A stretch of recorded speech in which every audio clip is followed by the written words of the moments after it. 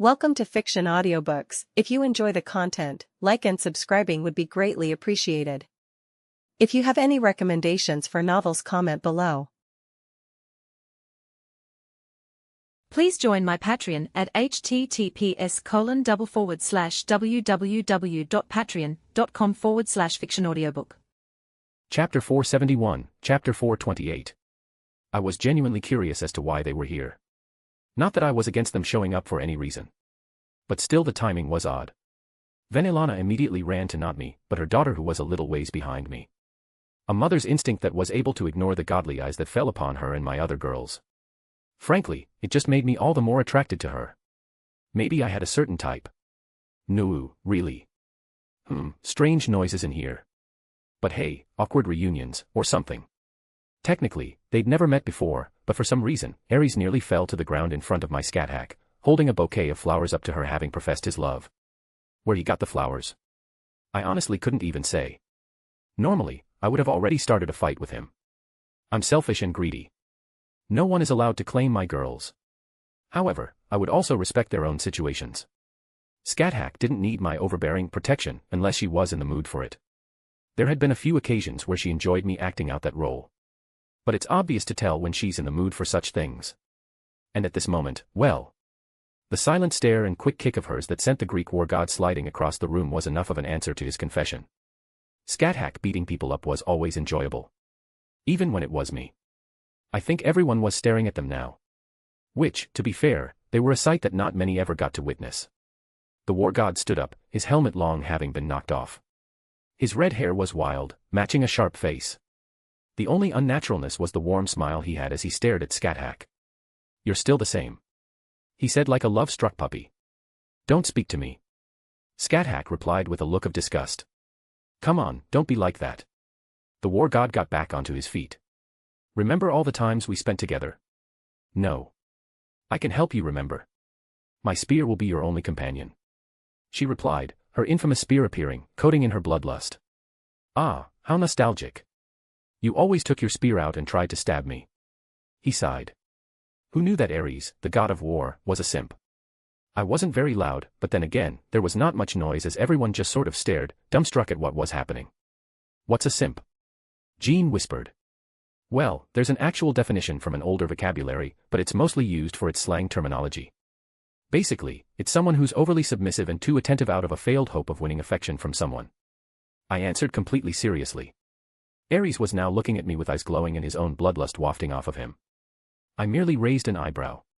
But Scat hack took that personally, it seemed. She kicked him, again, and much harder as he went flying through the wall.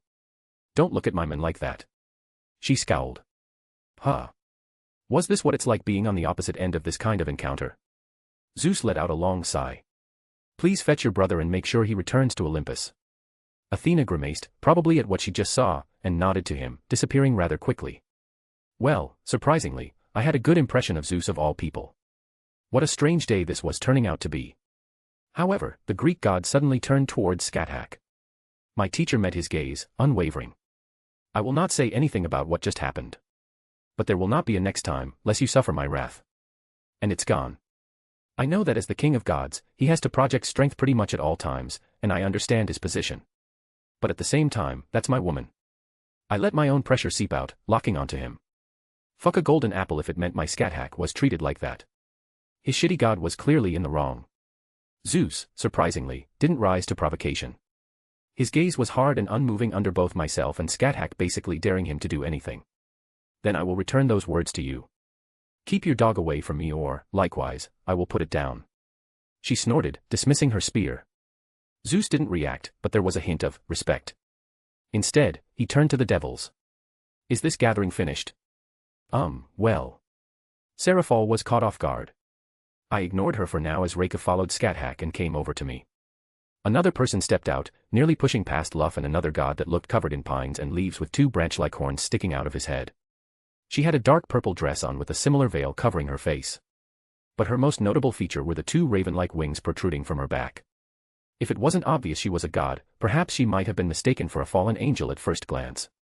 "It's been a while, witch," the woman hissed, directing it at Scat hack. Scat hack looked at her. "Do I know you?" She replied simply, and kept on walking. I fucking love that woman. Almost instantly, Luff and the other god with him grabbed the woman who looked like she was about to pounce on Scathach. The god covered in different foliage seemed to summon a tree out of the ground, covering both himself and the woman, disappearing from the venue. Luff looked like he had a weight suddenly lifted off his shoulders and sighed in exasperation. Odin cast him a sympathizing look, making me wonder who that woman was, and why she apparently hated Scathach. And almost immediately, a slender pair of arms wrapped me up from behind and I felt a pair of lips planting a kiss on my cheek. Thank you. Venelana whispered into my ear. Always. I smiled, squeezing her hand. I knew what she was thanking me for. Kronos took a random shot at her daughter for whatever reason. He probably didn't even care too much about her identity and I ended up protecting her. Not that I'm not happy to see you all, I said as Reiku also runs up and gave me a hug. Pulling Jean in for a double hug, making the Saintess squeak rather cutely. But why are you guys here? I was tempted to give Scathach a big kiss and make some teasing comments. It's one of the few times I can get her to blush and get embarrassed.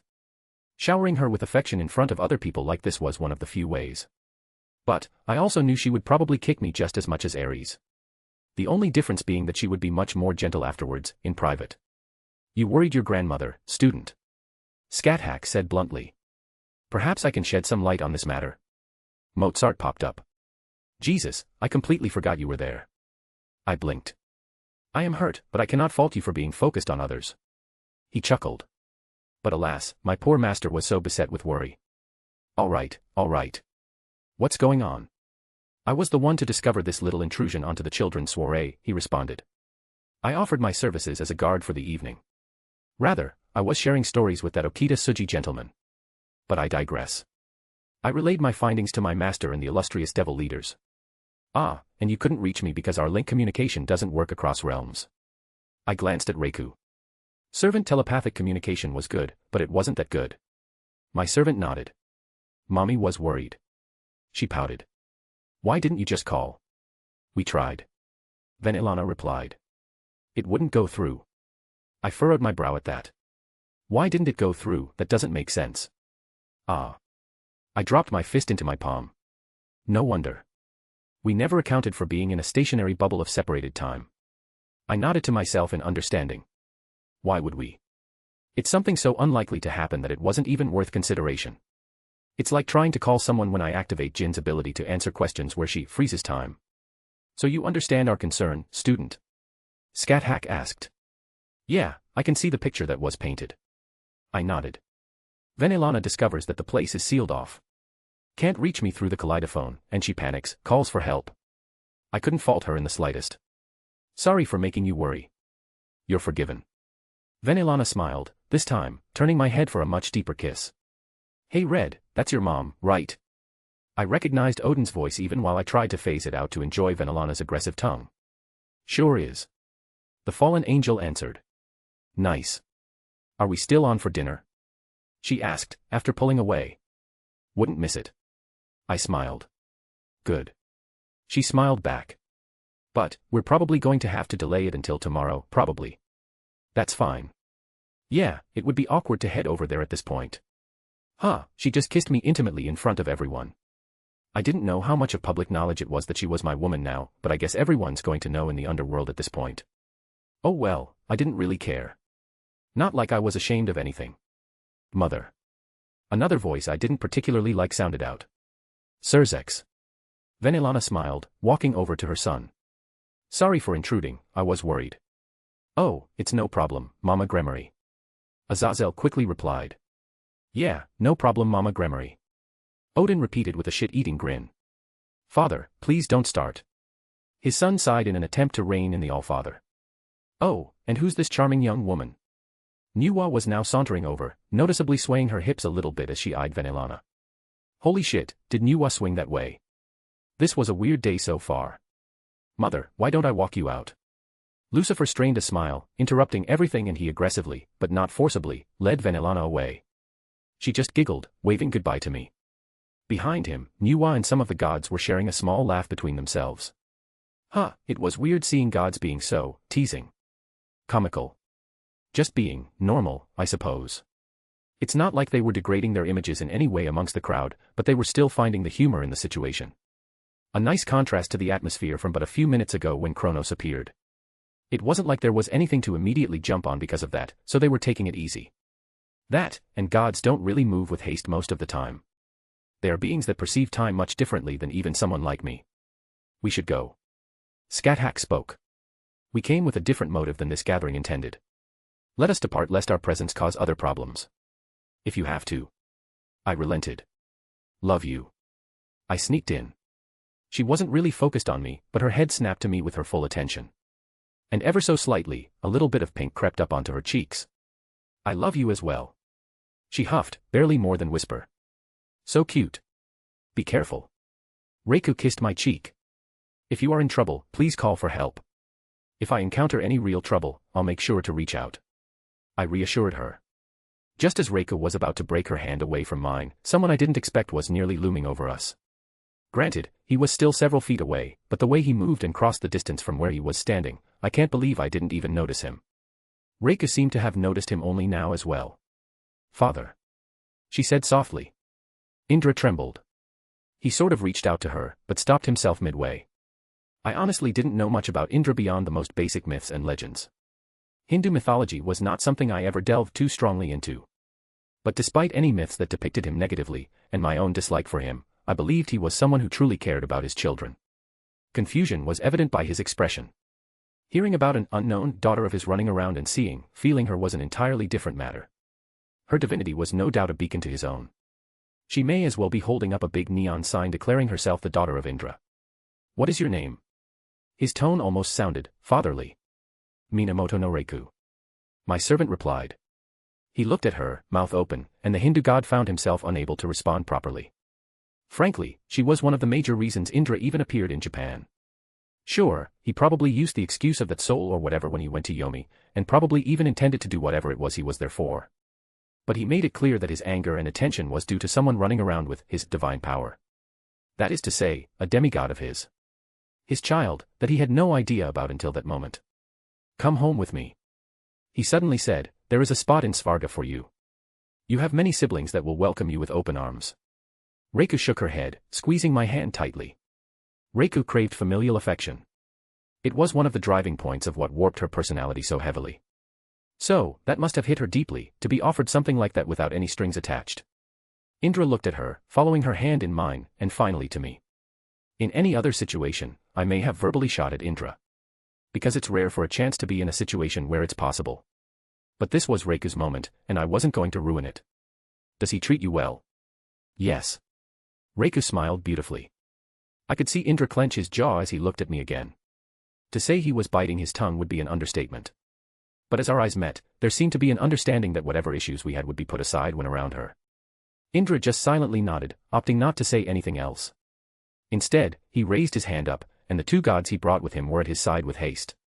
He turned to look at the others. I made my stance clear, and what I require. The specifics can be sent to us and I will review them later. Later, Purple Rain. Odin said his own goodbyes. Indra nearly stumbled over himself, and it was obvious that it took immense self-control for him to not react to Odin. He gathered up his younger minions, and with a burst of lightning, he left. The last moment before he departed, his gaze landed on Reiku one more time. Reiku was squeezing my hand tightly throughout. Are you okay? I whispered. Yes. She continued to smile. I am very happy right now. She said as she pulled away. I will go join Scathach and Venelana. She glanced at Jean who was silently at my side. Sorry for intruding on your time. Please enjoy the remainder of your date. D-date. It's not a date. She squeaked out. An easy button for people to press with her it seems. Well, it looks like we aren't needed. I grabbed her arm playfully. Come on, I got one more thing I gotta do and then I wanna take you somewhere else. Wah, Jean paused. Lady Gabriel. She looked at an adorable angel bashfully inching towards her. This is for you. The archangel said, handing over a little letter. Please read it later. She quickly ran back over to the other archangel. That just happened. You know, it's funny. What? That archangel has a higher kill count than probably most of the gods in this room. Drake stated. Well then. Jean looked at the letter in her hand, then to me. She held it up, and made a pitiful noise. Why don't I hold onto it for now? I offered. She nodded, and I put it away in my ring so she didn't need to be carrying it with her at the moment. And then later, I would help her read it. Hey, we're going to be heading out. I threw a heads up towards Odin. Odin shooed me away as he was talking with Nuwa. I shrugged as they saw me, but they knew my stance already. I wasn't going to join whatever it is they were doing, so they probably stopped caring about me. When you have time, come visit my palace. I felt Nuwa's voice tickle my ears. I looked up to see her smile lightly out of the corner of my eyes as she glanced my way. "Ha, can you hear me?" I said very softly. A small spell. Her giggle was rather beautiful. And it was despite her carrying on a conversation with others. You can bring some of those women by your side too if you want. Yeah, I think I'm keeping my girls far away from you. I deadpanned. Her giggle continued. Will. Jean tugged on my sleeve. Sorry, was having a small talk with Nuwa. I waved it off. Come on. I held my arm out and she happily accepted. Asterisk asterisk asterisk. Jean D. Arc POV. This was amazing. I didn't know how else to describe it. I mean, it was so chaotic for a while. Then things happened. And so many different people. And I met angels. I wanted to tell everyone back home, it was so amazing. And the archangel gave me a letter, me. But I can't read it. But I knew that Will can help me. Maybe after his relentless teasing, but he's a good person, so he wouldn't reject if I asked. I happily followed Wilhelm as he led me back towards the group of people around his age. His aunt. I think it was. The woman with the red hair, and her friends that he was not so nice to. I didn't know all the details, but Wilhelm wasn't normally so aggressive like that. He can be mean with his words sometimes, but it's usually more playful. Without actual hate, but this time, it sounded like he really didn't like them. I didn't say anything, because he did say some things that sounded like advice. But also I didn't feel like it was proper since I didn't know all the details. Her and her friends didn't look all too happy to see us, and I couldn't really blame them. Miss us already? The black-haired girl with the long ponytail stared down Wilhelm. And here I thought you didn't like us. I'm sorry. Wilhelm apologized. I was surprised and happy that this is what he was doing. Come again. Wilhelm took a deep breath. You all didn't deserve most of what I said. Most. Was her name Rias? It's the best you're getting from me. I'll take it. Rias said dryly. Does that mean we're good? Wilhelm paused. No. Oh. She looked down. Maybe, sometime in the future, down the road. She slowly brightened up, smiling lightly. That's better than I hoped. Wilhelm let out another sigh. He say Hayadu. What do you want, damn handsome? He scoffed. Why was he calling Wilhelm handsome? It was accurate, objectively. Not because I thought he was handsome. Regardless of the thoughts Mother tried to fill my head with. Your aura is like a muscle. Work it out, break it down from getting hit, learn to utilize it efficiently. It can also be molded in certain ways to become a powerful tool in combat. Oh. The boy blinked. Thank you. Wilhelm nodded. And your name is? Kaneko. The small, white-haired girl hissed, almost like a cat. I don't know why you dislike training senjutsu, and it's not really my place to say anything, but your species was practically built for it. If there's some sort of hang-up about it, you can always reach out to some experts to teach you or learn more about it beforehand. Not just yokai either. Druids from England utilize senjutsu, albeit in a different way. Many different societies have their own forms. The small girl just stared at Wilhelm blankly, and he looked back, making it seem kind of awkward before he shook his head and turned to the last boy. Kiba. Wilhelm stated. If you have trouble thinking of good usages for your sacred gear, just copy everyone else. I'm not quite sure what the limit of it is, but I'm positive that you haven't even come close to it yet. So, push the boundary as much as possible. Divine weapons. Copy them until you have an arsenal that will make a god jealous. Thank you for your advice.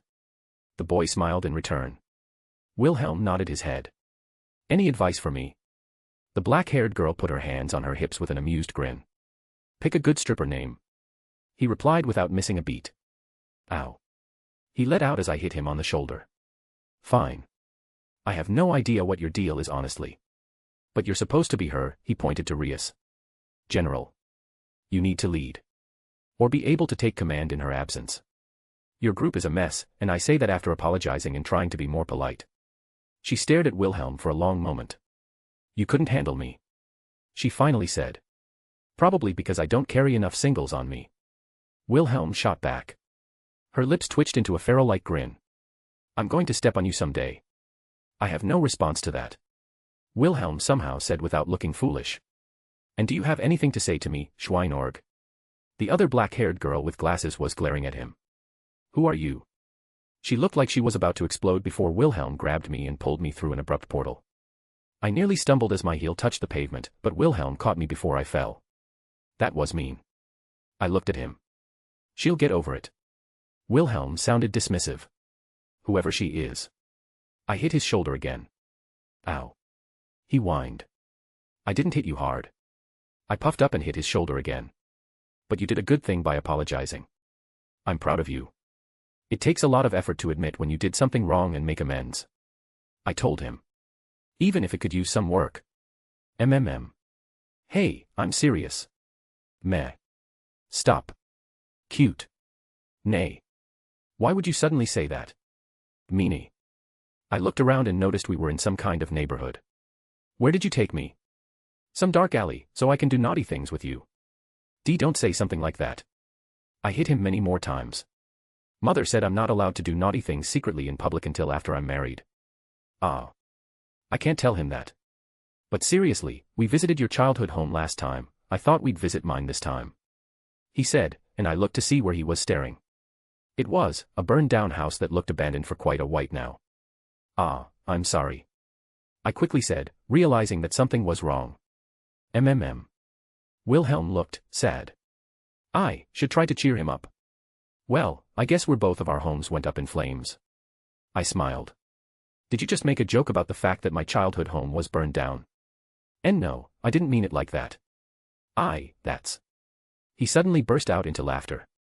I was the one who burned it down. Why you meanie? I hit him a bunch more times. I thought I said something to make you feel bad. I'm sorry. Stop hitting me. He tried to shield himself, but I kept hitting him. I'm mad at you. Please don't be mad, I don't like seeing mad Jean. No. Please. Well, all right. I relented. But I'm not happy. How about a hug? Okay. I wanted a hug. It felt nice to have his arms around me. Hugs are nice. Hey, Will, why did you burn your house down? I asked. That's a long story. He sighed, releasing me. I guess I was angry. Still am, probably. I hated this place, it was where I lived for a large part of my life, but it was never my home. And I burned it down on one of the happiest days of my life.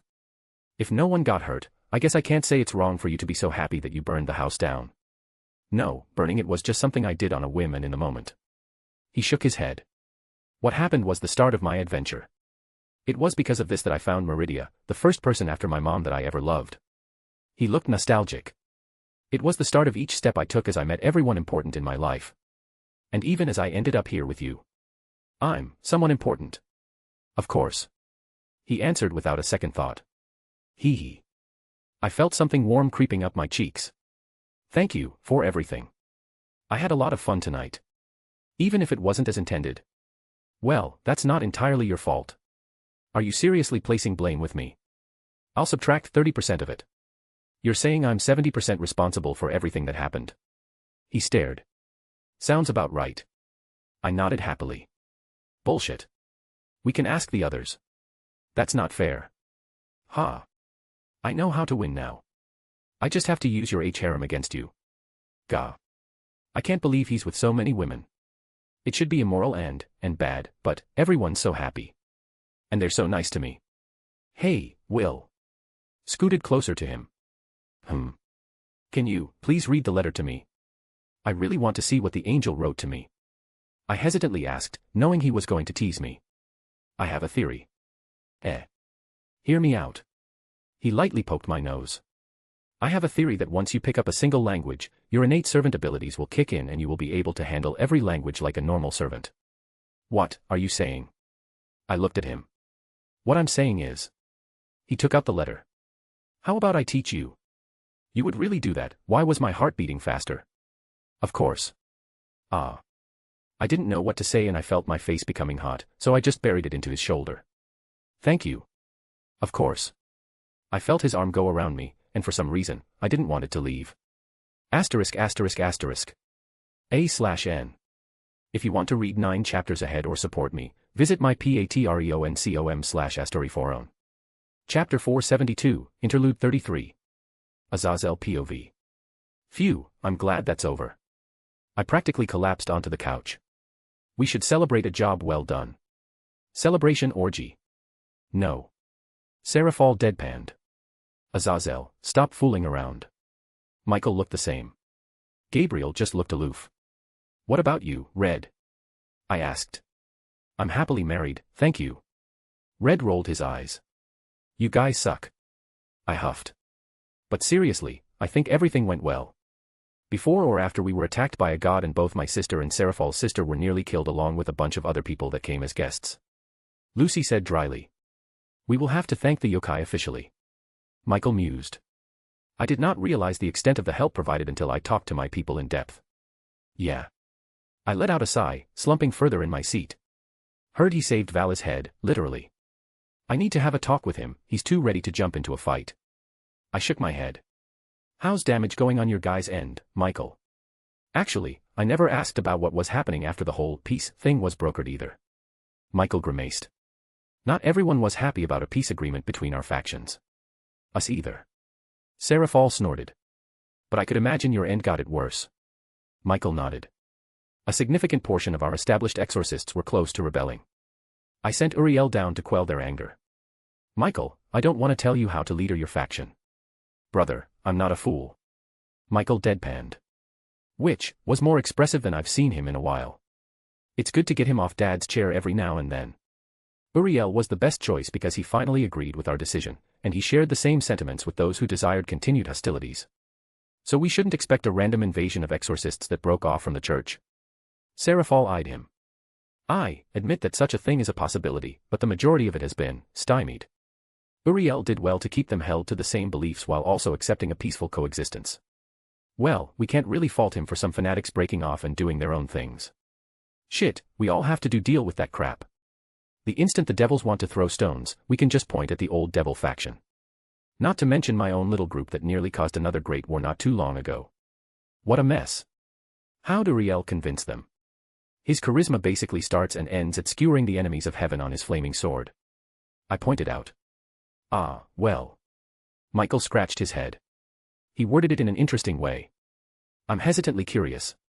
He said, and I'll paraphrase, we do not have to live together with the hellspawn. They are and will always be our enemies, but we now need not fear their invasions into our homes as they did before. But make no mistake, this is merely empty platitudes on the surface. The only change now is that we no longer kill any hellspawn on sight. Keep your swords sharp, and your spear close at hand, for there will still come a day in the near future you will need them. Not as bad as I thought. Seraphal admitted. And that's basically all we really wanted. Right, no more kill first, ask questions never. Instead, they'll beat the shit out of any devils that come into church and heaven territory, then interrogate them before figuring out where to go from there. Which is admittedly a huge step up. Obviously, borders are still strict, there's just not an open killing anymore on either side. Mostly. I think only my people were happy across the board. Sure, there were some idiots who whined and complained about not being able to kill devils anymore, but we weren't really doing that in the first place. And obviously no more tempting angels and church people so blatantly. Which opens up the problem of recruitment. We're going to need to make a think tank to figure out where to go from here.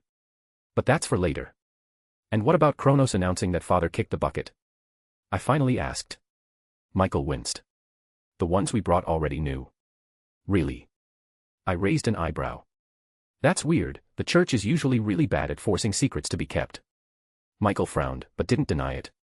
We told them beforehand. Father Strata did well to speak to them and help them overcome their own difficulties. You should just make him the Pope. I said offhandedly. That's not how it works. Michael sighed. I shrugged. I could make it happen if you wanted. Just a little dab of something into the current Pope's wine glass, and whispering into some ears when they choose the next one. Azazel. Gabriel's tone was, oddly stern. If you hurt Grandpa, I'm going to get very upset. Did she still call him Grandpa? Geez, I still remember when he was still a kid trying his best not to ogle her boobs, and now he's like a grandfather to her. I was joking. I put my hands up. You could always have the literal living saintess be the first female pope. Well, my joke was met with blank faces from both Michael and Gabriel. Holy shit, were they considering it? No. Ah, so what's the deal with that? Serafal asked. I didn't want to play 20 questions in the middle of everything, but yeah. We don't know. Michael admitted. It was without a doubt her, but it's too strange. Starting to be a pattern here. I tapped my chin. First off, why didn't you tell me that your mom had Mozart as her queen, Red? It was supposed to be a secret for now. The new Lucifer sighed. Well, it's at least taking a back seat to the fact that your mom planted a big sloppy one on your son. Serafal mused. Is that going viral? I chuckled. Oh yeah, there are pictures of it everywhere. Someone was recording, or a few people were, inside. Serafal grinned. Nice. I'll need to check out the Devil Net later. Frankly, I didn't really think it was that big of a deal. So what if Mama Gremory was banging his son? But it nettled Red, so I kept bringing it up every time I could. I don't know why, but seeing him squirm whenever we mentioned how his mom was spreading her legs for his bastard was just so satisfying. Can we focus on the issue at hand? Red sighed in exasperation. I would like to stop hearing about certain proclivities, please. Michael smiled awkwardly. I don't understand. Gabriel tilted her head. What's wrong? Serafal clamored. Red's son and mom are doing the horizontal tango. I replied. Gabriel still looked at me blankly. They're having sex and in a romantic relationship. I spelled it out more clearly. Oh. Her eyes lit up in understanding, but she immediately lost interest. A lot of people seem to think Gabriel is some pure and naive woman, which isn't entirely the case. Sure, euphemisms go way over her head 99% of the time, but she's more than aware of what sex is. She just has almost zero interest in that kind of thing, so it's pointless to bring it up with her. She's older than dirt and has watched humans fuck each other over the generations. It's barely going to faze her at this point. Not to say she can't get flustered, but there's sort of a detachment from it normally. It needs a more personal touch to get past her initial boundaries. Shit, there was someone who unintentionally did her a favor some years ago and she went to reward them. He asked her for her panties, she just took them off then and there and handed them to him with a smile. But yeah, we're getting off track. I waved my hand. As much as I love to make Red uncomfortable over there, and I never thought I would have to consider this, we had bigger problems than Mama Gremory's boobs. Right, Mozart, what the hell? You know I'm a huge fan, why didn't you tell me? What were we supposed to do, Azzy? Just announce it to the world. Serafal rolled her eyes. It's already being whispered behind closed doors because we set up that thing to register new peerage members. But Mama Gremory having a long-dead musician as her queen. That's not going to go over smoothly. Fair. I acknowledged her point. But is it really him? I mean, I don't want to sound insulting, just want to double-check. Believe me, I checked. Lucy grumbled. Oh right, didn't you try to recruit him back when he was alive? I blinked in realization. No wonder he was salty. If I remembered, his family were big music aficionados. Yes. Zelretch looked like he wanted to stomp on the ground and say it wasn't fair. So trust me when I say that I verified that it's him. Shit. Was all I could say. I remember him. I recall he was a believer, but he never appeared in heaven. I went to one of his performances before and I admired his talent. Michael smiled wistfully. He said he sold his soul to music. Serafal snorted. That's funny. Michael seemed like he forced himself not to chuckle too. But fuck. Alright, so can we do a head count? I held a hand up. We got the big titty Japanese woman, the big titty Scottish woman, Mozart, and now the big titty saintess. Azazel, must you say it like that? Michael sighed. Azazel, be nice. Gabriel pouted. Jean is a nice girl, and I don't want you to speak about her like that. Alright, geez. I huffed. You sound protective. Well, oddly, more protective. Michael's expression softened. She always admired Jean Dark greatly. In fact, she handed her a letter right before. Don't say it. Gabriel quickly went to shut her brother up, and she was looking adorably bashful. Wait, what's going on? I needed to hear this. HNN. Gabriel whined with another pout. I just asked her if she wanted to be friends. She whispered. Father's empty throne, that's way too cute and I don't even want to tease her. Alright, curvy saintess is off the table in front of Gabriel. Gabby needs more friends that won't hurt her. So we got 4 people who should be dead popping up around Lucifer Jr. I switched back to the topic. Anyone else think there's something going on there? I was guessing that Mozart had something to do with him considering the obvious there. None of us are stupid, Azzy. Serafall replied. Ajuka already brought this up before the whole Saintess thing. We've been looking into it ourselves. And, well, it's not like we have much to go on. We had some people check out where they were supposedly buried, which doesn't really tell us much in of itself. Yeah, that wasn't really any evidence or anything like that. Ugh. They were all confirmed too. Scathack by Luff, the Saintess by Michael and Gabriel and, well, I couldn't doubt her existence either. She had far too much of Father's blessing, which raised even more questions. But that wasn't something the devils needed to concern themselves about. Especially with her apparently calling upon Father's power to protect the church people from Kronos' attack. That was something that we're scratching our heads about. It's almost like she tapped into Father's system somehow. Regardless, thoughts for later. Mozart was now confirmed by them, which I didn't have any reason to doubt. And lastly, the busted Japanese woman was confirmed by Indra himself. Right in the middle of the hall he declared her his daughter. Shit, he even invited her back to his home without even a second thought. Seems like there are a lot of volatile things popping up all of the sudden. So we got nothing then? I frowned. Well, that isn't entirely accurate. I haven't spent much thought on it, but I may have a few ideas worth looking into. Some of them sound crazy to even mention, but too many odd things are happening around Red's bastard to stick with just the plausible at this point. It's time to start looking into it properly. I'm guessing that Mama Gremory is being tight-lipped. Serafall scowled. She definitely knows, but she isn't saying anything. And apparently she got pissed at Red when he tried to push it. Serzex didn't say anything, but his expression did more than enough to confirm what she said. There may be an opportunity. Serzex said lightly. Mother invited me to a dinner, and she's bringing him along. Oh wow. I blinked. I can feel the awkwardness from here. You're telling me. Serafall snorted. Well, let's see if he finds out anything of value. My money is on him just scowling silently the whole time. That's basically been his default every time his bastard is around. Huh, I wonder how Grafia will react. She's been distant too. Not that I spend much time paying attention to her other than to see if her skirt flips up high enough. The more I think about it, the more I want to be a fly on the wall as I listen in on them. Can you record it? Azazel, don't make me hit you. Red looked at me. Fine, fine. I rolled my eyes. So, how's the situation on your end? Ajuka and the Baldy haven't come back yet, yeah. We got an update a few minutes ago.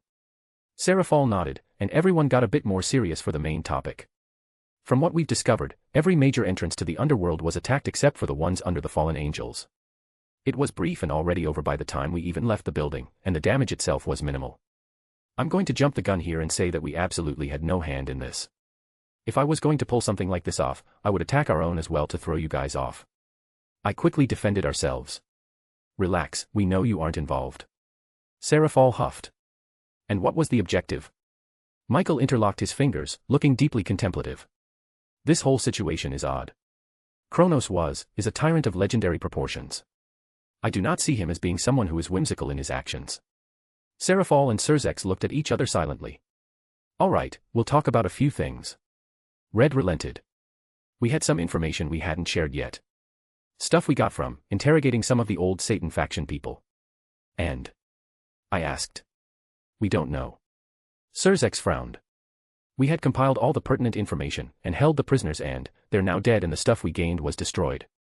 They hit where we kept them and where we stored a bunch of the evidence we gathered. Guys. I let out a long groan. Did you really hold back important stuff like that? Hey, we didn't know it was important. We barely even got anything valuable enough that led to leads. Serafall defended themselves. It's not like you all send over every scrap of information you uncover about mutual enemies. True. But lately, you guys have been dropping the ball heavily. Not that I'm really one to throw stones with Kokabeel, but the point still stands. So there was something you had that you didn't perceive as important, but that the Cows Brigade thought important enough to initiate an operation of this scale to silence. Michael summarized. So it would seem. Serzex nodded. I pushed my annoyance to the side. That opens up the possibility that they're working on more levels than we realize. If something slipped through your notice, we need to double our efforts to look into even smaller scale incidents. Which was disconcerting in of itself. We already know they infiltrated probably every major faction on the planet, but to know that even holding some smoking gun wasn't enough to point a finger was bad. I guess it's entirely possible that this was a false flag and we're still missing the main point, but what are we supposed to do? We're so far into the dark that we're grasping at anything we can. Well, let's look at the bright side. Seraphal clapped her hands. The fact that Kronos attacked us sort of united everyone, right? Even Zeus was being amicable. Not to mention Indra. Miracles can still apparently happen even after Dad retired to the farm. So, how about we talk about who to send to this team? I leaned in. And I'm vetoing both Rias and Sona, those two are far from being ready. We hadn't really decided on who was going to participate from all sides, only that we agreed that it was going to happen. They still need to represent our factions as a whole, and frankly, those two girls were nowhere near up to the task. Dick. They both said nearly instantaneously. I'll tell you what, if either of them can last against Vala for 5 minutes, I'll retract my words. I offered. They both huffed and turned away. Thought so. Still, this was going to be a long talk now. We had to be united even more than before. I just hope I can get the juicy details about this whole dinner thing later from someone. ******. Loki POV. Oh, what a wonderful day. The sun is shining. Well, the moon is. But it's the thought that counts. And a few annoying devils are bleeding at my feet. For some reason, they came down with a terrible case of knives in the back of their heads. It seems to be rather contagious. And oddly enough, all reported cases have the same source of infection, running their mouths when they really shouldn't. Odd thing that is. I hummed as I cleaned off my dagger of the blood it had somehow accumulated. Apologies, what were you saying? I glanced back up at one of the few devils I actually had a smidgen of respect for. Good old Rizavim didn't even bat an eye as I mutilated some of his annoying subordinates. To be fair, they were just nameless nobodies. Not even of their sacred pillar families or such other nonsense. I asked if you had acquired the eye. He sounded bored. Why, my dear friend, I certainly have. I happily tossed it onto the table between us. The Titan King was more than willing to lend his aid. Was his casual reply. No trouble from him. Mildly, but it's to be expected. I waved it off. He doesn't trust us, for good reason, but he's willing to lend a hand. Aligning motivations and all that. As long as he doesn't cause problems. Well, chaotic pieces are useful in their own ways. Even I can't predict how he will always act, let alone our enemies. By the way, I think I cracked that research you asked me to look into. I have to admit, his former subordinate, what was his name? Euclid. Whatever it was. He was a very intelligent man. We just need one of those sacred gears with something tangible inside to test it with.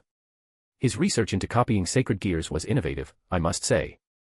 Obviously there were significant flaws with his logic and skills, but it saved me a lot of time if I were to do it myself. I will find a suitable one. He responded emotionlessly. And how goes the Holy Grail? I slid into a seat, propping my chin up. I've always been oh so curious about that little trinket. To think that the biblical God would imbue an object with his own divine authority and willingly allow mortals to wield it. The vampire girl is weak. Rizavim frowned. It will take some time to reach the state we need. Why not just take it from her? I was surprised he didn't do so already. More convenient. He said simply. I shrugged. If he said so, I would believe it. He wouldn't be squeamish about ripping out a little girl's soul in the slightest. I'll be starting on the next plan. I tapped my fingers. Pandora's box has enough malice now. Do you still intend to accelerate the decline of the world tree? His eyes flashed briefly. Of course. I smiled happily. Ragnarok has been held off for far too long. I will watch the show then. I hope you enjoy it. It's always nice to find like-minded people. It's funny, I knew I could trust him completely.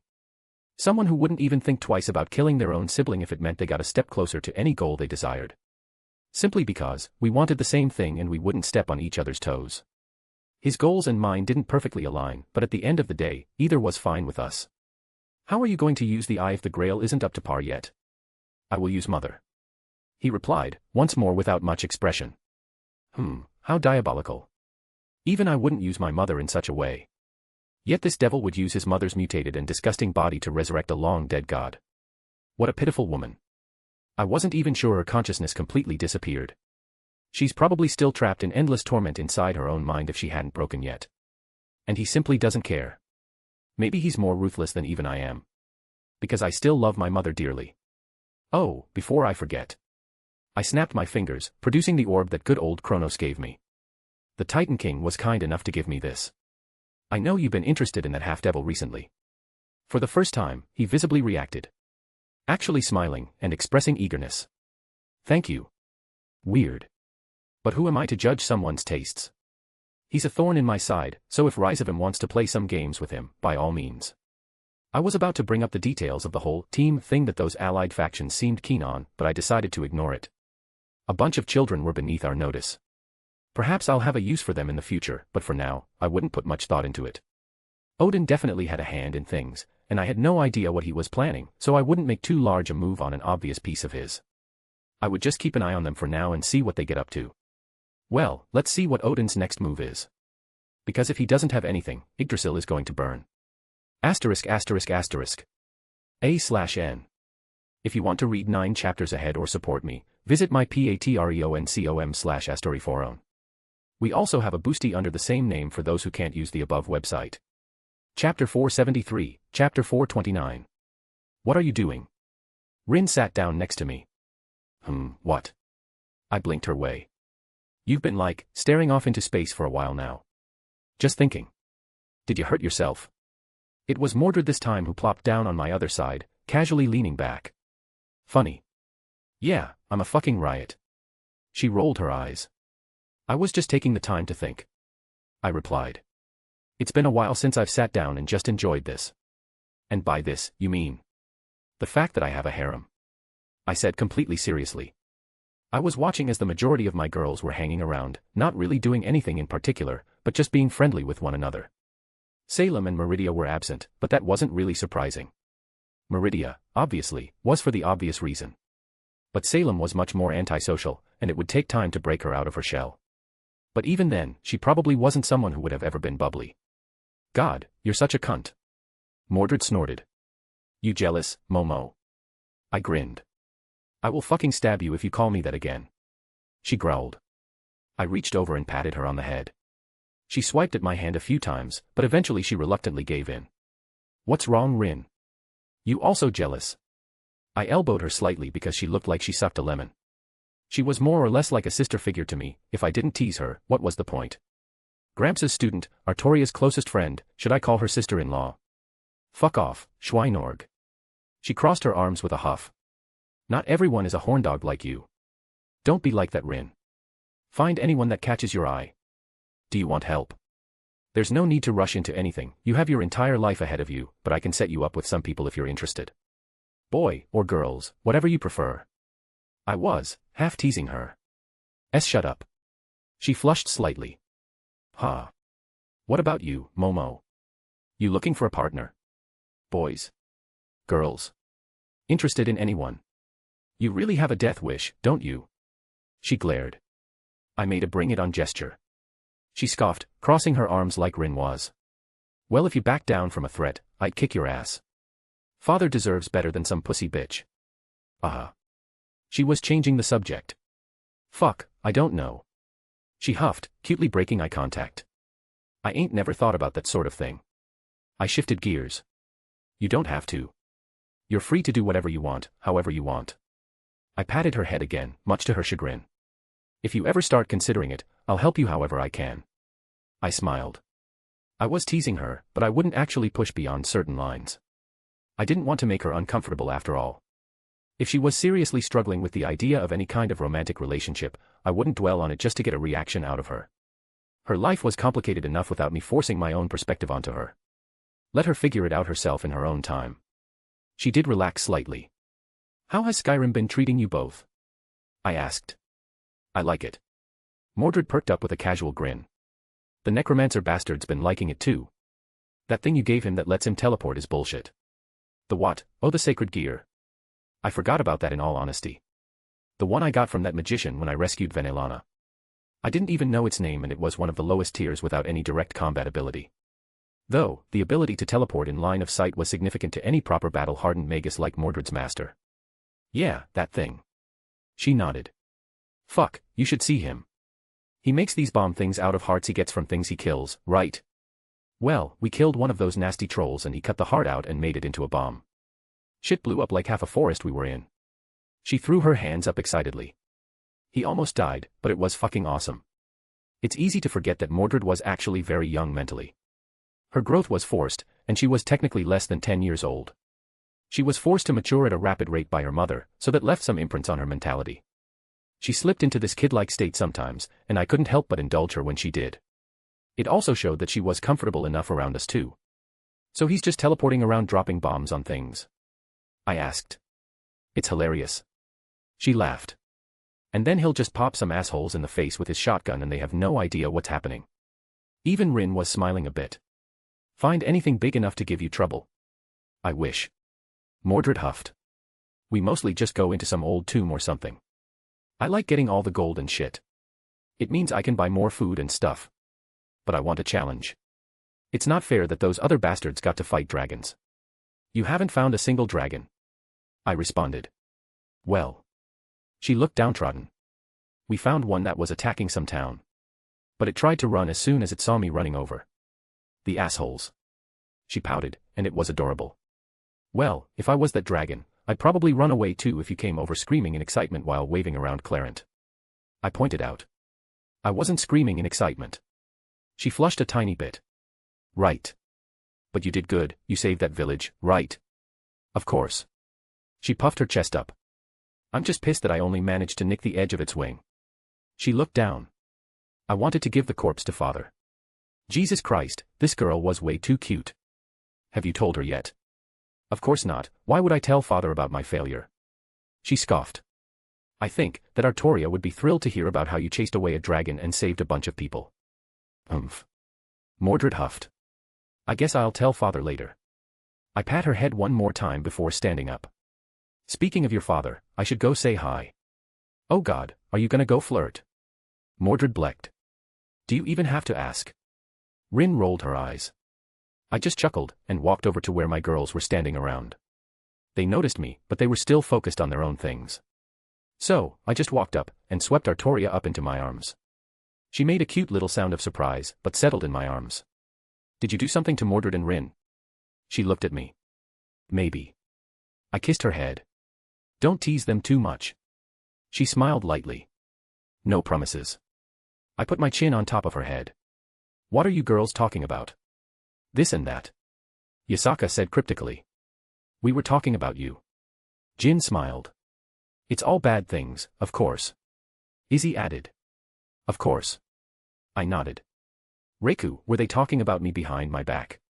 Yes, master. Reiku smiled happily. Geez, you even corrupted her. I was mildly surprised. Fear not, student. If we have something bad to say, you will know it. Scathach lightly patted my cheek. It sounded ominous when she said it. Oh, stop fussing. Vanillana giggled. I was just telling them about what's been going on since the whole fiasco you were a part of. Ah. That's understandable. We're still on for dinner, right? We are. Vanillana's eyes brightened. I'm glad you're still coming. I've wanted you to meet Zio for so long. You know, in hindsight, it's still a little bit awkward to meet her husband, ex-husband, with him knowing full well that we're together. Oh well. I'm not going to think about it too much, devils are weird. Will. Artoria suddenly squeaked. Don't squeeze my rear while Mordred and Rin are watching. Actually, they left moments ago. I replied, having noticed out of the corner of my eye. Ah. Artoria's face turned a hint of red. Then it's okay I suppose. I think I needed to take a few more breaks sometimes and just enjoy that I have a harem. None of them even batted an eye at the fact that I was molesting Artoria's perky butt. I was lucky that they were so comfortable in front of each other. Speaking of each other, I glanced towards Izzy. Izzy. Are you not satisfied with just her? She huffed. I held a free arm open and she begrudgingly walked closer. Artoria in one arm, Izzy in the other. At this moment, I am happy. By the way, what's your take on Yuwa? I asked while my hand slid down her waist. She trembled slightly, but didn't outright reject me. She is old-fashioned. She seemed amicable from what was revealed. Yasaka mused. Perhaps we should look more into the celestial bureaucracy in the future. It's shown that we are at odds with Indra, that is enough for her to show goodwill. While on the surface, the Jade Emperor and Indra treat each other as equals, there is an undeniable hostility that is not openly spoken about. Izzy explained.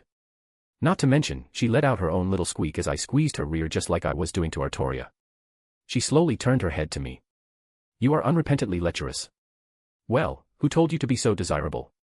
I shot back. Izzy huffed in response. I leaned over and kissed her cheek. She tried to hide it, but she was smiling happily.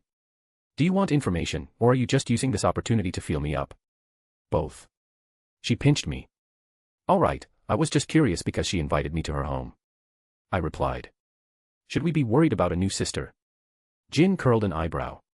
Hey, I'm not going around looking. I quickly defended myself. Scat Hack chuckled, and pulled the genie into a hug. You need not worry, silly girl. Armin knows how to act now. Well, I wouldn't mind. Jin settled into the hug happily. I just want to know them beforehand. You need not worry. Izzy interjected. Nuwa's preferences, while not public, are known within certain circles. What do you mean? Artoria asked, tilting her head. At this point, she was completely used to my touch. I think she's saying that the goddess Nuwa likes women. Venelana responded to her. She made a move on me that I thought was just in good fun, but now I'm wondering if it wasn't. Probably both. Izzy just shrugged. I don't really hear any rumors of her being lecherous. She paused, looking at me. I gave her a little spank. She stiffened and glared, a tiny bit of redness adorning her cheeks. I will remember this for later. She grumbled. I have only met her a handful of times in my years, and we were never on speaking terms, so my knowledge is limited. However, she is known as a kind and gentle goddess, so you do not need to overly worry. Her invitation was most likely to offer a reward. A reward. My eyes lit up. That reminds me, Zeus owes me a golden apple. Good luck actually getting that. Izzy snorted. But yes, a reward. She practices the concept of karma, along with most in that part of the world. You protected her wards, thus she owes you a favor. Ah, that made sense. I guess I'll find the time to head over there and check it out. A reward from one of the most powerful deities in the world couldn't be something simple. Interesting, but in all honesty, I'm more interested in hearing about this dinner you're going to. Yasaka's eyes were filled with a mischievous gleam. Venelana was sparse on the details. But I could just feel the awkwardness from the outside. It won't be that bad. Venelana playfully swatted at one of Yasaka's tails that was swaying around. I am happy that you are doing this. Artoria looked up at me. I know better than most that confronting certain things can be difficult. Right, she would know, wouldn't she? It seemed like just yesterday that she awkwardly navigated the reunion between herself and Mordred. Fuck, they literally killed one another. It made me feel guilty that I was being hesitant over something so mundane in comparison. But it also made me feel warm knowing I have support like this. Should I take the opportunity to ask for some evil pieces? I mused. You could probably get them if you wanted. Venelana answered. Why do you even want them in the first place? You haven't been silent about your dislike. Yasaka asked. Because he wants to give us the same treatment as Jin. Izzy glared. At the same time, everyone looked at me with different expressions. Woo. Jin threw her arms up in a cheer. Do you have anything to say in your defense, my student? Scat Hack raised an eyebrow. I'm not gonna deny it. I said shamelessly. How bold. Yasaka grinned. But if we get the Jin treatment, then I think it's only fair that you do as well. Era, I think that sounds fair. Venelana smiled. Ah. Artoria didn't look like she knew what to say. That sounds like an even trade. She covered her face. Humph, dare you accept that deal? Izzy crossed her arms, looking at me. Mommy would like to see it too. Reiku flushed. Well now. It seems like I've come to the crossroads of choice. I was, somewhat joking, but here I am present with a decision. Say yes, say yes. Jin practically threw herself at me. Look. She reached over and pulled up Artoria's skirt. Don't you want to put something in her little tushy? Jin. Artoria squeaked in embarrassment. Well, I certainly did. But, at the same time. How about a wager? I offered. Loser gets the Jin plug. Us versus you, student. Scat Hack clarified. That does not seem to be in your favor. Well, we'll just do something to make it fair. I replied. They all looked around as what started with a joke was now being something considered. Of course, only if you want to participate. I don't want to force anyone. I made sure to clarify. If they accept, I will as well. Izzy said simply. Awesome, we accept. Jin seemingly answered for everyone. I'll go talk to Salem too, see if she wants to join. You know what? Fuck it, let's ball. We can figure out the details later. Asterisk asterisk asterisk. My, you look handsome. Venelana adjusted my collar. And you look beautiful, as always. I returned. You charmer, she smiled, putting a kiss on my cheek. How are you feeling? A lot of things. I answered honestly, not quite sure the direct answer to that question. It helped that I had time to just relax today after everything that happened yesterday at the gathering. It's not too late to back out. She told me. You don't have to force yourself to do this. I want to do this. I took her hand, bringing it up to my face for a kiss. You've been meeting me halfway while I haven't even taken steps to meet you as well. I can't promise anything, but I will try. That's all I want. She smiled beautifully. Would you like to know who's going to be there, or just let it be a surprise? A surprise. I blinked, frowning. Would that be better or worse? Well, it might make you feel less anxious if you didn't know ahead of time. I let out a sigh. It's fine, just tell me. Zio, of course. Rias will also be there. As will my son and his wife. I closed my eyes briefly, letting myself relax. Not your grandson. Well. She drew out. I figured it would be best to not let your first meeting be, in this kind of situation. Ah. I nodded in understanding. Do you expect this to go pear-shaped? I am prepared for it to do so. I'm not oblivious to all the tension that's going on and the turbulent feelings. She replied. That reminds me, I need to confess something. Are you cheating on me? Is there another woman I need to be aware of? She quirked an amused smile. Sorry, there are actually several others. I admitted. She let out a faux gasp, putting a hand on her chest. I'll forgive you if you bring them to bed with us. I snorted, nudging her. For real though. You can tell me anything. I said some hurtful things to your daughter and her friends. She frowned. I see. I apologized already, but I didn't want to hide it from you. I know one of the cornerstones of our relationship is that I don't make you have to choose. I don't think I quite reached that point, but I crossed a line I shouldn't have. I was expecting her to be upset. But instead, she tugged a little bit on my shit to pull me down enough that she planted a kiss on my lips. I knew already. She stated. And I know you handled it appropriately in the end. I can't say I'm pleased when someone attacks my daughter, verbally or otherwise, but I'm not stupid, Wilhelm. I know that you don't like them and my daughter sometimes has the grace of a camel when it comes to certain delicate matters. Still, I'm sorry. I know you are. Her expression softened considerably. Which is why I didn't feel the need to say anything. Besides, you did save her, didn't you? I'm not going to use that as leverage when I mess up somewhere else. And that makes you all the more sweet in my eyes. Her beautiful smile was captivating. I was lucky to have her. Shall we get this over with? I asked. You sound like you're walking to your execution. She giggled. I mean, we're literally going to hell. I pointed out. Oh shush, those jokes are so overused. She rolled her eyes. Oh all right. I relented. Do you have the coordinates? Of course. She threw down a teleportation circle. It wouldn't work on me, due to my Campione magic resistance, but I just needed a few looks to see where it was connected to for my own methods. Taking out Mirage, I casually swiped it through the air, opening up a portal. After you. I held out my arm. Oh what a gentleman. She happily stepped through. I followed suit, stepping onto a bricked pathway. This is beautiful. I couldn't help but admire. Thank you, I spent a lot of effort cultivating this garden. She grinned. I looked around a bit more, it was a singular path that broke into a circle about halfway, before combining again towards a large manor not too far away. All around, however, were various plants and flowers all carefully managed to create a vibrant and elegant appearance. Come here, let me show you my favorite. She gently pulled on my arm, situating us in front of a bush full of purple flowers. These are starlight roses. It took me decades to get this color, but they're called that because when it's nighttime, they release a pollen that looks like little glowing stars. She excitedly explained. They also have a nice taste when extracted and added to tea or alcohol. What about this tree? I pointed to the side. The leaves are almost perfectly round. I loved how her eyes were lighting up while pulling me around. This is one of mine. I cultivated an offspring between a devil lemon and an underworld apple. I questioned the feasibility of those two fruits being crossbred, but then again, this is literally hell. Devil lemon and underworld apple. I didn't name them, all right. She seemed a little bashful at the comment.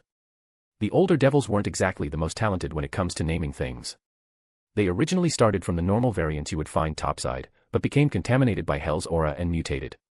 Huh, that's actually interesting. So this tree produces an unholy combination of a lemon and an apple.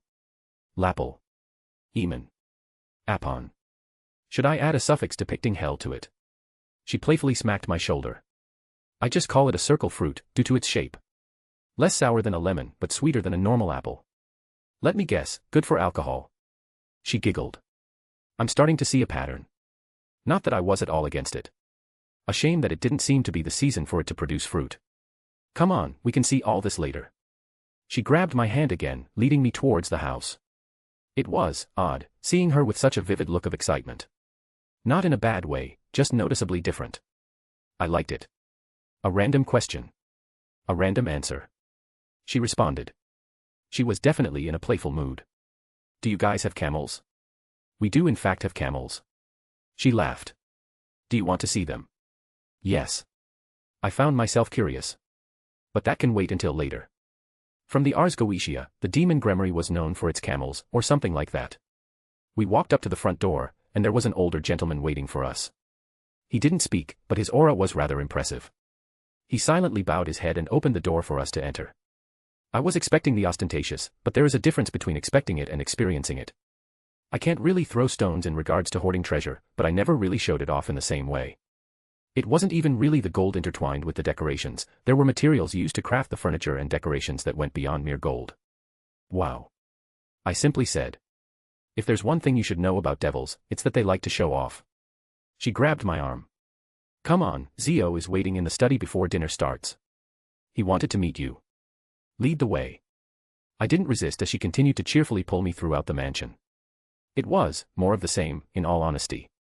I was aware she lived in an elaborate and expensive mansion, and this was just about what I imagined.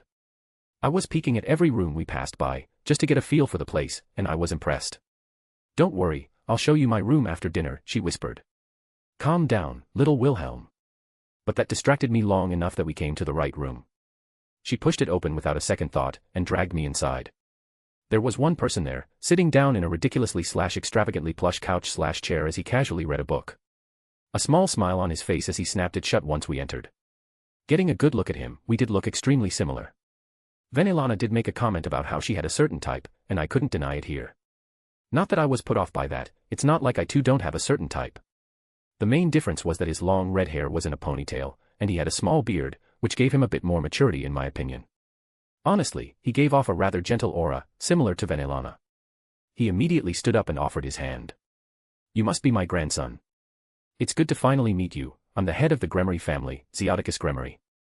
I accepted it politely enough. I'm Wilhelm Henry Schweinorg, it's a pleasure. Let me go make sure dinner is getting sorted, and I'll give you two a moment to talk. Venelana kissed me on the cheek. Thank you, Vene. Zeoticus smiled. She quickly left the room, but I wasn't sure it was entirely to check up on dinner. She's quite the woman, isn't she? My grandfather laughed. That she is. I couldn't help but agree. I'm sad to see her go. Now I felt awkward. He tilted his head. Is it strange? Was I that obvious? I responded. You had a certain look. I can't say that I'm familiar with your expressions, but you were not raised under our customs and society, so I can understand that the whole situation must feel rather strange.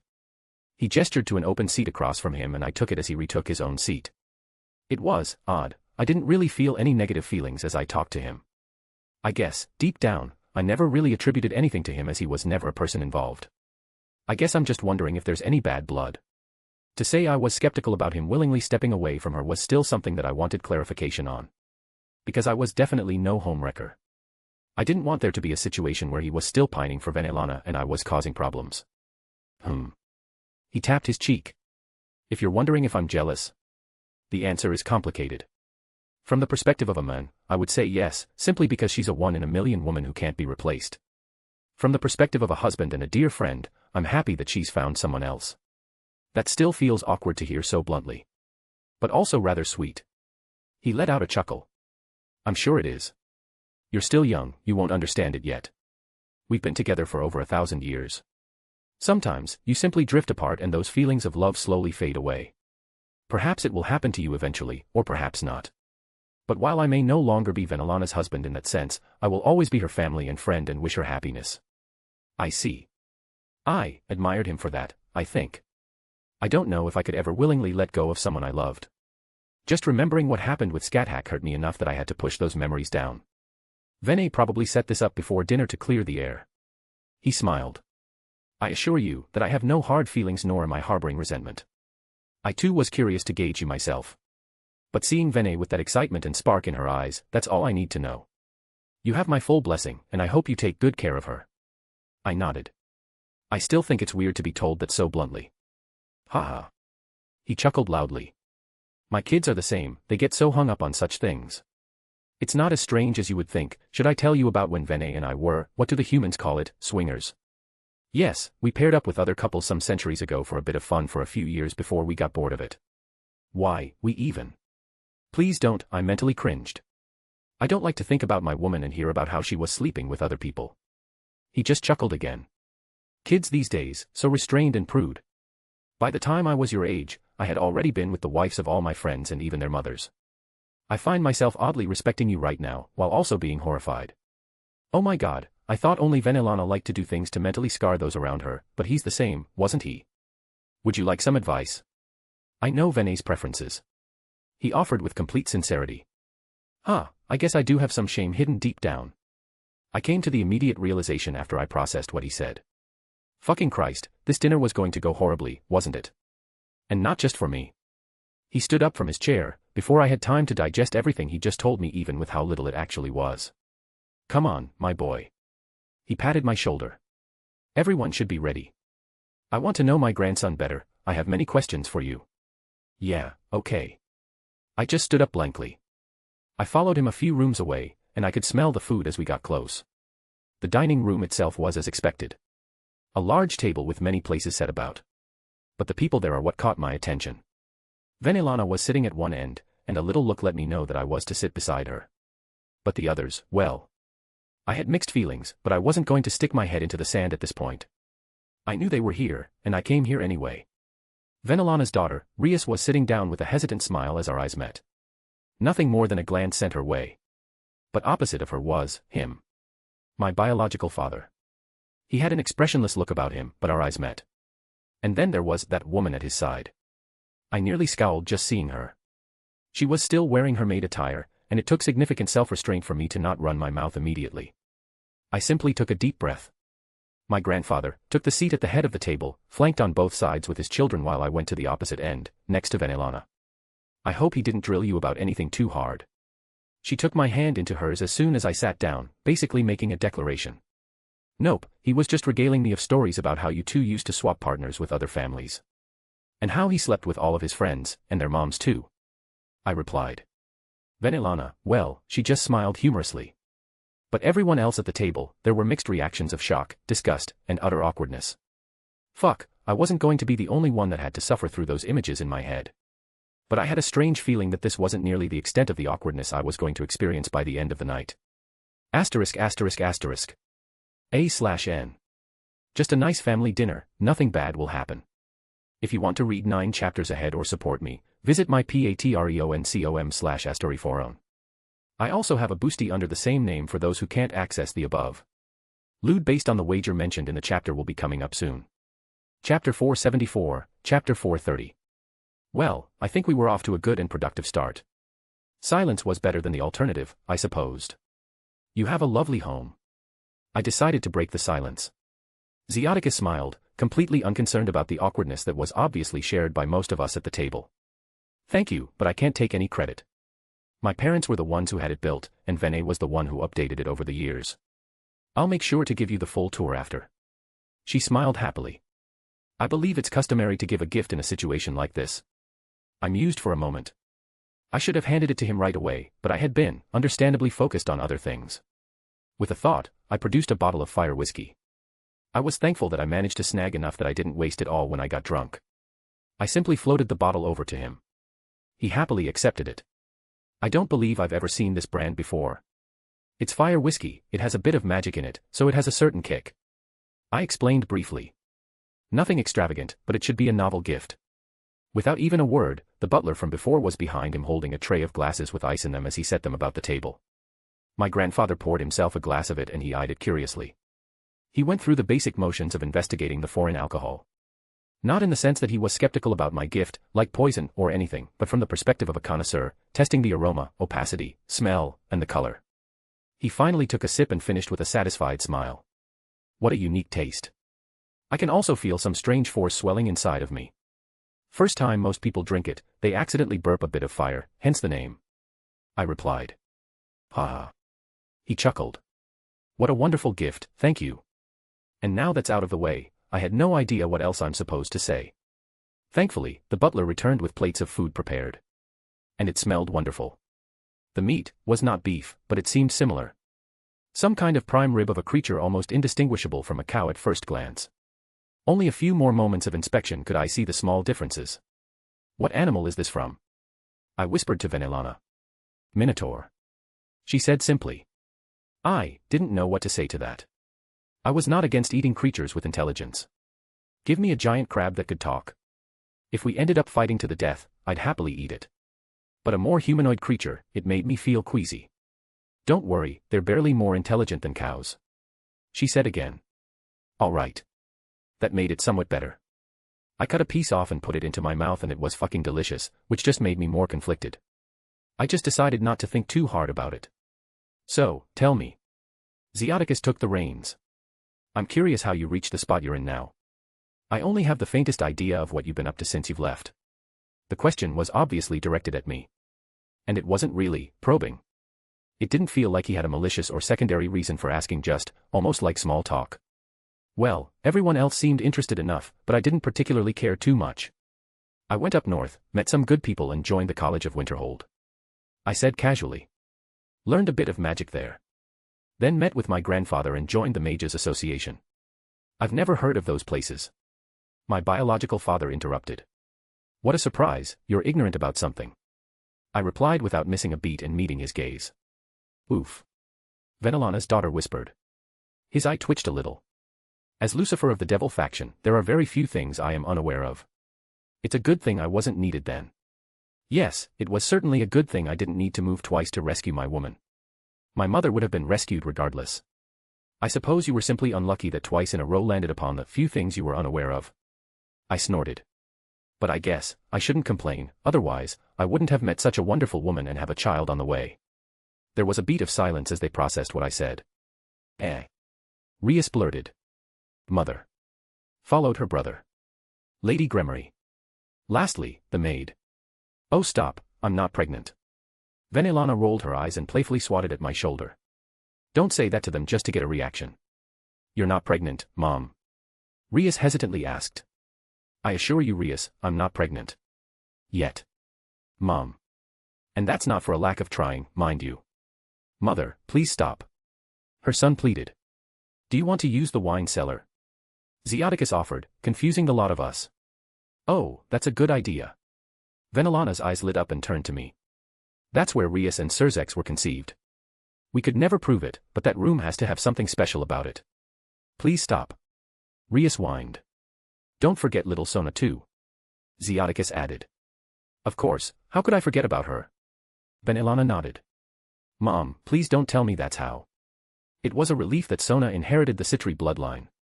Kill me now. Rias's head slapped onto the table.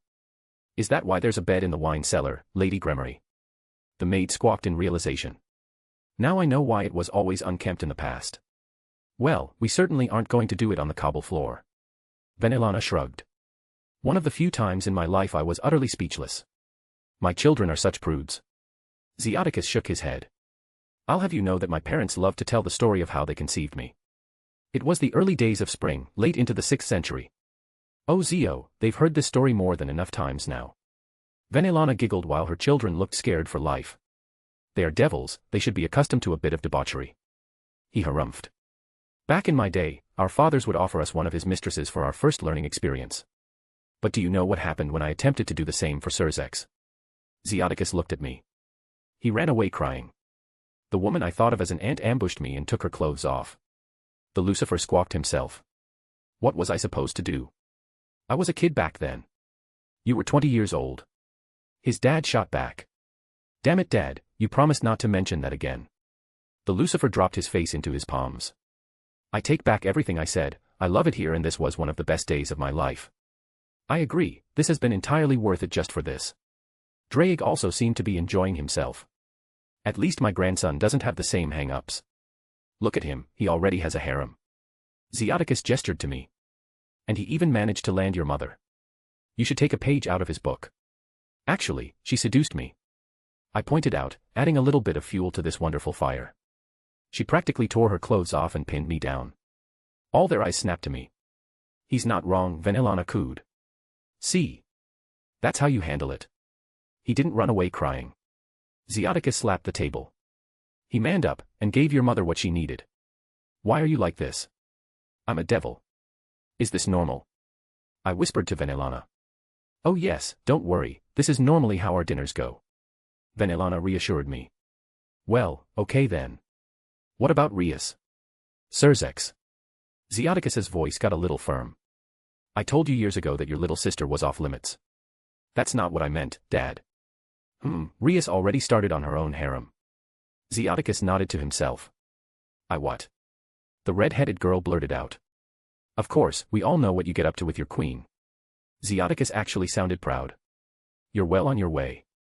Be sure to ask your mother for advice if you need it. She knows how to handle a harem from the perspective of a woman. Rias's face turned brighter than her hair, and her head fell back onto the table as she began to whimper. Dad, this is why we don't come back for dinner often. The Lucifer sighed, rubbing the bridge of his nose. Well, the truth can hurt. His dad snorted. Damn it, Dad. He groaned.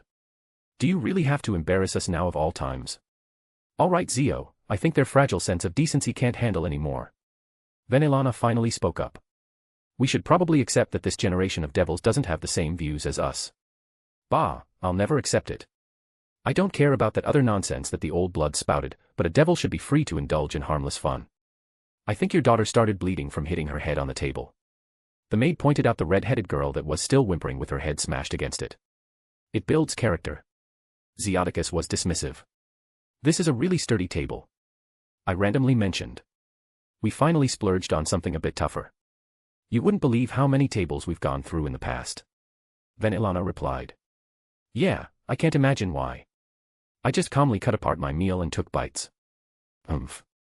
Zeoticus snorted, seemingly dropping the whole argument. Continue where you left off, my dear grandson. Tell me of your adventures. How did you meet your harem members? There's not much to say. I said casually. I met Meridia during my time at the college. I met Artoria when I went to the Mages Association. Then I went to the Land of Shadows where I met Scathack. The woman presumed dead. The Lucifer narrowed his eyes. Curious how there seems to be many people like that around you. Maybe they're ghosts. I hummed. He scoffed. Well, I trained there for a few years. Time difference and all that. Wandered over to Kyoto for a bit, and that's when I met Yasaka and my daughter. I continued. I also met Izanami. Jin came soon, then I met Salem and Reiku. Last was Vanillana here. I smiled towards her. She leaned over and we shared a quick kiss. But, how did you get so strong? Rias rejoined the conversation with a bruise forming on her forehead. That can't be all of it. I shrugged. I fought a lot. Learned a lot. Trained a lot. That's it. That sounds so normal. She said softly. I almost died fighting a dragon when I joined the college. That was, a month or so into my trip. Oh. The Heaven faction were kicking up a fuss about the saintess you brought with you. My biological father did his best to look uninterested as he barely looked my way. They're wondering where she came from. Was he really trying to needle information out of me? Presumably her parents. I said without missing a beat. Assuming you didn't also run away from the talk, it should be an obvious answer. You would be the expert on running away, wouldn't you? His tone was sharp. Ah, so he decided to press that button, did he? Well then. You can call me Dad if you want. I didn't react outwardly much. My own dad was a shitty deadbeat, so I think I can at least do better than him. The fork in his hand bent sharply as he tried his best to keep a neutral expression. Boys. Vanillana's voice carried over and I think we both sort of stiffened at her warning. Ah, stern Vanillana. That's sexy. But I would relent. If she spoke up, it meant that we were getting close to the line. I noticed that all the women in your harem fit the mature category. Zeoticus possibly decided to change the subject due to the awkward atmosphere. I like older women. I said simply. It's refreshing too because they've been so welcoming. Vanillana chimed in. I've never seen any fighting or anything like that and they've welcomed me with open arms. How wonderful. Zeoticus had a big smile as she said that. We'll have to get mother and father to meet as well. You sure that's a good idea? Next thing we know, Grandma might be screwing him too. Red-haired Lucifer snorted. Venelana gave him a look. You know, I noticed that other than a butler, there are no other people working around the mansion. Especially no maids. I wonder why that is. I glared his way. What are you trying to say? He narrowed his eyes. Maid fetish. I spelled it out for him. He twitched again. Better than an old woman fetish. He snorted.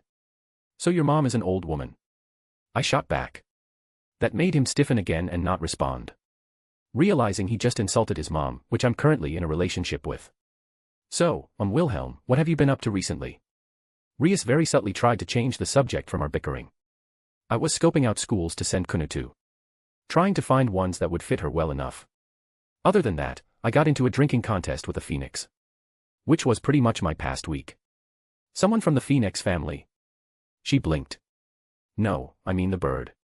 I clarified. Like the actual mythological bird. Yup. I popped. She seemingly didn't know what to say to that. For effort, however. She tried well enough. Oh, speaking of drinking, the thing you asked me about is almost done. Venelana clapped her hands. Thing. What thing? Rias lost a lot of her earlier shyness. Wilhelm here gave me some interesting and exceedingly rare ingredients. I've been making them into wine. She leaned onto my arm with a big smile. Really, it's almost done already. I was surprised. I cheated a little with some time variance. She casually replied. But that's not really too difficult. It's looking good.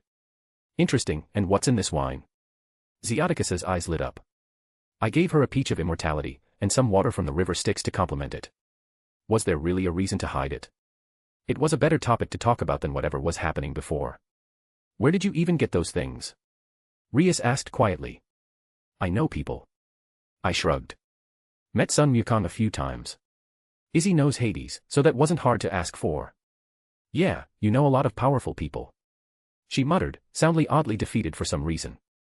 I'm curious about something. Zeoticus suddenly spoke up again. What made you get together with Vene? Ah, the others were preemptively cringing at the inevitable answer. Besides the obvious. I raised an eyebrow. Zeoticus let out a laugh. I'm just a little curious about what captured you at first. She has enough good qualities that it would take a long time to go over all of them. Just satisfy an old man's curiosity. So, what immediately swept me off my feet, as it were? I summarized. Well. I glanced at her rather large boobs. Good choice. Zeoticus nodded sagely. Vene's chest is hard to match. Dad, please don't talk about Mom that way. The red-headed Lucifer threw his hands up in frustration. There's nothing wrong with the compliment, Venelana giggled, intentionally bouncing her chest for everyone to see. Believe me, I know the looks I get for my boobs, and I don't shy away from them. Why did I enjoy her tormenting her children so much? Their groans were just so much fun to hear. Honestly though. I love her boobs, I won't deny that. Physically, she was everything I wanted in a woman.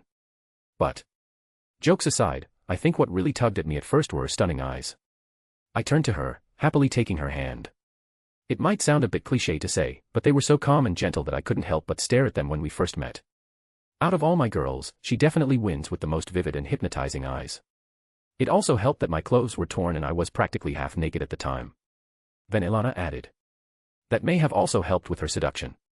Most of the questions seemed to revolve around Venelana and myself, but that was to be expected. This little dinner was mostly for them to get used to us together, or something along those lines. Among other things, of course. The half-assed attempts from him to try and poke at me for certain knowledge was not missed, but it's whatever. But even the way we were seated, it was obvious that she and I were sort of on the outside in a sense. A good answer. Zeoticus nodded, seemingly pleased. Venelana certainly has been much happier in recent weeks. Why, she even used one of her evil pieces. I was sure they would be left to collect dust forever. I assume that you have a hand in her new queen. Mozart. I mused. How is he handling being a devil? Oh, he's adapted well. It almost makes me question if he wasn't a devil beforehand. He took to it like a fish in water. Venelana replied. Someone else that should be dead. Lucifer snorted. Care to explain that one? Isn't Okita Tsuji listed as dead? I rolled my eyes. That's not the same thing. How so? I used an evil piece on him. Well, so did Venelana. I crossed my arms. That. He scowled. Sophistry. Mozart died hundreds of years ago. He has a grave. I attempted to recruit him myself and he rejected. His expression hardened. Well, that sounds like it would be inconvenient for me to answer. So, I'll just do what you do when something is inconvenient and ignore it. I just rolled my eyes at his attempt to force me to answer his obvious prodding question. He shot up to his feet and slammed his hands on the table. It seems like his temper finally flared. I didn't want you.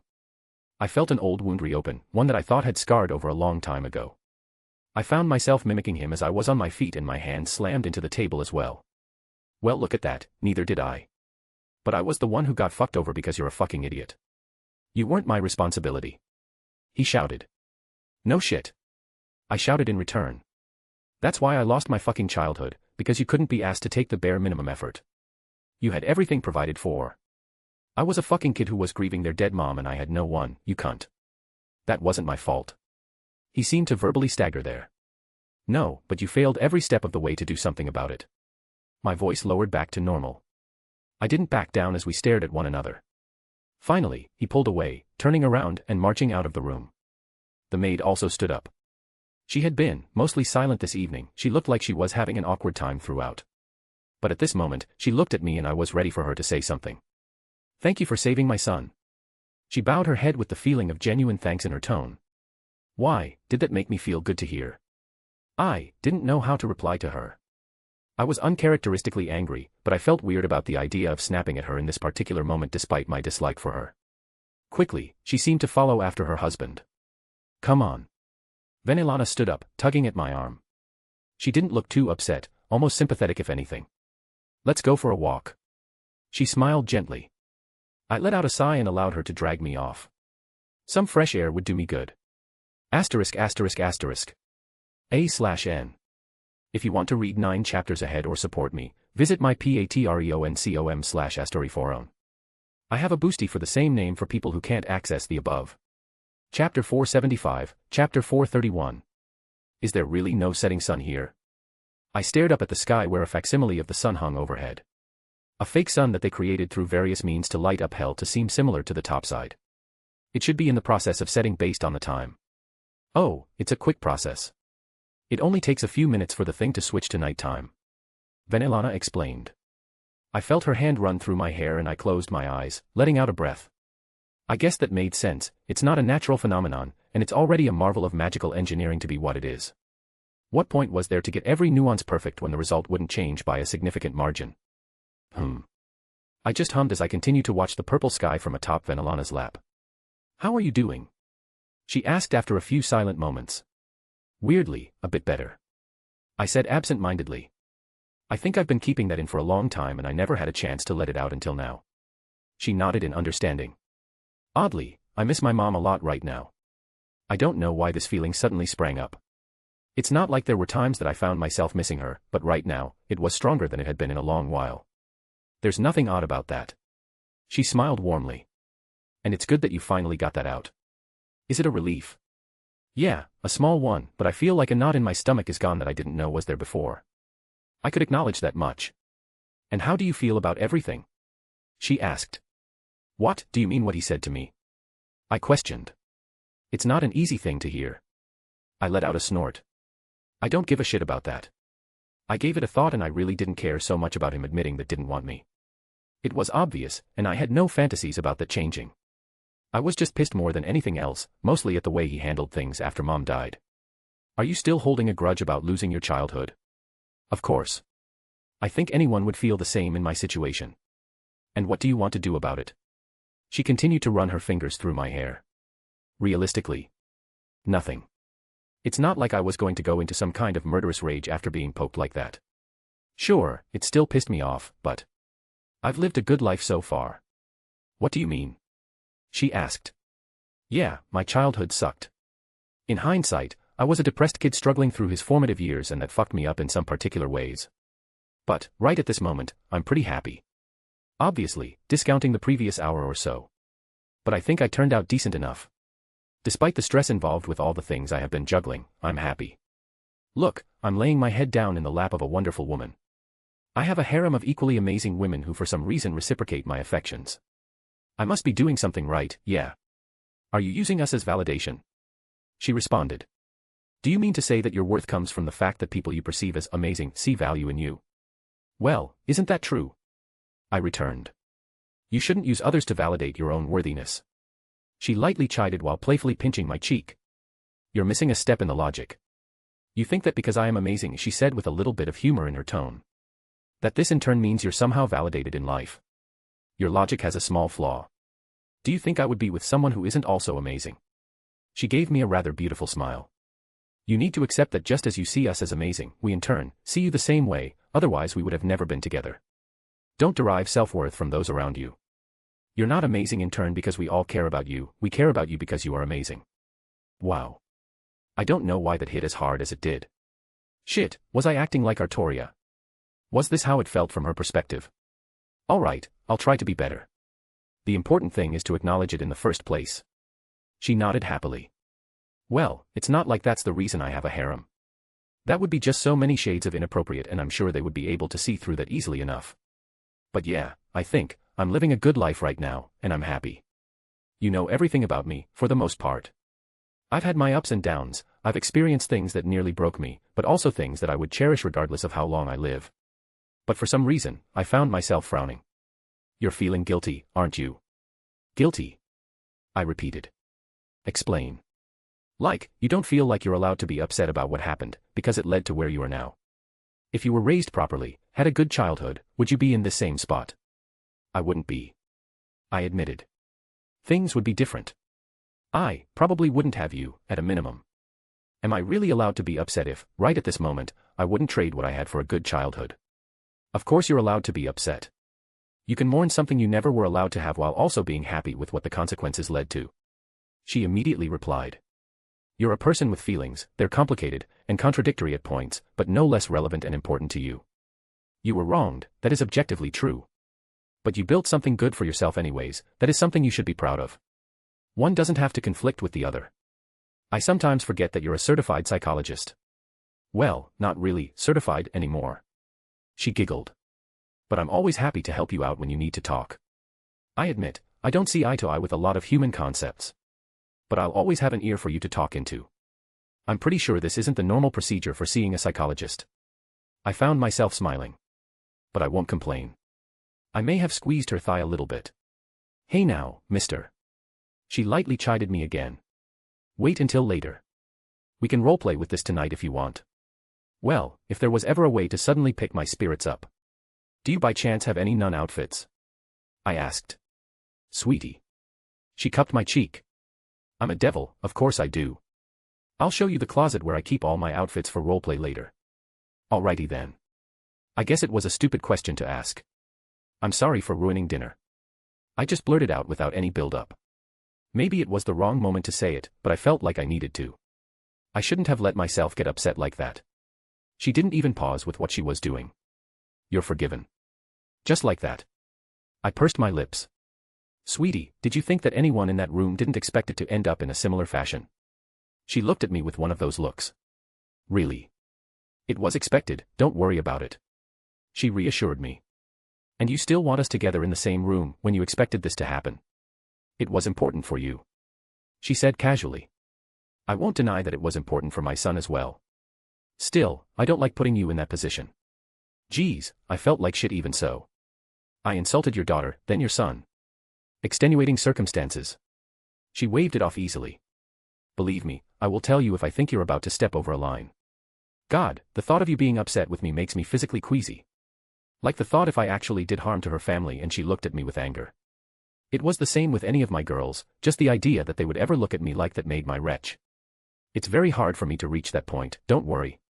She patted my cheek again. And you are a good person, I know you would never intentionally do anything to harm my family. She paused for a second. Well, relatively speaking. What? What does that mean?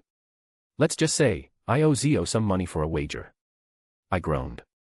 Did you bet if we would physically fight? Yes. She said without an ounce of shame. Don't get me wrong, I didn't expect you to try and kill one another.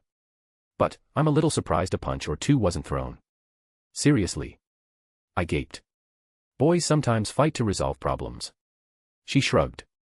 I'm not going to kick up too much of a fuss if you just beat each other up. Sure, I would be upset that two people I care about hurt one another. But I wouldn't be upset, if you understand. I wouldn't. Izanami and Susanoo. She cut me off. The words then died in my mouth. Okay, good point. She nodded smugly. As I said, I wouldn't have held it against you. I even talked about the possibility with Izanami and asked her advice. She simply said to let it play out as long as it didn't escalate too far. Huh. I would have punished you, of course. She also stated. Punished or punished? I raised my eyebrows. You wouldn't be getting between Grandma's legs if it happened. She revealed with a sultry smile. I realized how much of a devil I actually am in situations like this, because her referring to herself as my grandma really tickled me a certain way. Speaking of the others, I should probably give them a heads up that we're good here. They probably expected something to happen as well. Don't worry, I already took care of it. She replied. Really? Benelana nodded. I made sure to keep them up to date, and answer the questions they have. If you want, I can tell you what they're all up to right now and all of that. But you don't need to worry, they know you're alright. Huh, you're on the ball. It's almost like I've done this before. Her eyes sparkled with amusement. Right, you managed Zeoticus harem, didn't you? Oh yes, I made sure everything ran as smoothly as possible. You wouldn't believe everything that went on in the background that he never saw. Now I'm tempted to ask for myself. She patted my cheek again. Secret. I knew they had their own secret chat between themselves, but maybe I didn't know everything that went on that I didn't see. But if they didn't say anything, I wasn't going to stick my nose into it. It was just as important that they got along together, especially when I wasn't there, as I got along with them. Want to hear something funny? She suddenly asked. My son is probably in his room doing this with his wife too. I don't know why, but I started cracking up. Maybe it was just the ridiculousness of the situation and the way she delivered it. But for some reason, the picture of a man I despise doing exactly the same as me sent me into a giggle fit. I felt much better than only a few minutes ago. However, Benelana suddenly got a very serious look on her face. Want to go have sex? Yes. I was feeling significantly better, and she did promise me the entire weekend, so I was going to make good use of it. Asterisk asterisk asterisk. Graphia lucifuge POV. Well, this evening could have gone worse. My big oaf of a husband was just silently laying his head down in my lap as I ran my fingers through his hair. I messed up again, didn't I? He eventually opened his mouth. Do you need me to really answer that? I questioned back. He let out a groan and pushed his face into my thighs. I didn't mean to. You didn't mean to tell your abandoned child that you never wanted them right to their face? I asked evenly. It didn't come out right. It's not what I meant. He said softly. I don't. He became quiet. I can't say it's not how I felt, but it's not how I wanted to say it. A poor choice of words then. Yeah, a poor choice of words. He agreed. Well, I can't fault him for feeling that way. But we can both agree that he chose poorly in how to express himself. It was understandable, but not excusable. He is far too old to lash out like he did. You don't usually get riled up so easily. I continued to soothe him. I don't know what happened. He turned his head over. I just felt it boiling up so quickly. The way he was just taking shots at me, then the way Mother was hanging off him. I just finally reached the point where I lost my temper. It was hardly the first time that Venelana's relationship with him was thrown in your face. I was keeping a straight face, but I wasn't entirely happy with it either. It's not as if it was strange for our people, I suppose, but it made me feel even more awkward than normal. And it didn't help that Venelana seemed to enjoy perpetuating that awkwardness. Maybe that was her way of subtly punishing us. He scrunched his nose. I never had to see it so close before. Are you sure it isn't because you can't deny it's happening now? He pouted. I love my husband, but he can be childish at times.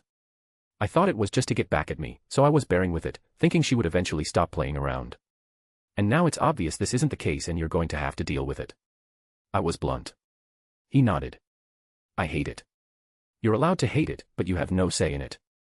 I reminded him. For all his power, he sometimes thought he could dictate certain things he really had no right to. He's always had a bit of a habit for needing to control certain things around him.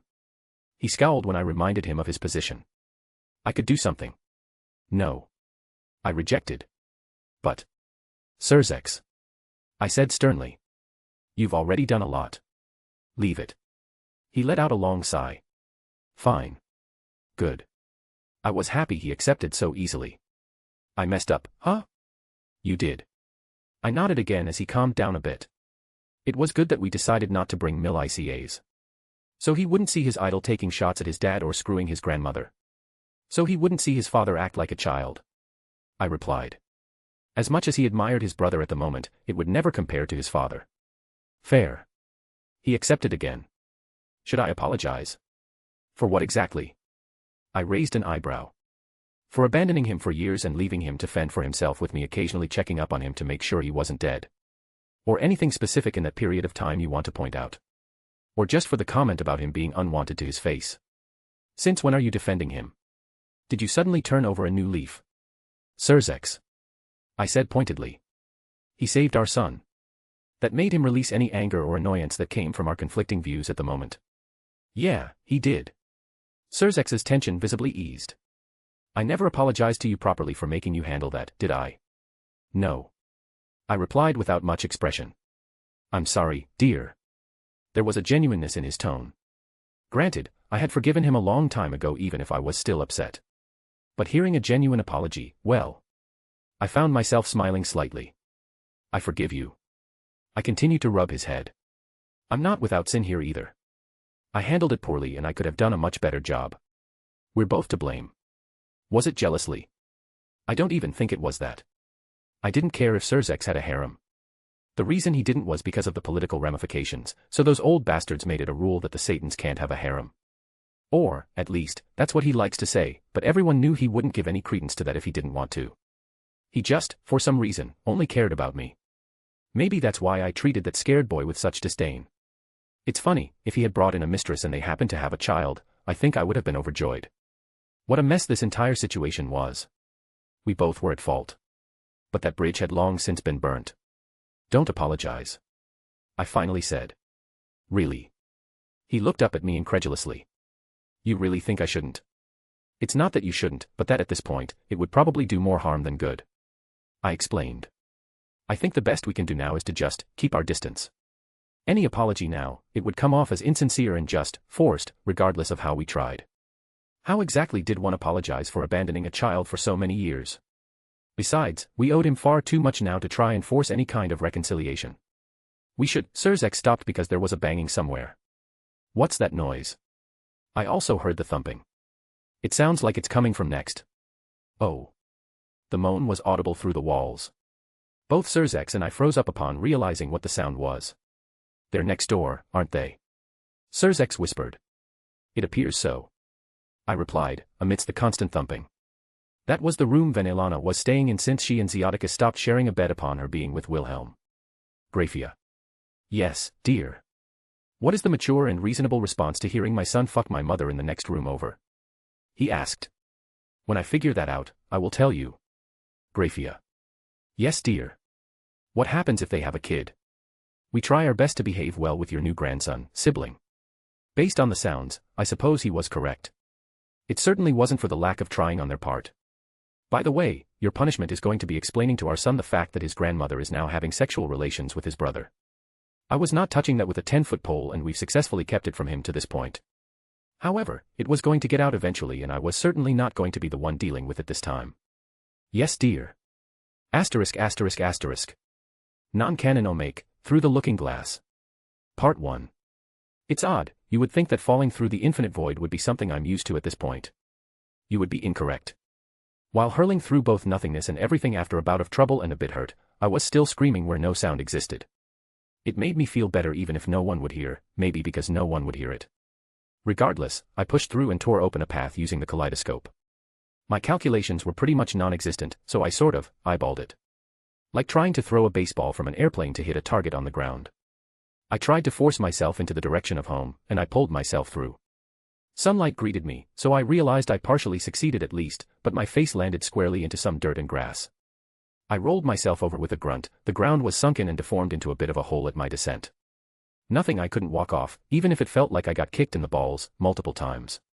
After a moment, I pushed myself up off the ground and dusted myself off. I was about to leave until I realized where I was, making me scrunch my face. I was in the backyard of that house. It seemed like they rebuilt it, so I'm guessing I was home, relatively speaking. I was in Kuo, and at the house I grew up in. Should I burn it down again? It would certainly make me feel a tad better. Wait, why are there a stupid amount of magical protections around the place? Ones I just crashed right through. While the question conflicted me, the back door was pushed open. Before I could understand what, or rather, who was looking at me, my body reacted first. I felt my arms trembling almost uncontrollably. I quickly turned around. Well, this is the first time I had someone drop in so literally. Her voice made me stiffen. Apologies, this isn't my home, I must have taken the wrong turn somewhere. I cleared my throat. I'll just get out of your hair. Stop. She said, and I felt myself instinctively come to an abrupt halt as I attempted to walk away. You're familiar, turn around. There's no need for that, I'll just leave and we can pretend this never happened. Well, this obviously wasn't a mundane home, so I flicked my wrist and was about to portal away, but... Takao Shimoda, you will stop this instant. I froze. I think you're confusing me with someone else. Turn around. My body refused to listen to me as I turned around towards her. Silly boy, do you think there would ever be a time I wouldn't recognize you? I looked at the face of a woman I hadn't seen in many years. Mama. Tears began falling uncontrollably. Asterisk asterisk asterisk. This was not what I expected. It was an accident, I shouldn't be doing this. I found myself fidgeting because I couldn't look her in the eyes. Is it time travel? She suddenly blurted out. Pardon. Why you look older, and your hair is longer. She reached over, flipping my ponytail. You look good with long hair. She smiled. Look at you, so grown up. How old are you now? She put a hand on my cheek. I don't know. Did you fail math that bad? She looked at me incredulously. It's complicated. I huffed. Time is, wait, why did you assume time travel? Why are there magic protections here? Why are you living in this house? Sweetie, are you okay? She frowned. Did you hit your head in the fall? She stopped for a minute. It's not time travel, is it? No. I admitted, very quietly. Explain it to me. I took a deep breath. There's this concept of parallel worlds, where slight differences can. I understand. She cut me off. Ah. Well, she was always really smart. I guess I didn't need to go in depth for her to get the picture. I'm sorry, I'm not your son. This must be awkward for you, let me just leave so that. A pair of arms wrapped around me tightly. You will always be my son. She whispered, grabbing me for a big hug. I don't care about the circumstances. You are my Takao, that won't ever change. Mama. Hush, your mama is here. She didn't ask me why I was crying, I guess she didn't need to. I just have two big boys now. One of them a little bigger than the other. She released me after a few moments, looking me over. You've been through a lot, haven't you? What makes you say that? I wiped away some of the errant tears. Your eyes are much older now. She gently used her thumb to help. My poor boy, what happened to you? It's not all bad. I found myself smiling. Tell me about it. Tell me all about your life, I want to hear everything. Well, it's a long story. My heart felt more at peace than I have for a very long time. I have a daughter. My mom let out the loudest squeal I've ever heard. I'm a grandma. Mom. I felt heat rise up in my cheeks. Gah. I can't believe it, I'm finally a grandma. It's about time you and Sona gave me a grandbaby. The warmness abruptly faded away as I processed what she said. Excuse me. Huh. She tilted her head. Did I say something wrong? What did you say about me and Sona? Are you two not together? She looked at me for validation. My Takao and Sona have been so cute together. They grew up together, as you probably know. But they've always had this little crush between them and he finally asked her out this past year, and they've been dating for a few months now. It's so cute. I have so many pictures, and I know Serafal has just as many. She continued to say words, but it was just white noise at this point. Me and her? I was pretty sure that Fall killed me. Because this was a special kind of hell. It was enough that I didn't even care to parse the teleportation magics flaring up around us. Asterisk asterisk asterisk. A/N. If you want to read 9 chapters ahead or support me, visit my patreon.com/astoriforon. I also have a boosty for people who can't use the above, under the same name. Chapter 476, Chapter 432. I nearly kicked the door to the house off its hinges. I'm home. I shouted for anyone that was here. Welcome home, Yasaka responded from where she was lazing around on the couch. Thank you. It was Venelana who answered for me, as her head peeked over my shoulder because I was carrying her on my back. Rough weekend. Yasaka raised an eyebrow at us. Oh, definitely, Venelana, and she shared a knowing smile. I'm glad you're back. Yasaka got up and gave me a quick kiss. Do I get one of those? Venelana giggled, obviously joking, but Yasaka quickly moved and placed her lips against Venelana's, initiating a rather deep kiss.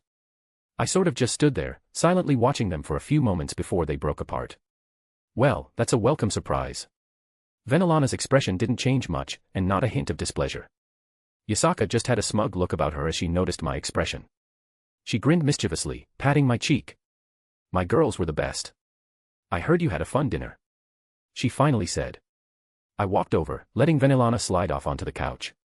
That's one way to put it. Well, I was 100% sure she knew the details, so I didn't really feel the need to recap. At least you had a fun weekend. Her eyes lit up with amusement. Tired. Venelana practically fell over. Been a while since I've been this exhausted. She wasn't the only one. I can honestly say that after spending nearly the entire weekend with Venelana, I was also tapped out for the moment. The funny thing was, despite all the ridiculousness that's inside of me, that really should elevate me to levels beyond her ability to handle in such a way, she kept up without much issue. But damn if that wasn't a good problem to have. Yasaka just giggled at her response. Her tail wrapped around me happily. I almost thought I would have to drag you back home. You were cutting it close, time-wise. Oh, come on. I nudged her with my shoulder. You know I wouldn't miss something so important. Is it time to go meet the people at Kunu's new school? Venelana perked up. With everything else happening, I nearly forgot. That's a lie. Yasaka rolled her eyes, looking at me. You should see the messages she's been sending. Pretty much hourly updates so our schedules wouldn't conflict. Don't give away my secrets. Maybe I should just let Venelana run my harem. She seemed to be really good at it. Though it seemed to run itself already. When you get back, how about we talk about setting up a play date? Venelana offered. I think Milikas would love to have a friend. He's sort of stuck in the same situation Kunu is. It's hard for him to make friends when his dad is a Satan and the others don't have kids his age. I was certainly not against Kunu having more friends. And, after the fiasco of that dinner, I suppose it wouldn't hurt to try and mend bridges in some parts outside of the ones I couldn't bring myself to actually like. My half-brother was by no means guilty of any negative feelings I had for much of his family. All right, we can talk about that after. I nodded. Nearly as soon as I said that the door opened and a fluffy missile shot right at me. Daddy. I caught my little fox in a big hug with Reiku right behind her. Can you tell she's excited? Yasaka smiled. I guess after the knee-jerk, abandonment reaction wore off, she hyped it up a bit in her head. If I were in her shoes, it would certainly also be an exciting thing to me as well. I rubbed her head and gestured for Reiku. My servant accepted the side hug since Kunu was wrapped around me. Followed by a quick kiss, she smiled happily and sat on the couch next to Venelana. Was she hard to deal with today? I asked. I was good. Kunu immediately denied. Right, Auntie Reiku. She is always wonderful. Reiku chuckled. No burned down building. Dad, that was only one time. Only one time so far. Venelana snorted with a bit of laughter. Auntie Venelana. Kunu pouted. I don't know how it happened, but she started calling Venelana Auntie as well. Honestly, I think Kunu was a lot like me in that aspect. She really loved having a big family. She's happy to take it in any form it came in. A new auntie. Sign her the hell up. Just another person to dote on her. She had them wrapped around her finger and everyone knew it. But I digress. How about breakfast? Then maybe we can do some paperwork. Also, I have some errands to run.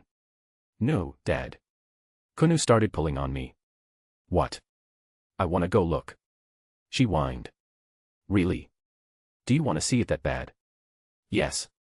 All right, stop teasing our poor daughter. Yasaka nudged me. We already planned to head over right away after your Auntie Venelana decided she was done with your father. Venelana's smug smile didn't disappear even as Yasaka shot her a little grin. I suppose. I said with mock reluctance.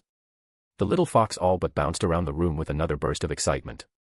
There's no way this school was going to be still standing by the time she graduates. But seriously, anything we should take care of before we go? I looked towards Yasaka. She held up her hand, then started lowering fingers. Artoria is handling that, Scathack is handling some other things. Oh, then there's the person coming from. I'll handle that. Reiku suddenly spoke. I appreciate you so much. Yasaka's expression softened. Thank you. It's no trouble. Reika dismissed. But I still need to send someone to investigate the... I already talked to Jin, she's handling that. Venelana interjected with her phone in her hands as she lazed on the sofa. I saw what you said a few hours ago and started arranging things. Don't worry about it, go ahead. A few hours ago she was very much preoccupied, so I'm genuinely confused as to how she was keeping up with Yasaka's schedule and arranging things. Not that I'm complaining at all, but I am very much impressed. Then I guess I have nothing but free time for the next few hours. She finished with a smile. Let's go, Daddy. Yes, Daddy, let's go. Yasaka giggled. Well, a nice relaxing outing with my two fluffy girls would be a nice reprieve in comparison to the last few days. Asterisk asterisk asterisk. Kunu, I want you to be on your best behavior. Yasaka said rather sternly as we walked out of a portal. I know you're excited, but we'll have time to look around and have fun. Promise me that you won't run off. I'll be good, Mama. Kunu nodded. I let them have a moment, but we were getting quite a few looks. Perhaps our method of arrival, or their unique looks compared to the people around, but we were clearly the center of attention. Well, fuck 'em. I didn't really care to hide myself that much. And I refused to tell my two beautiful foxes to hide themselves either. Especially if Kunu was going to be attending the school here for several years. There's no way I would force her to hide her features for that long a period of time. Yasaka briefly mentioned before that it's not difficult to appear more human, hiding her ears and tails. But that it become exceedingly uncomfortable the longer it's held for. After a few hours, it's an annoyance, a few days it would be unbearable. Given the years that Kunu would be learning here, that wasn't really an option, especially in a boarding school. Nope, either everyone here deals with it or we find an alternative. If anyone wanted to give her shit, well, I was more than happy to teach them a lesson. Once they had a little hug, I led them inside. Rather, we were at the entrance to Diagon Alley from the inside, and we were walking back out to the little tavern. And again, the people only seemed to stare for a few moments. I guess the magical people here were used to a bit of stranger sights, so Yasaka and Kunu didn't elicit too great a response, but there were obviously people looking longer than they politely should have. But there was one person who got up and approached us. You must be Mr. Wilhelm Schweinorg in Mississippi. Yasaka. The older woman seemed to slightly stumble on the name. It wasn't difficult by non-Eastern standards, but then again, they're a very insular society. I am Deputy Headmistress for Hogwarts, Minvra McGonagall. She introduced rather bluntly. There was also a certain sternness to her. Tense, maybe. But she didn't particularly look enthused by our presence for some reason. Before we could speak, Kunu poked out from between us. Hi, I'm Kunu. She smiled brightly. Ever so slightly, the cold exterior of the deputy headmistress cracked as she looked at the fluffy fox. I don't know what misconceptions she began with, but at this moment, those seemed to be thrown out the window in front of the strategically deployed fox. Yes. She seemingly settled on, a touch of softness was now found in her tone. We were expecting you three. If you don't mind, we can proceed immediately to Hogwarts. That would be lovely, thank you. Yasaka answered. Normally, we would use the flue to directly go to the headmaster's office, but in this circumstance, I believe you wish to see the school. I had no idea what this flue was. My investigation into this place was not horribly conclusive yet, but I just nodded my head. Very well, would you like to side along apparate, or follow along? We'll follow along. I nodded, having only a vague idea of what she was talking about now. I was aware to a certain extent that wizards and witches here had a method of teleportation, as some of the books barely touched on the topic, but I had yet to investigate it. The deputy headmistress nodded again. Very well. Hogwarts has anti-apparition words throughout the castle. We will need to appear some distance away. Please wait a moment and follow along. With that, she disappeared with a strange mixture of a pop and a crack. I couldn't help but scrunch my face as I watched what she did. What? Yasaka looked at me. Is something wrong? Imagine being a blacksmith, working on your craft for decades. You tirelessly honed your skill, and after many long years, you consider yourself a master and take pride in every work that comes out of your forge. Then, you see someone swinging around a piece of bent and rusted metal that was grinded down so it has an edge, and they claim it's a good sword. I did my best to articulate my current feelings. That's what I'm feeling right now after seeing how she teleported. Yasaka rolled her eyes and swatted at my shoulder. Let's go. I sighed, opening a portal by following the traces she left. And by traces, it was basically a big neon-lit sign that said, "This is where I went." I'll have to fix that shit if Kunu ever wanted to learn it. Unfortunately, learning the kaleidoscope wasn't just a matter of effort, but a certain inherent talent that can't be replicated without some absurd circumstances. Ignoring the patrons in the bar, my family and I appeared on a cobblestone road, right in front of a long brick bridge that led to a rather impressive castle that stood over a body of water. I admit, I was left a bit breathless by the scenery. If nothing else, I would praise the first impression I had of this place. That was not apparition. The deputy headmistress spoke as we were suddenly jerked back to her presence. Pardon. I blinked. Nothing. She thinned her lips with an indiscernible look in her eyes. She cleared her throat and put back on a natural expression. Welcome to Hogwarts, she said with a hint of pride. Daddy, it's so big, Kunu exclaimed. This is really the school. It certainly is impressive. Yasaka spoke with a bit of awe. I'm a little jealous that you can go to school in a castle like this. I let out a whistle myself. And the magical protections here are equally impressive. I wasn't just blowing hot air either. I would genuinely be hard-pressed to break through the many bounded fields that I could just catch with a glance without resorting to certain destructive means. Let's see, an intent-based recognition. Another one that parses for certain unknown parameters, but, oh, is that for throwing out alarms for non-students and faculty? Neat. And dear. Yasaka gently nudged me. I awkwardly cleared my throat. Apologizes, I get carried away sometimes. The deputy headmistress pursed her lips as she looked at with a strange look again. Yes, Hogwarts has a long and proud history with many impressive witches and wizards who have graced these halls. It seems that with every new generation of headmaster, the safety of Hogwarts is further enhanced. Why was there a sharpness to her tone? I had the distinct feeling she was not particularly fond of me. Though, she seemed to quickly change gear. This is the south entrance. If you look off to your left you can barely see the north one along with the Quidditch field a bit further beyond. She pointed off. We have a very good Quidditch program here, and professional teams often scout upcoming talent from the house teams. She preened as she said that, but got a little more serious as she looked down at Kunu. However, only second years and above are allowed to attend tryouts for the team. We want first years to acclimate themselves to Hogwarts first before branching off into various hobbies and extracurricular activities. Kunu's tail swayed and she had that same big smile on her face. What's Quidditch? The woman nearly stumbled over herself as she heard what my daughter said. With slight wide-eyed she looked as if she was making sure she wasn't the butt of a joke. And honestly, I wanted to know what Quidditch was too. I mean, I heard about it offhand when I was walking around and assumed it was some kind of sport. But details would go a long way here. Then, she looked at both Yasaka and myself as if to glean anything from us, but we both had blank expressions in return. It is the most popular sport in the wizarding world, she said with a strange tone, like she couldn't believe she had to explain this to us. Oh, I want to play. Kunu's eyes lit up. Can I play too, Daddy? Yes, can she play too? Yasaka giggled, looking at me. Once you're eligible, you can make decisions like that yourself, sweetie. While you're here, you're also responsible for yourself in things like this. I put a hand on her head. Maybe she's just been told how and where to walk most of her life that decision-making was something she left to others. No matter, some independence will be good for her. And beyond we have a small town that older students are allowed to visit on the weekends called Hogsmeade. The teacher continued. It's less than a 30 minutes walk from the castle. Sounded almost like a college and accompanying college town. Honestly, impressed so far. The facilities looked very good on the surface, we'll see how they hold up under a bit more scrutiny. And how far does the school's property extend? You said that kids aren't allowed to go to this town, right? Are they also not allowed to leave the castle itself? I asked. The school grounds extend to the forest you can see in the distance. She pointed. However, that forest is forbidden, and your daughter will learn more about that later. And it is obvious where the grounds end on the other sides as they are marked by a pathway. We do not allow younger students to venture beyond these points without being accompanied by a teacher, and without a reason.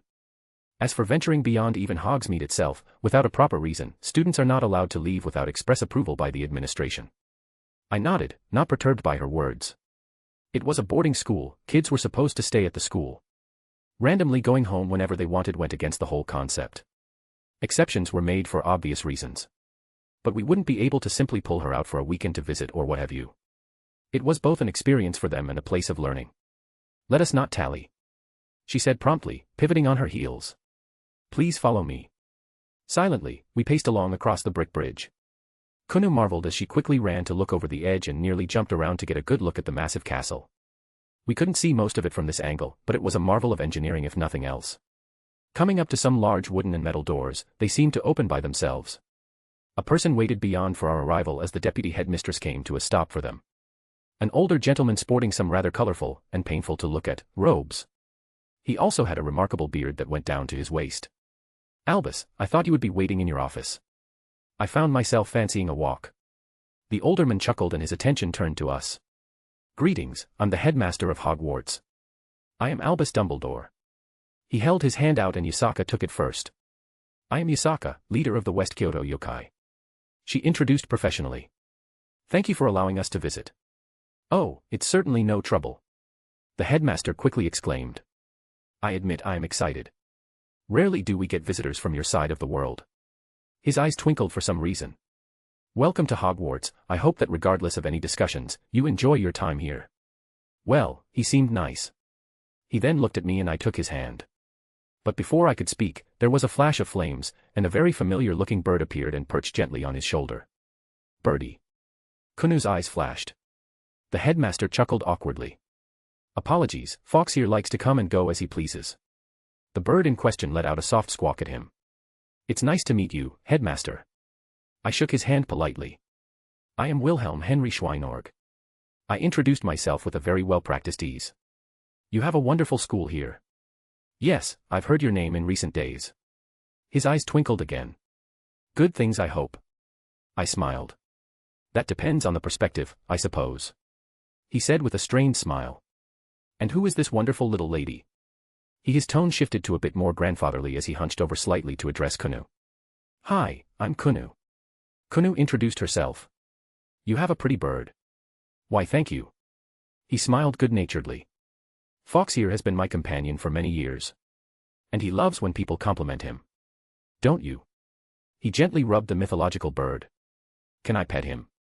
Kunu asked, a little bashfully. "Well, that depends on Fox. While he may seem almost like my pet, he is actually my familiar and a partner. He is no less intelligent than you or me, so you need to respect his opinion on the matter." As if to answer, the bird flapped his wings and almost dropped to the ground to get more level with my daughter. It appears that he said yes. The headmaster chuckled. Fox tilted his head slightly and Kunu silently, but excitedly, began to rub him gently. I mouthed a thank you to the bird that looked at me from the corner of his eye. Well, so far, I wasn't getting any bad vibes, and my instinct was spot on for most things. Thus, I was being skeptically optimistic so far. Well, this is wonderful. Dumbledore clapped his hands.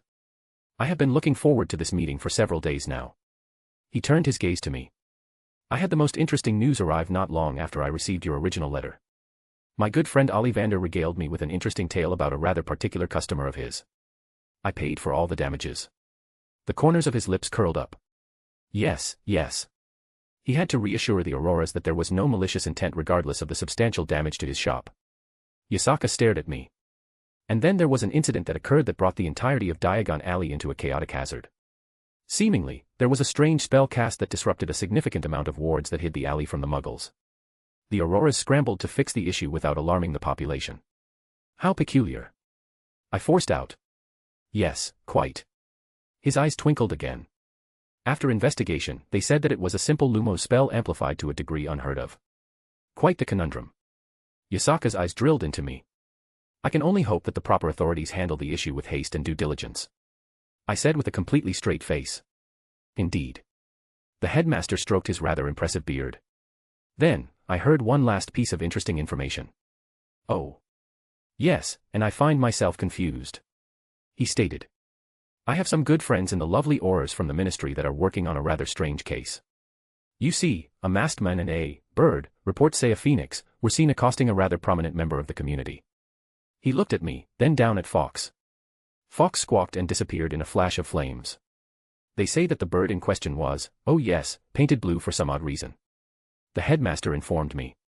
And that the masked stranger bludgeoned several people. It sounds like a strange tale indeed. I was an expert in keeping my cool.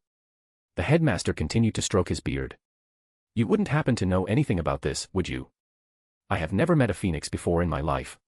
I responded with my expert lying ability. Fox already reappeared with a flash of flames, landing up my head and nodding to confirm my statement. I could tell by the look on his face that I successfully fooled him. In a completely unrelated matter. How about we talk about that sizable donation we wish to make towards Hogwarts? I definitely wasn't changing the subject. ******. A/N.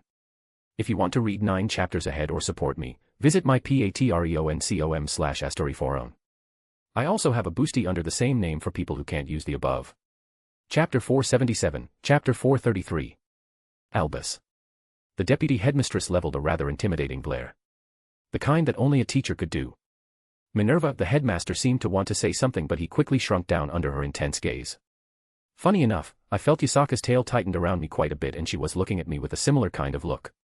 I wisely kept my mouth shut. Oh, if it isn't our groundskeeper. The headmaster suddenly declared as another figure came into view, seemingly having nothing to do with us, as it looked like they were going about their business. Hagrid, why don't you come on over here? It was enough that the deputy headmistress stopped looking like she was about to shave his admittedly impressive beard off. Well played, headmaster. The newcomer himself was large. To put it politely. No way he was fully human. The large man awkwardly trotted over at the headmaster's command. Headmaster. He greeted back with a jovial tone and a big grin on his face. Now that I got a better look, he was definitely large. Shit, I looked like a child next to him. Even his clothes looked handmade, because there was certainly no way he was shopping off the rack. Big and tall sections had their limits. Oddly enough, he had this really gentle vibe to him. I would almost compare it to Jean, if to a lesser extent. Whereas Jean was bright, warm, and welcoming, he felt more of a duller gentle, but still enough that I almost instinctively felt at ease around him and felt no threat whatsoever. Hagrid, my boy, come, come. The headmaster held up his arm. Introduce yourself to our guests. We have a potential student coming from afar. Ah, I'm just the groundskeeper. The name's Rubius Hagrid. He smiled happily. You're big. Kunu blurted out. Ah, that I am. He chuckled in amusement. And you're a wee little lass, ain't ya? I'm not small. Kunu puffed up. I'll be as big as Mama when I get older. That you will. He humored her.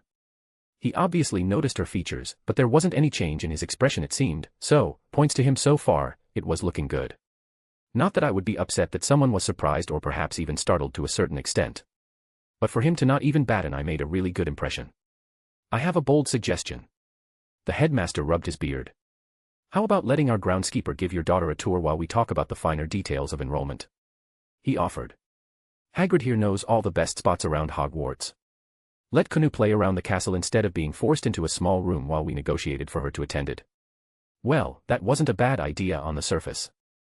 Yasaka looked at me and then at Kunu before her eyes fell on Hagrid there.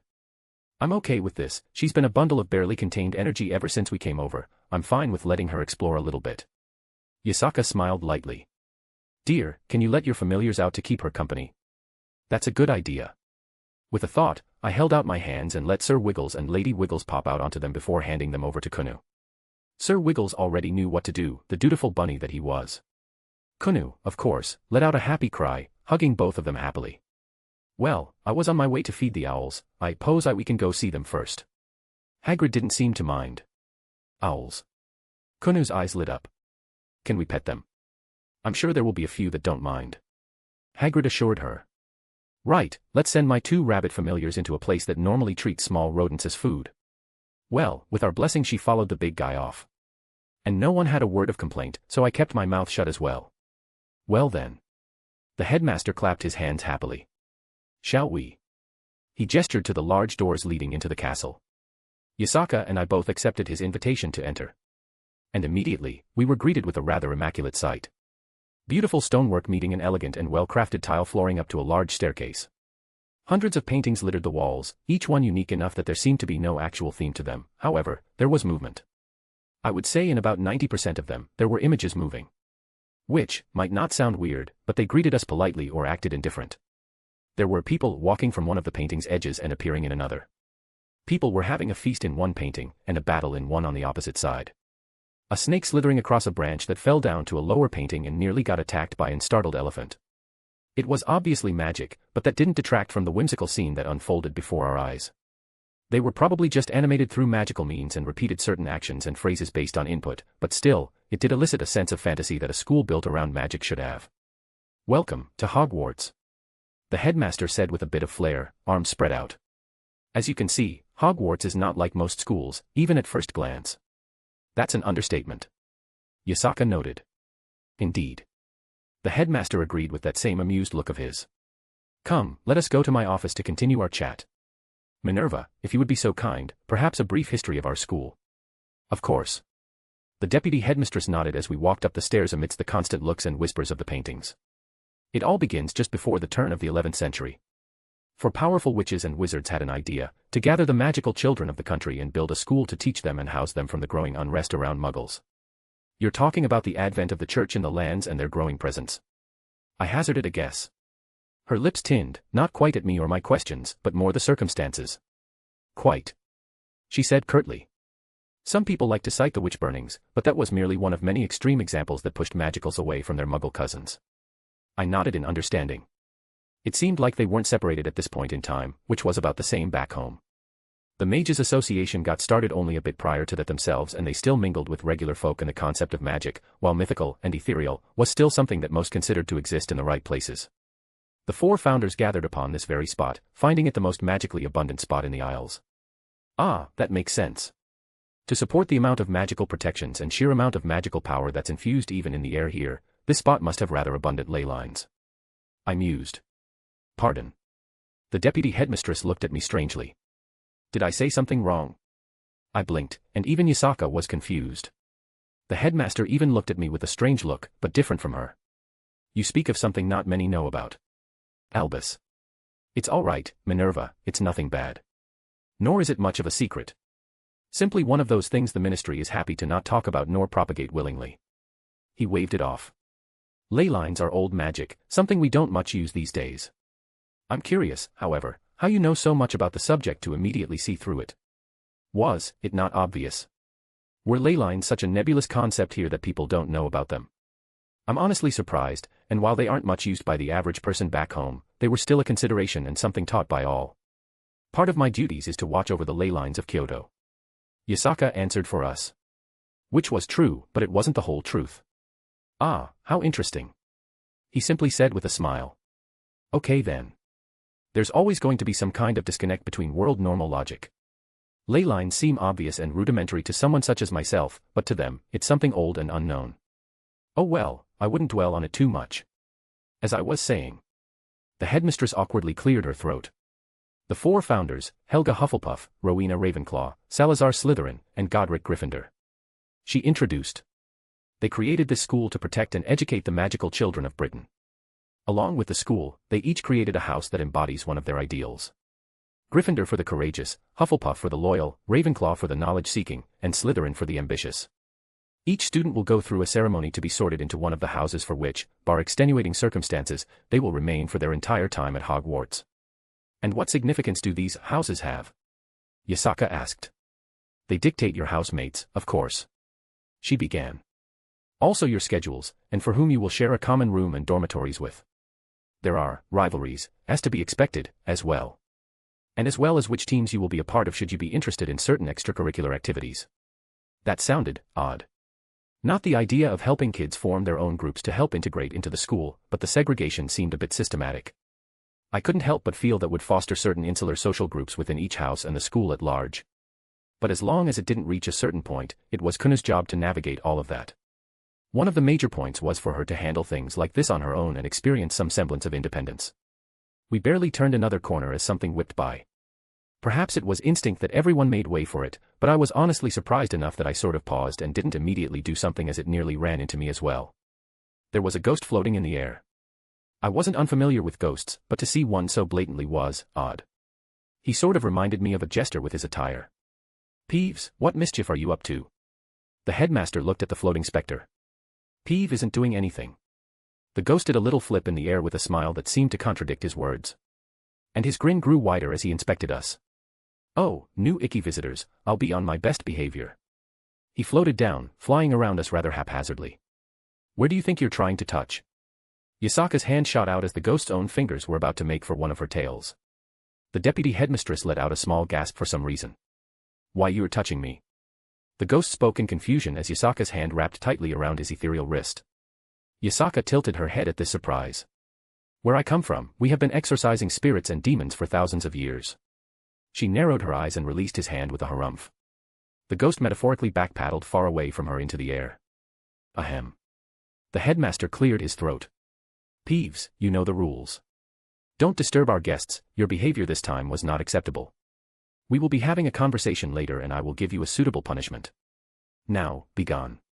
He waved his hand and an invisible force pushed the ghost through the ways away with a small cry from the spectre. It seemed like the magical energy of the castle moved at his command. Well, it made sense that the headmaster would have all but complete control of a place that had so many magical effects woven into its foundation. I wouldn't be surprised if he could activate all the nasty defense mechanisms I detected by just walking inside with but a thought. Why do you allow a ghost to run rampant? Yasaka asked. Surely you could properly exorcise it. Ah, that is an interesting dilemma. Headmaster let out a small sigh. You see, Peeves isn't a normal ghost, he is a poltergeist. I'm making this distinction on behalf of our true ghost residents. We have a few hundred ghosts that roam the castle as the castle's magic sustains their existence. They are just as much a part of the school as any of the staff. They have been here far longer than any of us, and this is their home just as much as theirs. Who am I to tell them they must leave, for they will be here far after I'm gone? That made an odd amount of sense. It's an interesting take on ghosts, however. I'll just make sure to keep Meridia far away from here because just her presence alone might accidentally force them to move on. In any case, this probably will only excite Kunu even more. And here we are. He finished as we approached a statue of a gargoyle. Gumdrop. He seemed to randomly speak, but the statue shook and trembled before a screeching sound arose and it began moving across the tiled floor, revealing another staircase. It was only a short walk up the stairs until we arrived at his office. A desk sat at the front with two angled staircases behind up to an observation deck that looked over something, but I couldn't quite see from here. And it was worth mentioning the plethora of books that decorated the bookshelves all around. And I suppose the few portraits that hung on the walls that silently observed us even if they didn't move overtly, their eyes didn't stay still. Please, have a seat. He gestured to the two chairs on the other side of his desk while he took his obvious seat and his deputy headmistress stood at this side. I believe it's time to get down to business. Fox, how much longer are you going to stand there? I looked up at the bird that had been on my head the entire time. He let out a low noise and sort of leapt off my head and glided to the perch on the side of the room. Well, where to start? You have a beautiful school. Yasaka began with the pleasantries. Thank you, I take great pride in the school. Out of my many positions, I believe my office of headmaster is the one I am most proud of. The headmaster smiled. He didn't seem like a bad person at all. I suppose we should cut to the chase then. Yasaka relented quickly.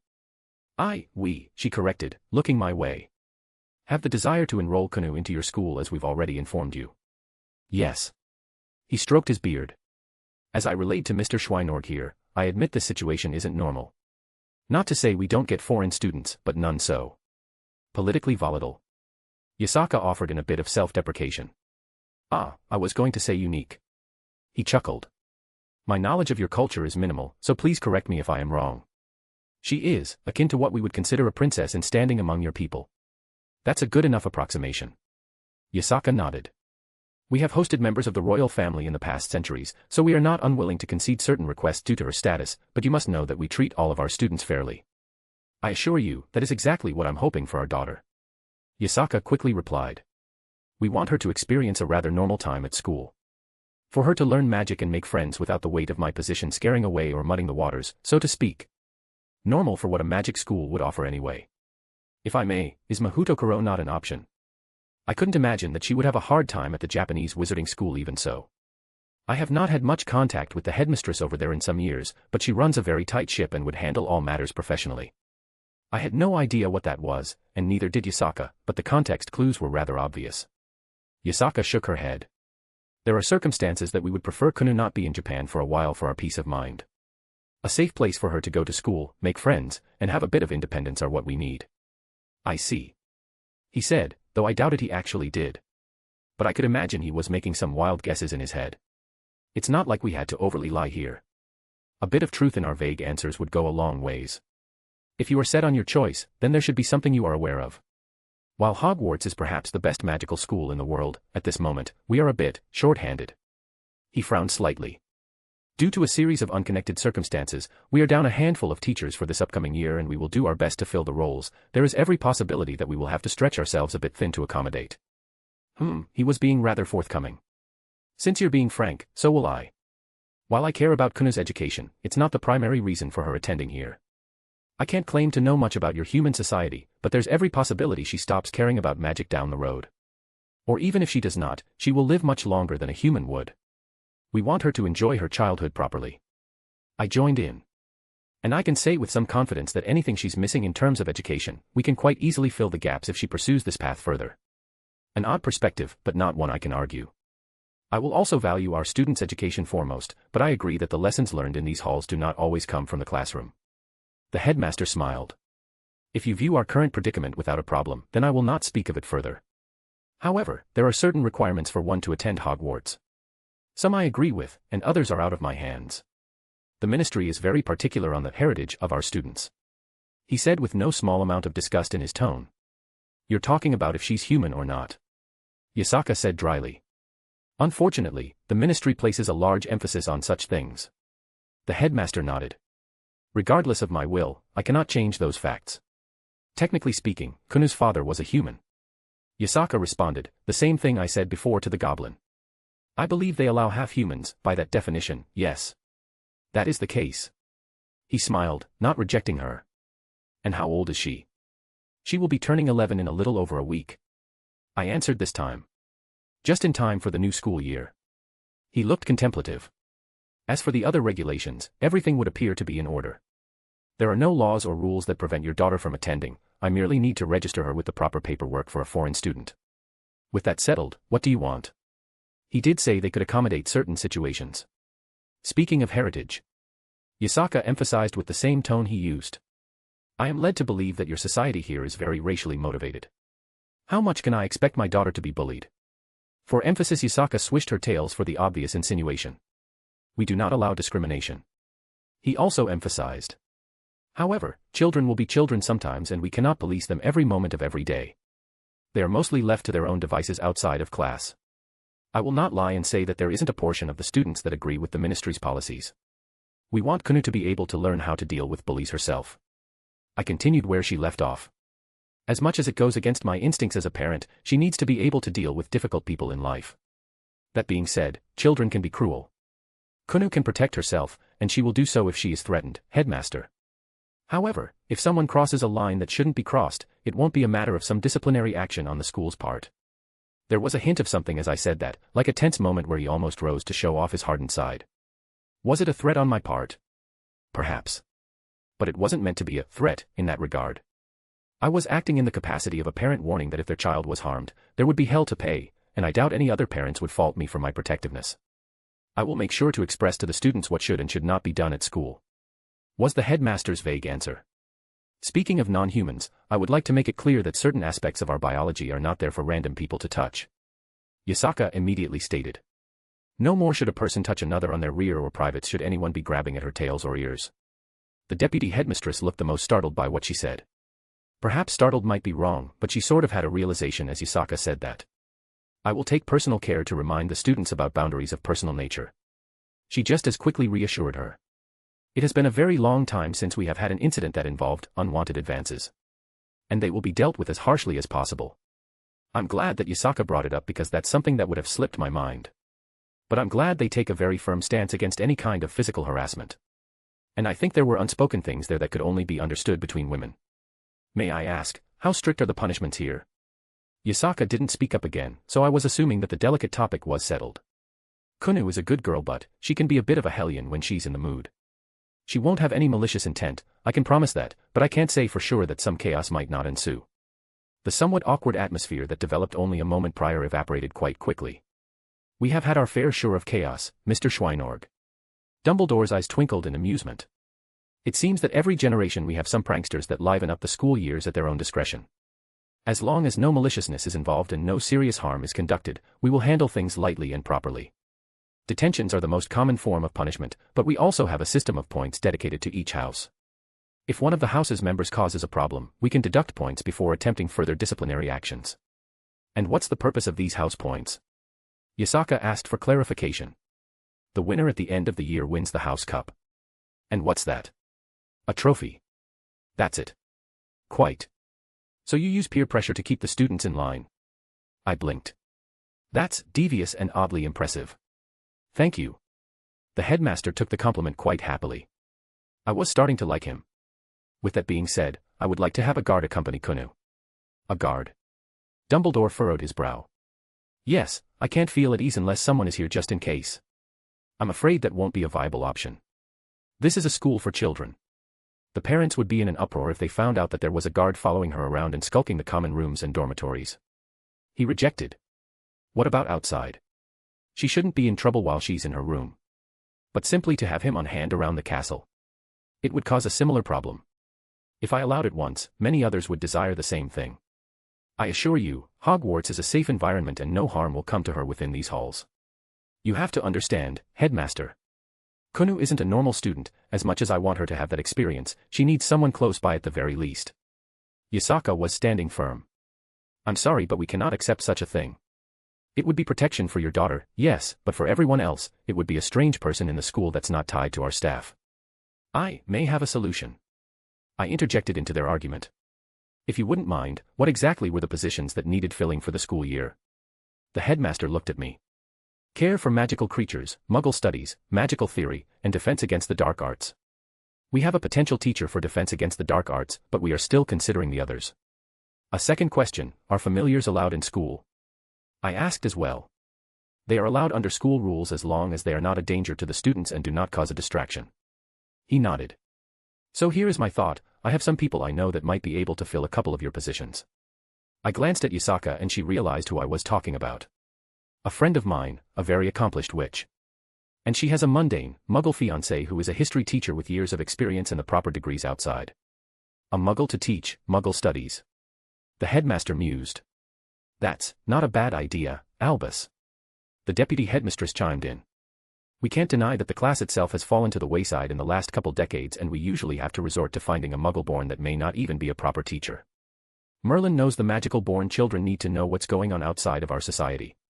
She muttered something under her breath about an Arthur Weasley. And he knows about our wizarding world? The headmaster asked.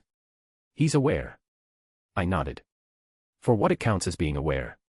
The headmaster looked thoughtful. I can't say I'm against the idea. A family friend, you say, would be within acceptable parameters for acting as a guardian for your daughter. And if they are truly competent in their job, I would have no reason to reject them. However, I can't merely accept them based solely on your word. If they are willing, we can arrange an interview. Yasaka then tugged on my slightly. Do you think she'll agree? Maybe, worst case, it falls through. I said openly for the headmaster to hear as well. I haven't talked to her yet, so I can't promise anything, this is mostly hypothetical. So, worst case as I said, she declines. Then we're back where we started, everything is sorted but we want someone to watch over Kunu. We could always have someone stationed off school grounds, they said there's a small village or town nearby. Let someone stay there, and Kunu can carry Sir Wiggles and Lady Wiggles with her just in case. I'm sorry, did you say Sir Wiggles? The headmaster asked. Yes, is there a problem? No, please continue. He said with a very big smile for some reason. Yasaka bit her lip, and she looked like she was struggling with herself. Maybe I'm just being too protective. She finally relented. We can make ample preparations even if we can't have a guard nearby inside the school for every moment of the day. It's not like she wouldn't have a vast amount of protection on her. Combined with Sir Wiggles, and someone stationed that can arrive in a timely manner, well, I think it'd be fine. I'll ask Meridia to lend a hand there as well. A little surprise in case anyone tried to actually harm her and somehow gets past everything else. Wonderful. The headmaster clapped. Now that the matter of enrollment is sorted, let's talk about the situation that arose some nights ago. Fawkes has been very tight-lipped, I would like to know the finer details. So, is 1,000,000 galleons a good starting point? I immediately offered with a straight face. As even that wasn't much to me in all honesty. You know what? Our illustrious Aurors can handle it, I'm sure. Albus. The deputy headmistress squawked. Don't worry, Minerva, there's finally a budget for the Transfiguration Club you wanted. Don't try to bribe me. Though, it seemed to work fine. Now, Mr. Schweinorg. He expertly diverted her attention away from the donation I promised. What is the name of this which you want to refer? Medea. I said simply. Of Calchas. He went oddly silent. Asterisk asterisk asterisk. A/N. If you want to read 9 chapters ahead or support me, visit my patreon.com/astoriforum. I also have a boosty for people who can't use the above with the same name. Chapter 478, Chapter 434. Albus Dumbledore POV. It's an odd feeling. Having questions answered and finding myself with even more than when I started. Oh, I wasn't unfamiliar with not knowing things.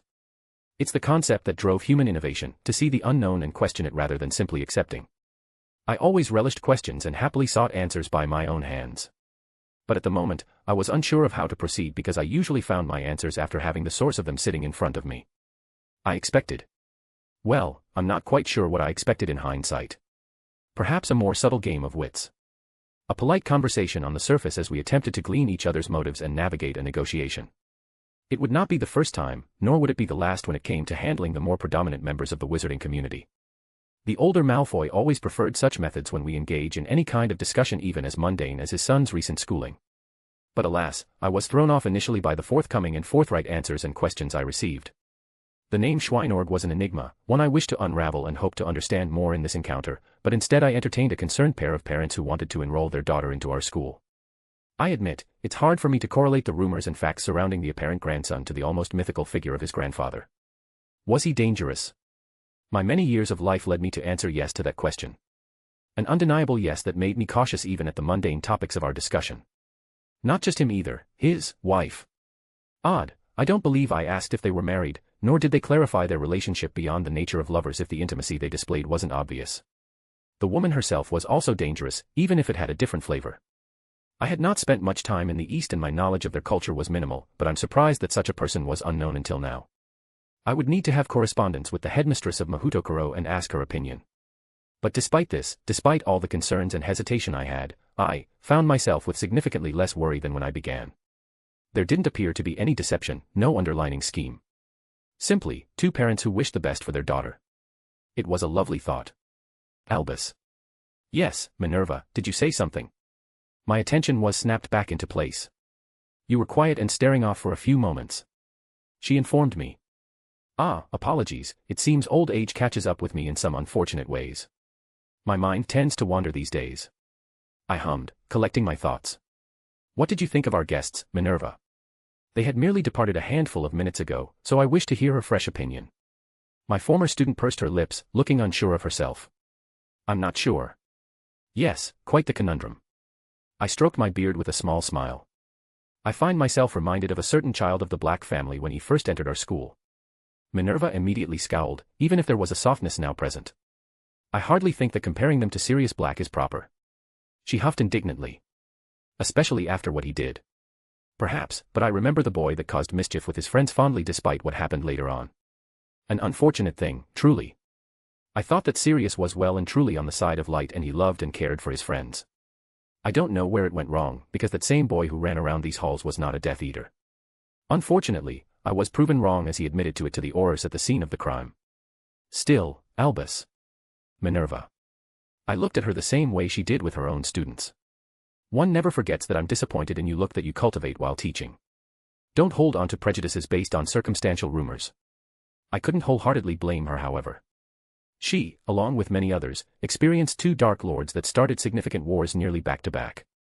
Her generation were skeptical, understandably so, of anything that didn't fall in line with what they knew. I was not one to propagate the dark arts and even dissuaded people from delving into them, but I was not too blinded to know that there was dark and then there was evil. I did not agree with the former, but I would fight against the latter with everything I had. A nuance that many in our insular society seem to forget. The current divide in racial and pureblood ideology did nothing to help those assumptions either. He named his rabbit Sir Wiggles. I added. The corners of her lips curled ever so slightly. Truly the most nefarious wizard to ever grace our halls, wouldn't you say? Oh, stop patronizing me, Albus. She rolled her eyes with another huff. Fine, I admit it. I was holding onto a cultivated image in my head, are you happy? She said with some exhaustion in her tone. Despite my misgivings. She said pointedly. They did not appear to be the bad sort. She sniffed. I'll take the wins where I can. And don't think I forgot that you accepted a bribe right in front of me. She pointed her finger. You let me. I countered. She stuttered to form some manner of rebuttal, but failed much to my continued amusement. Albus, just because I accept that I was judging them inappropriately, that does not mean there are no concerns to be had. Yes, I agree. I only hope that this mysterious vigilante can be brought to justice. I found myself smiling. Albus. She said in a warning tone. Come, Minerva, it's not so much of a problem that the Daily Prophet is making it out to be. He bludgeoned several innocent people with a brick. She exclaimed. It doesn't matter how amicable they were moments ago, how can you turn a blind eye? Fawkes seems to like him. I looked at my familiar, who was looking rather cheerful for some odd reason. He let out a noise in confirmation. See. I offered to soothe her anger. Her eyes narrowed at the phoenix. I have not yet started with you. Fawkes wisely departed with a flash from the room. And certainly it was a big mark in their favor that Fawkes seemed to adore the young man for some reason. He would not tell me why, but through our familiar bond, I could feel that he was happy around him. Would it help if I told you that the ones that suffered under this mysterious person's wrath were not the nicest wizards in our society? Albus, we can't just dictate. Mr. Malfoy, Mr. Goyle, Lord Not. However, it isn't our duty to assert the law. She quickly changed her tone. Our Aurors can handle the investigation. I completely agree. I smiled. I would never suggest violence as the immediate answer to any problem, but I will say that it was much easier to reject the vile legislation proposed under the pureblood faction in the Wisingamot because a good portion of the supporters were sent to the hospital for head injuries the night before voting. Albus. Minerva's tone turned quite a bit more serious. You know what concerns I'm speaking about. Yes, she only had a passing interest in the supposed brickening that seemed to happen to some of the illustrious members of our society. Matters outside of the concern of the school usually did not faze her. I know, Minerva, I know. I let out a tired sigh, standing up from my chair. It's getting harder and harder to sit for long periods of time now without my back aching. Not the least of which is how they were able to ignore the school's wards. How is that possible, Albus? She asked, clearly concerned. These wards are probably the best in Europe, maybe even most of the world. By modern standards, I would agree. It's hard to argue the point, however, when there are ancient tombs discovered in Egypt that are uncrackable even after years of dedicated study and attempts. But I digress. I can honestly say I have no idea. I answered truthfully. Our discussions ended on a rather cheerful note and I personally handed the prepared letter to their young daughter. I didn't follow, but that doesn't mean I didn't watch. They left from within the wards. Not even I can apparate from within the castle, but what they did was clearly not apparition. I had never seen nor heard of such a method of travel before, and clearly, none of my predecessors had either because not a single ward triggered to block them on departure. Oh, the wards certainly registered something, I could tell that much. But it was merely to say that someone left, rather than stop them. Not even the house elves had an idea of what occurred, as I broached the idea that they somehow used a similar method that the house elves used to pop into places. It was certainly a concerning line of thought. But, would it not be more concerning if they hid it for malicious use? Once more, the enigma of their family name reasserted itself. What's more, the woman, Yasaka, was able to casually grab hold of a poltergeist without any of the noticeable signs of necromancy. Was that simply the methods of the East that I was familiar with, or did it indicate something else that should further concern me? I would be true to my word when their daughter attended, but I would also keep a certain eye out for anything else that may appear. Who knew, with the return of Voldemort maybe we might have an unconventional ally if I played my cards right. I will reach out to my contacts and ask around. I told her in an attempt to reassure her worry. Granted, I did not believe anything would turn up. Without blowing hot air up my robes, I was one of the foremost experts on spellcraft in the country and I was utterly ignorant, thus my confidence was non-existent. I guess there's nothing left to do but prepare for the coming school year. Minerva let out a sigh of her own. I will make a small speech concerning our newest student and respecting different cultures during the opening feast. That would be best. I nodded, thankful. It would be very bad if something unsavory happened due to ignorance and an apparent princess of another race was harmed on our watch. I am not aware of the power wielded by them, but the way they talked about our ministry was irrelevance bordering contempt. One more thing I will need to reach out to my fellow headmistress to ascertain. She should surely be able to shed some light on these yokai and their influence for me. Before I go, Albus. Why were you so surprised at the name they mentioned, the witch for teaching magical theory/studies? Ah, you don't recognize it. Should I? Minerva's lips thinned. Maybe, maybe not. The name originates from the same era as your own namesake. I walked to the bookshelf, looking for a certain tome. Here we are. I took it off the shelf and put it on the desk. Ancient Tales of Sorcerers. Minerva read the title. Albus, I'm not ignorant of the name.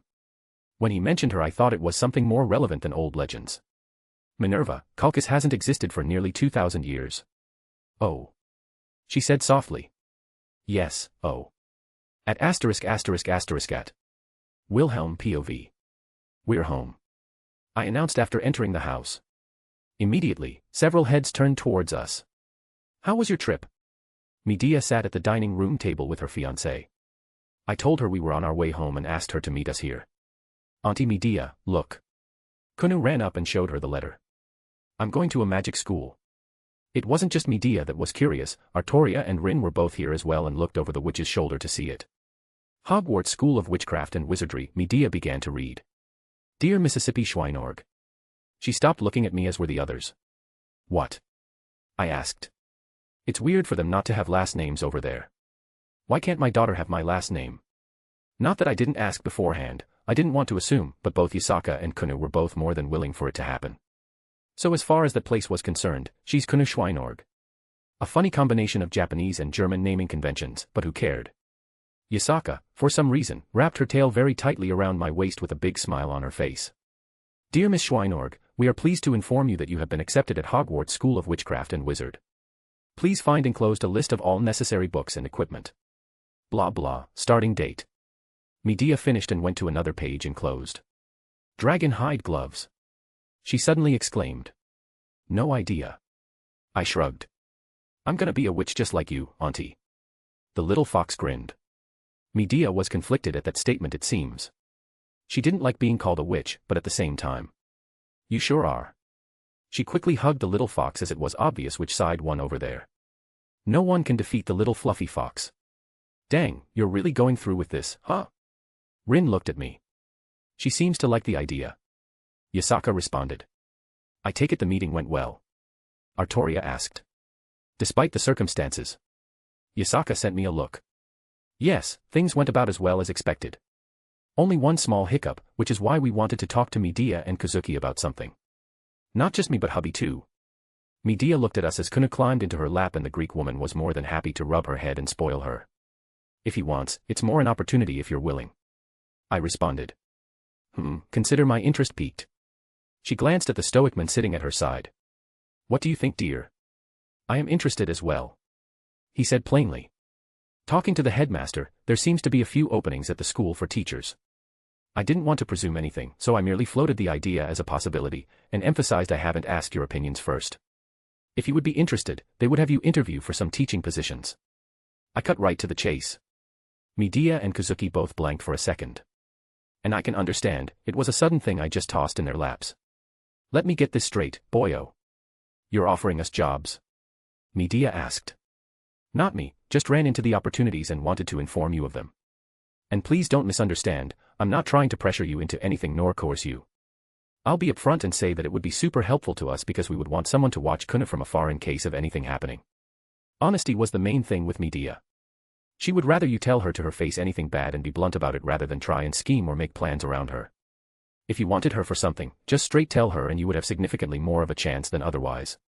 So, I was honest and told her the purpose of us telling them about it, about how it would be beneficial to us in the long run. What position? Kazuki asked, still keeping a straight and expressionless face. Muggle studies, which translates to mundane history and basically covers their non-magical counterparts. The magical culture there is very insular, and they're ignorant about a lot of modern conveniences while keeping to an era several decades behind. I briefly explained. Books. I have plenty if you're interested. I nodded as he was mostly wanting an idea of what he was supposed to teach from the source material. He nodded as well, but without confirming yes or no. It was right in his wheelhouse, mostly. He was a history teacher, so it's not something foreign to him. What about me? Medea asked. Magical theory. I answered, not needing to go into detail. And you know I'm unfamiliar with their magic, right? I have enough books and you'll be a master in a week. I rolled my eyes. True. She said smugly. That's a big thing to suddenly throw into our laps. I know, but we literally just found out too and the idea was worth bringing up. You mentioned a place you wanted to live previously, this ticks all of your boxes. And I would like to say that this isn't contingent on you becoming Kuna's guardians while she's living over there. Yasaka chimed in. We have a backup plan and while we would be thrilled with your help, this is also an opportunity for you both. A place you can build a true home and live if you desire. Medea and her fiancé shared a similar look with one another. How long do we have to think it over? She asked. We're going back in a few days to shop for Kuna's school supplies, and that's when we told the headmaster either he'll receive you both for an interview or we'll send a letter with a rejection. I replied. We will discuss it. However, we will require the material to form an answer. Kazuki answered for them both. No problem, Jin already sorted the stuff in the library, you can go there whenever you want or ask her for help. Which covered everything they'd probably want to know. And I would also answer any questions they had, but they were probably a bit overwhelmed at this moment and suddenly going in depth on the details might not go over so well. Best to give them a little bit to settle down before delving deeper. I perked up suddenly, because someone was approaching. A knock on the door indicating I was correct, which was odd because I don't think we've ever had a stranger knock on the door ever since setting up the house. The bounded fields actively dissuaded people from approaching. I got up and went to open it because the presence felt familiar. Odin. I greeted with a bit of surprise at him being here. Hey, a brat. He walked right past me and through the threshold without any offering of him to come in. If I didn't already know his whole attitude, I may have taken offense. And he wasn't alone. A woman in a suit was apologetically standing outside still. I gestured for her to come in and she looked very thankful. Hope, I'm not interrupting anything, he said, looking at all the faces in the room. You were, I answered. Well, that sucks. He didn't seem to care all too much. Anyways, how you doing, kiddos? He inspected the place. Nice home, lots of defenses, not bad. Might have been able to stall me for a couple moments. Anyways. He stopped, looking at Kazuki of all people. He tilted his head in contemplation, and sort of moved his whole body to follow suit. Hey, you ever consider being a Viking? The stoic Japanese man merely raised an eyebrow in surprise but otherwise, barely reacted to the Allfather's sudden question.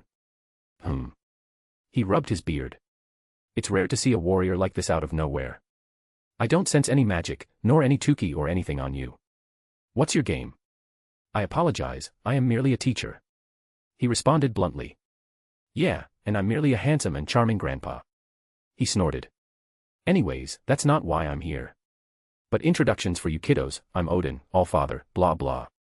Since you're the brats people, you probably know everything already so I won't explain more. Thank you for that wonderful introduction, Odin. I said dryly. I need to call in that favor, brat. He clapped his hands. Oh right, my babysitter. He pointed at the silent woman who looked like she wanted to hide in a corner. Introduce yourself, he said almost dismissively. I am Ross Weiss, Lord Odin's Valkyrie. She awkwardly stated. Well, may as well go around the room. Wilhelm Henry Schweinorg. I tried to smile politely because it must be super difficult being under Odin. I didn't want to make it harder for her. Hello dear, I'm Yasaka. Yasaka picked up on it too. Rin. Our resident magus suddenly blurted out next. I mean, I'm Rin. She corrected. Rin Tosaka. It's nice to meet you. Oh, it's nice to meet you too. The Valkyrie smiled. Was Rin blushing? ******. A/N. If you want to read 9 chapters ahead or support me, visit my patreon.com/astoryforon. I also have a boosty with the same name for people who can't use the above. Chapter 479, Chapter 435. I found myself utterly still. Almost like, if I moved too suddenly, I would accidentally do something to disturb the unusual scene unfolding in front of me. Had I ever seen Rin act like this with someone before? The Valkyrie was, objectively, extremely beautiful. She had long, silver hair. She was tall and with generous proportions, and also, she had a certain gentleness to her.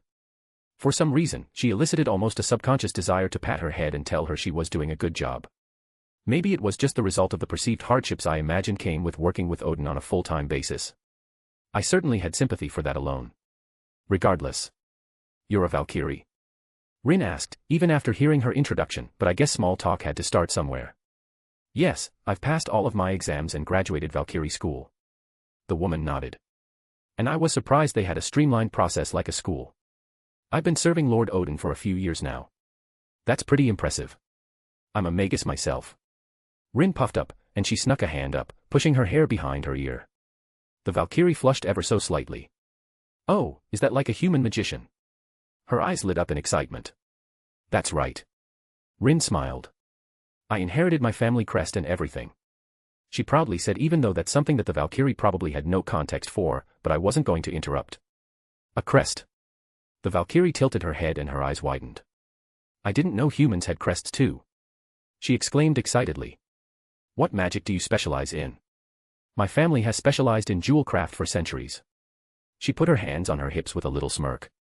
Jewel craft. The Valkyrie said in confusion. What's that? It's a form of magecraft that lets someone imbue spells into the geometric structure of jewels, and they don't require the user's magical energy to activate. She gave a very brief description which was about what everyone knew on the subject back home that didn't practice jewel craft. That sounds wasteful, why not just use a magic circle? I looked at Odin and he noticed my gaze and he looked back at me with a strange look as well. I think he was also kind of taken back by what was happening before his eyes. Because it certainly didn't come off as a simple exchange. Secondly, I looked towards Medea who had a growing grin on her face, and she also noticed me looking her way. Her smile grew into something a bit more mischievous. I quickly and subtly shook my head. She frowned and nodded. I again shook my head impassively. She let out a silent sigh and rolled her eyes, relenting. It was obvious she planned on doing something to mess with Rin, and I wanted to nip that in the bud. Rin was having a moment and I didn't want it to be ruined. Because jewels hold spells far better than a magic circle can. Rin answered. And using a magic circle still requires the caster to tap into their own reserves.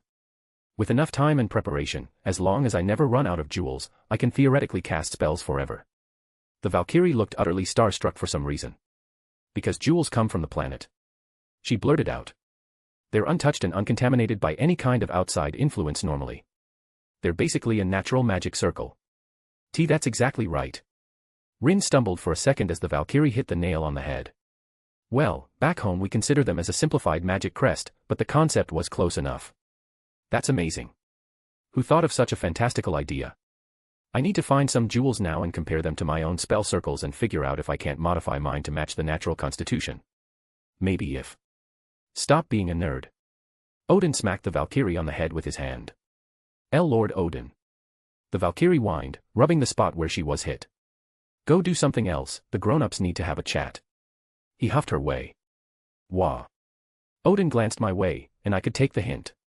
Hey Rin, why don't you take her to see the library? I'm sure you should find some things there she might find interesting to keep you guys preoccupied. I offered. It seemed like at that moment, Rin's awareness of where she was, and who was around here came falling back into place. She looked at me once with a strange look, and an adorably embarrassing pink hue on her cheeks. Right, why don't I show you the library here, while they deal with their own crap? I would like that. The Valkyrie smiled rather beautifully. Why yeah. Rin swallowed noticeably, and she quickly led the other woman down the hall, disappearing from sight. Well, that was interesting. Yasaka commented. That was nice of you. Artoria was swiftly at my side, putting a quick kiss on my cheek.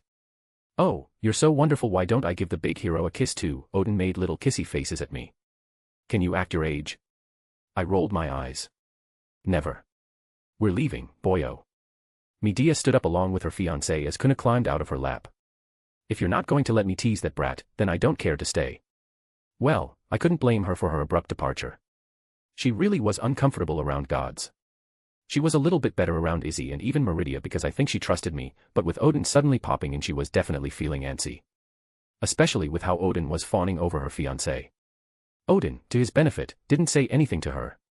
Nor did he go out of his way to antagonize her like he seemed to enjoy doing to most people in his proximity. After she left, Odin took a seat on the couch as we all settled in. Thanks for not poking her, I said. Bah, I'm not stupid. Odin harumphed. I could see her fidgeting as soon as I entered the room. Who is she? She's like this one. He jerked his thumb towards Artoria. Medea of Colchis. Odin stroked his beard for a moment as if trying to recall.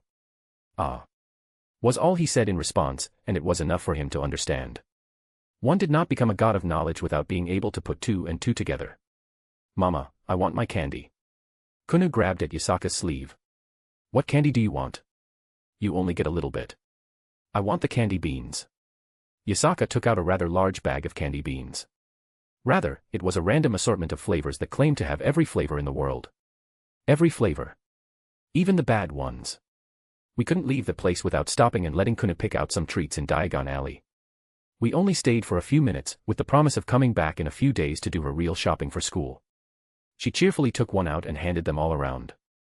This one is for you, Mama. She handed her a brown one. Yasaka forced herself to keep her smile. Thank you, sweetie. Daddy. She handed me a green one. And Auntie Artoria. She handed her an orange one. Make sure to give one to your guest too. I poked one of her tails. Here you go, Grandpa. She casually said, handing the great god Odin a piece of candy. What a magnificent offering, I am thrilled to accept it. He played along. He threw it into his mouth and began to chew and, almost in slow motion, his chewing ground to a halt and he just had a blank look on his face. Something wrong, Odin? I asked and Kuna looked at him too. Nothing. He forced a smile even worse than Yasaka. It's delicious, thank you. The god slowly swallowed what was in his mouth. Was I going to tell him the specifics about the candy? Nope. I tossed my own into my mouth and began chewing it. Ick. Seaweed. It could have been worse, I suppose. Strangely, it had a smidge of a salty flavor to accompany it. So, what do you need, Odin? I finally asked. Kunu settled down next to Yasaka and seemingly didn't care about the conversation. She was happily munching on her candy. I need you to help me go hunting. He replied. You mentioned that before, you want me to go with you through Yggdrasil. I can't say the idea didn't appeal to me. I would love to explore the branches of Yggdrasil properly. He grunted. It's about time I do some pest control. Got any leads? 1 or 2. You don't sound too confident. Do you think they put up a sign? He snorted. We're dealing with Loki's tricks, we will be lucky if these leads don't turn out to be false and meant to mislead us by him. True. And I had a score to settle with the trickster god. It's going to have to wait for a few days. I leaned back, putting an arm around Artoria. I have a few things I need to settle. Basically, I planned on visiting Niwa, then I needed to finish Kunu's school shopping. Unless, there's a pressing time concern. Odin leaned forward, interlocking his fingers. He was silent for a moment. Immediately, no. He answered. But it needs to happen soon. If it's only a few days or a week, it's fine. But any longer and I don't know what things will be like. Have things escalated over there? What had been probing attacks by Jotunheim and Muspelheim have taken the first step beyond. My son finally ordered a state of war barely a day after the meeting.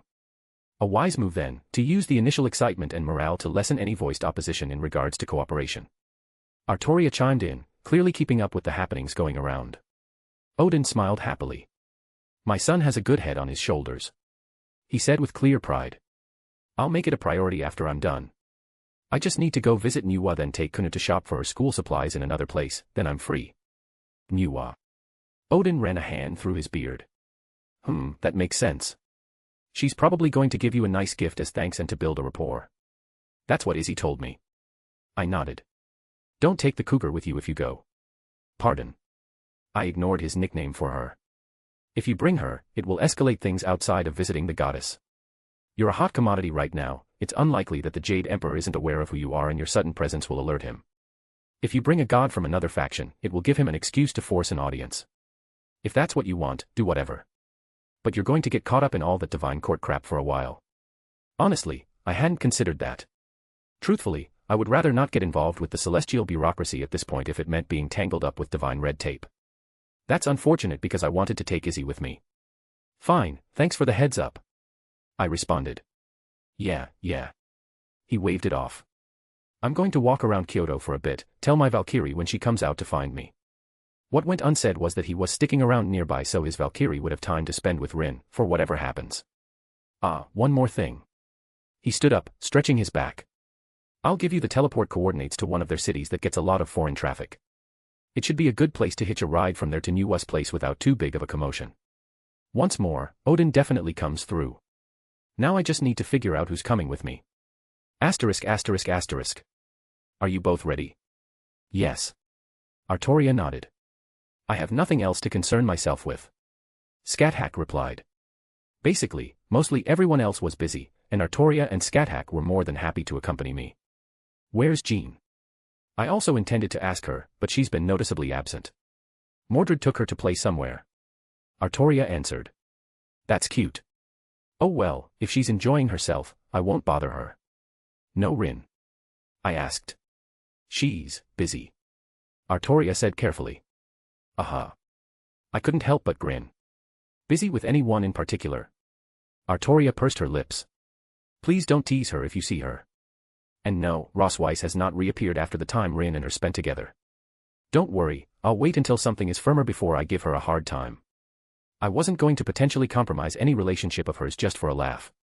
If there's anything. I clarified. I'm not going to overtly stick my nose into it and all that, and I don't want to presume. But I haven't seen Rin act like that before. Artoria couldn't help but smile. Yes, it is nice to see Rin take an interest in someone else in such a way. She was noticeably a bit more cheerful afterwards. Just tell me when she's ready for double dates. Artoria ever so slightly flushed. I believe Rin does not yet recognize any extra feelings herself, so you will wait for some time. If anything developed was unspoken again. It just means we needed to help out in the background when we can. Operation Valkyrie Seduction was a go. I'll ask Odin to drop by randomly and bring the Valkyrie with him. I suppose it'll just be us three then. I smiled. I would never be upset about going out with two women I dearly loved. Do you have any knowledge about the culture we are going to experience? Artoria asked. I admit that the knowledge I possess does not seem applicable here. I have read many books when I was younger. I said proudly. Student, for some reason, I have the urge to pinch you. Scat-Hack narrowed her eyes. They were fiction. I coughed. But I'm sure there's not much difference. I may or may not have read many novels about certain fantastical elements of Chinese mythology. I felt prepared enough. Anyways, let's head over. I clapped my hands and mentally filled in the calculations that Odin gave me. A portal opened up and we quickly stepped through, an entire new world greeting us. There was sort of a hub, a space for people to come and go without any fanfare, which was why we didn't need any significant notice or anything like that. Around us, plenty of other people, many of which weren't human, were teleporting in and out of the area. But we were more taken with the entire change of scenery. The hub itself was a floating pagoda. Seeing out the many windows, and there were oceans of clouds, along with literal oceans blanketing the horizon. There were also mountains floating in the sky, and I was assuming we were on one such mountain at the moment. Further above, there were floating islands with waterfalls that spilled over the edge, yet didn't fall on top of our heads. There were bridges that connected them, and wonderful buildings that decorated each one. It gave off a very ethereal vibe. And it was undeniably a beautiful scene. And every so often, we could see people flying above. Some on some strange beasts, others on some sort of vehicles without any discernible method of proper movement, and rarely, someone flew on a sword. I would admit, my inner teen was smiling big right now. What should we do first? I looked at my companions who were also silently marveling at the surroundings. Go straight to our destination, or maybe get some proper clothing, maybe some food and explore for a little bit before going over. Artoria, she immediately twitched a little at the thought of food, while Scat-Hack was seemingly interested in exploring. I may or may not have intentionally touched on things that would interest them specifically. Excuse me, my lord and ladies, may I have a moment of your time? A youngishman stopped us, clasping his hands and bowing rather submissively. I dare not presume, but if you are new to the city, I have lived here my entire life. For a small fee, I can take you anywhere you desire. Huh, was it that obvious we were new here? I guess we did gawk a bit as we first arrived. And taking a quick look around, he wasn't the only one that looked like they were waiting for newcomers to propose their business to. Everyone needed to make a living. I glanced at Artoria and Scat-Hack and they didn't seem put off by the idea. We don't have any local currency, I replied. Any currency of value can be exchanged. He put on a polite smile. I held a handful of gold out. And his eyes flashed as he very quickly made it disappear into his sleeve. You are wise, my lord. I dare not say that I'm the best guide, but you would find it difficult to find one better than I. This one's name is Rensong, please call me Guide Ren. I will lead you anywhere you desire and help you to the best of my ability during your stay. My girls and I want to explore for a bit. Specifically, we want somewhere nice to eat, to buy some local clothing, and anything else of interest. Lastly, we heard that there's some sort of transportation that's used to fly to other places. I'm not quite sure about the conventions used here. The young man clasped his hands again. If you wish to move from one city to another, the teleportation pagoda can be used. He gestured around us. If you wish to go somewhere else, then you will need to move from normal means, my lord. Certain sects and clans don't allow teleportation onto their territory, so regular means must be used. That makes sense, I suppose. Just out of curiosity, what if I wanted to go to the heavenly court? The young man froze briefly before recovering. My lord, you must be joking, very few are allowed to venture into the heavenly courts. If anyone dares to trespass, they will be executed on the spot. No manager will allow their mounts to fly anywhere near such a forbidden zone. Amusing, let's go anyways. Scat-Hack suddenly spoke up. We are not here to cause trouble. Artoria rejected. And I think Scat-Hack pouted a little. Then I will make do with mundane. Child, tell me, are there any interesting things in this city? Yes, fairy, I know every interesting point in this city. If it's for entertainment, I know the best places for those who wish to fight. If you want to test your luck, we house many casinos. If you desire the arts, we have performances that even the court officials will descend for. He answered rather fluidly. Scat-Hack nodded. Well, we can't waste too long, but we can hit the best places before leaving. Do you know about Nuwa's Palace? I asked. Again he looked taken back.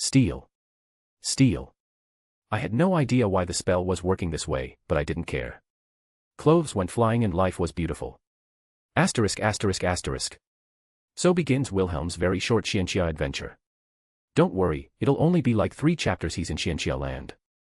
If you want to read 9 chapters ahead or support me, visit my patreon.com/astoryforon. I also have a boosty if you can't use the above with the same name. Chapter 480, Chapter 436. Scat-Hack dragged Artoria off somewhere. Apparently, they weren't as interested in clothes shopping as I was. But, it's their loss, because I looked fabulous. I wasn't upset, we would reconvene in a couple hours or so, and I wasn't going to tell them they weren't allowed to go have fun without me. Besides, the main point was a brief visit Nuwa's palace. This was just a small side stop for a bit of fun. I looked at myself in the mirror and couldn't help but smile. How do I look? Young master, you're like a dragon amongst mortals. The guide praised. Did I know it was fake? Yes. Did I care? Not at all. I had some white robes which, I wasn't quite sure the name of. They were based on traditional Chinese garb, Hanfu, but I wasn't sure if there was a specific name for these in particular. Basically loose-fitting and elegant Taoist robes. And of course, there was one piece of my ensemble missing. My guide handed to me the last piece. A decorate fan. I was sufficiently ready to court death. Now, I just needed to get into situations that caused this to occur. But I'm sure that won't be too hard, I already had some things in mind. Regardless, I handed the guide another handful of gold. As a proper young master, I have to be generous with gifts to my subordinates. Maybe I should find a fatty to follow me around and praise me for everyone to hear. And when they inevitably get beaten up, I could go take revenge. I'm sad that I didn't have more time available, thus I had to make do with what I got. What's on the agenda? I adjusted the collar of my robes a little to make it comfortable. Young master, I know the best restaurant in town, if you're interested. He offered. Well, that's what Artoria wanted, but Scat-Hack pulled her away for God knows what. May as well check it out, might even find Artoria there. Anything fun on the way? We can pass through the market to see if anything catches your fancy, young master. He stated. Oh, that sounded fun. Lead the way. I gestured, making sure to leave a sizable tip for the shop owner. As a proper young master, I needed to flaunt my wealth.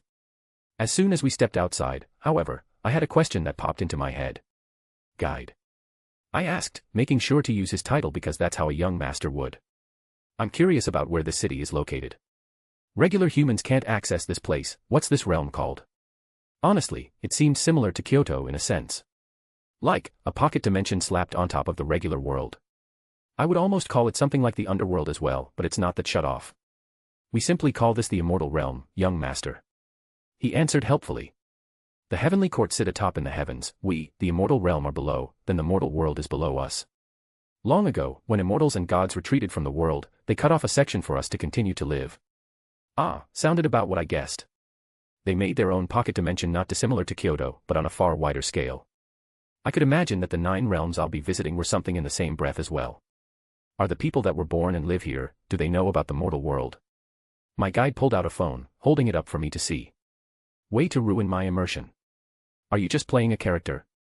I had the sudden realization. He coughed awkwardly. Of course not, young master.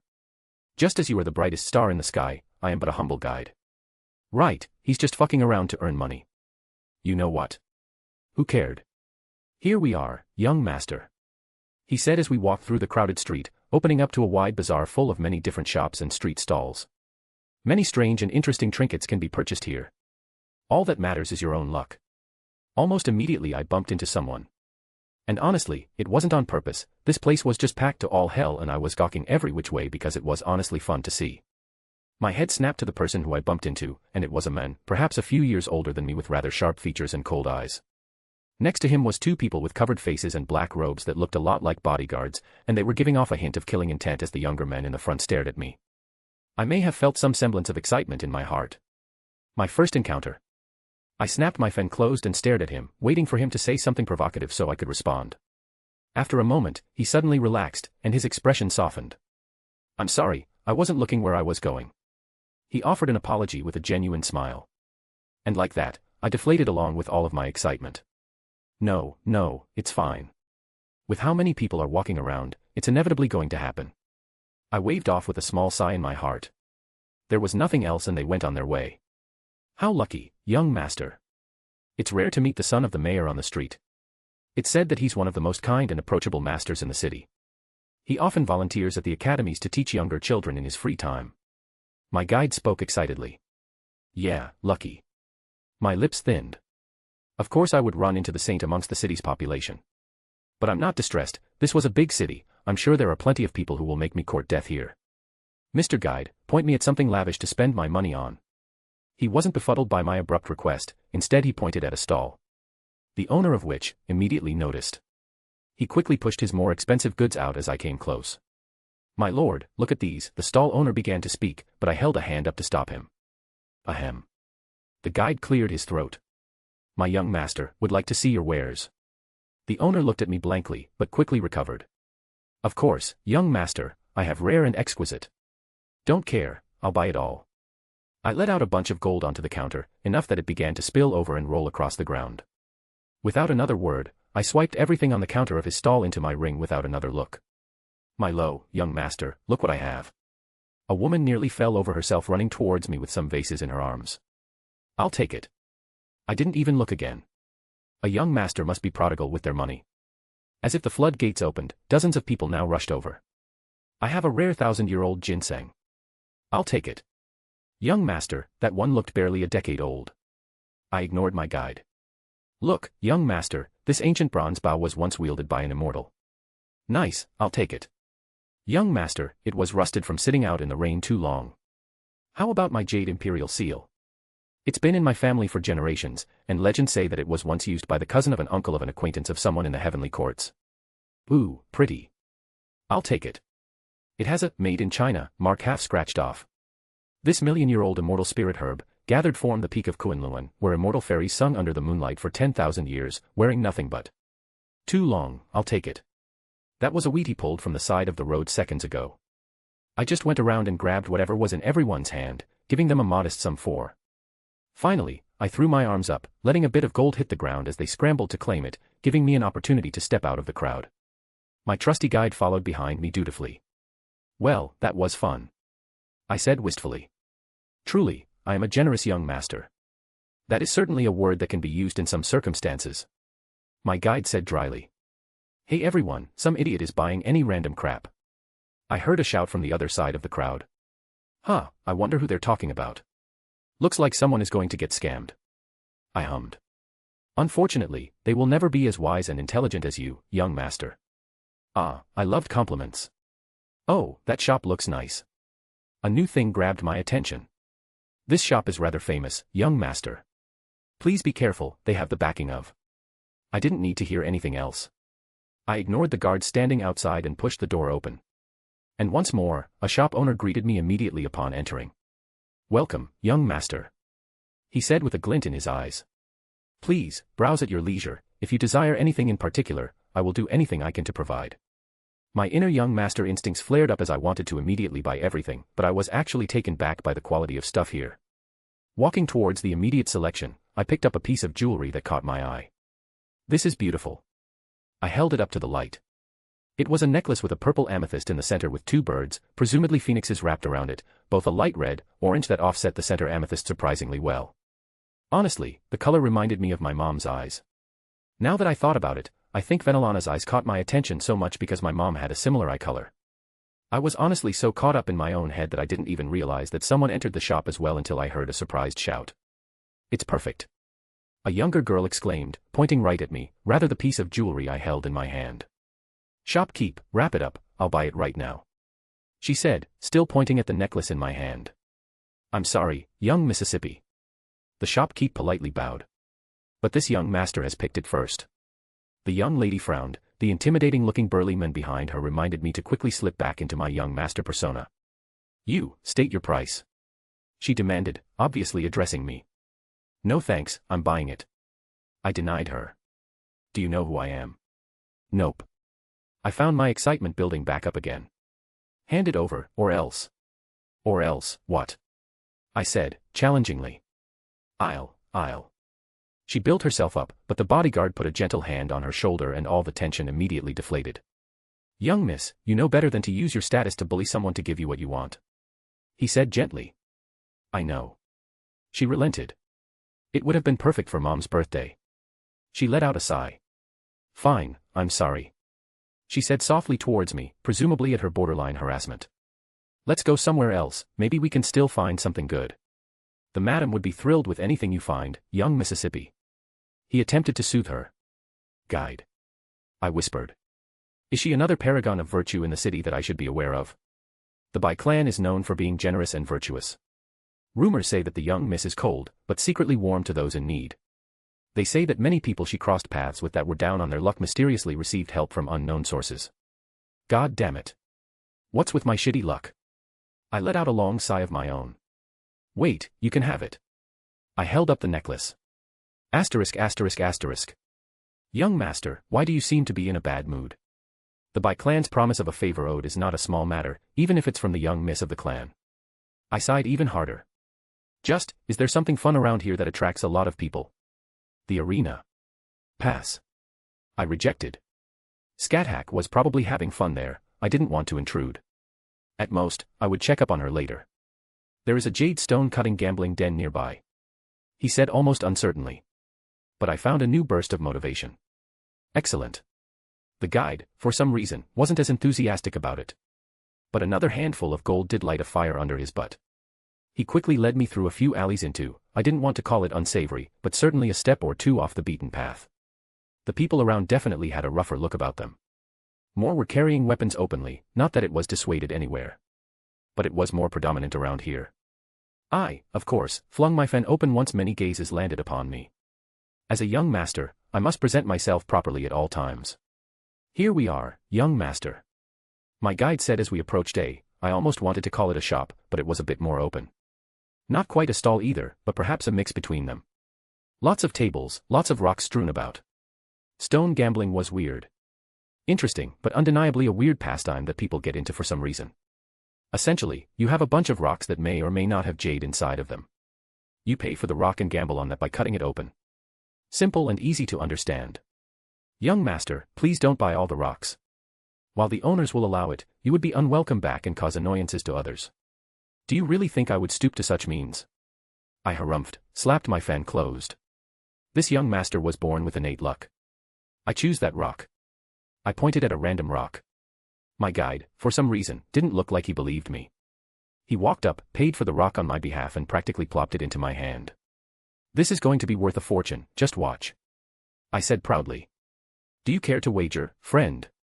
A voice I didn't recognize approached. A man with a small ensemble came forward. He had very delicate features and practically screamed young master vibes. You dare bet with this younger master? I held my head up high. The young guy sort of blanked for a moment. Yes. He looked confused and then looked at my guide who gave him a shrug for some reason. We each open our stones, loser pays the winner twice the stone's price. Very well, I accept your wager. I gestured for him. The young man carefully used a knife to cut open his stone, splitting it open, he revealed a small jade core. Not bad.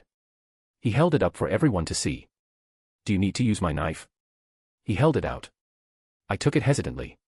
Because I realized in this moment that I had no idea how I was supposed to do this. I stared at the knife and at my rock, and did the most logical thing. I threw my stone at the ground, shattering it. They were stunned by my resourcefulness. But probably also the fist-sized jade that was also broken along with the stone. It was about 3 times the size of his own jade. Well, looks like I'm the winner. I said smugly. The guy looked at the stone on the ground and frowned, looking back up at me. Something wrong? I raised an eyebrow, waiting for him to inevitably renege on his bet. Oddly, he did not. Instead, he let out a small sigh, squatting down and scooping up the pieces of jade that shattered.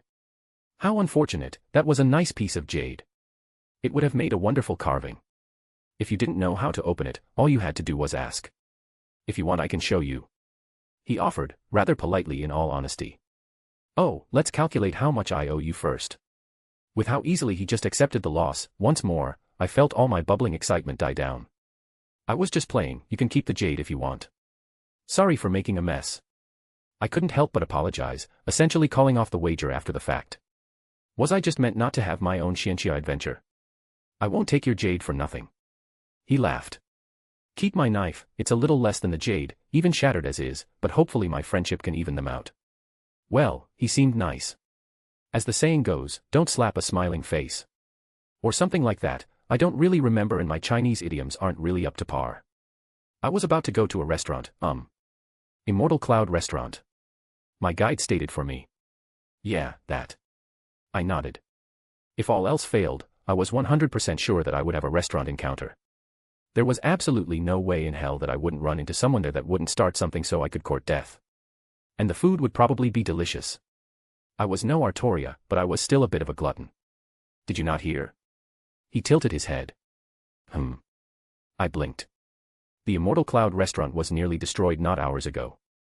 Rumors are that some unsavory people started a fight with a young woman and caused the destruction of the restaurant.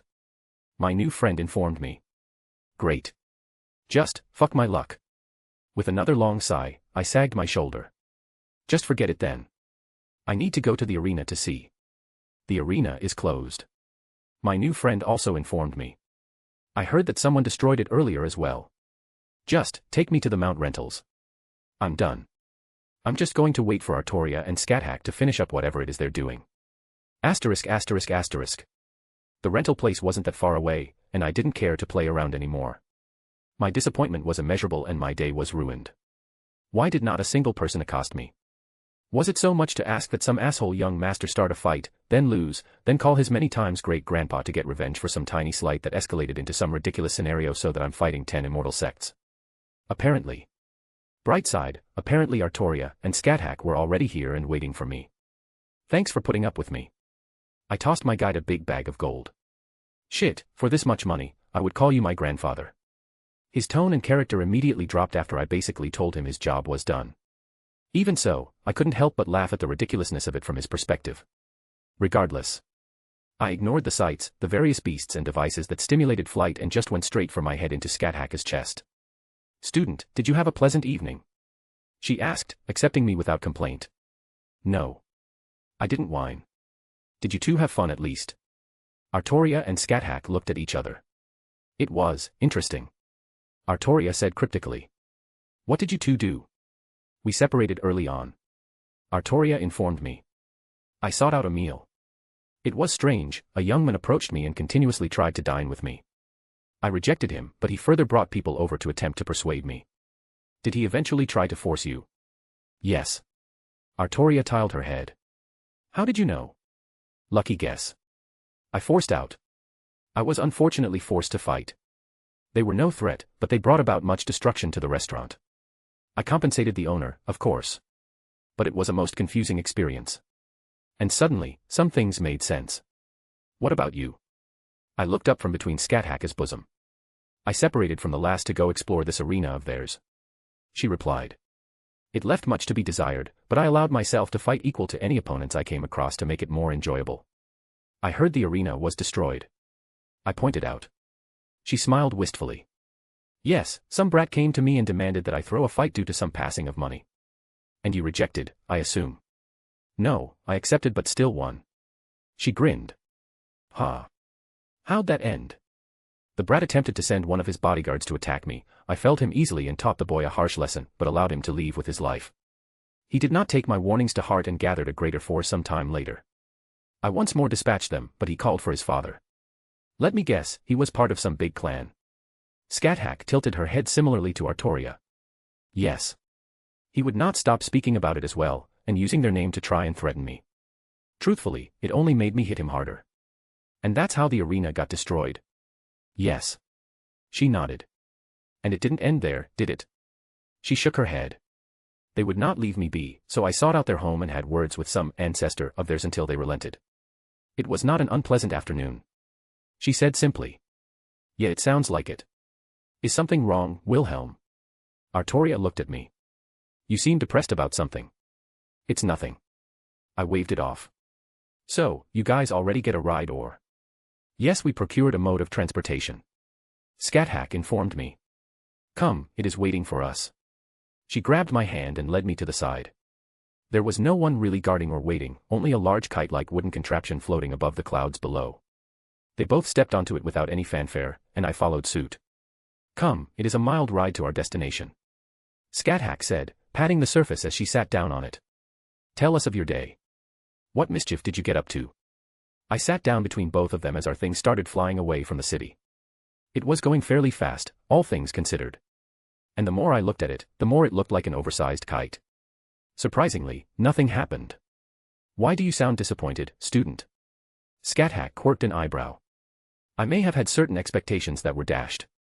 It's fine, it was just a stupid thing. In all honesty, I was being a bit silly to expect things to unfold like some bad novel. Come, student, place your head upon the Scat-Hack's thigh. She patted her leg. Well, I certainly wouldn't say no. It would be a bit of a flight, so I could relax until then. Only, as soon as I put my head down, she grabbed hold of me. What are you? Lass, you take off his bottoms, and we will switch halfway. Very well.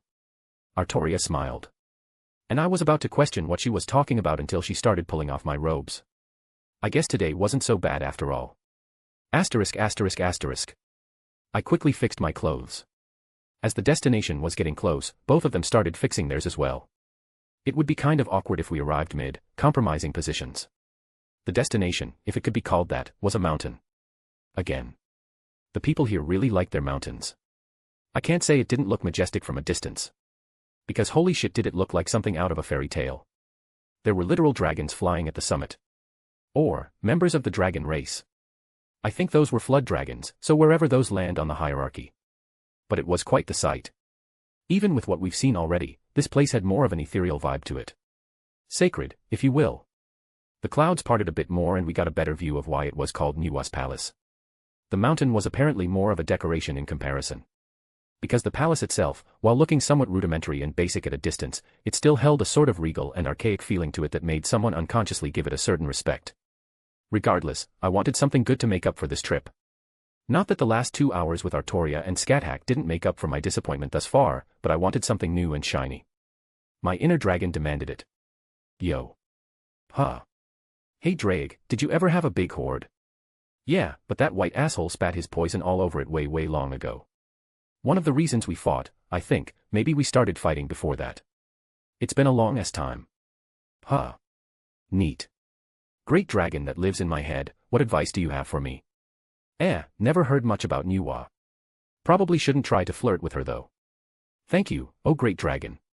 The giant flying kite landed at a platform. Some dedicated place to land I would presume considering that everyone has to fly here.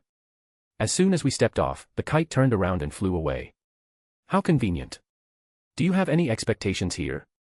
Artoria asked. We came in a much more casual manner than I would expect. Expectations. I repeated, pursing my lips. Well, she already knew we were on our way. It was an opening invitation, which around here was basically a come when you have time type deal. It was expected that we come within a certain time frame to not be rude. As for my own expectations, she seemed nice. I doubt anything will happen. Even when I tried to look for trouble, it didn't find me.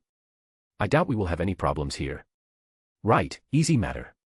Pop in, say our pleasantries, she gives me something to absolve her of any perceived debt, and we go our separate ways, maybe to cross paths again in the future. Well, it was nice scenery if nothing else. I was tempted to start taking pictures to share back home but I didn't want to be rude in someone else's house. By how the guide reacted when I mentioned Nuwa, she was revered pretty heavily, so I didn't want to be disrespectful here. There was a winding path up to her manor with a gate blocking. As well as a single person blocking said gate. Halt, this place is forbidden, return from whence you came. A feminine but cold voice resounded, coming from the woman who blocked the path. She wore white robes and a veil covering her face with a sword at her hip. I thought you said we were expected. Artoria looked at me with an eyebrow raised. We are. I furrowed my own. Nuwa is expecting us. I directed towards the woman. The woman was about to respond, with something presumably the same as before, but a little paper crane came flying through the air, handing on her shoulder. She looked at it, as if it was relaying a message. I couldn't see her expressions behind her veil, but I could vaguely tell she didn't look pleased. The goddess is expecting your arrival. She suddenly changed demeanor, bowing politely. The gate behind her opened. Please enter. As we all walked forward, her sword flashed out and it was held up in front of me. You are not welcomed. Pardon. I looked at her. Men are not allowed inside. She sniffed. You will wait outside. The other two may enter. Are you being serious? I was honestly at a loss for words. For a culture that places such a huge emphasis on face and respect, this was a gigantic slap in the face for a supposed guest. Fuck it, I'm not dealing with any of this nonsense, let's go home. I decided. Whatever games were being played, I wanted no part of it. How dare you? The woman's voice was raised. You were summoned as guests, she said, directed towards Artoria and Scathach, who weren't really giving her the attention she probably wanted. And you will wait outside. I looked her dead in the presumed eyes, and flicked my hand, producing a portal. I'm going home. You will wait here. She growled with a strange anger in her tone. Right, this wasn't fucking suspicious at all. And I'm fairly sure she was used to being able to boss people around due to her position. Or what? I narrowed my eyes. Are you going to kill someone that Niwa invited as a guest? I rolled my eyes. I instead turned around and began to walk to my portal. Almost as if on cue, another person came flying over at extreme speeds. One of the women that I recalled was at Niwa's side at the meeting. Junior sister, you overstep. She called out, intentionally loud as to probably halt my attempts at leaving. Senior sister, I return to the palace for punishment. I will escort our guests, she said sternly. The woman who held her sword up trembled slightly, before sheathing it and bowing her head in acceptance. She rose up into the air, flying back to the palace on her own. I apologize on my junior sister's behalf. The woman, I don't even know her name, bowed politely to us. Give me a reason why we shouldn't leave. I cut right to the chase. The woman seemed surprised by my bluntness. Which, wasn't that surprising in hindsight? Their culture emphasizes polite overtures even when insulted and insulting others. The goddess will give you a suitable explanation. I waved my hand, dismissing the portal. Fine, let's see what your goddess has to say. Artoria and Scathach would follow my lead. I was insulted on her doorstep, so I better be given a proper explanation. Niwa didn't seem like the type of person to burn a bridge like this for no reason, so we'll see. The goddess prepared a banquet for your arrival. She spoke, not commenting on my words, instead, politely leading us up the path to her palace. Normally, I would be all for the sightseeing some more, but at the moment, I was understandably peeved. She led us through the front door, but obviously no one was in a chatting mood, so she didn't stop or narrate our walk. Instead, she directly brought us to this supposed banquet hall. There were many women lined up on either side. Along with the goddess herself sent her back, elevated to a higher position. Some looked at us curiously, some disdainfully, some uncaring. But the goddess herself looked amused. There was no grand entrance or introductions, instead our guide led us to seats next to Niwa in a place of honor by their standards. I didn't immediately cause a scene, and instead knelt down at my spot like everyone. As per tradition, there were no chairs, and the tables were small, one-person tables in front of each spot. It was very similar to Japanese tradition in this regard. Without a chance to speak, everyone had a bowl of rice put in front of them. It may have seemed odd, for something as grandiose as Niwa's palace, but even from this distance, I could feel the aura this mere rice radiated. Looking at the people in the hall, they were eating the rice grain by grain. Curiously, I took my chopsticks and ate a grain. As soon as I swallowed it, I felt something flow inside of me. It wasn't a lot, but something permeated my innards, something warm and welcoming. Artoria and Scathach also casually ate, obviously noticing as well, but they were also not perturbed because it was entirely beneficial. If a regular human ate this bowl of rice, if they didn't die, they would probably become superhuman. You certainly are not one that acts according to customs. Niwa's voice reached my ears. It was, not quiet, but it was obvious she did something to make sure others couldn't hear other than us and my girls. Do you mean when you had someone intentionally sit at the gate to greet us that would be disrespectful? I replied casually. And you are certainly blunt. She giggled. Customs indicate a similar standard of social values. I am not from your part of the world, I don't hold what you hold in values. My perspective and experience are vastly different from what you're used to dealing with. I explained calmly. Did you expect me to fight her? I did. She didn't deny it. You wanted me to humble her then. I could put two and two together. It was my intent. She once more didn't deny it. I would have sent my dear disciple to arrive in time to save her junior sister after a sufficient humbling. She seemed amused by my wording. Then I would have offered you a proper apology as per our ways. But then I was just going to up and leave without you being able to correct the offense you gave me. I mused. As I said, you do not act how one would expect. She again spoke openly about her intentions. The quickest way to become my enemy is to attempt to manipulate me. I put my chopsticks down. I despise when others attempt to secretly dictate my actions or subtly manipulate me. If you had simply asked, I would have helped you happily. I caught her amused expression shift ever so slightly. Her snake-like tail that was swaying behind her came to a stop. It seems I have erred. I apologize. I nodded, accepting it. It was a miscommunication based on differing cultures. And I would leave it at that. You specifically wanted me to do it.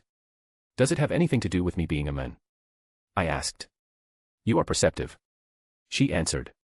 Little Wei Xiaoling is very talented, perhaps the most talented disciple I've taken in the past several centuries.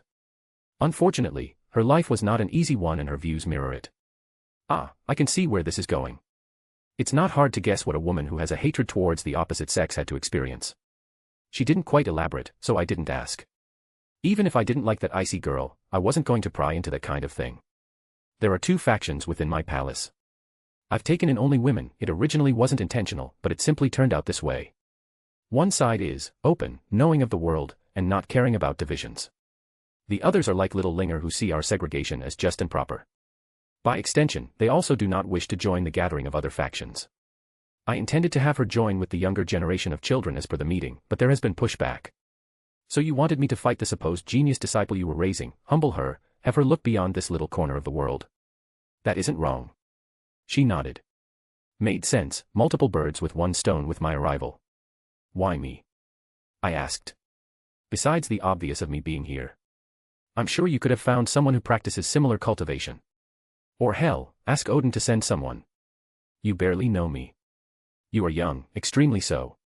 Even Linger approaches her third decade, but you vastly outstrip her in power. I do not know if I would be able to defeat you in battle.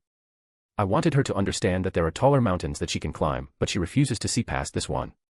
She paused for a moment. And you were chosen because you have a very interesting ability. I was betting there was more to it than that. Some inter-palace politics that she was settling in place. Sure, she could order all her people how she wished, but that only built resentment. And she seemed to genuinely care about everyone under her, so she was trying to be soft in her approach. And what ability of mine caught your fancy? I noticed it from the gathering. You have a very impressive ability to infuriate anyone you desire. She responded with the same bluntness returned to me. Thank you. I took it as a compliment. You're welcome. She returned to her previous humor. He's not that bad. Artoria frowned. I am on the fence. Scat-Hack noted. Goddess Nuwa, are you sure this is the wisest method? The woman who had led us here, she was at Nuwa's side and was apparently one of her confidants because she was listening in this entire time. I believe he is up to the task. Nuwa stated. But. Can I get a fork to eat my rice? I interjected randomly. You could just see the slowly built disgust form on her face as she registered what I said. I retract my words. She relented. Nuwa just nodded with a hint of smugness. One of them will bring up the issue, and it will inevitably devolve into a contest of strength. I will have little Linger represent them as she is the closest to your age. Any restrictions? I asked. Please do not maim or kill. She replied. And I will offer a suitable reward to you afterwards, along with an additional gift as an apology. Well, it seemed that young Master Schweinorg wasn't quite done yet. A/N. As I said, it's not a Xianxia arc, it's like 2 chapters then back to the main stuff. Anyways, if you want to read 9 chapters ahead or support me, visit my patreon.com/AstoryForum. I also have a boosty for people who can't use the above with the same name. Chapter 481, Chapter 437. Artoria Pendragon POV. This had been an interesting experience thus far. The Grail, upon my summoning, provided me with the barest context for the culture I found myself in. Thankfully, I was not the center of attention, and I was content to stay quiet and observe as Wilhelm navigated the situation. For better or worse. The latter was far more likely. For a being of this goddess caliber, she was very calm and soft when speaking. Despite the awkwardness of our entrance, and my own opinions on such schemes around us, she treated us well as guests. Specifically, it felt as though she treated Wilhelm as an equal. Perhaps one much younger and less experienced, understandably so, but an equal all the same. And I believe this is the first time I have ever seen someone ask Wilhelm to cause trouble. I didn't know if I should laugh or prepare for the worst. Wilhelm has always been a trouble magnet. I love him dearly, but where he went, trouble will follow, by his hand or not. At least this time, it did not entail a being of the goddess caliber in conflict. His last conflict with a god of such strength caused a commotion that was hard to manage. I could not fault him for the situation, and even respect his decision to intercede on behalf of Izanami. He liked to say he was not a good person, but he has a very specific sense of honor that I can sympathize with. And I cannot say I would not have acted the same if I were present. Izanami was reclusive and perhaps introverted. However, I considered her a friend and I enjoyed her company. I did not allow anyone to cause her problems in my presence. However, that did not dismiss the situation that resulted from Wilhelm's actions. It was the reason Scathach and I decided to come along. We decided the two of us were the correct choice when meeting another being on the same level with unknown intentions. Even so, this was a particularly strange situation. The goddess stood up from her seat and everyone in the room quieted down. A solemn reverence that they all carried. A single word, a simple gesture, and they would gladly die for her. I could see it the same way I could all the years ago with my own people. Everyone, I believe it's time to address the issue of our gathering. She turned, gesturing to us. We welcome guests from afar to preside over our discussions. We have Scathach, hailing from Ireland far to the west. We have Artoria Pendragon from a neighboring country of England, and we have Wilhelm Schweinord from our own neighbor, Japan. She introduced us to everyone. The topic of this debate is whether to join with outsiders. You all know the contents, so I will not elaborate on that. I will listen to arguments and decide. An interesting stance to take. Even though a simple word of hers would settle any debates, she allowed them to argue for their own views. I found myself agreeing with her position. It would be easy to simply force her own opinion, perhaps she would do so in any other situation. However, this matter pertained to their own situation, thus she was allowing them some autonomy. This would soften the inevitable dissatisfaction of the losing side. It shows her care for her people by taking this measure. It was easy to order and dictate. It was harder to listen to one's subjects and move their hearts in accordance with your desires. Her opinion was, however, obvious from what she asked of Wilhelm. It was easy to see the divide. One side was looking at us with disdain and annoyance, mayhaps bordering hatred. The other, indifference or even interest and curiosity. I sure Ning will speak against it. A woman from one side stood up, the opposition. The woman standing near Nuwa who spoke before looked at someone on the opposite side. As if rehearsed, she stood up as well. And I shall we will speak in support. They were wearing identical garb as far as I could discern with little difference. Perhaps a uniform for those who practice within this palace? It was hard to say and they both gave off a chilly atmosphere. Not merely the unspoken tension between them, as I akin it to a genuine coldness that permeated them both. I do not know what methods they utilize, but I could guess it involved coldness to some extent, perhaps magic based on that. No, they had swords at their sides. I was unsure of how they would fight and found myself curious. Why must we support some barbaric outsiders? The one named Ning coldly snorted with disdain. How ignorant, did you not even bother to read the parchments provided? Shall we countered. If you can't even understand the most simplistic reasoning, why even stand up at all? She harumphed. We lend aid, because aid is needed. We stand on the side of righteousness, and to protect the mortal realm. Equivocation. The other denied. You try to muddle everyone's head with words such as righteousness. What righteousness? What protecting of the mortal word? Is the mortal world threatened? Is there some great demon that is wreaking havoc that we are unaware of? Why does the heavenly courts not settle it? Why must we get involved? The one in favor smiled. They are involved. She paused looking around. The heavenly courts have even become involved in mortal affairs for the first time in a millennia. They ally with outsiders, they combine resources and gather heroes. Does this not speak of the direness of the situation? If the heavenly courts are involved, then we are unneeded. Are you saying that Nuwa's palace is irrelevant? You put words into my mouth. Another cold snort echoed out. We are not the golden armored soldiers of the Jade Emperor, we do not march off into war. Why do you want to sacrifice our sisters for some conflict that does not encompass our borders? Sacrifice? Do you believe our sisters so weak? Weak? Perhaps not. But I do not trust outsiders to not scheme and sacrifice our sisters for their own gain. So you want us to bury our heads in the sand like cowards? Cowards. A dragon is not a coward for ignoring the stirring of ants.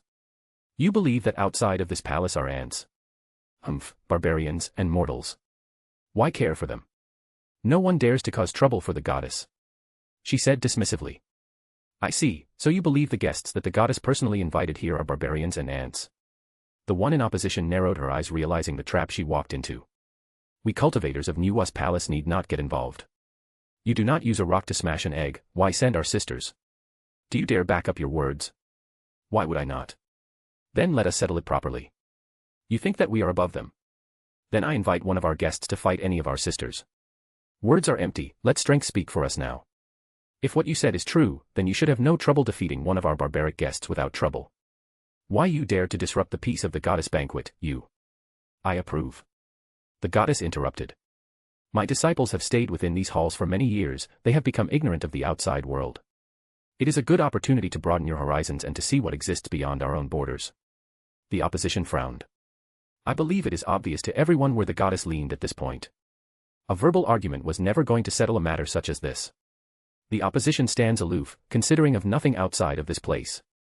They look down on us outsiders, and refuse to acknowledge us. I was tempted to offer myself up to teach them a lesson, but I knew this battle belonged to Wilhelm.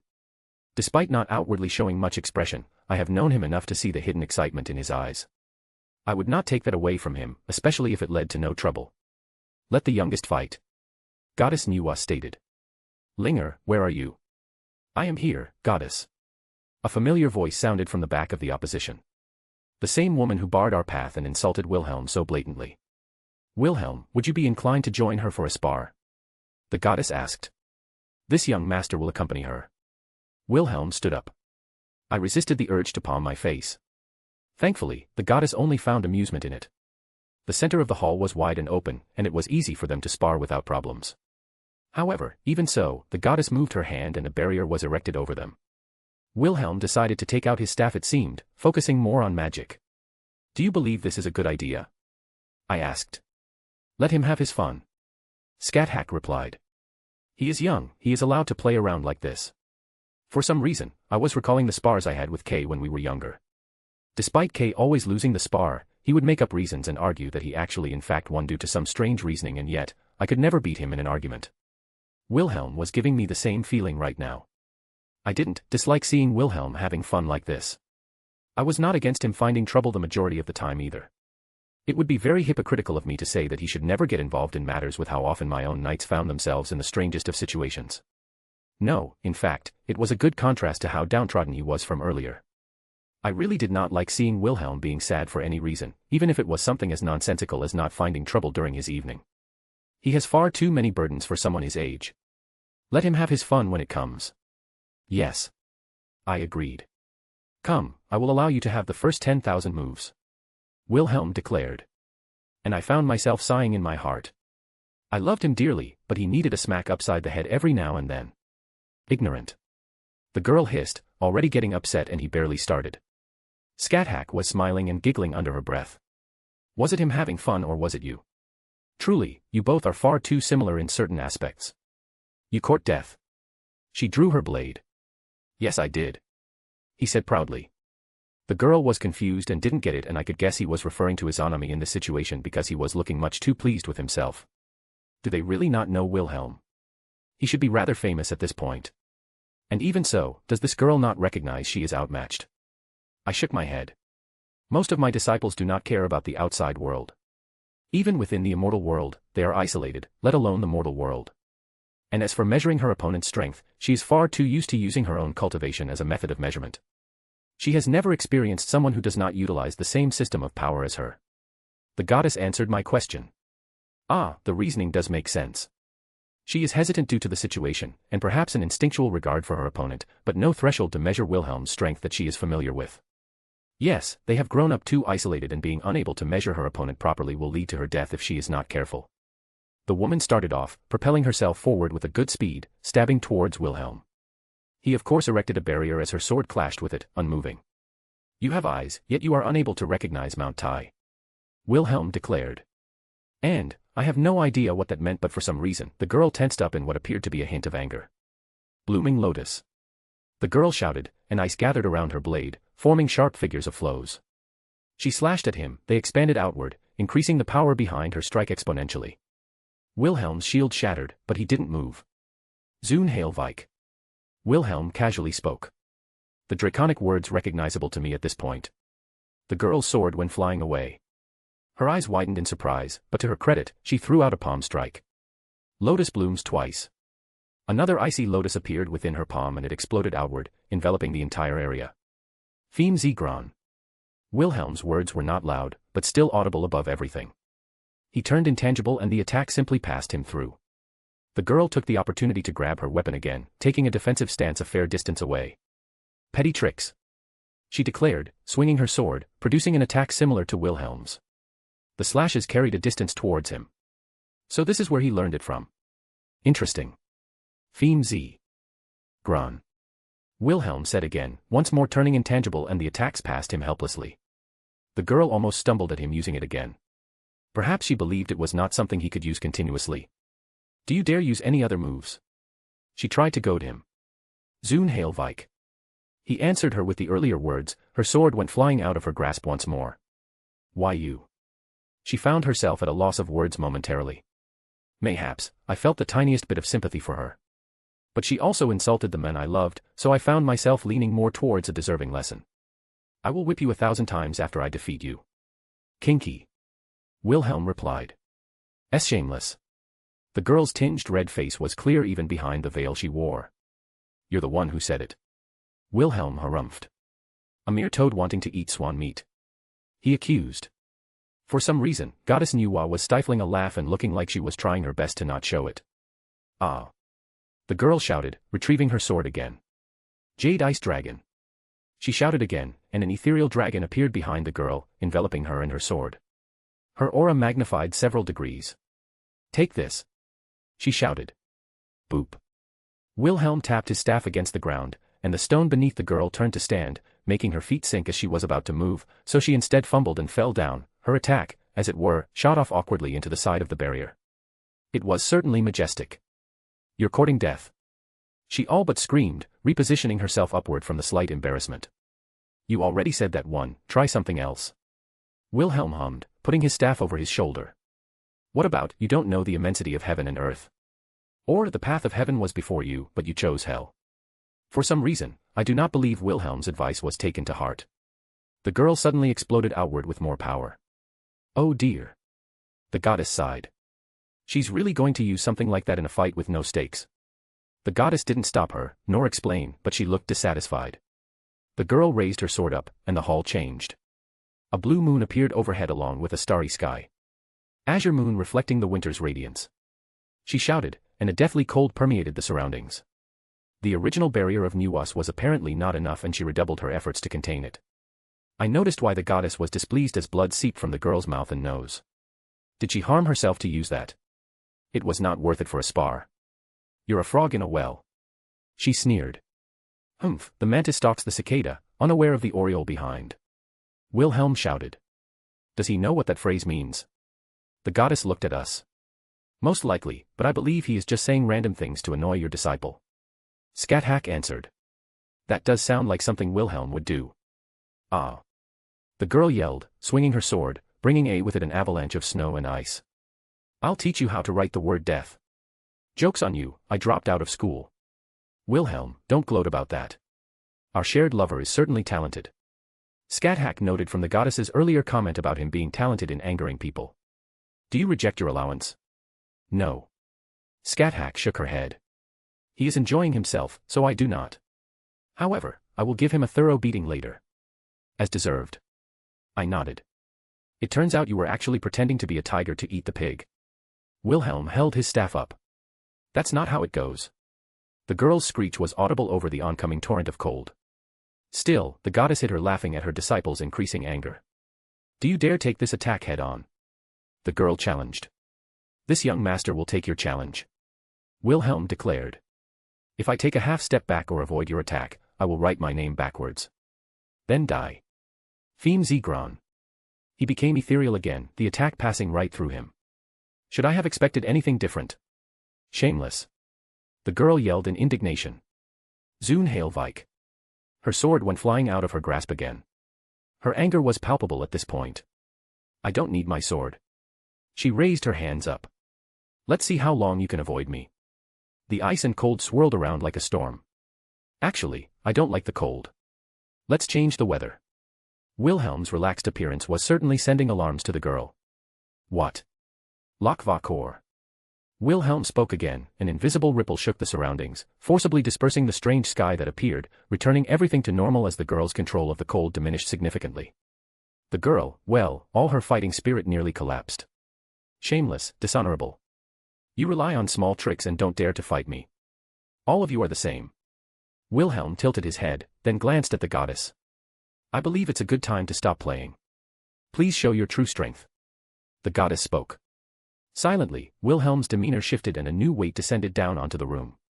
I was aware of what he did, shifting his source of power to his spiritual aspect, pushing it down on everyone so they could physically gauge how strong Wilhelm was. A good portion of the room faltered, falling if not outright passing out from the pressure.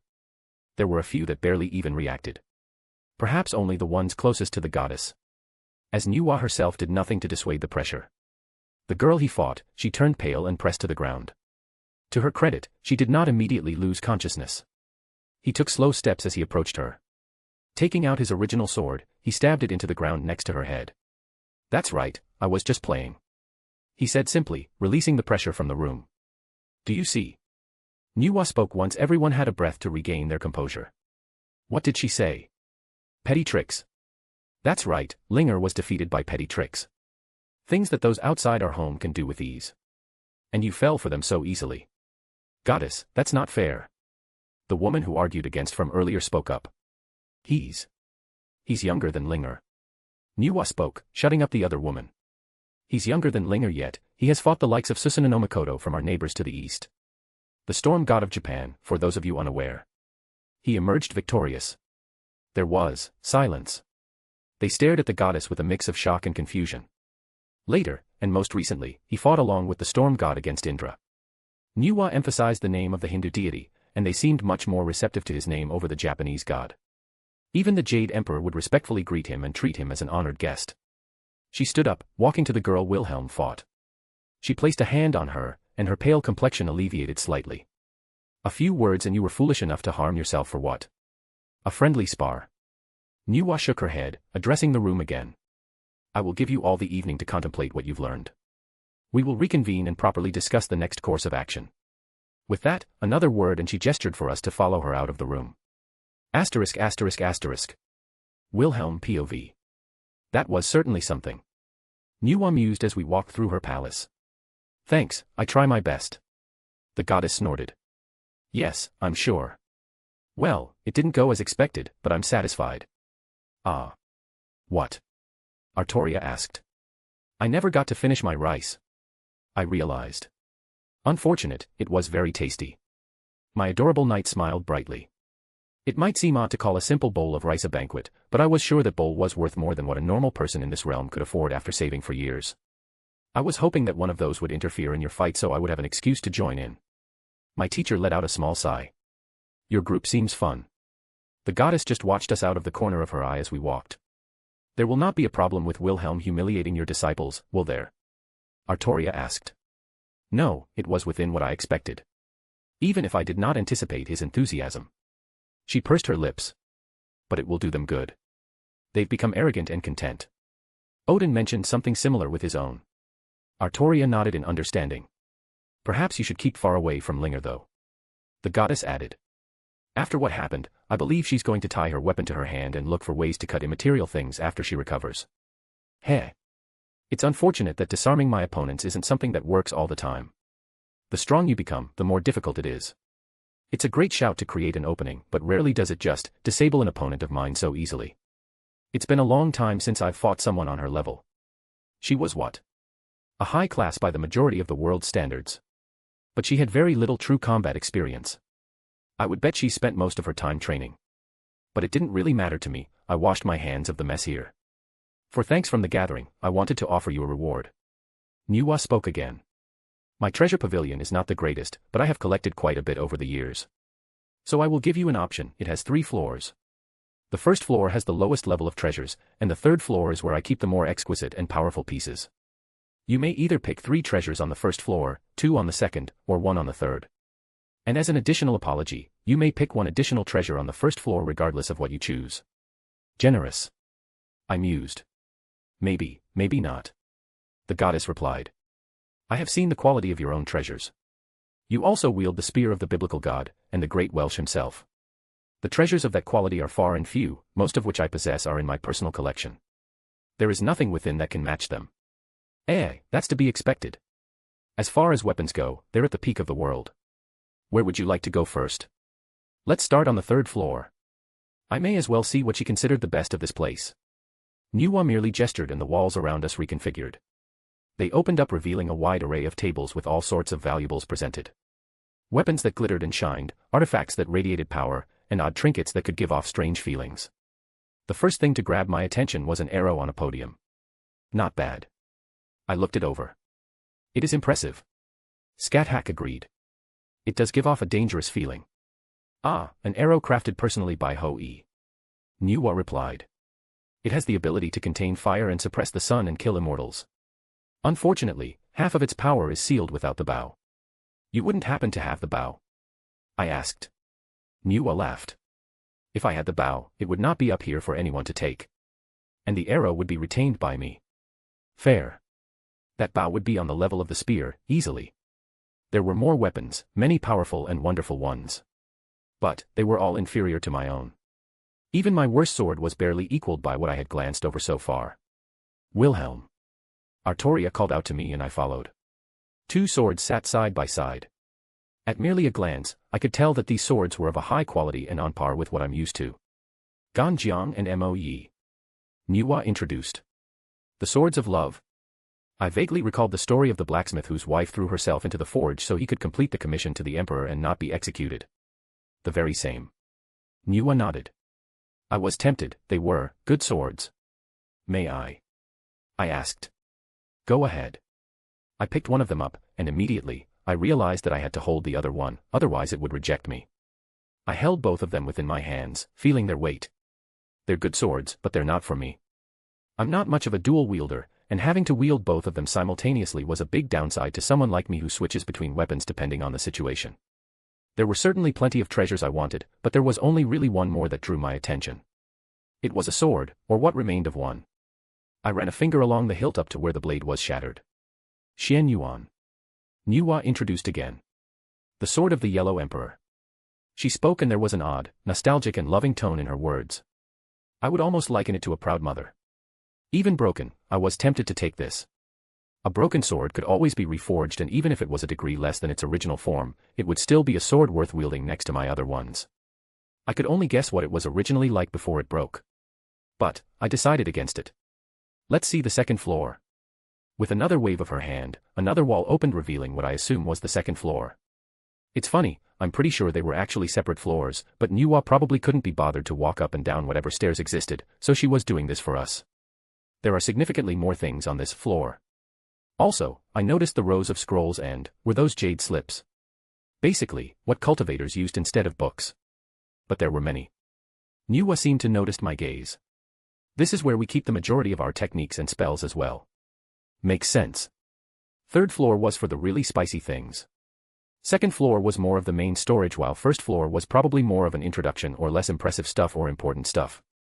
The quality noticeably dipped, but that didn't curb my enthusiasm. But there was a lot. Would it be improper of me to ask for a suggestion? I wondered what she thought I might want. Nuwa didn't look perturbed.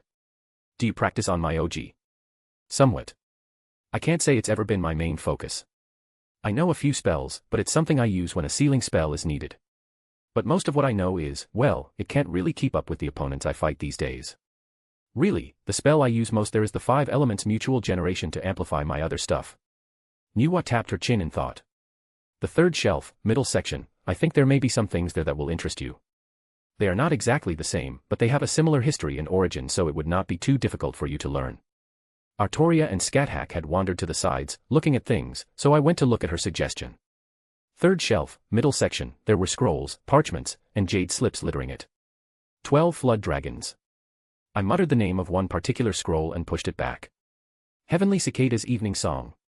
1 dragon soaring the heavens. 5 elements sealing the heavens. Fire Dragon's Fury.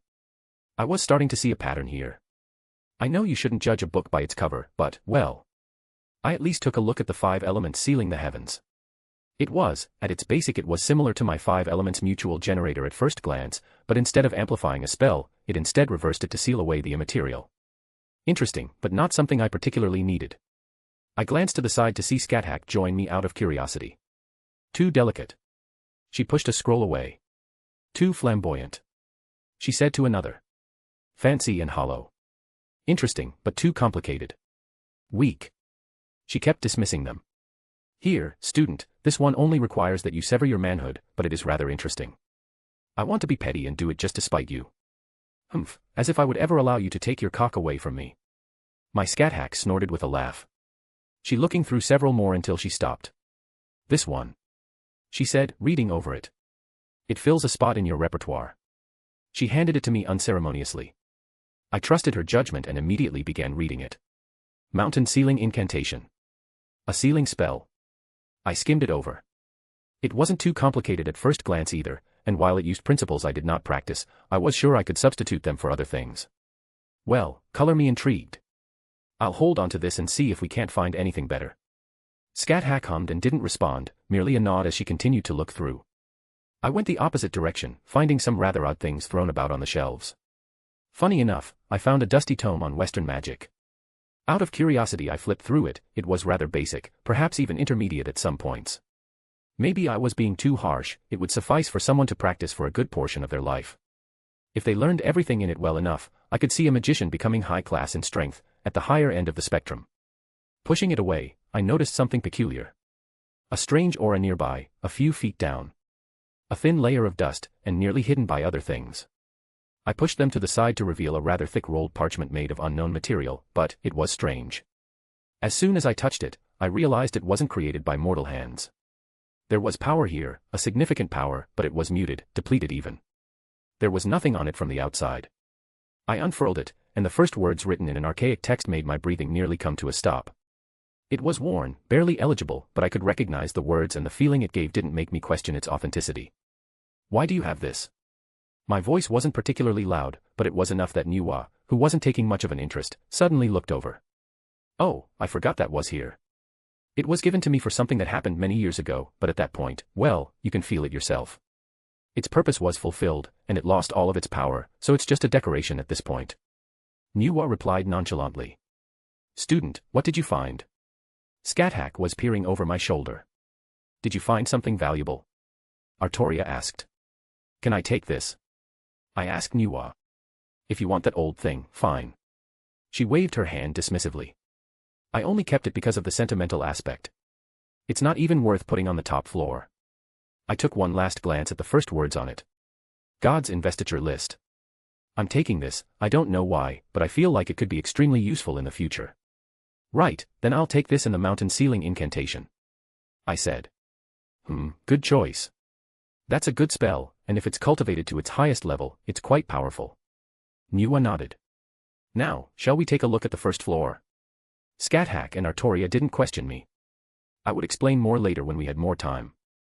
I nodded to her and she did the same thing as before, opening a path to the first floor from where we stood.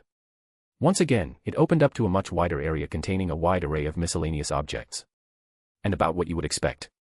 This floor, I wouldn't call it trash by any means, but this was probably where they stored everything they found that could be considered a treasure that couldn't make it to higher floors. The quality was about what the majority of the things I kept as my own treasures in my storage. Good enchanted swords that I found in Skyrim. That was basically the same quality as what could be found here. It may have taken a long time to find something worth it in here. If it weren't for the fact that my eyes immediately landed on what I wanted. It was magic, in that, it was the variety I was familiar with. I analyzed it from sight alone, its enchantments and engravings I could decipher with my eyes closed. Flight capabilities, enhanced durability. Offensive spells. Lots of more miscellaneous things for it to work, but I saw it all. Oh, the spellcraft was utter shit, but that could be fixed later. I ran up and immediately hugged it. It's beautiful. Wilhelm, are you serious? Artoria asked me. I want it. There are other things that may catch your eyes. Please, I want this. What are you going to even use it for? I'll think of something. I pleaded. Please let me have this, I want it. Artoria let out a sigh.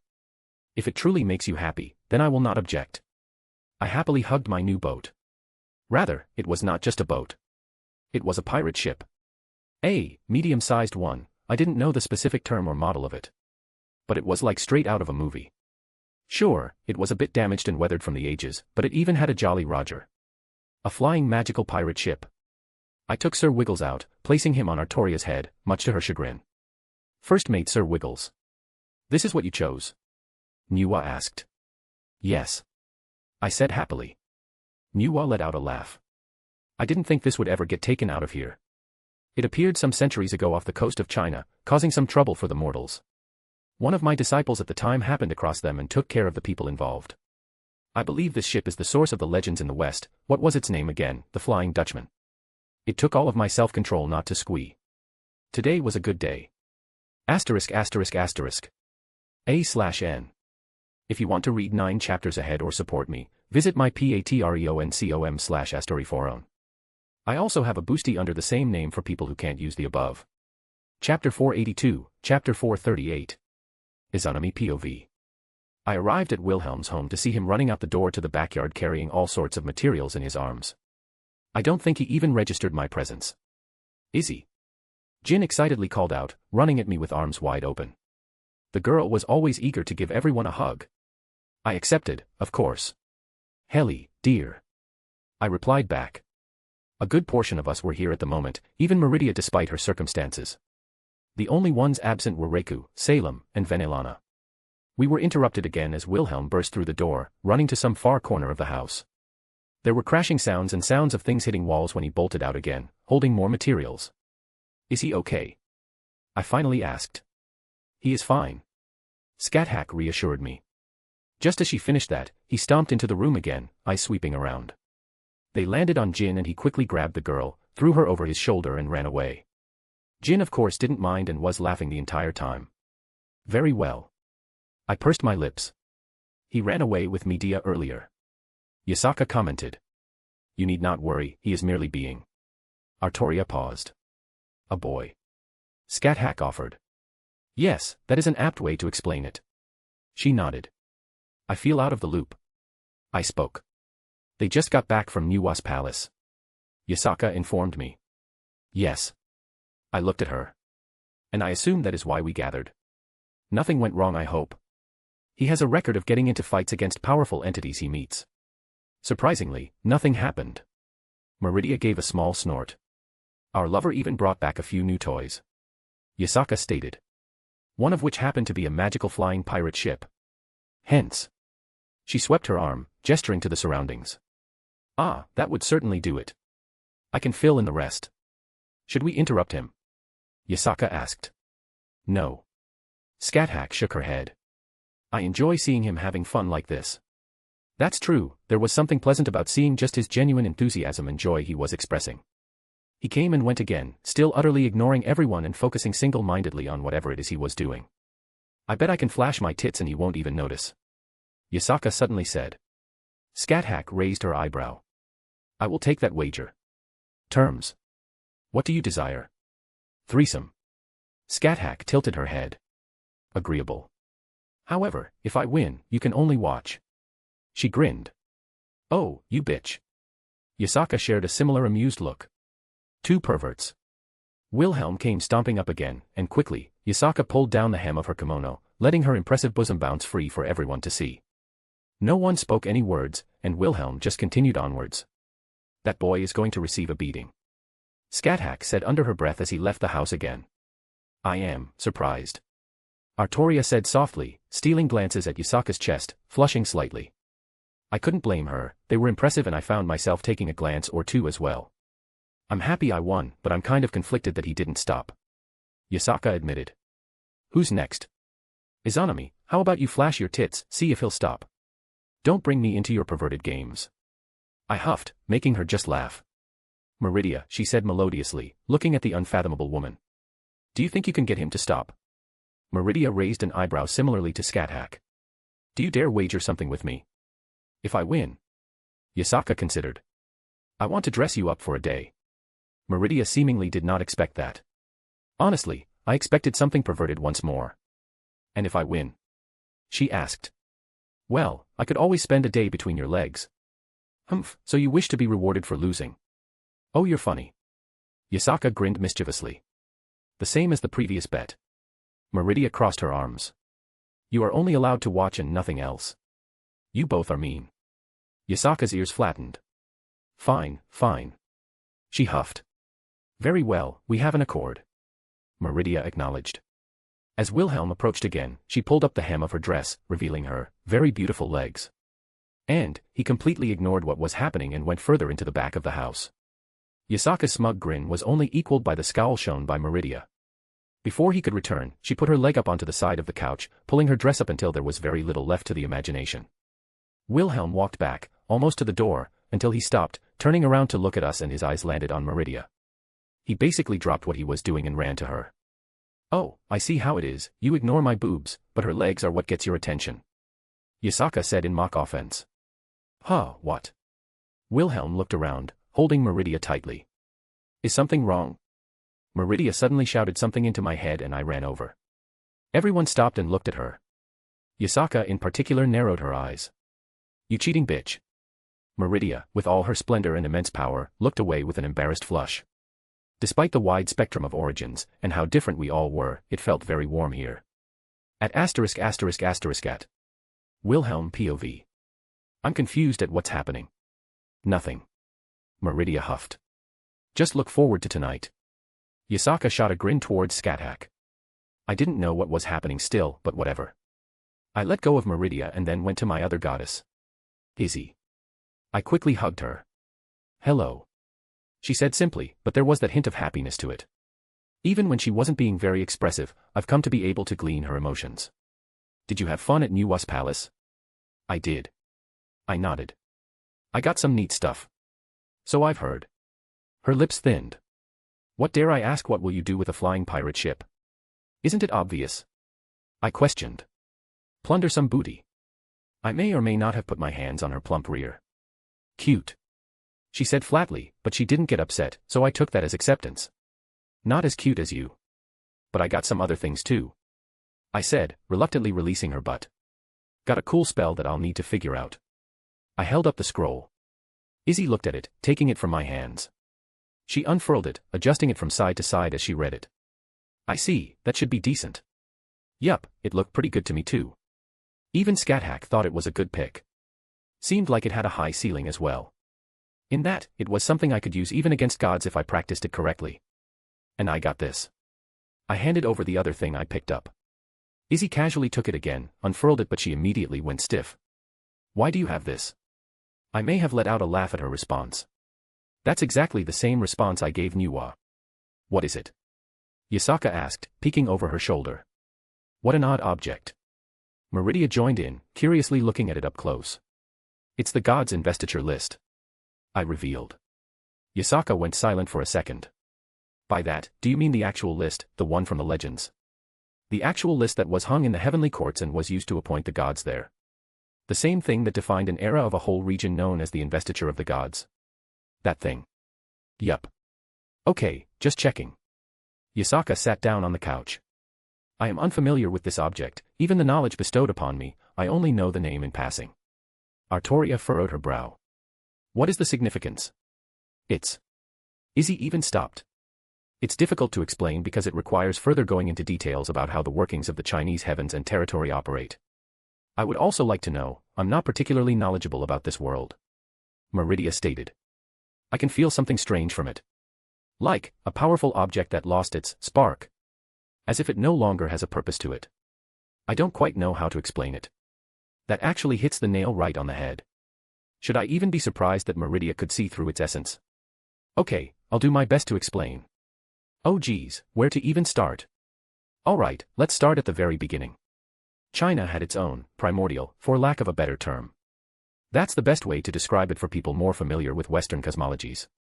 You have Pangu, the giant god that was born in the chaos, just like the Greek primordials, and even the ones who came before Izzy. Speaking of.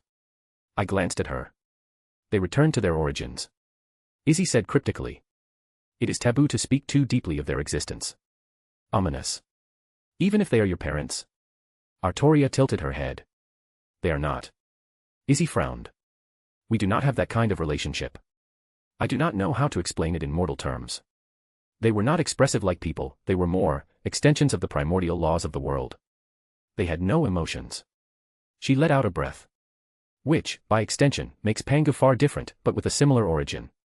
They looked back at me and I continued. Pangu existed by himself. He became lonely. Or so the legends went. I can't claim to know what happened, but according to the stories, he split the chaos, and separated heaven from earth, creating what is the basis for the Chinese cosmology. In doing this, he sacrificed himself to breathe life into this new place. His body parts actually pop up in different forms, creating new entities and such. Particularly, one aspect of his will became known as the Heavenly Tao. The Heavenly Tao is, you can think of it as an autonomous system that oversees the Chinese cosmology. It's the reason why they have their own unique method of power even if it's derived from the same sources that are known across the world. This system rewards good, and punishes evil. It gives trials to those trying to ascend, and punishes those who fail. It treats everyone fairly within the rules it operates under. If a god commits heinous deeds, it will invoke a tribulation of punishment and provoke bad luck, that sort of thing.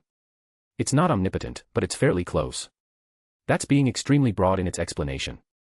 Izzy interjected. But it's also not incorrect. All the gods, everything there is beneath the heavenly Tao. How strong was this primordial deity? Scat-Hack asked. If you claim that merely his left behind will supports the modern gods and sits above them. That was actually an interesting question. Don't know. I shrugged. If I had to guess, at the very least, on par with Shiva. I think that was a fair estimate to say at a minimum he would exist at that level. But we're getting off topic. So you have the heavenly Tao, and thousands of years ago, many powerful people sprang up. Immortals became more common, and everyone still interacted with the mortals and the mortal world. It wasn't even long after humanity in the region sprang up and carved out their own foothold. Around this point, the heavenly court came into existence, and the Jade Emperor rose to his position. That's a whole other thing I'm not going to get into. But suffice to say, there were very few gods during this point and the courts were nearly empty. Things started to go wrong. You see, the immortals and demons and what have you started to fight. Things began to escalate, and chaos took hold. Innocents were suffering and dying every day, and finally, it reached a point where the heavenly Tao interceded. It sent down a tribulation as punishment for the wanton chaos and slaughtering of mortals caused by the conflicts of immortals. The heavenly Tao created the gods' investiture list, giving it to the Jade Emperor at the height of the conflict. Both as punishment and for meritorious services, it forced the ones fighting into the positions of godhood in the heavenly court, suppressing them in part, but also filling in the missing spots to bring peace and stability to the place. There was so much to cover, I don't think for a second I was doing it justice. It's like saying, oh, the Second World War happened because of Hitler, and it was resolved because the Americans dropped a bomb on Japan, then add no other context. I can glean an understanding. Artoria nodded. It was an object that facilitated the positions of godhood at its roots. That's a fair statement. Even if the godly positions there were a bit different than other places. They're more like government positions, while still retaining the whole godly authority aspect. But it doesn't matter, this information means very little to them than to just give some context. And why did you choose it? Artoria asked. You seemed intent the moment you saw it. I honestly can't answer that question. I said, looking at the list. I just felt like it was something I should have. As interesting as this is, I am here to drop off the thing you asked of me. Meridia shifted topics. It wasn't her being impatient, but she's someone who can be very blunt about her intentions sometimes. You found something I could use? I felt my eyes light up. I believe this will help you. She flipped her hand over, producing a tree branch with nothing particularly noteworthy about it on the surface. But I could feel the life force of the thing from here. It's from the Gildergreen tree in Whiterin, which in turn was born from a branch of an Eldergleam tree that is blessed by Keenereth. It's one of the oldest things still living in Tamriel. You didn't have any trouble getting this, did you? I hesitantly took it into my hand. It was very neutral, I think the right word was. It didn't lean towards any end of the spectrum in regards to light or dark. Basically, exactly what I asked for. No, I made a small deal with Keenereth to infuse the tree with a speck of my power to breathe life back into it. It was dying and rotting while sitting in the mortal city for so long. Her priestesses were being foolish and were not allowing it to properly die, and they did many things to attempt to preserve it and instead tainted it away from its proper path. It's supposed to die and be rebirthed in time as is natural. I merely cleansed it of all the nonsense they infused into it and let it proceed back to how it should be while giving it another lifetime. She shrugged as if it were the simplest thing possible. Thank you. I quickly enveloped her into a big hug. It is no trouble. She smiled lightly. You may rely upon me for such matters. And I knew she meant it in a heartfelt way. Would it be rude if I asked you for another favor? You may ask anything of me, always. She said softly. Can I have a strand of your hair? Diluted to the level that a mortal could process and handle it. Meridia looked thoughtful for a moment. You intend to use my hair for crafting? That's my intention. I didn't hide it from her. She, without reservation, plucked a thin strand of hair from her head. As long as the final item remains in your possession, I do not mind. She offered it up. It may seem infantile on the surface, but she was literally giving me a piece of herself. Everything about her was carefully crafted from her own divine power. It should be weak enough for a mortal to handle with care. She explained. Izzy. I turned my head to my other goddess. Would you mind if I asked for a strand of your hair as well? A small thing. She dismissed, unceremoniously plucking a strand from her own head. It should be equal to hers, if I had guessed your intentions. Thank you, I said wholeheartedly. There is no need for thanks. It is far from the limit of what I would give you if you asked. Izzy was being cute. I now had the materials I needed to make a wand. Did I actually need the wand intentionally for anything? No. But I also don't like to do things by halves. I could probably find a proper use for it later, and I had an idea off the top of my head, but I would need to experiment. What's Medea's stance? Yasaka asked, realizing what I was prepared for. We should head out, tomorrow I want to say. Is Medea going to take you up on the offer? I talked to her a little bit when I was showing her my new boat. She's hesitantly on board. I relayed. She has trouble accepting goodwill, Artoria said quietly. I do not claim to know her thoughts, but if she is even partially interested, then I believe she truly does want to give it a try. That's a good analysis. Medea did better when we worked off of transactions. Just blunt generosity without any expectation of reciprocation threw her for a loop. She's certainly gotten better though from what I recalled of her during the Grail War. We can head out tomorrow. I'll give Medea a heads up so she can have one more night to talk it over with her fiancé. ****. Fluffy fluff. I was keeping myself occupied with one of Yasaka's tales. Kunu was playing with both Sir Wiggles and Lady Wiggles as she loves to do. It didn't take long for Medea and Kazuki to finally arrive. Both of them were wearing their normal attire, Kazuki with his suit, and Medea clad in her servant stuff. Which would oddly make her fit in more than her fiancé and even myself in all honesty. Immediately, I could see there was a smidge of excitement in her eyes, even if she wasn't being very emotive about it. Kazuki carried with him a briefcase which made me think that they were fully on board. Can I take it that you both are accepting the interview? I questioned. We'll give it a shot. Medea nodded. Worst case, we can just leave at any moment. That's entirely true. I was making a big enough donation that losing a couple teacher mid-school year wouldn't be too horrendous. Do you mind? I glanced at Kunu. Medea's expression softened. I will gladly look after her while we're there. She agreed. It was genuinely hard to dislike Kunu. Even the Witch of Betrayal had a soft spot for the fluffy little fox. Well, first stop, we're going to the bank. It should be a good opportunity for you guys to open an account and vault. You can probably exchange other gold for their specific coinage. And it helps with other matters. While we're there, I'll send a letter to the headmaster to give him a small heads up about your impending arrival. Which he knew about. It was one of those things, where they expected their arrival for an interview today, or a letter of rejection. Set up ahead of time to not be rude either way, obviously. Sounds good, boyo. Medea said, clearly on board now. I think the idea of her watching Kunu made her feel better because she was paying us back, or some other nonsense. I wouldn't poke at her because of it, people handle their own issues in their own ways. Ready to go, Kunu? Yasaka asked. I'm ready, Mama. Kunu hopped over, both bunnies on her shoulders. Then, without further ado, I opened a portal right outside the bank, making sure to calculate for any organic matter as to just not walk on top of someone. And a slight trick to not allow anyone from the other side to see into our side. Ladies. I offered. Yes, you're such a gentleman. Medea rolled her eyes, grabbing her fiancé's arm and happily walking through with Yasaka and Kunu right behind. And lastly, I went through last, shutting it behind me. The sun annoyed me for the most minuscule of moments, going from indoors to outdoors without a buffer, but I quickly ignored it. People were staring, surprised and whatnot, but I ignored them.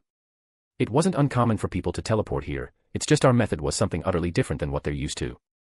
I gave Medea and Kazuki a moment to take in the new sights before gently pointing them towards the bank building. The two goblin guards standing outside were a dead giveaway as they had been warned about the residents here. I picked up Sir Wiggles and Lady Wiggles, giving them the letter intended for Dumbledore, and let them fly off to deliver it. Come on. I gently nudged the Witch of Betrayal. How strange. She muttered, but they all followed along as I pushed open the doors. Bank first, then let Medea and Kazuki go to their interview, and then we could do some shopping with Kunu. It was going to be a wonderful day. The goblins were keen on our arrival, some light whispers as if they were expecting us and some messages were passed as the teller behind the counter jumped down, ran around the back door to the front to meet us. Mr. Schweinorg. He paused, looking at everyone else. And guests. The bank manager is expecting you.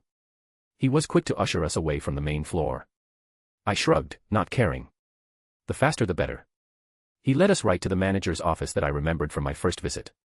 He knocked once, and didn't wait for a response before pushing the door open. The goblin behind the desk looked initially annoyed but brightened up a smidge seeing us enter. "Mr. Schweinorg, you've returned." Ragnar greeted, shooing away the other goblin out of the room. "And you brought others with you?"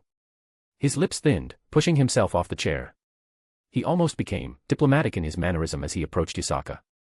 "On behalf of the Goblin Nation, we welcome you into our borders." He did a slight but polite bow. Yasaka perked up a tiny bit. "On behalf of the Kyoto Yokai, I thank you for your hospitality."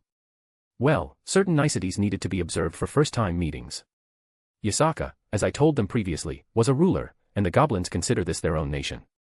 "And this little one, I assume she is going to be attending Hogwarts?" Ragnar asked. And I was genuinely surprised at the tone and demeanor of his. Previously, he was crude, blunt, but now it's like a complete 180. Then again, he did say they loathe wizards and witches, which, Yasaka and Kunu certainly were not. A sort of camaraderie that is reserved for non-humans around these parts. "Hi, I'm Kunu." My daughter introduced herself. "Hello, Kunu. I am Ragnar, manager for this branch of Gringotts. I will be taking care of any of your banking needs during your stay at Hogwarts." He did something resembling a smile, I think. It was hard to tell. But he was noticeably more gentle with her than even Yasaka. "I have a couple friends here as well." I gestured to the others. "They're potentially going to be teachers for Hogwarts this year, and potentially more." Ragnar paused, looking at Kazuki, sizing him up. "You have the stance of a killer." "I was an assassin," Kazuki bluntly replied. Ragnar didn't even blink, just nodded with a smidge of respect. "A muggle, how rare," he said under his breath. "And you have the stench of old magic." "Very old magic," he said, looking at Medea. Medea pulled down her hood. "Is there a problem?" She narrowed her eyes. Ragnar recoiled ever so slightly under her gaze. "Gringotts doesn't care about the matters of wizards and witches," he quickly reaffirmed. "As long as you abide by our rules within our nation." Medea crossed her arms. "I will open a vault after you are done with." She waved her hand flippantly. "This." He looked unsure of how to respond to her and just nodded. He cleared his throat, moving to a shelf behind his desk. "I assume you are here to retrieve your sword. If it's ready." Which, considering the shape and size of the box, it was more rhetorical. It was finished a few days prior. He gently took it down and walked over to me. "It's one of my finer works, I am very proud of it." He opened it up, revealing a glint that shined under the lights within the room. It was certainly not the color of steel. It had that lighter tone associated with silver, but even then, it didn't quite look like normal silver either. Perhaps a tiny bit almost like pearl in its coloring and sheen over normal silver. The guard looked to be made of a bronze I didn't recognize, but certainly not normal bronze either. The handle was wrapped in a black leather strap, for which I didn't know which animal it came from as well. A Han Jian-style sword. Yasaka looked at me. "I'm surprised you wanted this style." I picked it up, gently taking it from the box. "I have a katana in my Zanpakuto, and I have several Western-style swords, I like variety," I replied. "It's funny, it's almost becoming a pattern now that I left China, yet I also commissioned a Chinese-type sword. Completely happenstance, but regardless, I was more than happy with how it turned out. It's pretty." Kunu gave her opinion on it. "I think it's pretty as well." I chuckled, giving her a quick pat on the head. I took a step to the side, away from everyone to give it a few swings followed by a thrust, and I combined several movements in quick succession to get a feel for it. The balance is impeccable. The weight feels perfect as well. This is a very well-forged blade. I was utterly sincere with my praise, it was more than earned. "It's a nice sword." Medea inspected. "May I?" I offered it up for her to hold. She was someone I trusted enough to hold my important treasures. She took it in her hand, and nearly expertly swung it a few times.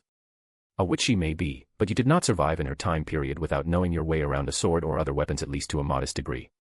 It has a strange principle about it. She looked at the blade itself after another couple swings. "Goblin steel," I replied. "From what I've been told, it has an impressive greed-infused concept that takes in stronger things to make itself stronger." Medea raised an eyebrow, handing it back to me. "And what's your plan with this thing? You already have plenty of weapons as is." "That's true, but I would never turn down more treasures. But this in particular, well." The image of the Mage King popped into my head. How he effortlessly dispelled my own magecraft and countered with his own. The teacher of even Gramps. I was going to find any and all anti-magic materials I could and let the sword eat them all up. By the time I was finished, I was going to make it the natural predator to any and all things magic.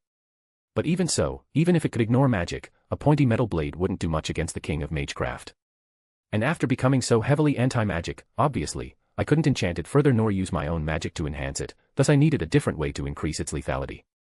If it can take in things to make it stronger, well, then I would feed it all the most heinous and vile poisons and venoms I could get my hands on. A blade that can ignore magic and contain some of the most dangerous poisons ever conceived. I'm going to turn it into the ultimate mage killer. Asterisk asterisk asterisk. Non-canon Omake, Through the Looking Glass, Part 2.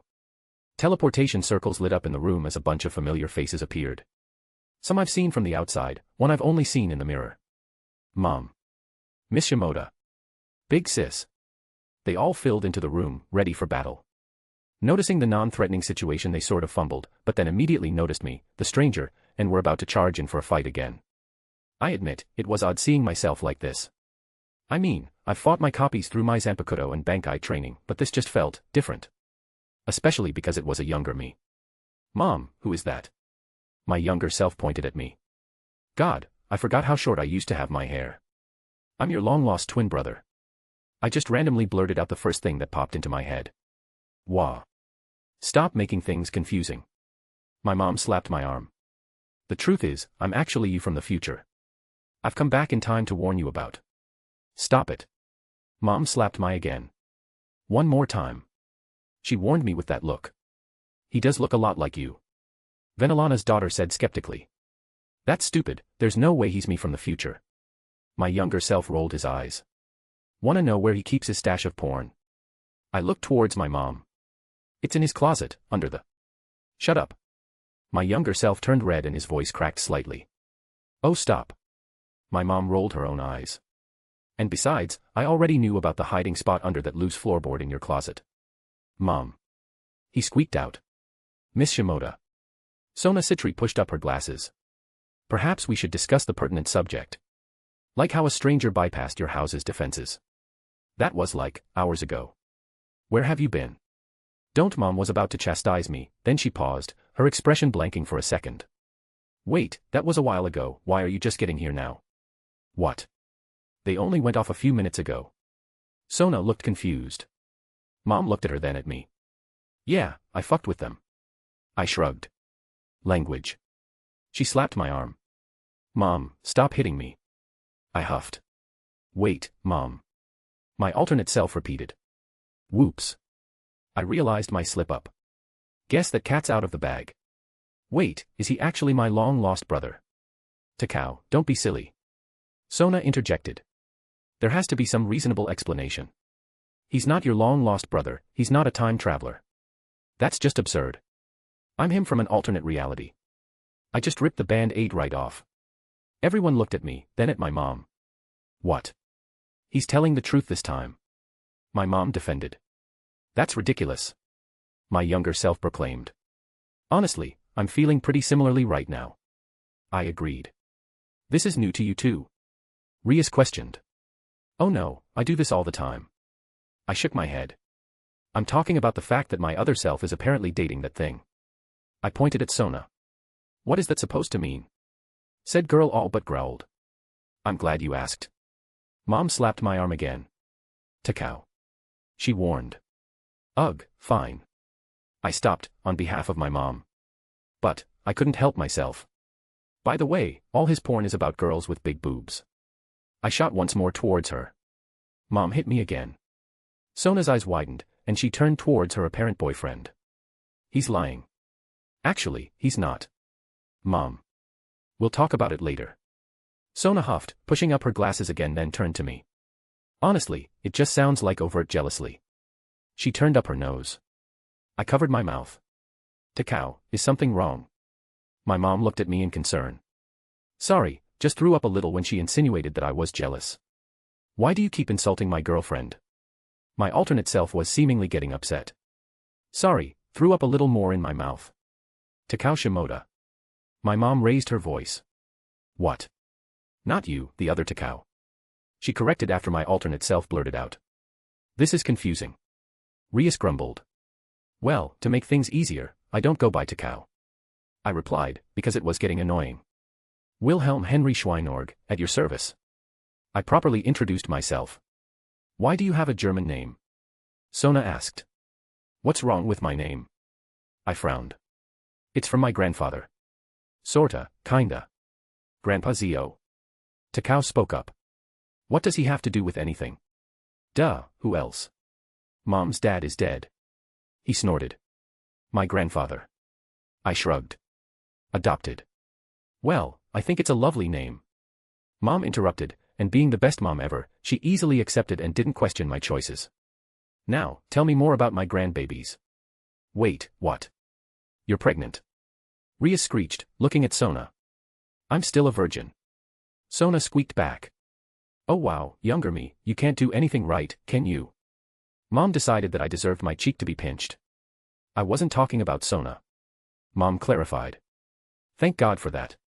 I muttered, even at the expense of further mom cheek pulls. Wait, what? Sona did a near-about face. I was expressing my gratitude at the mercies of the universe that my children didn't come from you. I clarified. That's not what I was talking about. She hissed. I'm talking about how you can invoke that name without any problems. Even if you're a half-devil, Takao still can't do that. Oh, she's right. You devils get hurt from saying God, right? Mom looked confused now too. Are you not a half-devil? I am. I shrugged. Then how are you ignoring it? Rias asked. Have you tried praying? I offered. Maybe if you ask nicely it'll go away. Ow. My other self suddenly held his head in pain. Wait, did you really just fucking try to pray? Language. Mom pinched me again. And Takao, don't listen to obviously misleading things.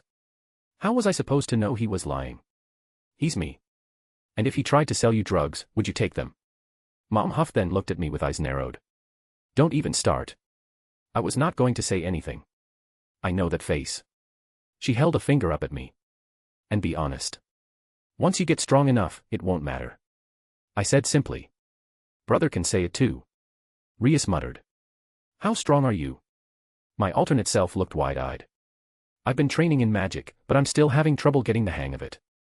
Sona's a genius, but even so, I'm pretty average. Right, genius. I rolled my eyes. I'm one of the most talented in the pillar families. Sona defended herself. And? I asked. She twitched a bit aggressively. Wait, if you're not together with Sona, who are you with? My other self asked. It's Aquino, isn't it? The stripper. The what? Rias exclaimed. Then who? Why does it matter? I shrugged. Don't listen to him, he's obviously making it up. Sona harumphed. Whatever. Seriously, who did you end up with? If you're like, a future me or whatever. Takao kept pushing. What's wrong, are you embarrassed to tell mama about your little sweetheart? Even my mom was nudging me. Harem. Huh. My mom tilted her head. I said, I have a harem.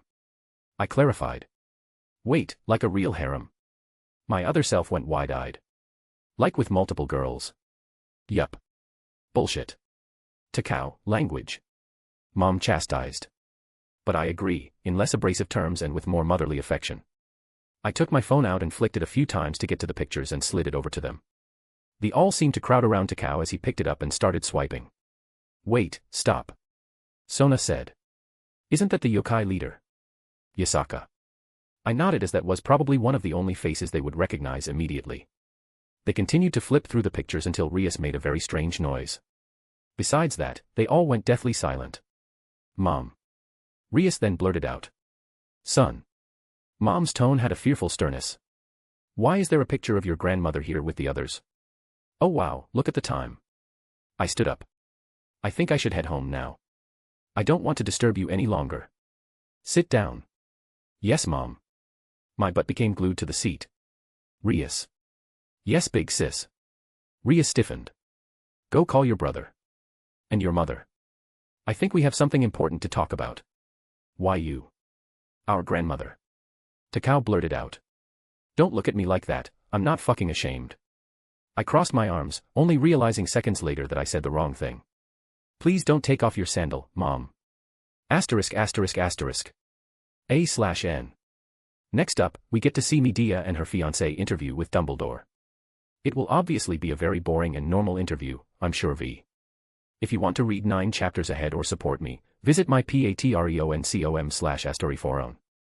I have a boosty for people who can't use the above, same name. Chapter 483, Interlude 34. Dumbledore POV. I found myself surprisingly excited. Enough so that I even put on my nicest robes. Yes, when that letter arrived not long ago, I knew that I had made the correct choice. I was rather hopeful that these individuals would be coming for a proper interview. I knew that my lucky socks would not fail me. Sure, our coffers were now flush with gold, but that couldn't immediately solve the problem of competent teachers.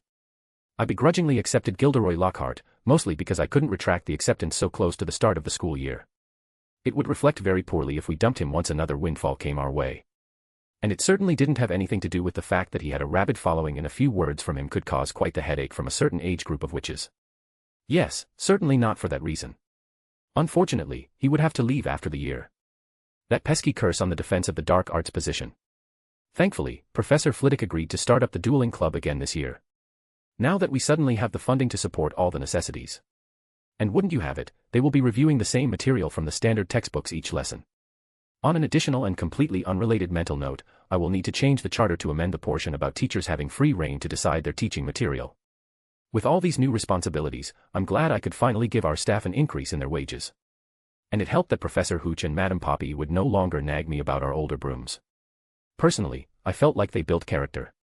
The riding class was only needed for mostly Muggle-borns, as all the children that came from magical backgrounds had their parents teach them from early ages. And there's nothing that instills more respect for your broom than using one of those old things.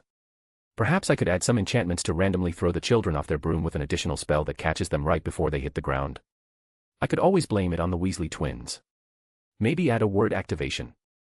Some of the not-so-pleasant racist terms that seem to be circulated amongst the most esteemed members of our illustrious society. It worked so well with the moving staircases, perhaps it's something I should look into. But I digressed. I found myself excited and my mind tended to wander when I didn't have an immediate avenue to express it.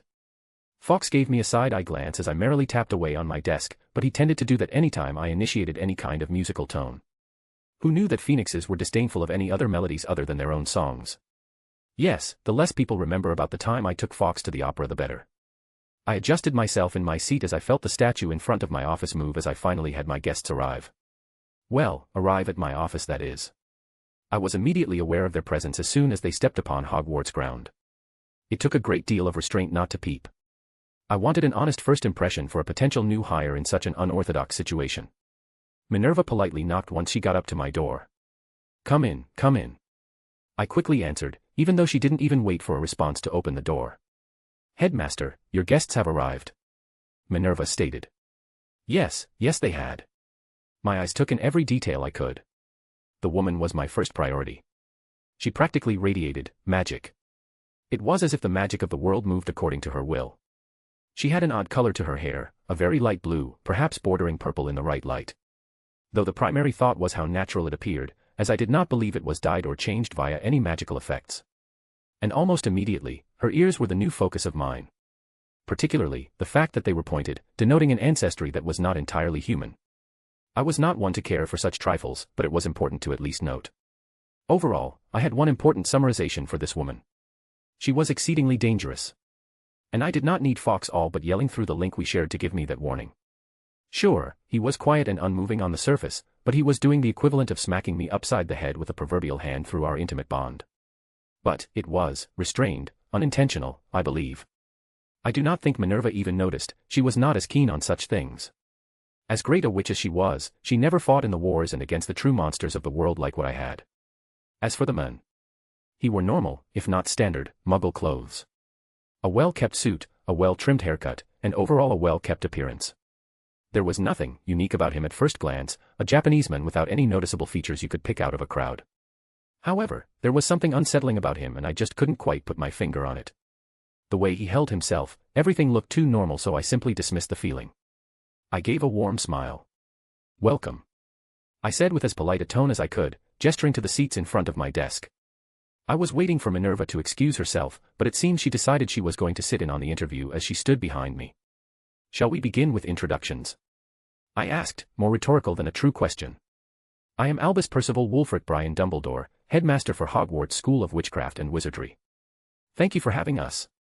The woman, surprisingly, had a sort of chipper tone. Excitement. "How curious. I'm Medea and this. Kazuki Suchira." The man introduced himself expressionlessly. Pardon me for asking, but what is your family name? I looked at the woman who introduced herself as Medea. I don't have one. She immediately replied, shifting through a couple looks, as if trying to keep a pleasant smile on her face. Was she nervous? You don't have one? I stroked my beard. It wasn't common in my time. She paused. I mean, it wasn't common where I'm from. She awkwardly corrected herself. At least until I marry hubby. She practically swooned over him, a stark contrast to his expressionless face. I see. Very well then, some small talk before we begin. How did you like the walk through the castle? It's always fun to hear the first impressions of adults when they come here. And it's a good icebreaker to begin with. The bounded fields are impressive. Some of them look to be centuries old, yet they still operate without any degradation. The outermost bounded fields, however, were showing signs of weathering, and there were spots I could have snuck through without casting any spells. They did not appear to be localized onto the same location as the majority, an addition that was added in recent years. A simple touch-up would fix that issue. I also noticed that there were no defenses preventing animals and familiars from infiltrating the castle. A consideration, since any magus worth their salt can create a deniable familiar form a basic animal nearby even without much talent in the field. I was impressed by the anti-scrying, however. Using an astrology tower to act as a conduit for a thaumaturgical resonance and parsing index to navigate the rotation of the world's axis in correlation to the stars to counter any attempts to scry or predict the castle and its occupants. Rather ingenious, since astrology is the oldest method of prediction and scrying in the world. Any other methods would still find itself at odds with the defenses due to inherited deficiencies. But I don't need to get into that, you probably know more about the setup than I do with just a look. She chuckled. Yes, I blinked, having been lost about halfway through what she said. I cleared my throat. Apologies, I meant your impressions on the castle itself, not the wards. Oh. She said in a tinge of embarrassment. Ahem. It's very beautiful. She awkwardly pushed out. I like the scenery. Thank you, Miss Medea. I looked at the muggle. What about you, Mr. Suchara? I paused for a moment. Oh dear, I didn't even think about trying to pronounce his name. I hope I got it correct, or at least close enough without appearing rude. The castle appeared large enough to house an equally large number of students. He stated. Yes, it's a large castle. My lips thinned. I have concerns about the travel time between classes. Such a large castle means that there is potential for students to be late. However, I am impressed by the size of land available for recreational activities by the students. There have been many case studies done that indicate a healthy learning environment includes physical exertion through a normalized routine.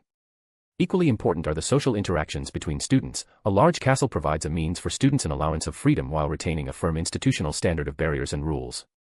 As a boarding school, there must be a foundation of a home in addition to the strictness of a classroom, yet a separation of both to provide the healthiest and most productive environment to teach. My first impression is that this school achieves this, in part, due to its inordinate size. He finished. Well then. I was at a loss for words.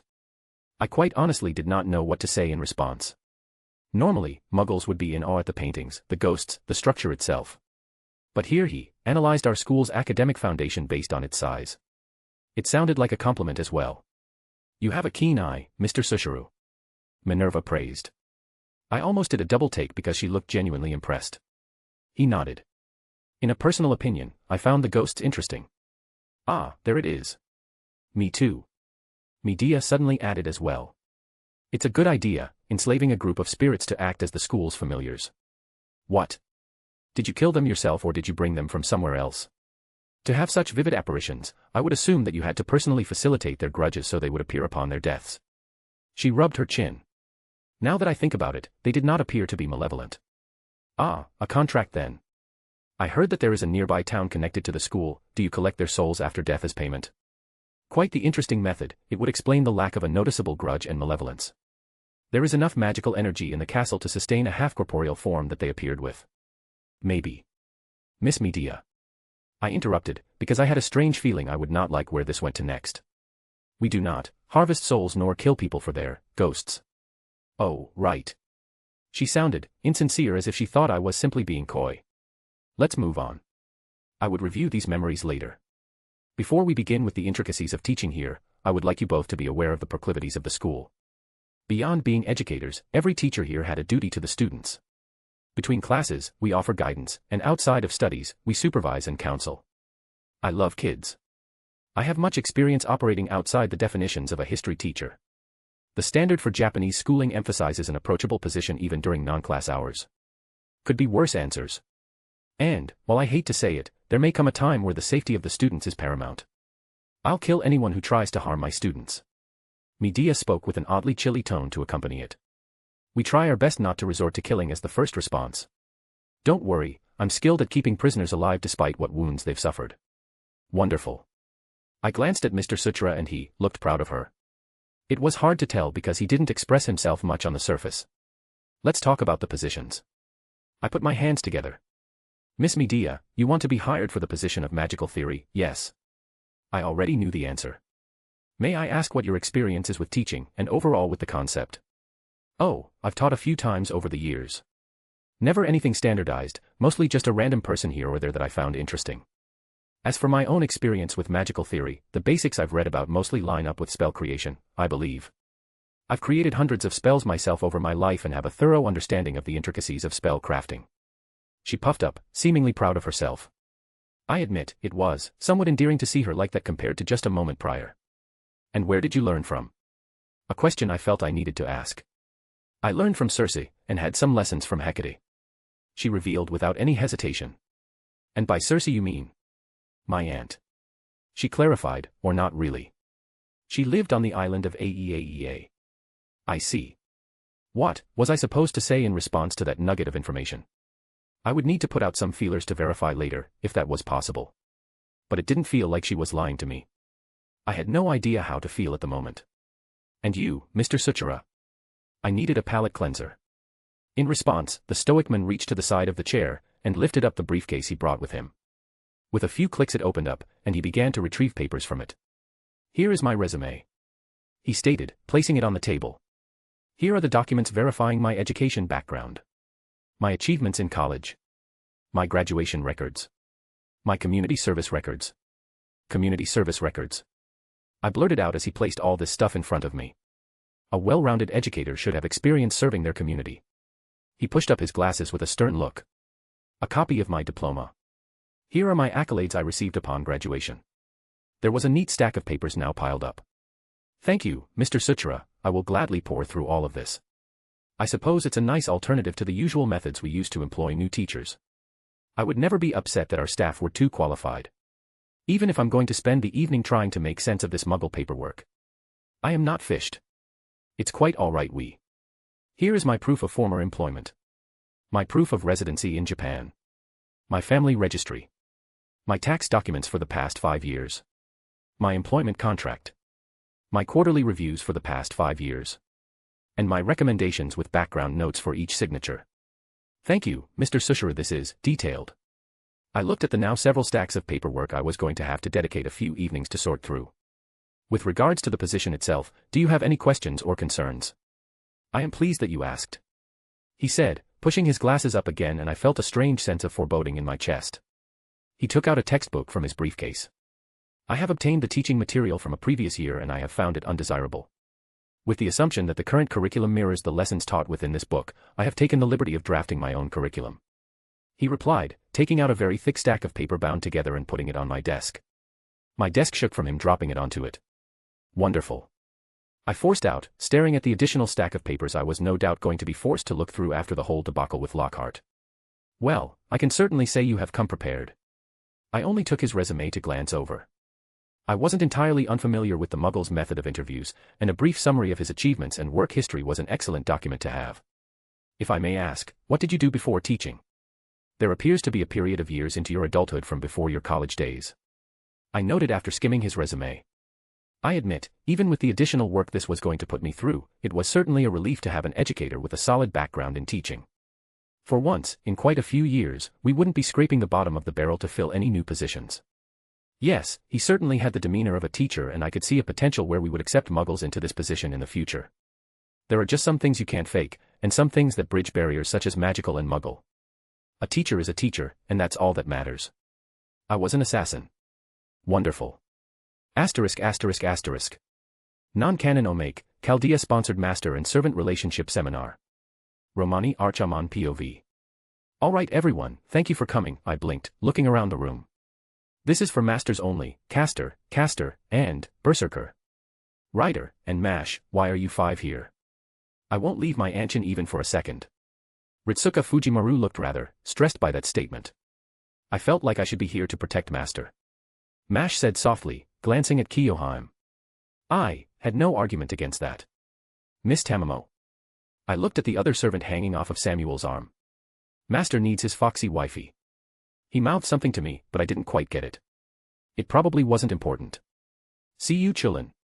I looked at the odd one out of the bunch. Like hell I'm missing this dumpster fire. Okay then. My self-esteem took a large hit. And, Marie. I was curious. The happy and expressive French queen exclaimed. Who knows, it might come in handy. All right. That was much easier to deal with. And frankly, it's the whole reason I was holding this per the director's orders.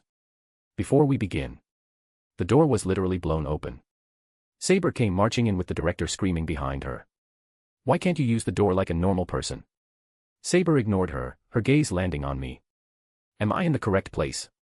How would I know? I whispered. Her eyes narrowed as she read what words I wrote on the whiteboard behind me. I have a question for you, pathetic man. Hey, there's no need to be mean. Does this knowledge you bestow only correspond to the bond between a servant and master, or does it work elsewhere? Well. I scratched my head. I guess it doesn't only relate to. She ignored me and took a seat. You have my permission to continue. Very subtle. See, you snorted. Be quiet. She hissed back. I let out a sigh. Is there anyone else coming? Miss Hinako peeked her head through the door. Come in. I sighed again. I was being sarcastic. Just for the record, I don't actually need this. But my servant wouldn't stop bugging me. Hinako strolled in with a certain Avenger right behind. Bitch, I never said anything like that. The former dragon witch scowled, stomping in as well. She seethed, but took a seat in the corner, pretending to look put off by this whole thing. Well, this was certainly more people than I anticipated, makes it feel a bit awkward too. Then, let us begin. Am I late? Medea practically slid into the room. I almost lost track of time. Why are you here? Pierre grumbled. Master, don't you want to deepen our bond? She laughed. No. Good, 'cause I'm just here to watch the fun. She chuckled, taking a seat too. All right, is there anyone else? Da Vinci, are you going to be coming too? I asked, to no one in particular. I'm watching from my workshop. Her voice sounded from the intercoms. Why am I the one forced to do this? We're starting. I declared, taking up the marker. May as well get this over with. All right, let's begin. Today, we're going to be talking about harems. Since, well, with how many servants have been summoned already, we should tackle this issue before problems arise. Now, to start off, many people think the emphasis is on sexual relations, but that couldn't be further from the truth. You see, the inclusion of many members of what is termed a harem provides a structured and consistent method of emotional and instrumental support. Outside of the intimate nature of a relationship built upon more than 2 members, there becomes a cross-emotional bonding that does not always indicate a reciprocation of sexual or romantic feelings. Usually, like with most groups, one person becomes dominant outside of the owner of the harem. But this doesn't mean you have to foster a type of leadership within the harem. On the flip side, this can lead to the development of a strong undercurrent of subpolitical influence among the members vying for a perceived notion of power over the other members. We'll cover this portion later and discuss how to properly manage inter-harem politics that crop up. And you also must understand that this does imply that all within the group must like one another. However, there needs to be a form of mutual respect among every person involved. Trust and communication are the most important facet of a well-maintained harem. You must understand that comfort is not universal. I emphasized. You need to make sure that every single person involved has their own individual preferences met. Without the concept of comfort being met within the harem, it turns into competition. And don't think this can be avoided by sex. It doesn't matter how good you are in bed, trust me. That's why you need to foster a positive relationship between everyone involved. I wrote some more things on the board, circling them for them to see properly. That brings us to the next part, what constitutes comfort? Well, the main points will be emotional support, security and... I stopped, looking at the room as it was oddly quiet, which differed heavily from earlier. Why are you all looking at me like that? I asked. ******.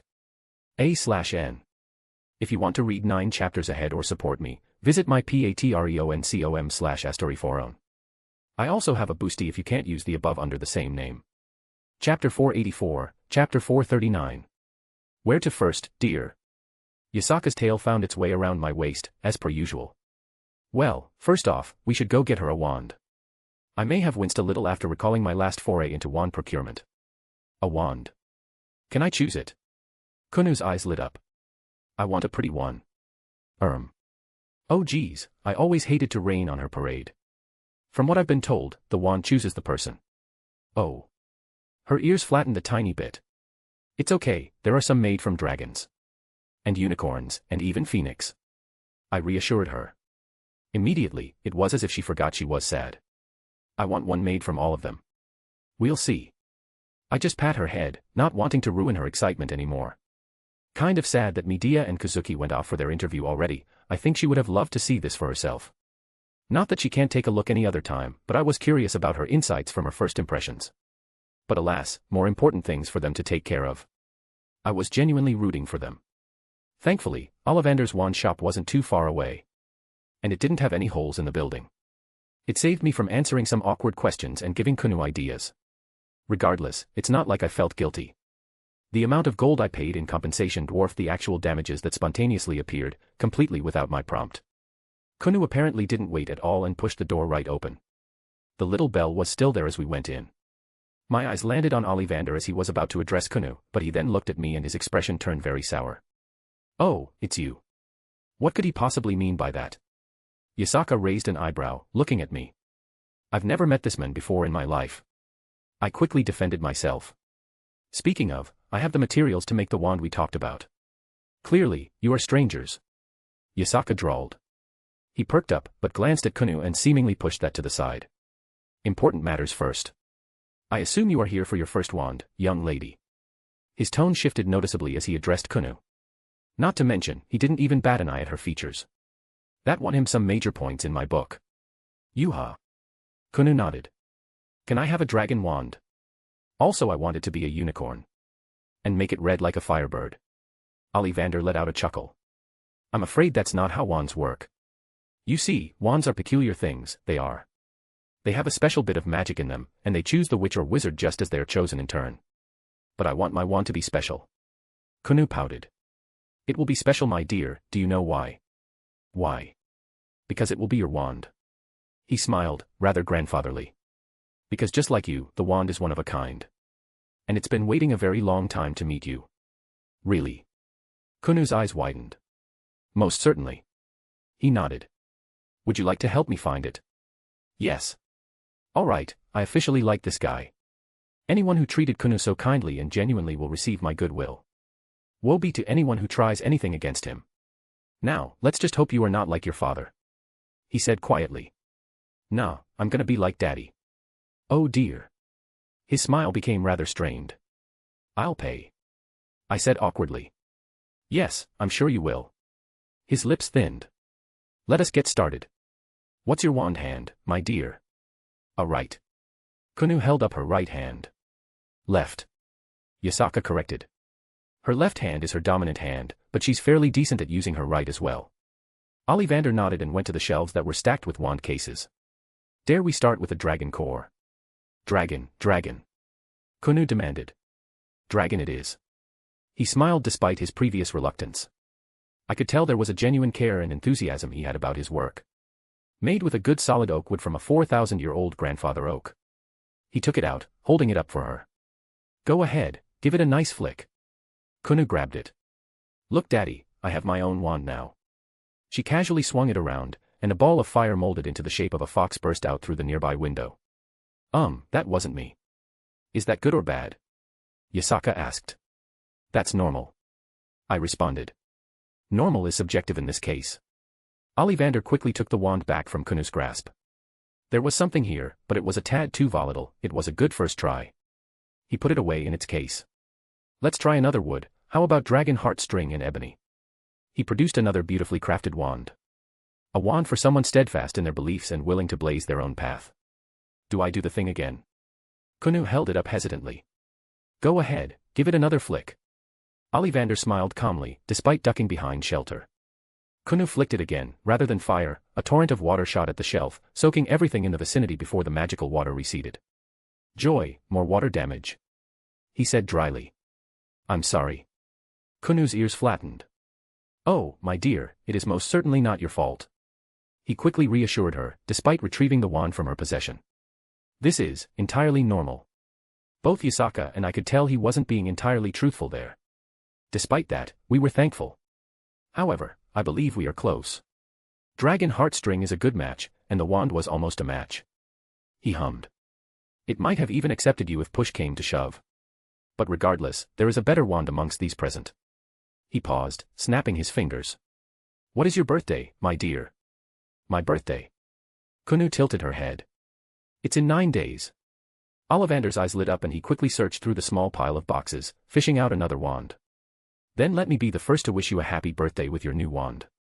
He presented it to her. Go ahead, I have a feeling this one will be a bit different. Kunu took it into her hand, and a colorful array of lights enveloped her.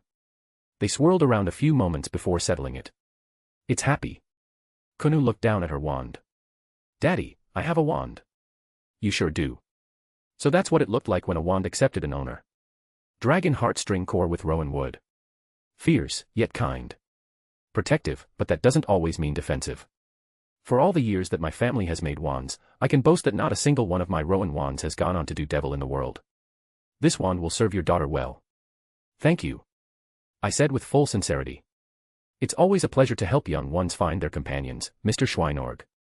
I noticed you said young ones. I pointed out. Indeed I did. His expression turned sour again. That will be 7 galleons for the wand. Do you want anything else? A wand cleaning kit. There are kits to clean your wand. Yasaka blinked. Oh my, let me add a book on wand maintenance as well, I feel as though it will be needed. Give us everything you think she'll need, don't worry about the cost. Yasaka agreed. Wonderful. He clapped his hands. And I believe you have materials for me. Wordlessly, I pulled out the 2 strands of hair, one from Izzy, and one from Meridia, as well as the piece of wood that Meridia got for me. Ollivander looked at what I handed him, then sighed. What? I questioned. What did I do wrong? You did not do anything wrong, Mr. Schweinorg, I am just lamenting my workshop in its final moments. Ordinary materials can be extremely volatile. And while I do not recognize what you hold, I have been crafting wands for many years, I can recognize powerful reagents when I see them. He carefully took them from my hands, as if they were the most dangerous of weapons. I can't promise this will be done soon. We'll be in town next when dropping Kunu off for school. That should suffice. He nodded. Let me ring everything up and store away any potential hazardous materials. Asterisk asterisk asterisk. That was fun, where to next? Yasaka asked as we walked back out onto the street. Many more people were gawking at us as they walked by. While the place wasn't particularly crowded, there were a good number of people coming and going. I held up her letter.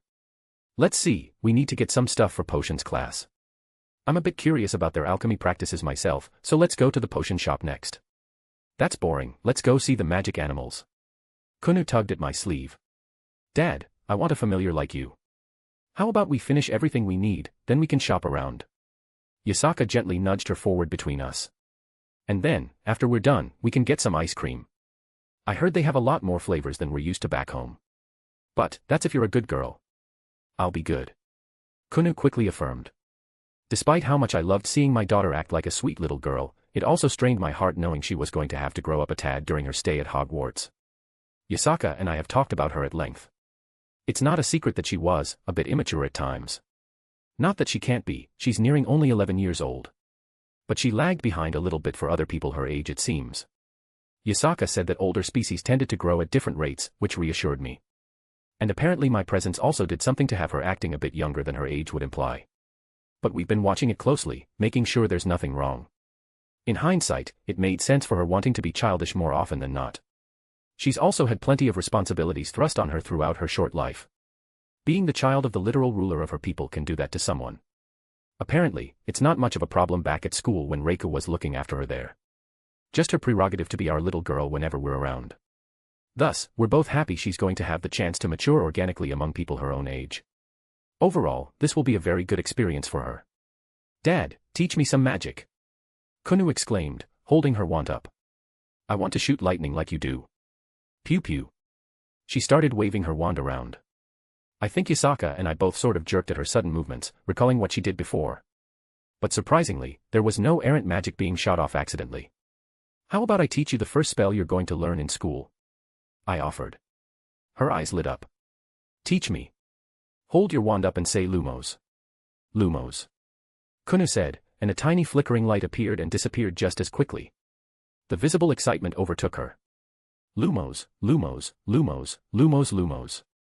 She started saying without a second thought. Yasaka looked at me, a growing grin as her tail found my waist again. Well done. Thank you. There were tiny little flickers appearing over and over as she tried to cast. But Yasaka was praising me for my ability to distract her from wanting to shoot lightning. Thankfully, it was a short walk to the closest potion shop. Slug and Jigger's Apothecary. It sounded like names, in which case, who named their child Slug? That's even weird by my own standards, and I visited a world where people thought hard on how to give their children unique names based on colors. Kunu curiously poked her head inside and we had to gently nudge her forward. The letter itself recommended this shop as they basically catered to new students preparing for Hogwarts for the first year. There weren't many people inside, which was nice. Welcome, welcome. Someone was quick to greet us with that patented salesperson fake smile. His eyes also lingered on both Yasaka and Kunu, no doubt their unique features. Here to browse, or do you have something particular in mind? Our daughter is going to be attending Hogwarts for her first year. Yasaka smiled, looking down at Kunu.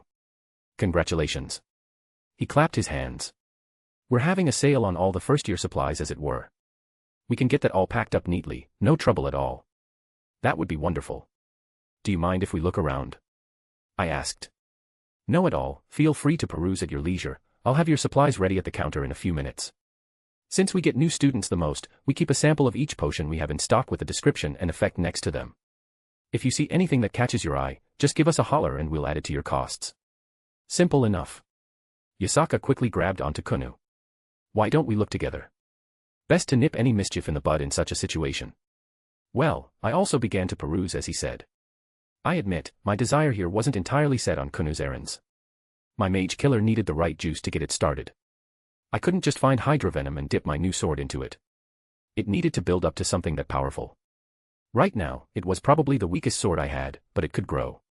Let's see. A beautification potion, meh. It was only temporary. A befuddlement draft, that's interesting. If the user drinks it, they become confused and reckless. I wonder if we could alter it to turn it into a vapor if it touches air. Make it a throwable weapon. Bulge eye potion, makes the user's eyes swell. Okay, that's strange. Bundimum secretion, oh, a magical cleaner, that's actually very convenient. I'll need to get a good supply of that to experiment with. Many people wouldn't understand how difficult it is to clean up after certain experiments involving magical materials. If it works out well, we could make a mint back at the Mages Association. Ah, they were ordered alphabetically. I turned the next aisle. Madame Glossy Silver Polish, another magical cleaner. I'm making another note. Memory potion, enhance the user's memory for a spell. Now that sounds extremely useful and worth picking up. I skipped a few aisles because I wasn't finding anything particularly useful. I decided just to start at the first and work my way down instead of randomly bouncing around. My eyes skimmed the first few of the section and I came to a screeching halt. Amortentia, otherwise known as the world's strongest love potion. Just mentally reading the words made my nostrils flare up. It doesn't create real love, just a powerful obsession. And they're just selling it openly. What the fuck? Note to self, enhance Kunu's protections to account for ingested mental alterations. Especially love potions. I'm going to need to tell Dia about this shit, and she is most definitely not going to be happy. Dear, find anything interesting? I didn't even realize Yasaka was poking her head over my shoulder. Oh dear. She realized what I was staring at. Already on it. I reassured her. Good. She gave me a kiss on the cheek. I would rather not burn down this country. And that wasn't hyperbole. What? Kunu pushed between us. Nothing, sweetie, just some icky potions. Did you know they add live frogs to some of these? I grinned at her. You, Dad. She made gagging noises and walked away. I couldn't help but chuckle. I'll go pay for everything. I gave one of Yasaka's tails a little squeeze as I walked towards the front counter. The same guy from before was sorting things out, putting them on the counter. I presumed they were what we needed, but my eyes were drawn to something else. Similar as the lines of potions from behind me, there was another potion sitting on the counter, but it was locked away with noticeable enchantments to protect it. A very thin vial containing a golden liquid. Felix Felicis, also called liquid luck. A potion that made the drinker lucky for a period of time. That sounded like complete bullshit. Luck was a nebulous concept. It was hard to conceptualize, not to mention measure and alter in the form of a potion. Ah, liquid luck caught your eye. The salesperson grinned from behind the counter. Not many people have actually seen it properly brewed. We only get a tiny bit every now and then, and it's bloody expensive. How much? I asked. For that right there, that'd be costing about 5,000 galleons. He responded. I'll buy all of it that you have. Honestly, I really wanted to investigate the claims. Sorry mate, no can do. One of the ministry's regulated substances, not allowed to sell more than that to a person. It's toxic in large quantities, and banned in almost everything. He shrugged. Well, that's unfortunate. Slowly, I put my hand on the counter, producing a small stack of gold. And there's nothing you can do? The guy, he paused, looking at the gold for a long moment. He stretched his hand out, sliding it over to himself and putting it into his pocket. Unfortunately, the ministry is thorough in their checks of our supplies. However, I did hear rumors that certain shops in Nocturne Alley are not as closely monitored. He replied. Interesting. By happenstance, do these shops you've heard rumors of, do they also have other potions, such as poisons and the like? My good sir, I could not comment on what they sell and do not sell. Only that for some reason they remain open, catering to a large audience even though we sell everything anyone could want with a clear conscience. Well, if I couldn't understand the hidden subtext there, I didn't deserve it. I wouldn't be surprised if the owners of this place didn't own a shop over there as well, and they sell the less savory things out of prying eyes. Thank you for your explanations. I added another tip. It's my pleasure, sir. And here are the items you requested, a beginner set of crystal vials. A brass scale for measuring ingredients. One basic potions ingredients kit, complete with everything you will need for the first year. We also included the books needed, if you haven't already purchased them. 1,000 magical herbs and fungi, and magical drafts and potions. Will there be anything else, sir? Can you add in a few different cleaning potions? The kind for removing magical stains, and the like. I don't care about cost or whatever, just give me your best. Also, give me a bottle of Amortentia. I want to see how it works so I can make a counter, just in case. Coming right up. He didn't even bat an eye when I said I want to buy a love potion that induces obsession. Yet, the other thing is regulated. The more I learn about this place, the more I find it confusing to my morals and sensibilities. At ******. That was certainly interesting. Yasaka commented as we left the shop. I saw a potion that apparently turned your tongue into a snake's. Oh. I looked her way. Does it give you ideas? A wide grin slowly tugged its way up her face. It's certainly something we'll have to play with. Why would you want a snake tongue? Kunu made an ick noise. I like the one that turned your head into a pumpkin. Can we get that later? Well, you'll be getting your own allowance while you're at school, so if that's something you want to get, you're allowed to. Yasaka forced a smile. One of the things we agreed on was to not limit Kunu's spending. That is to say, she had a limit on the amount, but what she purchased was up to her. Teach her a bit of responsible spending by her own hand. Obviously all her needs would be taken care of, and if something came up, Medea was there for certain things.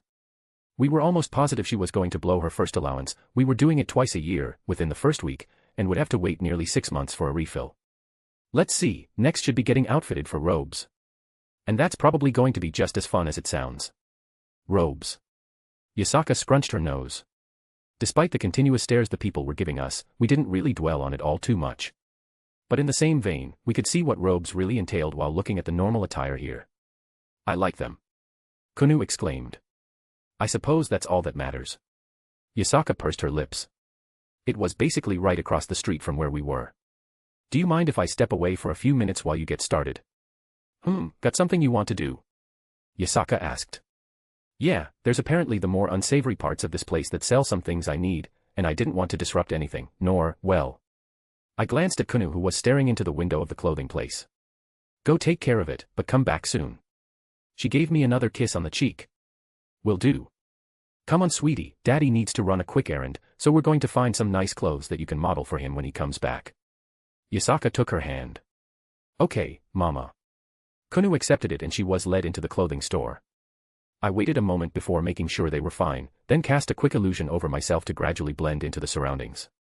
Once I noticed no one noticed me, I used Shumenpa to move quickly across the alley, as I vaguely recalled where the entrance to Nocturne Alley was. For some reason it was spooky looking. Very few people were nearby at this point, and I just shrugged, walking down it. It was definitely less kept than Diagon Alley, that was for certain. Even the cobblestone road was uneven, pieces of stock sticking out, cracked and shattered in other places.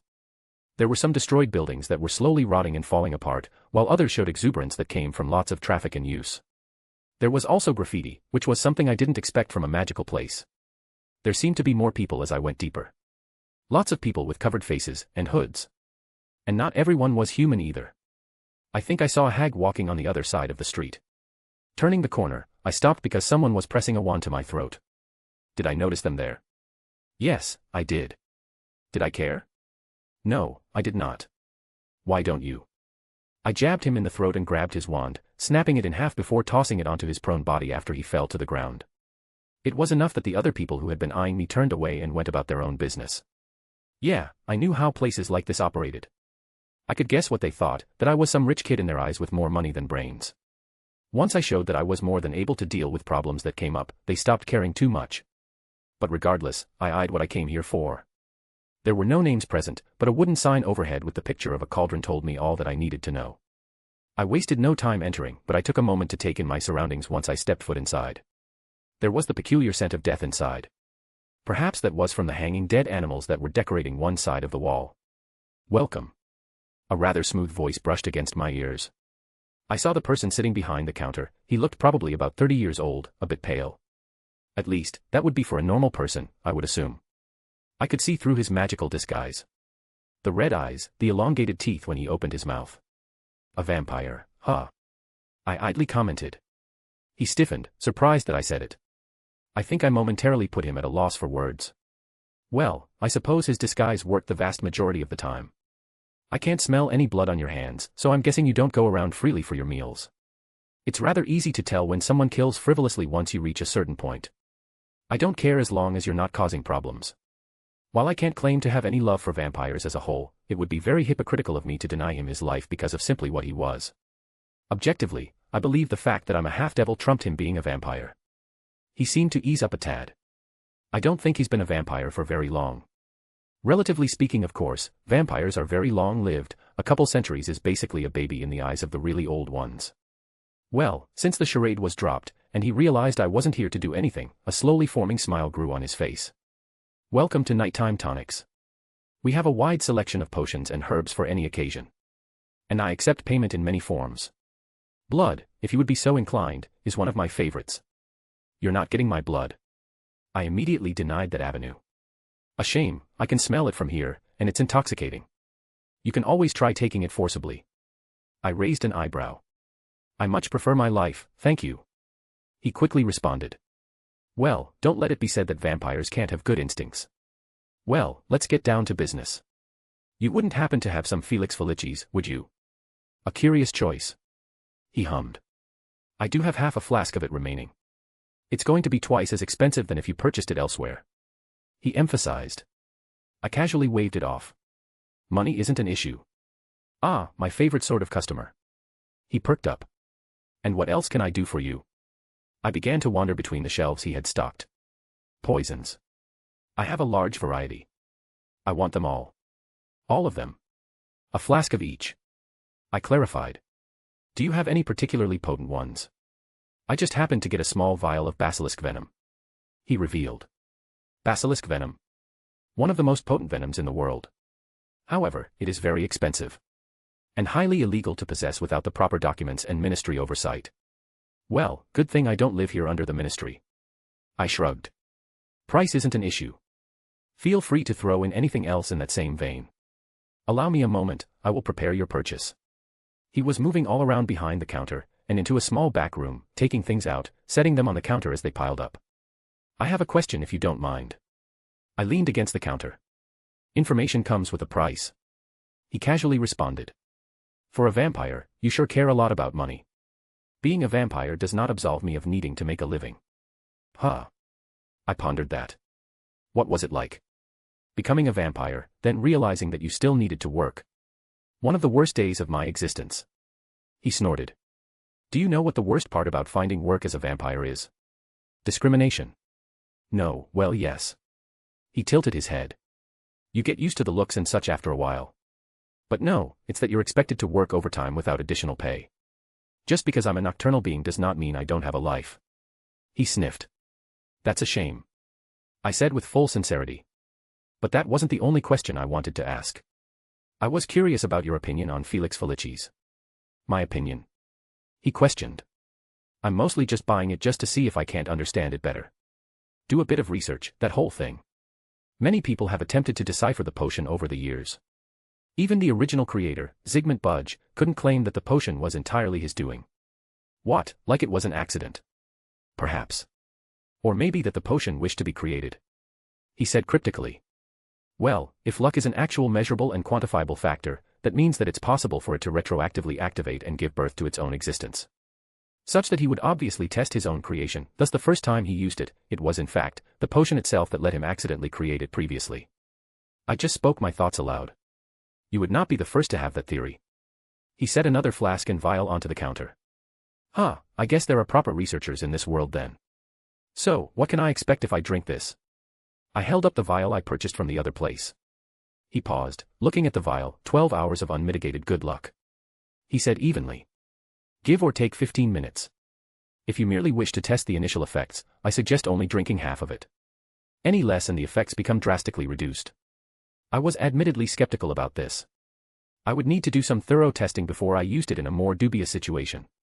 And there was the consideration if the luck it bestowed could stand up to things that were, let's just say, higher up on the food chain than the run-of-the-mill wizard or witch that prances around here. Probability manipulation wasn't exactly an uncommon concept used among my cohorts. So it's assuredly good luck. Most assuredly. He nodded. Even if the situation appears to be detrimental, you can be assured that it is to your overall benefit. I once heard a story of a wizard who drank a phial, then was stabbed by a non-magical mugger. He quickly operated to the nearest hospital, and they found out the vial he drank contained poison. He would have never found out had he not been stabbed. Speaking of poison. You will have enough to put down several giants. He swept his arms around at the many containers littering his counter. I merely waved my hand, and an equal number of bags of gold dropped onto the free space left. His eyes sparkled. It was a pleasure doing business with you. I'll be back if I need anything else. I quickly collected my new stuff and left. I admit I was a little anxious to get started on my new sword. Heck, I haven't even thought of a proper name yet. Maybe something like greed, since it continuously takes in things to strengthen itself. Was that too on the nose? Considering that it contained a purer concept of greed itself. I admit I liked a more simple naming convention. Whisper, Mirage, etc. I would need to ask my girls for their opinions. I don't think I'm really the best at naming things. With a burst of shuanpa, I was back at the entrance to Nocturne Alley, ready to head back. I stopped though, and looked at the vial of Felix Felicis in my hand. He said it was purely good luck, so, how about we give it a shot?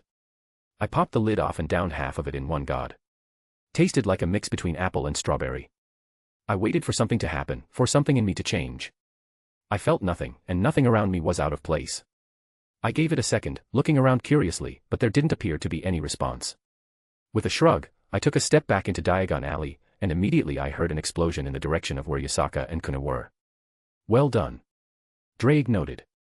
How the hell is that in any way my fault? Let's be honest, something was bound to blow up around you with or without a magical luck potion to facilitate it. Fuck you. I quickly used another burst of Shuanpa to check up on my girls. This wasn't my fault this time. Shuri. It wasn't. I totally believe you. Asterisk asterisk asterisk. A/N. If you want to read 9 chapters ahead or support me, visit my patreon.com/asteriforon. I also have a boosty for if you can't use the above, under the same name. Chapter 485, Chapter 440. It didn't take me long to find the source of the noise. Lo and behold, it led me right to where I had left Yasaka and Kuna beforehand. It hadn't even been that long, like 20 minutes or so. I caught the tail end of some people running in the opposite directions but ignored them. I now stood out in the middle of the street, where several buildings had holes in them, walls were broken, windows were shattered, and some craters littered the cobblestone walkway. There was a person covered in a black hood and weird skull-like mask that was planted firmly in a stone wall not far away. He looked to be in particularly bad shape.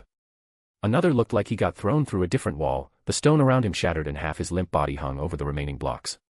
And perhaps a handful more scattered around, mostly unmoving if not slightly twitching with some groans barely audible amongst the ensuing chaos. But most eye-catching of all was Yasaka, holding one struggling man up by his neck as he gasped for breath while pinning another under her foot, whining and begging as he sunk further into the ground. She noticed me as I arrived and I gave her a curious look. There was no anxiety on her face, so it was safe to say Kuno was in no way harmed or in danger. Did something happen? I casually strode over. Oh, just taking out some trash, she said equally unceremoniously. I glanced at the under beneath her foot that was trying very desperately to crawl away. You know, I think there's a lot of people back home that would pay a lot of money for that privilege, I pointed out. Oh hush, she snorted. So, what happened? We were just shopping, and these people suddenly burst through the door, magic started flying and they tried to. Before she could finish there were numerous popping sounds as the space around us became turbulent and the infamous nature of this place's method of teleportation reared its ugly head by the dozens. A good amount of people appeared quickly, wands drawn and ready for battle. Release them, drop your wand, and put your hands up. The shout quickly followed.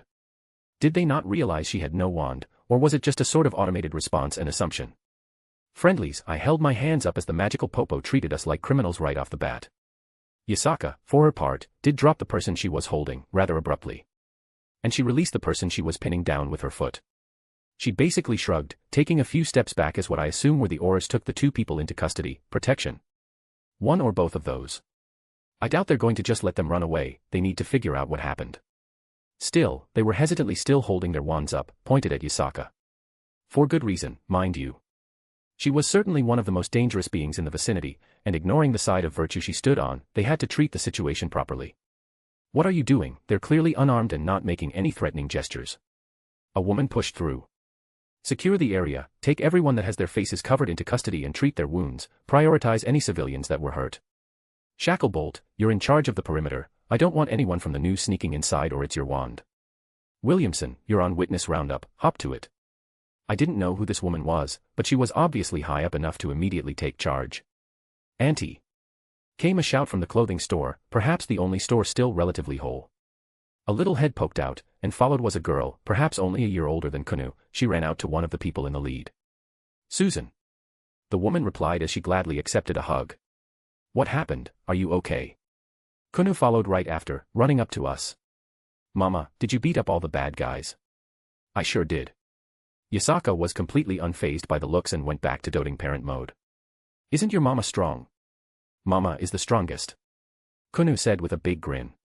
I kept a side eye on the supposed Auras, because I wasn't entirely trusting of them to not do something stupid, but they sort of began working around us to settle everything.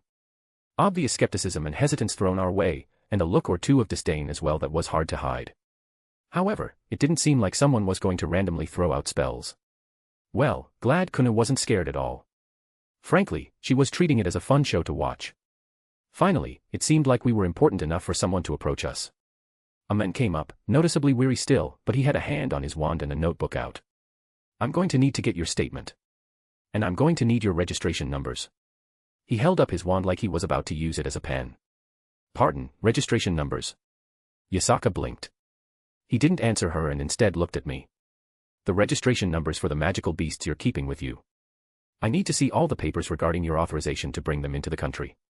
Magical beasts. I repeated, dropping my usual tone for something a bit more sharp. Are you referring to my daughter, or her mother, the woman I'm in a relationship with? There was a flash of something resembling disgust across his face as I said that. If you don't have the proper registration, we're going to have to confiscate your magical beasts for further investigation. They will be assigned a danger level, processed and if found to not be a danger to Wizarding Society, they will be released back into your custody after a thorough examination. Wilhelm. Yasaka said with a blank face. Yes. Deal with him, otherwise I'm going to do something I regret. She grit out. No need. The woman from before stepped forward. Mr. Robards, I will take their statements. You are dismissed. But, they're an unregistered dangerous beast, according to. You are dismissed.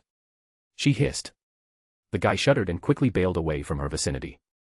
I deeply apologize for that. He was very out of line, and he does not represent the DMLE.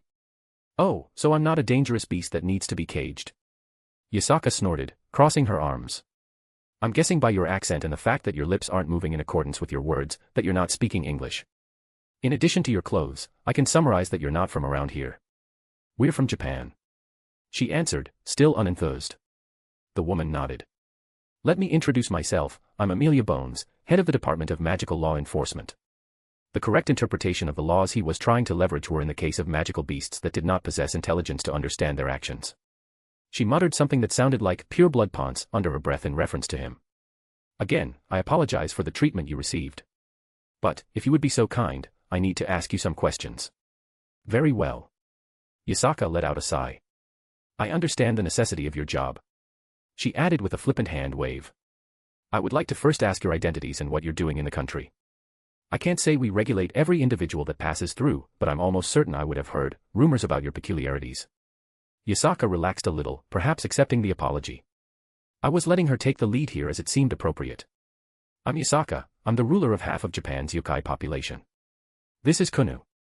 She said, gesturing to the little fox. Our daughter, she's going to be enrolling in Hogwarts for this upcoming year, we were here to shop for her. Amelia Bones was taking in that information but she sort of froze. Pardon, can you repeat what you said? About what?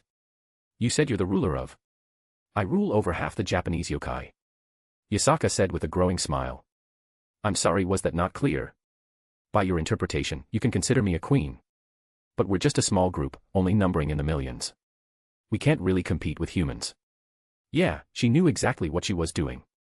I'm pretty sure that the entirety of the English wizard and witch community doesn't break 100,000. Is there a reason you didn't go through the proper channels when visiting? The ministry would have treated a foreign leader very well. The woman got over her initial stupor and donned back her more authoritative look. I didn't think there was a need, I'm here as a mother, not as a queen. Yasaka emphasized again, using terminology that would resonate more with her. Though, if it matters, I can call upon my armies to make a proper showing of myself. We wouldn't want anyone to think I'm a dangerous beast. What better way than for everyone in this country to know who I am? Yasaka smiled kindly, contradicting her statements very much. Amelia Bones cleared her throat. There is no law restricting foreign leaders from vacationing within magical Britain. She settled on. And she once more muttered something under her breath, something about strangling that old goat for not giving her a heads up about a new student he's getting. It's funny, I don't think she even knew what yokai were, only that they were apparently strong by Yasaka's obvious actions, and that they weren't human. But at least she had a good head on her shoulders and took the matter seriously. She then looked at me. And, your name, Mr. Schweinorg. Wilhelm Henry Schweinorg. I introduced myself. She blinked for a moment. Why does that name sound familiar? Who knows? I shrugged. Once again, I thank you for your help and apologize for the rudeness of my aura. I assure you that these incidents do not represent magical Britain as a whole. Well, we'll see about that, won't we? Yasaka didn't sound too convinced. The department head smiled awkward, she held her hand out and that same younger girl from before awkwardly shuttled over into her grasp. And I would like to thank you as the Lady of House Bones. Susan here is my niece and I'm her guardian, she's the only family I have left. She tells me you were protecting her. Would you mind giving me the details? Yasaka, properly relaxed a little at that.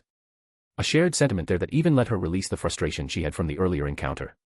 I was taking my daughter to get some custom robes made, considering the obvious. Yeah, it must be hard to get clothes made specifically for their tails. And this sweet little girl here came up, complimenting our tails. Yasaka's tone turned a genuine warmness as she smiled at Susan. The younger girl blushed a tiny bit. They're pretty. She muttered. Kunu also peeked out from behind Yasaka. Hi, I'm Kunu. I'm Susan. The other girl responded, a tiny bit of awkwardness there. I like your tails and ears. Said ears on Kunu's head twitched excitedly. Thank you. Kunu hurriedly replied, tinged with a speck of embarrassment and shyness. I like your hair too. Funny enough, none of us, the adults that is, interrupted them despite the situation not being appropriate for them to, well, this. Are you a first year? Susan asked. Aha. Kunu nodded. I'm going to be a second year. Susan said proudly. But, if you need anything, you can come to me. I'm in Hufflepuff and, well, you'll be sorted into a house when you get to Hogwarts. It's great, you're going to love it. Once the initial nervousness wore off, she was quick to open up. We're getting a new DADA teacher this year, Gilderoy Lockhart, you've read his books, right? They're amazing, he's amazing, I can't wait. Well, we might be in different years, but that doesn't mean we can't hang out at school. I'll show you around everywhere, it'll be great. Susan. Amelia put a light hand on her hand. Time and place, dear. Oh. She shrunk back a tad. Sorry, Auntie. Did Kunu just make a friend? Back on topic. Amelia Bones spoke. Can you tell me what happened specifically? Well, it was so sudden. Almost right after that happened, a bunch of people just burst in through the door, wearing costumes that screamed, I'm not a good person, Yasaka replied. Not to mention they reek of alcohol. I wouldn't be surprised if half of them won't even remember what happened by tomorrow. Death Eaters. Her lips thinned. Pardon. Right, you probably wouldn't know. They're terrorists. She seemingly chose her words carefully. They were all black with the skull masks. How droll. Yasaka said dryly. But yes, they swept in, started throwing around some spells, mostly to cause chaos and confusion, but they seemed eager to abduct Susan over there. However, it seemed like a spur-of-the-moment thing by their reactions. I wasn't going to stand by and watch a child be harmed, so I intervened. And, well, you can see the result. The woman let out a short sigh. I should have anticipated something like this. Piss someone off. Yasaka hummed. Amelia Bones grunted in frustration. Politics. We were able to push through some reformations that a certain faction of our society doesn't approve of. And this is what happens when they can't bribe or intimidate their way to legislate their views. Bold of them to go after the niece of the magical police chief, isn't it? I questioned. You say bold, I say stupid. She snorted herself. As much as I don't want to give them credit, they wouldn't have had the stones to do anything to Susan. Not that this makes it better. She frowned. But they would have just used her as leverage to get me to vote a certain way for matters of law, then probably released her. Otherwise, the ministry would have come down on them with the might of Merlin himself. Makes sense, I suppose. Then again, I don't really know nor care much about their politics. You seem familiar. She changed thoughts quickly. Not just your name, I could have sworn I've seen your face before. In your dreams, maybe. I smiled. The DMLE direction barked out a laugh. Aren't you a smooth one? You should keep him on a short leash. Believe me, you have no idea. Yasaka shared a small laugh. Well, that's all I need. I'll make a note that you cooperated fully and you acted completely in self-defense and in the defense of others. There shouldn't be an issue, but just in case, if anything happens, you're more than welcome to contact me. Well, hint taken then. She was basically saying that she would be behind us then as thanks. I wouldn't say no to having the head of the magical popo in our back pockets, so to speak. I'm sure there won't be any other problems. Honestly, I'm more concerned about our little Kunu and to make sure nothing comes her way that she shouldn't have to deal with. Yasaka replied. Amelia glanced down at our little fox, a warm smiling appearing on her face. Don't worry, I'll make sure to keep an eye on things throughout the year. Huh, maybe that potion wasn't bullshit. Asterisk asterisk asterisk. I waved my hand as two familiar people entered the building. Medea and Kazuki saw us and came over quickly, joining us at our table. So, how'd it go? I asked, almost instantly upon them sitting down. Just straight to it, huh? Medea huffed. Not even going to let us get our own ice cream. She said, watching Kunu go to town on her 4-scoop monstrosity she was no doubt going to eat in its entirety. I'm sorry, you're right. You were very good today, Medea. Do you want some ice cream too? I rolled my eyes. Yes, I would, actually. Medea didn't rise to my teasing. Oh, stop you too. Yasaka interrupted. Seriously, how did it go? It went well. Medea happily exclaimed. There were points I believe we could have performed better. Kazuki pushed up his glasses. However, despite the irregularities, we were offered the positions at the end of the interview. We have accepted. Well done. You're looking at the new teachers for magical theory and Muggle studies. She paused for a second. Why is it called Muggle studies? They call non-magical people Muggles here for some reason. I shrugged. That's strange. Medea pursed her lips. I thought it was an underhanded insult at first when the headmaster said it to hubby. I was ready to rip his beard out. Right, I can't imagine why I had any doubts about you getting the position. I said rather sarcastically. Humph, he would be a fool not to hire me. But the school itself was interesting, I'm going to have fun exploring it. I was only able to get a few cursory glances to see how it works. And did you notice how many ley lines intersect right below it? I know, I noticed that too. It's better than the temple. I'm going to make an amazing workshop in some far corner and tap into those babies. We should celebrate though. This is wonderful news, I'm happy for you, Medea. I said with full sincerity and without the previous mocking or teasing. Thanks. She muttered with a tinge of happiness mixed in. She's not good at this sort of genuine praise. Auntie Medea is going to school with me then? Kunu asked. We both are, you adorable cutie. Medea cooed, reaching over to rub her head. We'll need to settle all the logistics though. I can find a spot to connect the house, but I don't want to put it too close to the school. I want Kunu to have her sense of independence without us being in her proverbial backyard. Just make a list of things you think you need help with, I'll help you wherever I can. We both will. Yasaka added, her tail finding my waist again. Whatever you need, we're here to help. Your assistance is greatly appreciated. Kozuki lightly bowed his head. We're going to need to learn more about this place. Medea said, licking an ice cream cone. Where did you get that? I looked at her. She just grinned evilly and pulled her hood down over her face, not bothering to answer. Make sure to pay before we leave. Yes, hubby. She scares me sometimes. Our day was a bit uneventful. Yasaka hummed. I had to step on a few people, but it wasn't too difficult. I bought a lot of good things too. I remembered the very important thing too. Also, have you finished a certain item you told me you were going to create with a certain feather? I haven't completed it yet. Someone disturbed me and had me start helping with their stupid boat. Medea huffed. Shut up, you were just as excited to play with the ship as I was. She didn't bother to deny it. But what do you need? We'll talk about it later. Found something unsavory here that needs to be accounted for. I didn't want to spring that kind of thing on her with her being so happy right now. Oh, but I also found something neat. I said, taking out the vial of golden liquid. Look at this, they call it Felix Felicis, or liquid luck. It's supposed to make you lucky for a period of time. How absurd. Medea immediately commented. But she grabbed it off the table to inspect closely. That's strange. I should mention that I drank a little bit. Of course you did. The first thing you do when you find something you don't know, is to put it inside your body. She scoffed. But it doesn't look harmful, at least. Wait, you drank a luck potion. Yasaka looked at me. Why haven't you been getting lucky then? I haven't noticed anything out of the ordinary. I shrugged. Maybe that whole thing from before counted as me being lucky. I mean, it didn't directly involve me, but Kuna meeting a possibly new friend, and us becoming acquainted with the head of the DMLE and her being indebted to us can't be said to be a bad thing.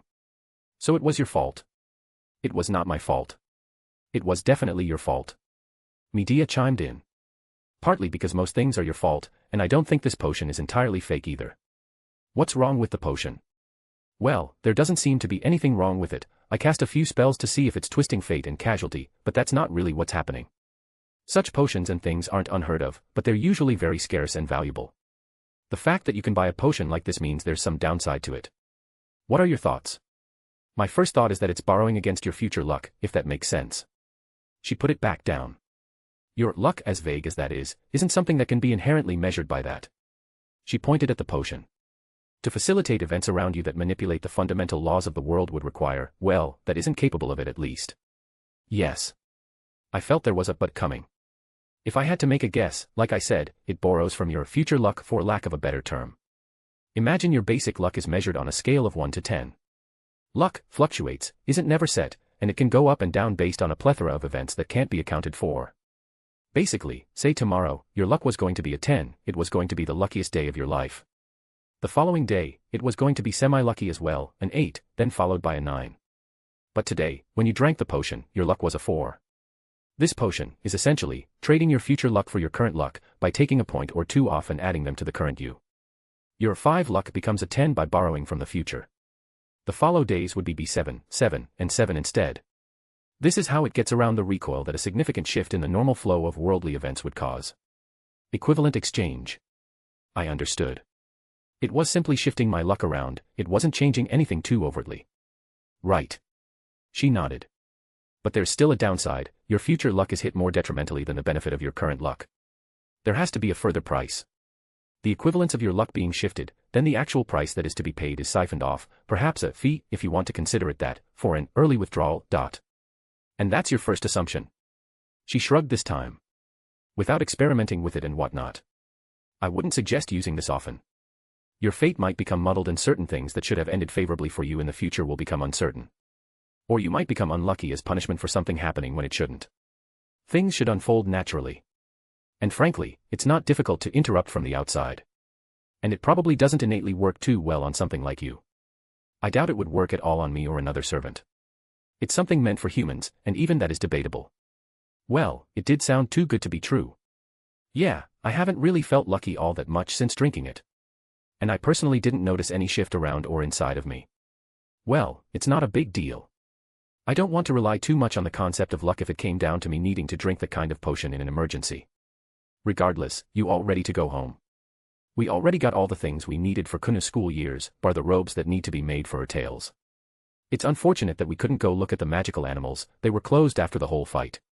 Sure, I want to get home and start packing.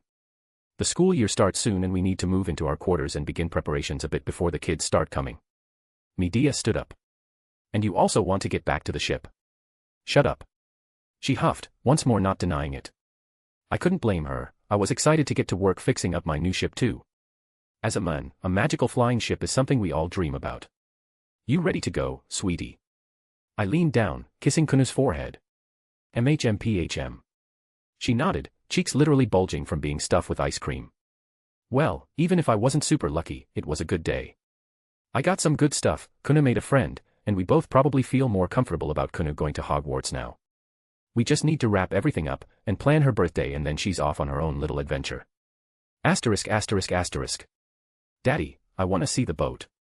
Kuna tugged at my sleeve as soon as we walked through the portal, appearing right outside the door to the house. Actually, I want to see it too. Yasaka spoke up. I have some things I want to wrap up over there, I'll show you around. Medea perked up. What about you, hubby?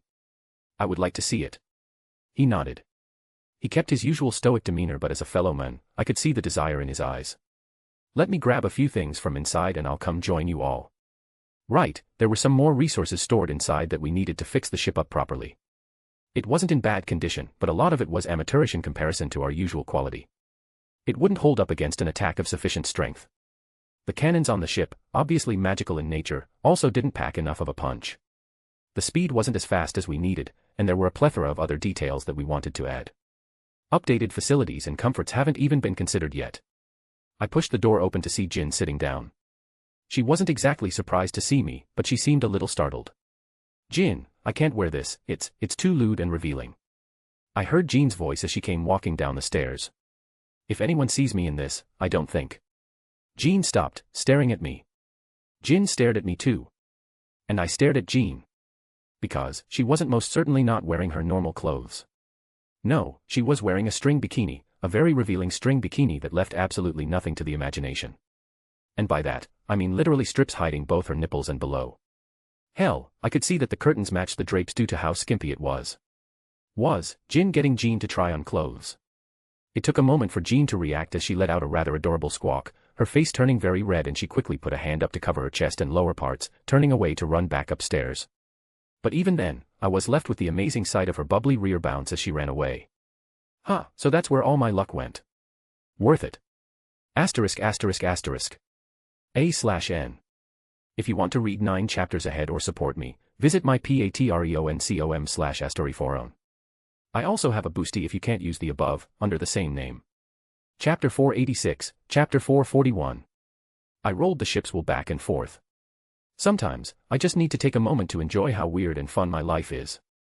I mean, I had a pirate ship, a magical flying pirate ship.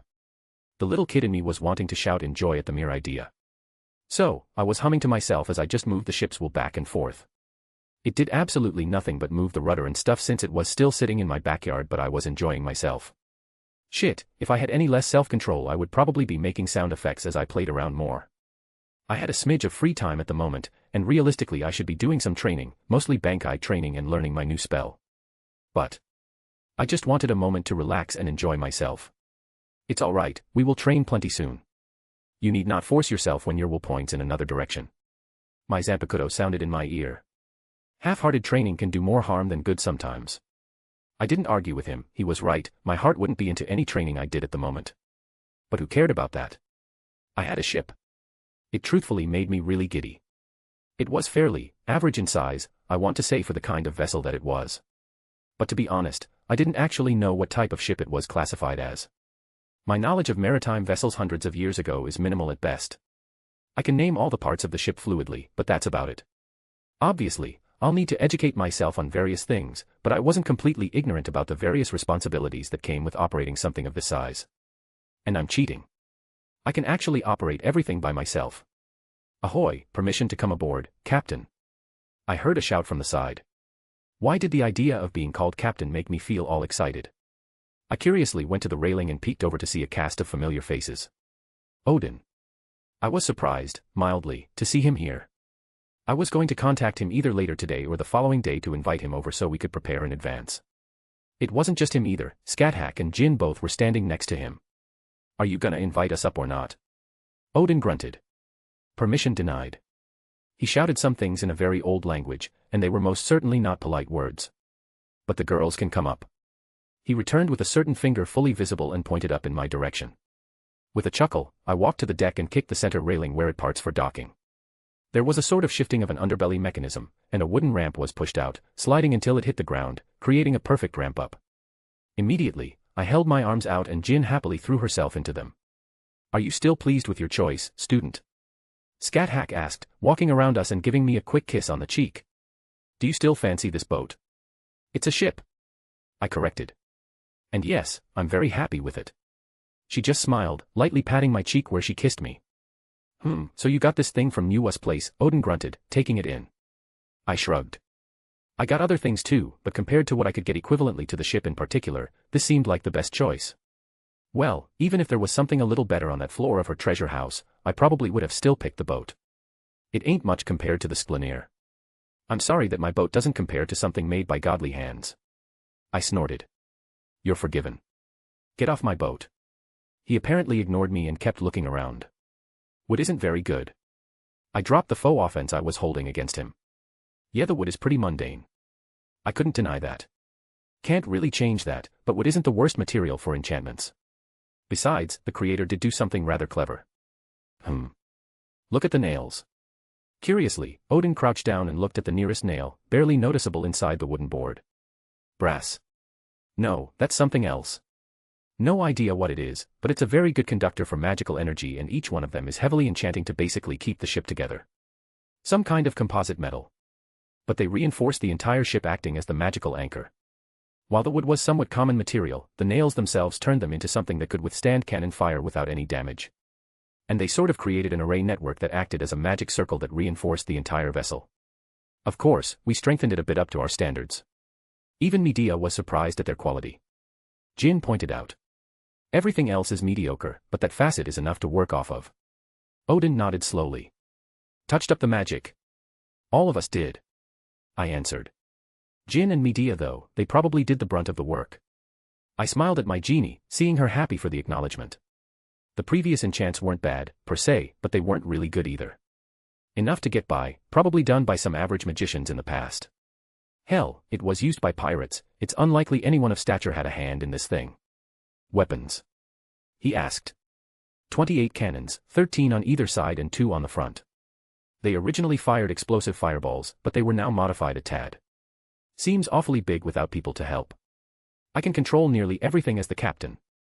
Well, being the captain didn't really matter. I just had to take control of the magics inside for it to recognize my input as the highest authority. To emphasize my point, I held my hand up to a rope nearby and it shot over, wrapping up Jin and pulling her up the mast. Whee! She didn't fight it one bit. I also glanced at Scat-Hack who gave me a "I dare you" look. I was tempted. But I'm sure you didn't come here to talk about my awesome boat. I walked up the stairs to the wheel, leaning on it. What can Captain Wilhelm Schweinord do for you, Allfather? You finished your matters? He cut straight to the chase. More or less. I do have some free time. The next date would be Kuna's birthday, which was only a little bit before we dropped her off at Hogwarts, but that was still some distance away. More than enough time to settle what he needed. Odin stroked his beard in contemplation. Interested in taking a look at my side of the fence. I already said I'd help out, didn't I? I responded. He acknowledged it with a hum. It might be dangerous. We're hunting a titan, that's to be expected. I said, while Scat-Hack perked up, with Jin floating back down beside me. Do you require help? Scat-Hack asked. I tilted my head, frankly, I didn't know. Do we? Odin frowned a bit, not at the question itself, but more so at the circumstances if I had to guess. Things have become chaotic. The voices that side with Loki have become louder. It's becoming more difficult for Vidar to suppress that side. Simply kicking them out won't work either. I spoke mostly in rhetoric. I hate politics. Most of the time, that is. In true conflicts, I would take it all day over something like a war. But I really hated being involved in this kind of thing. If they just kicked out Loki's people, well, they'd just resort to less words and more action at that point. It was better to have dissidents within arm's reach so you could monitor them. especially when they were godly in nature. I also tried to convince everyone to send the kids to Asgard for a field trip. He cracked a grin. Wouldn't that draw unwanted attention? I furrowed my brow. He shook his head. We're already going to get unwanted attention, brat. I stay the hell away from that crap, and you're right in the spotlight for a lot of people right now. No matter what we did, they were going to be watching us. But having those kids show up? That's a nice little smokescreen we can use. Are you using them as bait? Odin scoffed. What do you take me for? The wise and ruthless war god, Odin. I shot back. He paused, turning around to look off the bow of the ship. All right, I'll give you that one, he said with a soft tone. There was a lot of age underlining what he said, like he was almost nostalgic. I promise I'm not using them as bait or any other plans other than just to distract everyone else while they prance around Asgard. All right, I'll take that. Just know, if you're lying.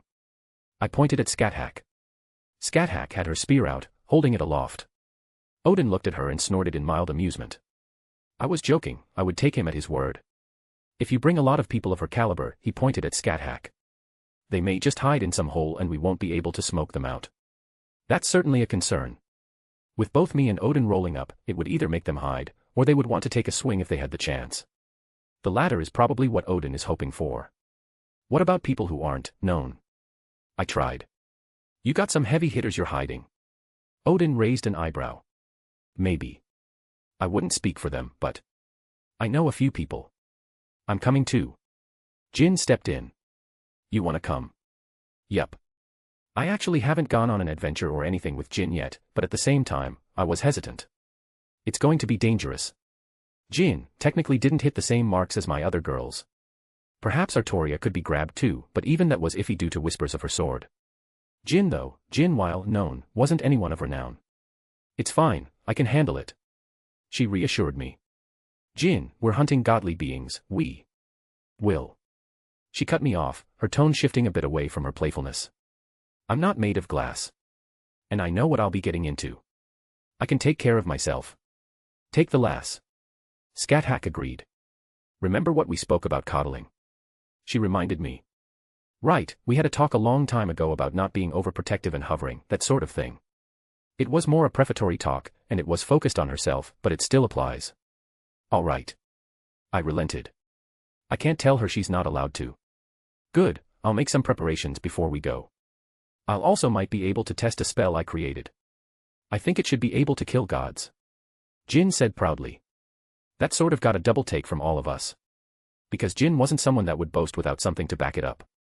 If she wants to come, let her come. Odin snorted. She can handle herself. But let me take a look at the others you want to bring. If they aren't up to it, don't blame me for rejecting them. I could give him the finer details, but why not just have him meet them? Say, Odin. Have you ever flown on a magical pirate ship to another world before? Yes. He answered me with what felt like complete honesty. I felt myself deflated at his answer. Asterisk asterisk asterisk. I think I had the biggest grin on my face ever as the wind blew through my hair. I turned the wheel of the ship, and the whole vessel jerked, changing course. Flying in a pirate ship was amazing. Sure, it wasn't completely up to the level I wanted it at, but with Medea's help and everyone else, it was at a point where it was usable. Hell, it was technically usable as soon as I got it. It could go pretty darn fast too. I'll need to see about stealing the designs for Chaldea's mana reactor and see if I can't install a smaller version inside though. At the moment, there was a primitive sort of magical energy gathering effect throughout the ship that slowly siphoned the occupants' magical energy and stored it. I was powering it basically by myself, but it would be annoying if this was stuck this way. Sure, it wasn't much to me to keep up, but there was a degree of fail there if I was never present or I was forced away. But I ignore that for now, because this was one of the best experiences of my life. Even if Skyrim's cold air was a bit snippy, it was more refreshing in this moment. Odin was taking in the sights.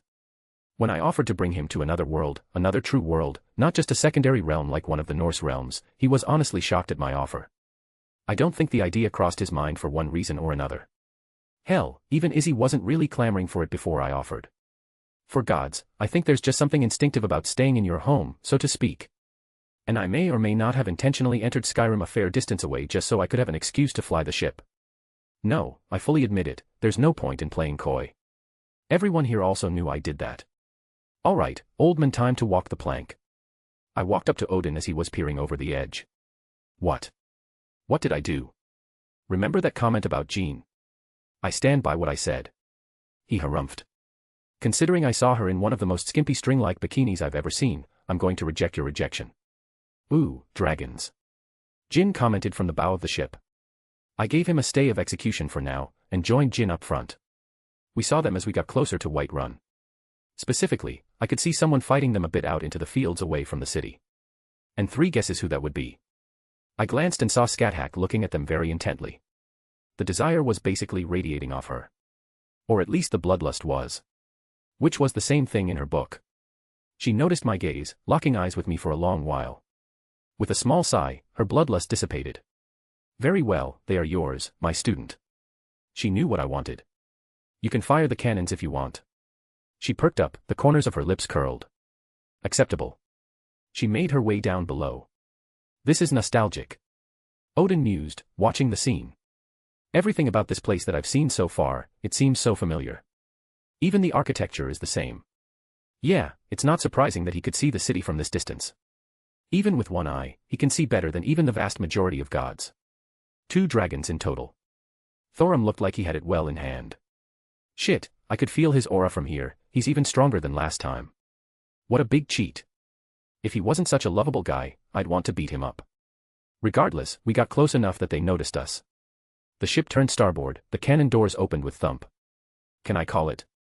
Jin asked. Damn it, I really wanted to, but the look she gave me killed any attempt at rejection. Phi. Wait. I stopped her. What's wrong? Jin asked. I immediately called upon the mightiest of Wiggles to my side. My familiar answered happily, appearing on my shoulder. And I did what any self-respecting pirate captain would do. I put a tiny little pirate hat on his head. Okay, you can do it now. Jin shrugged. Fire the cannons. She shouted. There was the tiniest of delays, presumably because Scathach was figuring out how to fire them. But the ship shook as a red-like beam of fire shot out of the first cannon, colliding with one of the dragons. That immediately got his attention. Thorum was fighting the other one in a closer combat. This second dragon, though, turned to face us. That's when the second cannon fired, and the third, and so on. The line of fire lasers collided with the massive beast. The damage would be minimal in this circumstance, but a couple lucky hits got the wings, sending it falling to the ground in a sudden frenzy. What a beautiful scene. Good first test. Cannons need a bigger oomph. And fire-based weaponry has obvious setbacks, but we just hadn't had time to tweak that too much. Mine. Odin shouted excitedly, the walking stick in his head flashed, transforming into a golden spear. I didn't even have time to take a good look before it was thrown by him, zigzagging through the air before it found the chest of the fallen dragon, both pinning it into the ground, and wiping the life out of its eyes. Ah, it's been so long since I've killed a dragon. Always a good feeling. Dick. Drake huffed within my soul. I let out a sigh. The whole point of Scathach not killing it herself was so we could thoroughly test the ship's abilities. Thorum, seeing what happened, quickly finished off the dragon he was fighting as well. His trustgram cleaved off one of its wings before he drove it into the neck of the beast. Thorum waited there with that signature big goofy smile of his. He could presumably see me peeking over the edge as the ship started to descend. And that same phenomenon occurred as the dragon corpse he was next to began to dissolve and swirl with a golden light, shooting into his body. With the ramp to the ship coming down, I quickly debarked with a harpy Nord greeting me. My friend. He didn't even ask about anything else, rather, he was just happy to see me and grabbed me into a big hug. Hey Thorum. I found myself smiling to match him, accepting that he was now hugging me and I wasn't going anywhere. Dear Norns, boy. Did you just eat that dragon's soul? Odin asked in astonishment. Ah, yes. Thorum answered the abrupt questions in both an affirmative, but with a healthy amount of confusion at it. Was it tasty? He asked with full sincerity. Thorum looked at me, and we both started cracking up. Asterisk asterisk asterisk. A/N. If you want to read 9 chapters ahead or support me, visit my patreon.com/astoriforon. I also have a boosty with the same name if you can't use the above. Chapter 487, Chapter 442. Odin looked Thorum up and down with an inquisitive eye.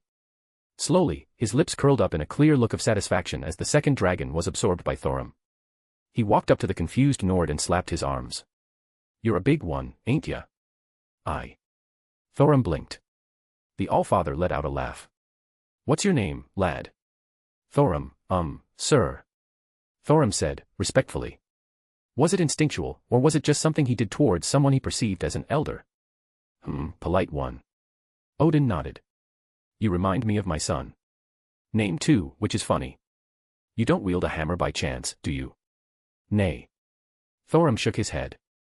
I never had the mind for it, elder. I prefer a sword in hand, but I can make do with an axe. Nothing wrong with that. Odin stroked his bear. That's a nice sword you got there. He admired the glowing red sword held to the side of Thorum. Thorum smiled happily. Thank you, elder. He held it up for Odin to see. 'Tis a mighty fine blade and has served me well. I'm glad you like it, I spent a lot of effort to make it. Yes, it's. Thorum came to a halt. Pardon, elder, but you claim to have crafted this weapon. I claim nothing, boy. Odin's spear had long become a walking stick again and he was using it to smack Thorum's shoulder. I made that sword and that is a fact. Ah, apologies.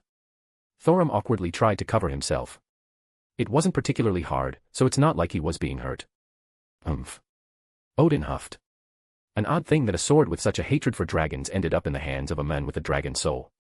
It wouldn't be wrong to call you a dragon at this point, huh? Yet it lets you wield it. Thorum took the inquisitive words of Odin good-naturedly. Wilhelm spoke similar words. He believes that the sword is willing to be my companion since it is my duty to hunt down the dragons that menace Skyrim. He said proudly. Odin moved his head back and forth. Yeah, that sounds like that bastard. He said, with an accompanying swat of his stick at Graham. It'd be willing to do anything to kill the most amount of dragons. He muttered something like stupid sword under his breath. You know, I didn't know that Odin actually crafted Graham.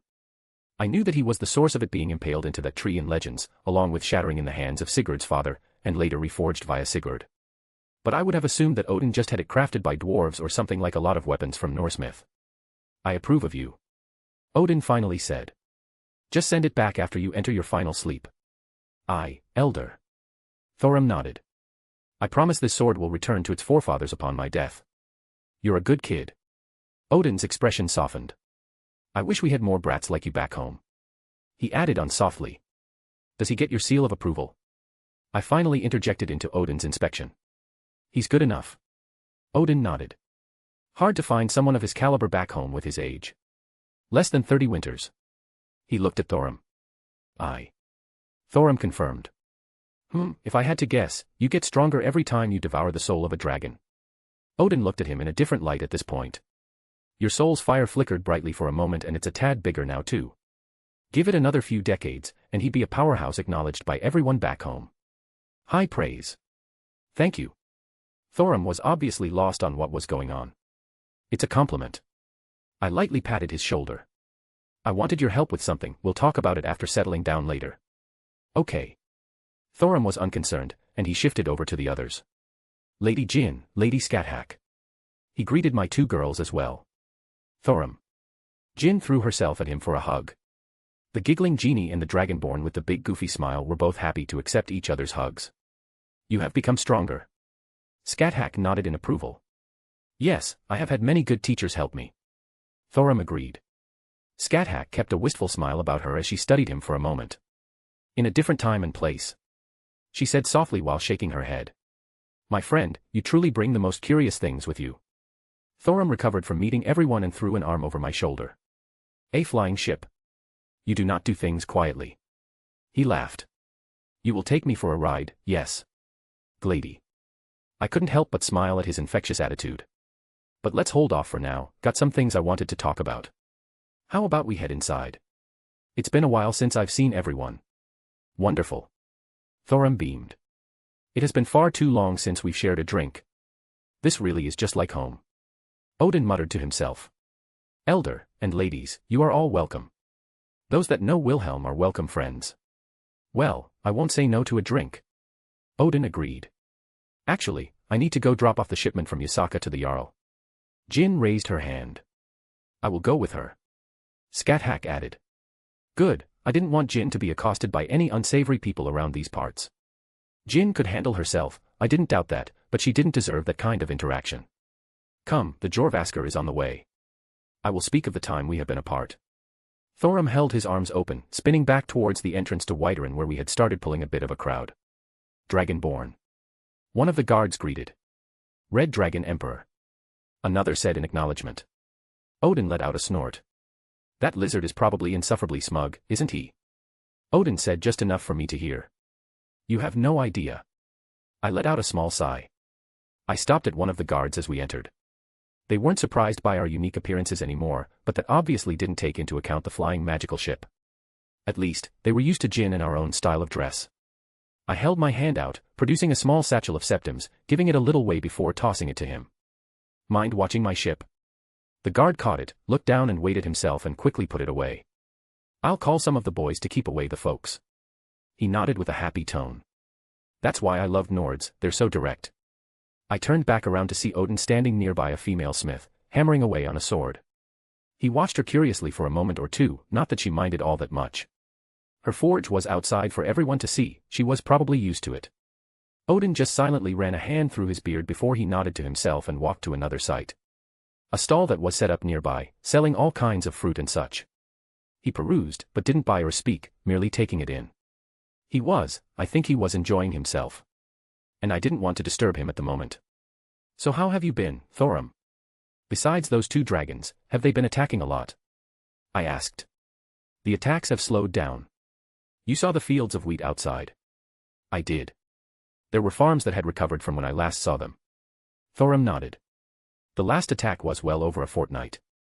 And all the dragons that have attacked were not strong. I offered because Thorum wasn't really struggling with the 2 when we arrived. He would have handled them easily enough, just a bit awkwardly since they can, fly. Thorum agreed. It worries me that they speak of their stronger brethren yet I have not met them. That is worrying. And what of the big dragon himself? Alduin. Thorum spoke the name with some trepidation. Rumors have spoken of his appearance as if a ghost. He appears in some places north for a brief moment, laying fire down upon any he gazes. But I have heard contradictions of the mighty black dragon appearing far south, much of the same. Have you considered that they're both correct? Alduin was supposedly the strongest dragon, and dragons have some bullshit magical abilities. Who's to say that he doesn't have some method to travel that far in moments? Thorum frowned. It seems my worries increase. But your words speak true, it is a possibility even if I do not understand. I'm always here if you need help. I made sure to remind him. I know I can count on you, my friend. Thorum smiled. I fear the final battle with Alduin is yet determined, the mighty dragon schemes and we will have to wait for it to appear. I was about to respond but I noticed a certain group of people and scrunched my nose in annoyance. Are they seriously still around? Thorum scratched his head. 'Tis unfortunate. My friend let out a sigh. After the last incident, the Jarl was more firm with their allowances. We have since barred them from entering the Jorvaskr, but now they simply stand outside. And there's nothing you can really do about it without causing an incident that would be disfavorable for you. I could summarize the situation. Yes. Thorum nodded. They are free to accost anyone coming and going from the Jorvaskr. Let me guess, they're intentionally trying to start something just so they can point fingers and escalate it. You are wise, my friend. The Jarl sent one of his to warn us of their ploys. They warned us to keep our fists away from their faces, lest we trouble ourselves further. Thorum let out a small laugh. However, they can be a mite aggravating. Ho! Odin took this opportunity to pop up between us. They causing you trouble, boy? It is merely an inconvenience, elder. Thorum replied evenly. They will bore themselves eventually and return from whence they came. Unlikely.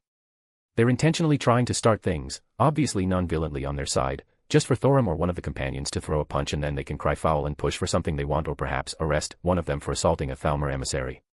We got away with what we did last time because how did we know they were Thalmors or some other stupid shit they couldn't dispute? But now, it's probably been sorted and they're using it to their advantage. Kind of clever, in an annoying way. Nords are the type of people who will most certainly throw a punch without much provocation. Mostly for good reasons, but that doesn't really matter in this circumstance. Obviously, they want some kind of control over Thorum as he's a very hot commodity right now with the return of the dragons. I can handle them. I thought up an idea. When it comes to being shameless, they have no idea who they're messing with. Don't boast about that. Scathack pinched my side. Brat, listen to your woman. Odin chuckled. Besides, when it comes to shamelessness, you're thousands of years too early to compare with me. He puffed up. Watch a master at work. Elder, you need not interfere, it's... Hush, boy. Odin shushed him. Let a master show his craft. He grabbed his walking stick at a different position, and he started adjusting his posture. Oof, that's going to be a doozy to fix later. He let out a groan as he looked naturally hunched over. He then took his hat off, tossing it into me. He ran a hand through his hair, making it look a bit more scraggly. You say they mess with anyone coming and going? Odin asked. Aye. Thorum nodded. Odin snorted, hobbling towards the Jorvasker. We were out of sight from them, but close enough that we could hear. Hold it, state your business. One of the Thalmor elves held a hand up in front of Odin. Ha! Thorum had a particular drawl to his tone that really hit a certain trigger with his act. I said, state your business. The elf reiterated. Ha, waya.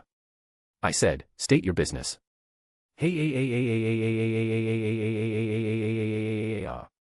I said, state your business. The elf raised his voice to match Odin. Why do you want to know about my fishes? Odin was being intentionally loud.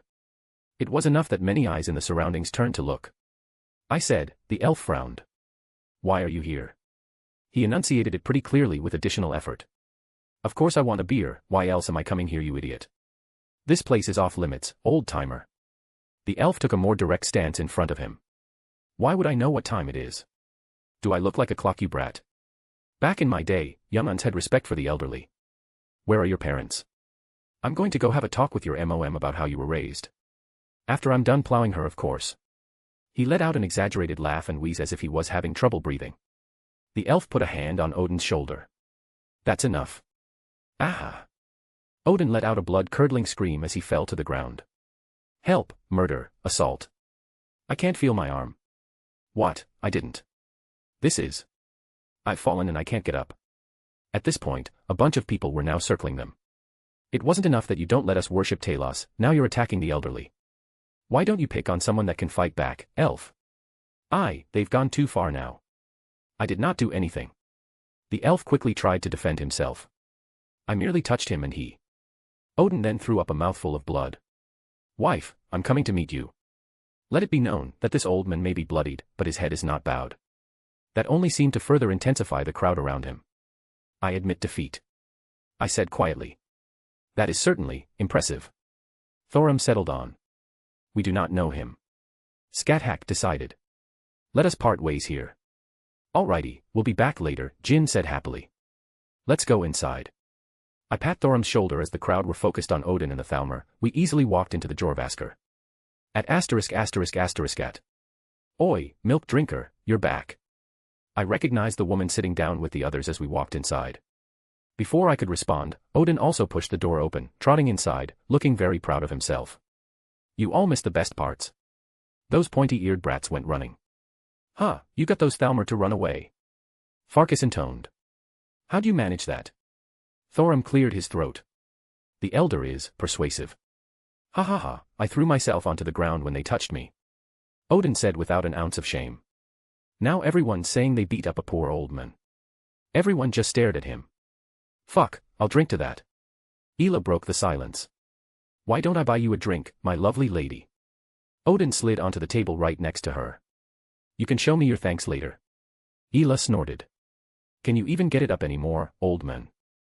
Ha, they don't call me Virile Odin for nothing. Nobody calls him that. I clarified. Brat, why you gotta block me like this? I've never had a werewolf girl before. Odin slumped. What did you say? On an opposite table, another member of their companions stood up. He was bald and wore heavy armor. I vaguely remembered his name was Skjor, one of the highest-ranking members of their group. Everyone looked at Odin, then at Thorum. And when Thorum looked confused and looked my way, I realized the issue. Don't look at me, I didn't tell him. Tell me what? That you're werewolves. Isn't it obvious? Odin said it as a matter of factly. I could smell the wet fur even before I entered the building. That's a tightly kept secret within the companions, old man. Ela warned. Question, what are the companions? Odin asked, ignoring the intense gazes he was getting. Are you serious?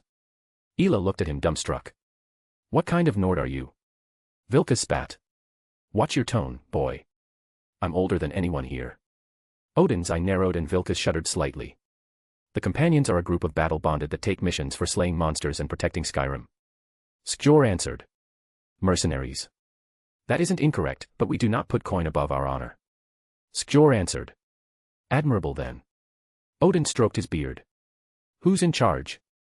That would be Kodlak Whitemane, the Harbinger. Farkas answered. Where's he? Odin looked around. He's downstairs. Thorum said softly. I'm afraid he won't be able to meet you, Elder.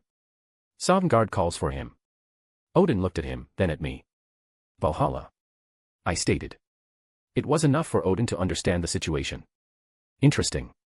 Odin was stroking his beard again. Can I meet him? I'm curious about the caliber of warrior that created the companions. I guess he could glean that the title they carried meant something for the people around here. Thorum frowned again. Elder, it's not so simple. It's complicated. I thought Kodlak would have passed far sooner. I remember helping him extend his life for a brief period, but even that had limits. I was being polite, but he should have died a while ago. The Archmage visited. Thorum stated. He used his magics to keep the Harbinger in a state between life and death, as he said. It will not last much longer. We are preparing a ritual to, You said you guys were looking for a method to remove his lycanthropy. Have you still not figured anything out? I realized why they were waiting. We have been searching for the ingredients. We're only missing the head of a witch of Glenmoril. They are hags, monstrous beasts, but specifically, they must be of this order and we cannot find one. I could see the sadness on Thorum's face and the tone that carried it. I didn't really care all that much, but take me to see him, I might be able to help. I can't promise anything, but it can't hurt. If you think you can help, we would appreciate anything. Skjor was quick to agree, and as sort of the de facto highest authority here, everyone else seemed to accept that. And it's not like I was a stranger at this point, I knew them well enough being Thorum's friend and helping out by my own hand. Come on. Skjor got up, going towards the back as everyone followed behind. It didn't take long for us to go downstairs where they had beds for all the companions who stayed at the Jorvaskr. It wasn't much, sort of looked like the seating arranged for the crew of my own ship. Small areas without doors, but enough room for a bed and a bit of leg room with some small dividers between them. But furthest into the corner, there was the men in question. Oh, that's pretty decent spell work.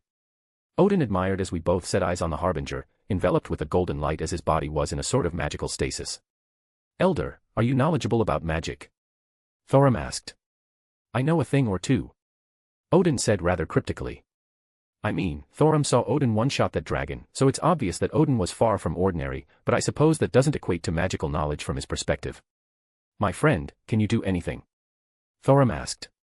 If we only had a bit more time, I'm sure we can find the things we need. It's too late. Odin answered for me. Even with this, he won't last much longer. As soon as the spells wear off, he's going to die in minutes. His spirit is all but dry and his soul is withering under the strain. I didn't deny it. What does this ritual do, boy? Odin poked Thorum. It is supposed to remove the inner wolf, they say. To allow the Harbinger into Sovngarde. Why can't he get in as a werewolf? Odin asked. Werewolves belong to Herson in the Eternal Hunt. Even if they are a Nord, they will never reach Sovngarde. He explained. Then why didn't he remove it sooner? Odin snorted. I can tell by the age of his soul that he has been a werewolf for decades. Why did he wait for so long? The Allfather looked around. It's a useful tool. Farkas crossed his arms. It allows us to be stronger, faster, more durable. It lets us be strong enough to match the monsters around here. Odin studied him for a few moments and ended up frowning before turning to me. Boy, do you got something to give him a small oomph? I can remove that inner wolf of his, but it's pointless if he dies as soon as we remove him from the stasis. With a sigh, I searched my ring for something in particular. It was a very small vial, with only about 3 drops of liquid inside of it. That'll do it. Odin mused. It contained a few drops of juice from the peach of immortality. I gave the entire thing to Venelana to make some wine, but I wasn't going to forego everything about it. I did take a few drops of the juices for an emergency if the situation called for it. Odin unceremoniously destroyed the stasis spells around the Old Nord. His eyes shot open and he was about to talk, but the Allfather grabbed his mouth, holding it open. I held it over the Harbinger's mouth and let a single drop fall past his lips. The effects were almost instantaneous, the weathered and aged look in his eyes disappeared and he suddenly looked full of vigor. Sure, he didn't actually change, but this was enough energy to get him up and moving for at least the rest of the day. Who are you? Kodlak Whitemane looked at Odin. Doesn't matter. Odin harumphed. I got a few questions for you, answer me, and I'll remove that wolf inside of you so you can go to Sovngarde. Kodlak's eyes flashed in realization of what Odin said. The situation lent itself to confirm his words as he swept his gaze around and saw the unconcerned look of people he recognized as friends and family. What might you ask of me? You willingly became a werewolf, did you? Odin asked. Aye. Whiteman didn't deny it. And now, at the end of your life, you're trying to remove the wolf inside of you. He nodded again. Yes. So you're a coward. Odin summarized. Oi, you old bastard. Just because. Odin's walking stick jerked back, slamming into Farkas's stomach, sending the large Nord flying backwards into the wall far behind us. He was groaning from where he landed, so it was safe to assume he was only in pain and nothing was seriously harmed. Everyone became very still and quiet after that little display. You know that taking the werewolf curse would bar you from Sovngarde. I knew. He once more didn't deny. You're a coward that took the easy way out. Odin scowled. Instead of bettering yourself, you decided to become a werewolf. There were no options. No options. Odin raised his voice and his hand pointed at Thorim. That boy there is filled with magic. Is that something you're not capable of? A Nord doesn't. Are you gonna tell me that a Nord doesn't use magic? Odin cut him off, but the older Nord's look basically confirmed it. Fool, idiotic, stupid. Odin threw his hands up. You sold your souls, as opposed to learning some simple magic. Oi, it was the only choice we had. No one would take us seriously if we went around throwing fireballs. A Nord is only as good as their sword hand. And good steel can't do much about the monsters out there. There are dragons, old man, what are we supposed to do against that kind of monster? Ela lost her composure and began to argue. Humph, do you think magic is only about throwing around fancy fire and lightning? There are more magics to make you stronger than you can imagine. Make your swords cut better, make your armor harder. But instead, you all took the easy way out. Odin scoffed. Selling your souls for quick and easy power, and when the bell finally tolls, and the price needs to be paid, you try to run away. I name you cowards. I didn't interrupt, partly because I was surprised that Odin worked himself up into such a huff. But I suppose it's not that strange. Odin was a god of warriors, he respected strength, conviction, honor, and valor. He would not dismiss a werewolf for being a werewolf. He would not dismiss a man for being a man. But a man who becomes a werewolf because it's an easy way to get stronger, and then tries to squeeze out of paying his dues would piss Odin off. You have no right. It's all right, Ela. The Harbinger held up a hand to stop her as he held a melancholic smile. I wanted strength, so I willingly accepted the curse of the werewolf knowing that Sovngarde would be lost to me. And here I am now, wanting to escape the consequences of my own actions after reaping the rewards it brought. I am a coward. Harbinger. My only regret is that we allowed you all to follow in our footsteps. You are now cursed and at the end of my days, I see that we were foolish to seek this path. I will accept my fate, let my last moments of cowardice motivate you to cast off the curse. You are all splendid warriors who will brighten Sovngarde when your time comes, don't waste it like I did. Odin snorted, then shot his hand forward, it pierced into the Harbinger's chest. He retracted his hand and the Harbinger fell to the side, completely lifeless. It took a moment before the roars started. Weapons were drawn, and shouts were had, all directed at Odin.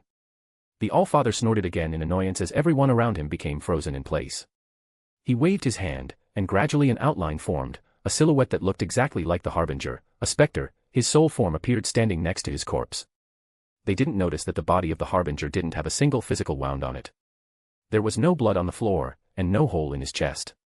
Once more, silence permeated the room. The spirit looked at himself, then at his own body, a strange expression on his ethereal face.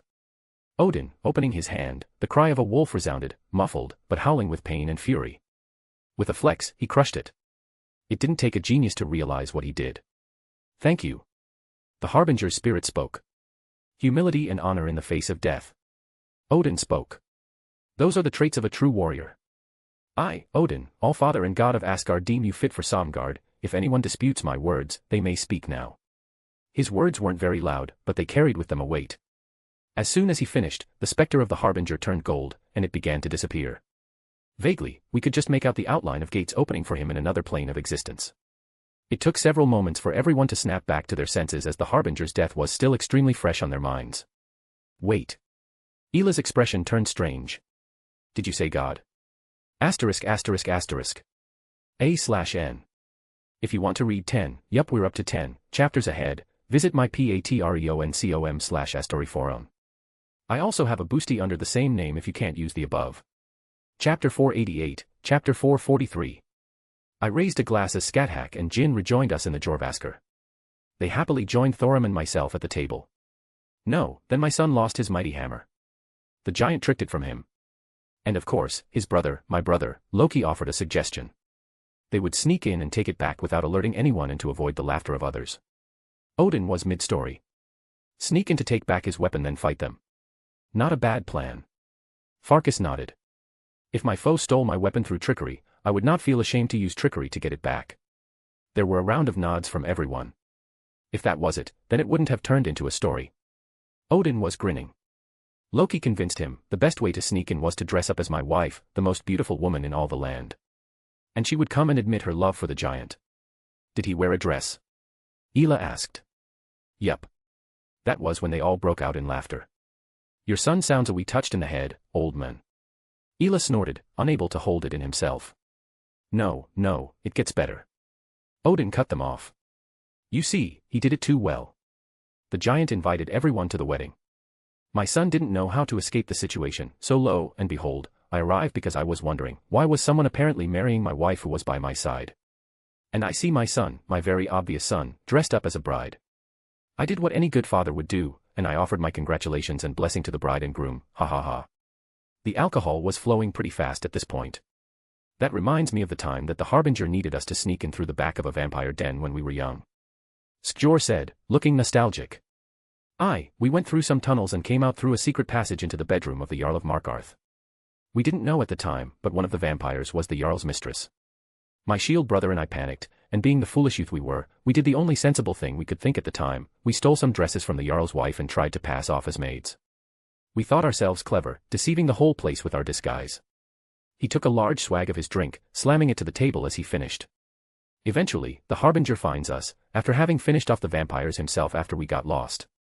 We try to defend ourselves, explain our disguises. The Harbinger admonishes us, of course no one's going to call you out, you daft brats.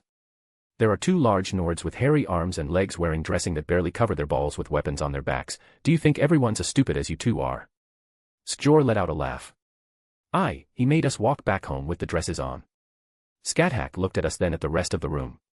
Did we miss something important? They're celebrating. I glanced at Ela and the others. And also drinking themselves into a stupor. I guess it was a tad awkward after what happened. This tastes like piss, what is this? Odin slammed a bottle onto the table. Nord mead. Thorum replied. I like it, I want another. Dare I assume the cause of everything? She looked at Odin. Hey, I didn't do nothing. Odin harumphed. Yeah, he decided to tell everyone that he's a god. I nodded. That was while he snubbed a Daedric lord and sent a soul on the way to the Nordic afterlife. Skathack simply nodded. Well, it's not like they didn't know I wasn't from around here. They already knew I was a Daedra, which in their terminology was basically someone from outside of Nirn. And I wasn't going to fill in the details there. And I've heard Meridia in passing saying that there were more gods than just the Divines and Daedra that people worship too. And they were mourning/celebrating the Harbinger's ascent to Somgard. Apparently, it's tradition for their friends and family to hold a sort of wake-type celebration to tell stories and just remember the deceased. There will of course be a bigger event once it becomes public knowledge, but that didn't really matter to me all too much. Hey Thorum, I forgot to ask, but where's Serana? I looked at my friend. She is with her mother. They have been repairing that old castle of her father's, cleaning it out and turning it into a proper home. Thorum replied casually. She's not being distant, is she? Nay. Thorum shook his head, perhaps with the tiniest tinge of a blush. She was here some days ago, but I go and visit when I can. He said with a smile. Old man, you really a god? Ela swayed a little in her spot, having put down several bottles at this point. Damn right. I'm the best god. Odin said proudly. Worship me and I'll let you into Valhalla if you die in battle. It's like 100 times better than Somgard. We got Valkyries with big boobs that will serve you alcohol until the end of days. Odin held his hands out in front of his chest to emphasize this point. Nords are pretty easygoing people. PFT, all right. Why don't you? Her words abruptly ceased and she stopped moving. In fact, everyone but our group and Thorum essentially froze in place as a subtle power washed over the building. Odin grabbed his stick and a powerful aura emanated off of him. I wasn't too concerned, because I recognized the touch of it. Turning my head, I saw Meridia standing near the entrance. I got up from my seat and walked over to her, and as much as I wanted to do my normal hug and kiss, in this particular instance, I merely took her hand and gave it a gentle kiss on the back. Meridia smiled softly at me. I wouldn't embarrass her in front of other people. If it was just us and the girls and whatnot, I would be fine with making her get all huffy, but in front of other people I knew her perception was very important to her. Meridia. Jin smiled and waved. Scathach gave a polite nod towards her which she reciprocated. Lady Meridia. Thorum bowed his head respectfully as well. Child of Akatosh. Meridia acknowledged his presence. She didn't even mention the mortals in the room beyond him. Frankly, I think she froze them because she just doesn't deal with mortals in a casual way and didn't want to put in the effort. Odin watched her wearily. Meridia also cast her gaze at him before her eyes landed back on me. You bring troublesome people here again. Sorry. I offered. Did something bad happen? In regards to Odin's actions, but I don't think I needed to clarify that. Meridia lightly snorted again before looking back at Odin. You announced yourself when there are many eyes on this one. Her finger pointed at Thorum. Ah, sorry. Thorum also took the same stance as me apparently. Humph, it is in my nature. Odin merely said. Surprisingly, Meridia didn't admonish him for that kind of flippant statement. It's actually a valid explanation for entities like Odin and Meridia. Is it bad? I asked. It depends on your perspective. Herson is aware of him now. She pursed her lips. I don't know much about him. I said with honesty. He is perhaps not the worst of the others to encounter. His ideals align with the instincts and impulses of the wild and animals. He is not inherently malevolent, but he is ruthless and aggressive. You should not expect any manner of retaliation from him, as he considers the curse of his as a gift, but he is now aware. She looked back at Odin. Odin nodded. I did what I did, let the cards fall where they may. He shrugged. My lady, I am Odin, Allfather, god of Asgard. He introduced himself because this was the first time they've met face to face. I am Meridia, Lady of Light. She held herself sort of in a way that was above him in her manner of speaking, and Odin had nothing to say in response to that. He was clear in their level, and Meridia was giving him respect as a god. Is my presence here going to cause concern, Lady of Light? It was merely a whim that I arrived in these lands. I shall depart would I prove an annoyance that cannot be overlooked. It was odd seeing Odin being so obedient. What's done is done. She said simply. Just know that you now garner the attention of the gods of these lands. So we won't expect one of the divines to come down and try to smite him. I said with a bit of tongue-in-cheek. While it was half joking, Meridia shook her head seriously. It is not impossible, but it is unlikely as long as he doesn't cause too many problems. The effort they can spare is minimal in most situations, and they are but fragments of what they once were. They lent their powers in the creation of Nirn, and as a consequence, they have deteriorated substantially from their peak. That one, she referred to Odin, should be about equal to them in strength as they stand now. Well, that gives some perspective then. If Odin's about on par with the deteriorated divines of Nirn, then they aren't going to sacrifice to remove him unless he becomes a true menace, which he won't. It's lucky that Nirn itself rejects the outsiders of Meridia's nature, otherwise this place would have been burned down a long time ago. It's a delicate balance. Daedra can't project their full power inside of Nirn, but the divines that protect the world also are substantially weaker than them at this point. Perhaps not Akatosh. Meridia idly mused as a follow-up. I believe he is still powerful enough to thwart even myself if I was reckless enough to abandon everything and make an attempt here. However, that is regarding the one you know as Talos. He is not to be trifled with even by my standard. Huh. Makes sense, he is their chief god or whatever. Did you just come here to warn us, Meridia? Jin asked. Yes. Meridia didn't deny it. I do not casually walk the mortal world. She pursed her lips once more. Be wary of attempts at probing. Many will want to see what this new god is. I suggest leaving this place soon. We probably won't be here more than a couple days at the most. I replied. Meridia nodded. Quick question, do you think that the big dragon upstairs would cause a ruckus if we took Thorum back home for a while? I do not know. Meridia responded after a moment. You may ask him if you are concerned. Ask. Thorum's eyes widened. How? Do you not have a statue of Talos outside of this building and down the road? Go pray and ask for a response. In a matter of this in particular, he will respond. Meridia waved it off flippantly. Well, I guess we could do that. That works. Thorum muttered. Do you think that temples, statues, and idols are just for aesthetics? They are links to the god you worship. Meridia huffed. Any of us can use them as a means to connect with the world. Sounds good, let me go ask if I can borrow his baby dragon. Odin nodded. Why did I have the feeling that this wasn't going to go as expected? Asterisk asterisk asterisk. As expected, everyone else within the Jorvaskr returned to normal as Meridia left. And we simply told them we were going on a bit of an adventure and they didn't care to know more. As I thought from before, Nords as a whole are very easygoing people. They don't pry into your personal matters, they don't try to dictate anything massively about your life. They are a very live and let live sort of folk. Obviously there is a bit of a contradiction with their Nordic pride and subsequent hostility, even if it settled down in recent times, towards other races living in Skyrim. But I digress. They didn't care overly much and didn't ask for details. Regardless, Odin stood in front of the giant statue that was erected next to the stairs that led up to the Jarl's Keep. Usually, there would be some more people walking around, but Odin easily erected his own bounded fields, or his equivalent, to shunt off this area from other people. Do you think he'll answer? Jin asked. I do not know. Thorim watched. Talos has not publicly answered in many years. It is to the point where many Nords are uncaring about the laws against his worship. He is a hero god, actions must be earned. Scathach said simply. She apparently had some knowledge of him. Why would he answer the fools who ask for blessings for the mundane? That makes sense, I suppose. He would answer those who prove themselves capable, rather than blessing people who want to become capable by extension of his help. Well, Odin, do you want to ask, or should I? I stood next to the Allfather as we both stared at the statue. Let me handle this. He stood up straighter. From one god to another, this is a matter I should handle. All right then. When Odin is in proper god mode, he is a respectable and wise person.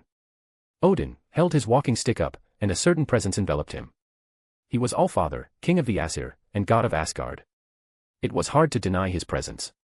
I was curious what he was going to do to reach out to Talos. Wake up, you bastard. He started smacking the large statue with his stick. Yeah, I don't know what I expected. Stop sleeping. I know you're watching and you can hear me. Odin continued as we all sort of silently watched him. My friend, I do not believe this will work. Perhaps we should attempt a more. Thorim didn't even get to finish what he was saying as another presence descended upon the area. It was heavy. It was enough that I felt it weigh down on myself. And looking at the statue, I sort of felt like something was watching me back. It's about time. Odin grunted. I want to take the brat with me, you got any objections? He jerked his thumb towards Thorim. It's strange, there were no visible changes in the statue, but once more, I felt like it turned its gaze towards Thorim. Thorim shuddered as well. I saw his eyes widen and he nearly prostrated himself onto the ground out of instinct. Aknowledged.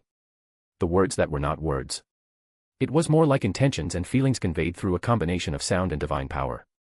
I wouldn't even call them divine words, as that was meant more towards altering the world through speech. No, this was simply a non-human being communicating without lowering themselves down for a human to understand. Just from that single word, I understood a lot. It was screeching almost, and I felt a small throb in my head. The gist was that Thorim was allowed to come along with us, but he must return within a certain time frame, and in the worst case, his soul is to return to Nirn. He specified Nirn. I guess that cat is out of the bag. Yeah, Meridia did say that I was known to certain entities here, but I suppose I didn't appreciate what she truly meant by that earlier. I was fairly sure I didn't understand everything that was conveyed in that singular word either, as it wasn't meant for me. Fine. Odin grumbled. And talk like a normal person next time. Odin continued to smack the statue with his stick, despite the presence still present within it. The statue ignored Odin, but I felt its gaze turn back towards me. Something shot out of it, a light, almost as if the presence was using it to reach out and touch something of mine. Rather, it targeted my storage ring. Normally, I would have done something to stop such blatant accosting of my stuff, but this was an odd situation, and I was willing to see how it played out. It found an item I didn't expect, one I hadn't yet used since acquiring it. The scroll that Jin made me, the map, that she took the effort to transcribe with all the locations she discovered and their accompanying coordinates so we weren't blind jumping or I didn't have to waste time calculating while in Skyrim. It was forced out of my ring and unfurled in the air in front of me. On one particular spot, an emblem was seared up near the top in the shape of a bow, located up northwest by Solitude. Just as quickly as the presence descended, it also disappeared back from where it came from. The map fell and I quickly caught it in my hands as everyone else sort of crowed around me. Rin and Artoria spent weeks trekking through the mountains and delving into tombs looking for clues regarding Oriel's bow. Jin commented. Yup. I said simply. And that's most likely its location. Jin said again. Yup. I responded. I guess this is literal divine providence then. It's fairly obvious I'm being told to go grab the bow. I don't know what they're thinking, being fine with me taking it, as obviously they know I'm going to probably hold onto it if the staff and other things are to go by. Not that I wouldn't let Thorum use it whenever he wanted, thus fulfilling any needs for it here in Nirn, but it's clear if they didn't want me to have it, they would have simply given Thorum the means to go after it earlier. Regardless. Rin is going to pissed. I looked up at Odin. Mind making a small detour? Asterisk asterisk asterisk. A/N. Divine Bauget. We'll probably wrap up this little Skyrim foray in a few chapters, so don't worry. Then we're off into Yggdrasil for some shenanigans. If you want to read 10 chapters ahead or support me, visit my patreon.com/astoryforum. I also have a boosty under the same name for those who can't use the above.a. Chapter 489, Chapter 444. I stood still for a few minutes, watching Odin go back and forth in a sort of dance as he sang sea shanties. I don't want to say that it was odd considering we were on a literal ship, but it did feel a tad out of place since we weren't actually on the sea. I merely shook my head and glanced at Thorum, who was driving the boat. He had that signature goofy smile of his as he happily steered us in the right direction. I suppose it doesn't matter the time, place, or origins, people are the same. Jin was playing around in the crow's nest, just watching the scenery it seems. And Scathach was at the bow of the ship, staring off towards the mountains we were approaching. Scathach noticed me walking up and didn't fuss as I wrapped my arms around her from the back. You've been quiet since we've come. Are you bored? You don't have to stay here if you don't. She cocked her head, adopting a smile. I am enjoying myself, student. She responded with a light tone. If I did not wish to be here, I would not. Just making sure. Your concern is pleasing to me. However, do not mistake my quiet and reclusion as an indication of unhappiness. One of my greatest joys is to undergo new experiences, they need not be exciting nor thrilling. That's good then. She can be hard to read sometimes, so I just wanted to double-check. Good communication is one of the cornerstones of any relationship. My friend, this is amazing, but I am confused about something. Thorum hollered from the back where he was steering. What's up? I shot back. This ship flies through magic, yes. Yup. Then, why are there sails? Because they're cool. I said with the most serious expression. Odin, who stopped his playing, also gave a similar nod of approval. Thorum agreed to my logic easily. Boys. Scathach shook her head. Lady Scathach, would you like a turn? Thorum offered. Yes. She said with the slightest hint of embarrassment. I reluctantly let her escape from my grasp as she made her way to the back and traded off with Thorum. What a wonderful view. Thorum smiled happily as he joined me up front. I have never seen Skyrim from the sky, this is amazing. Cold as balls. Odin grumbled. Yet you're still standing there smiling. I believe my face froze. Thorum said casually. Odin chuckled, smacking him on the back. You're a fun kid. If I may ask, Elder, what need do you have for my assistance? I am happy to help Wilhelm with anything, but I'm not sure what I'm volunteering for. Thorum asked. Right, we didn't actually cover that. I hummed. The short of it is that we're going to be hunting some gods. Oh. Thorum said quietly. Are you sure that it is wise to enlist my help? I do not know if I am strong enough to assist you. You're not weak, brat. Odin rebutted. I may not know what's all going on with you, but strength is universal. Besides, your view on godhood is skewed from only living here. There are gods far weaker than you, and those far stronger. It's not a perfect inclination of strength. Truly. Thorum didn't sound convinced. My home, the country I come from in our world, just it has millions of gods. I replied to him. Thorum blanked for a moment. How do you worship them all? I let out a snort. I don't worship any gods. Not that I don't have some I respect and will treat appropriately, but I don't put any faith in them. And it's not like their worship is universal either. There are gods of certain rivers, certain mountains, certain villages, etc. As Odin said, your views are narrow, and it's not your fault, you're used to those being called gods as the peak of the term. To put it into perspective, Meridia handled one of the strongest gods back home like she was a naughty child and put her in a timeout. Jesus Christ, is that what happened to Ophis? Odin blurted out. Yup. I paused. Wait, did you just swear to Jesus? Yup. He mimicked me. Why? Take a guess what happens when someone like me invokes his name while the feathered brat is shifting through prayers on his old man's chair. I could imagine in a sea of whispers, Odin suddenly praying in some manner would be like a foghorn in Michael's ears. You're such an asshole. I shook my head. But also Thorum, don't take this as meaning you can be cocky either. They're likely strong enough to kill both me and Odin. If you need my assistance, my friend, then I will fight any foe. Thorum pat his chest. You have a good friend, brat. Odin said quietly, directed at me of course. Besides, Odin's right, you're a lot stronger than the last time we met. I pat his shoulder. Honestly, it feels like cheating how fast you're getting this strong. Like you have any room to talk. Odin started swatting at me with his stick. Mister, oh, I'm just a 20-something-year-old kid and I threw down with Indra for shits and giggles. Thorum just laughed at Odin's antics. I am excited to see your home, my friend. Are you gathering any other allies? Yeah, we're looking for the ones I dropped off here before. Ah, they are a good choice. Thorum nodded. I have heard quite a few stories since they arrived in Skyrim. They are worthy of being your comrades, they are honorable and strong as well. We'll see if they want to join in. I don't want to force something dangerous on them, they have the right to enjoy their lives free of crap like this. If there was one thing I despised, it was forcing people that didn't want to be involved in situations like this. I originally wished to spar with you, my friend. To show you what I have learned, but perhaps it will be more pleasing to keep it a secret until we fight a strong foe.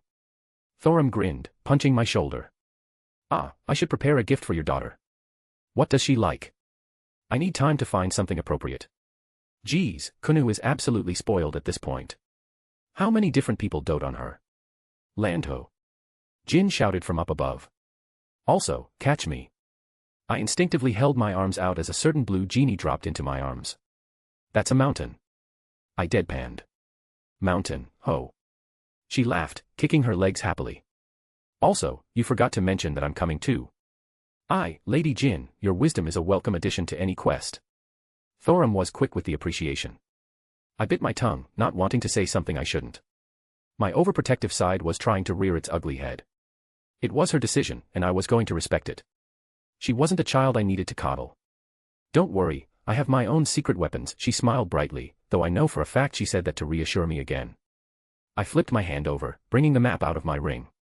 Right, it was noted as being here, thereabouts. But we don't have an exact coordinate.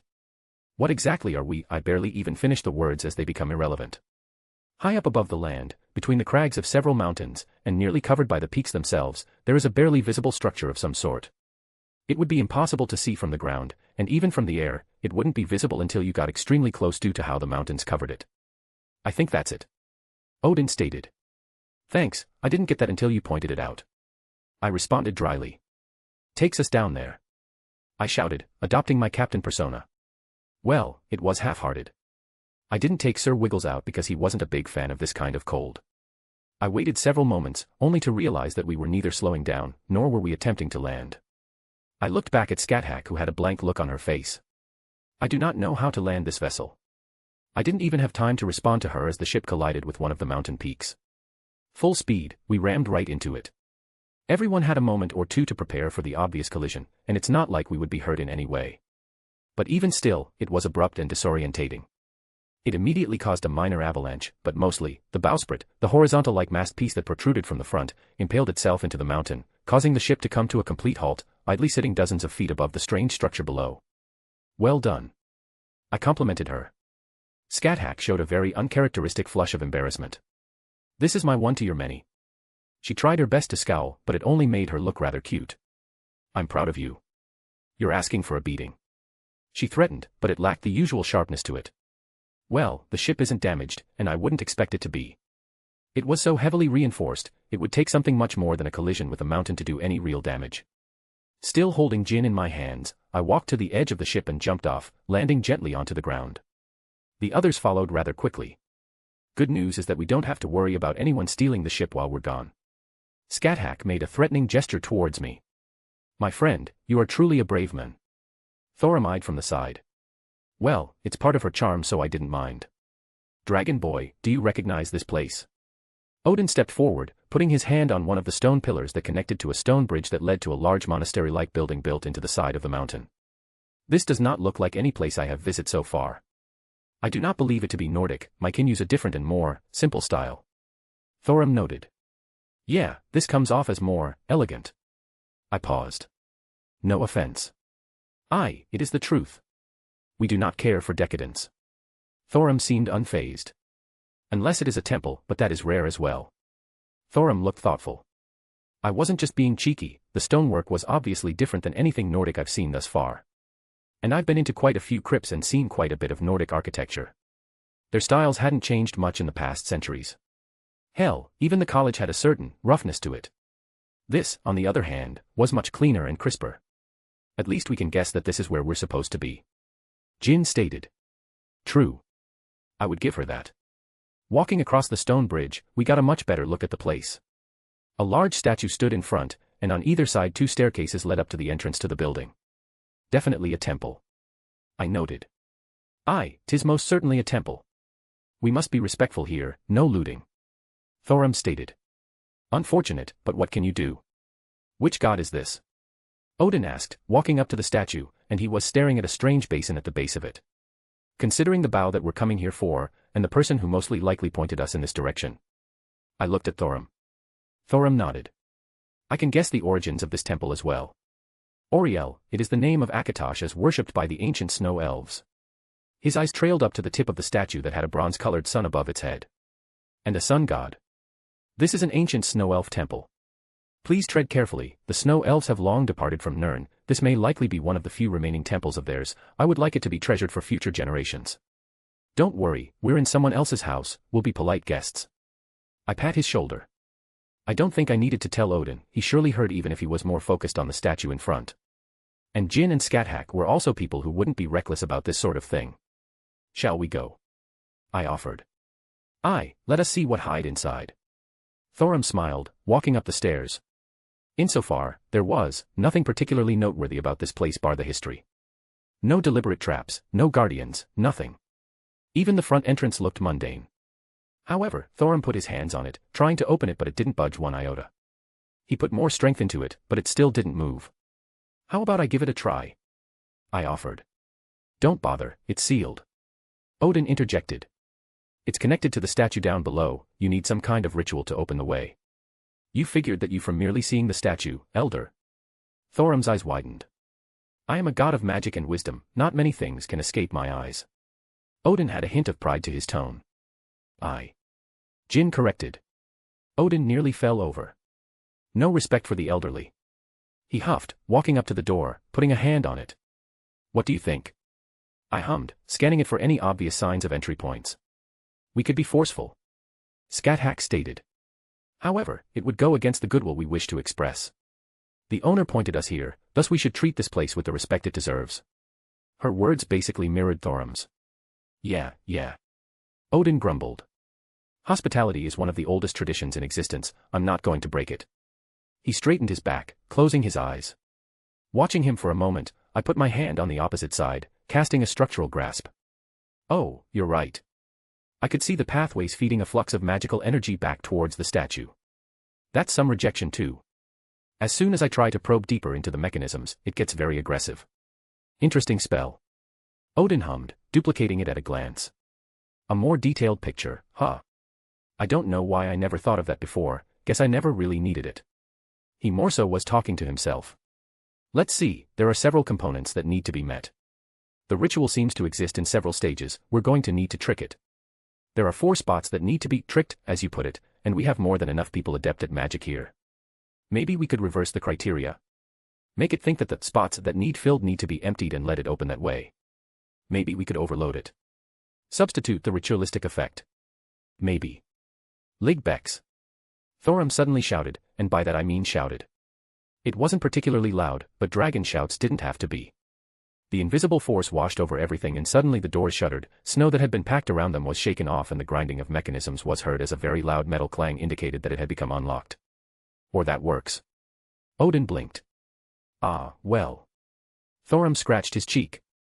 Oriel is Akatosh, and I am a dragonborn, I thought it would make sense to ask it to open in Dovazul. Right. I pursed my lips. Good job, Thorum. Jin cheered happily. Thank you, Lady Jin. Thorum answered back with that big grin of his. I can't even be upset, he's too nice of a person. My friend, why did you not just use that method of traveling to take us to the other side? Thorum tilted his head. I was being polite. I didn't want to just teleport inside of the temple. Not that I wouldn't have used that as a last resort. And I admit I am a little hesitant about doing so when it involves deities around these parts. I did learn my lesson after Meridia. Odin and I shared a look, and also shared the same sentiment right now. Simply shaking my head, I pushed the doors open, and we walked inside. Hell is frozen tits, why is it colder in here than outside? Odin blurted out, and we all sort of froze in place because we weren't alone here. It was a large open room with a shrine in the form of a sun standing in the middle, but that wasn't the most particular thing. There was a person standing there, looking just as confused by us as we were apparently by him. "Hello." Jin waved at the stranger. That seemed to snap his thoughts back. The most notable features of his were his white hair and his pointy ears. He was most certainly an elf. But in addition to that, he had a particular bow strapped to his back that gave me the most ominous feeling. It wasn't over-ornate, and if anything, it was very simple in design. From this distance I could see some muralistic carvings along it, but not much else. "Who are you? How did you get in here?" "I'm Jin, and I walked through the front door." She smiled. "We're adventurers." Was that the correct terminology they use here? "We simply found this place and it looked abandoned, so we wanted to explore." "Who are you?" The person, elf, stiffened, studying us for a good few moments. "I am Archkiradverther. I am tasked with watching over this temple of Auriel." "A worthy goal." Thorum spoke up. "May I ask, are you a snow elf?" The elf clenched his hands. "I am one of the few remaining snow elves, Nord." His practically hissed under his breath. But, maybe my eyes were playing tricks on me, it looked like his own eyes flashed bright yellow for a moment. Right, the history was that Nords practically genocide the snow elves. This place is forbidden to outsiders. He swiped his hand through the air. "Leave. Actually, we're here on orders of, Auriel. May as well try the peaceful approach. You see, Thorum here," I pointed to my friend, "is the Dragonborn, a son of Akatosh also known as Auriel." The newly revealed snow elf looked at Thorum in surprise before settling down. Of course. The call of the World Eater was heard even here. As it was prophesied, so too does a Dragonborn stand to face it. Slowly a smile crept up. "I wonder, what would occur if the son of Akatosh failed?" That is what we are trying to prevent. We had received guidance that a powerful weapon rests here, the bow of Auriel, and we were tasked to retrieve it.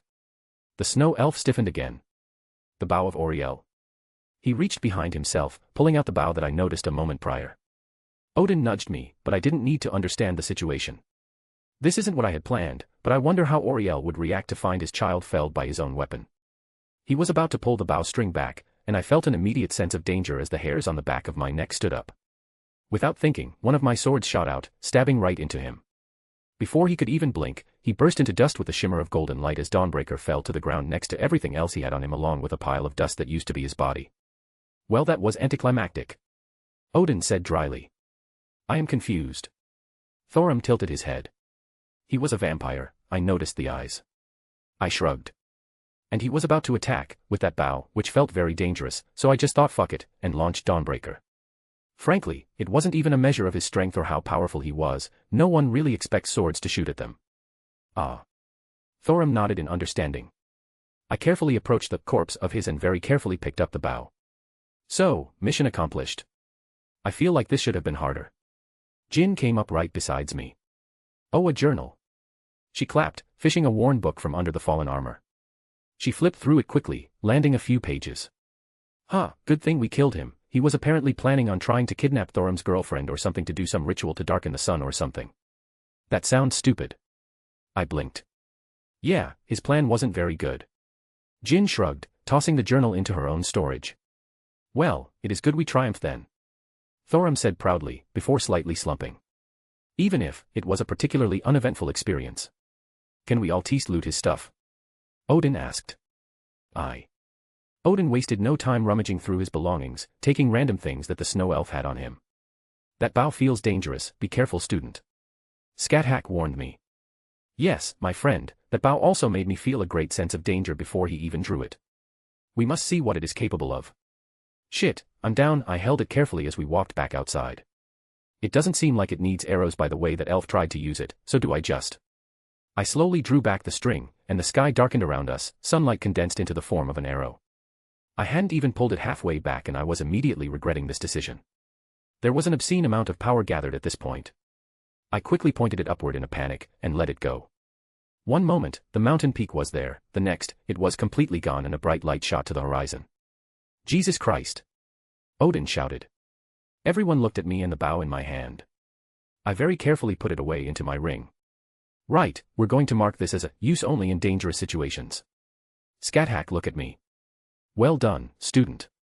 "Hey, how was I supposed to know how it worked?" She merely raised an eyebrow at me. Point. She didn't even need to say it to me. My ship chose that moment to fall to the ground in front of us. Thorum pat me on the shoulder. All right, let's go find the others and head back. I got the bow I wanted, now let's go see the others because it's been far too long. Then, it's off to visit the 9 realms. If you want to read 10 chapters ahead or support me, visit my patreon.com/astoryforum. I also have a boosty under the same name if you can't use the above. Chapter 490, Chapter 445. Thorum P.O. What a beautiful sight. I never would have imagined even a year prior that I could have seen Skyrim like an eagle flying through the sky. It was truly a marvelous and beautiful sight to behold, and it only made me more resolved to protect it from the World Eater and his dragons. This should be cherished and preserved for future generations. It was amazing. I was on a flying ship. I was even allowed to control it. Truly, I have one of the greatest friends to allow me such an experience. Truthfully, I do not know what it would have been like had Wilhelm and I not crossed paths.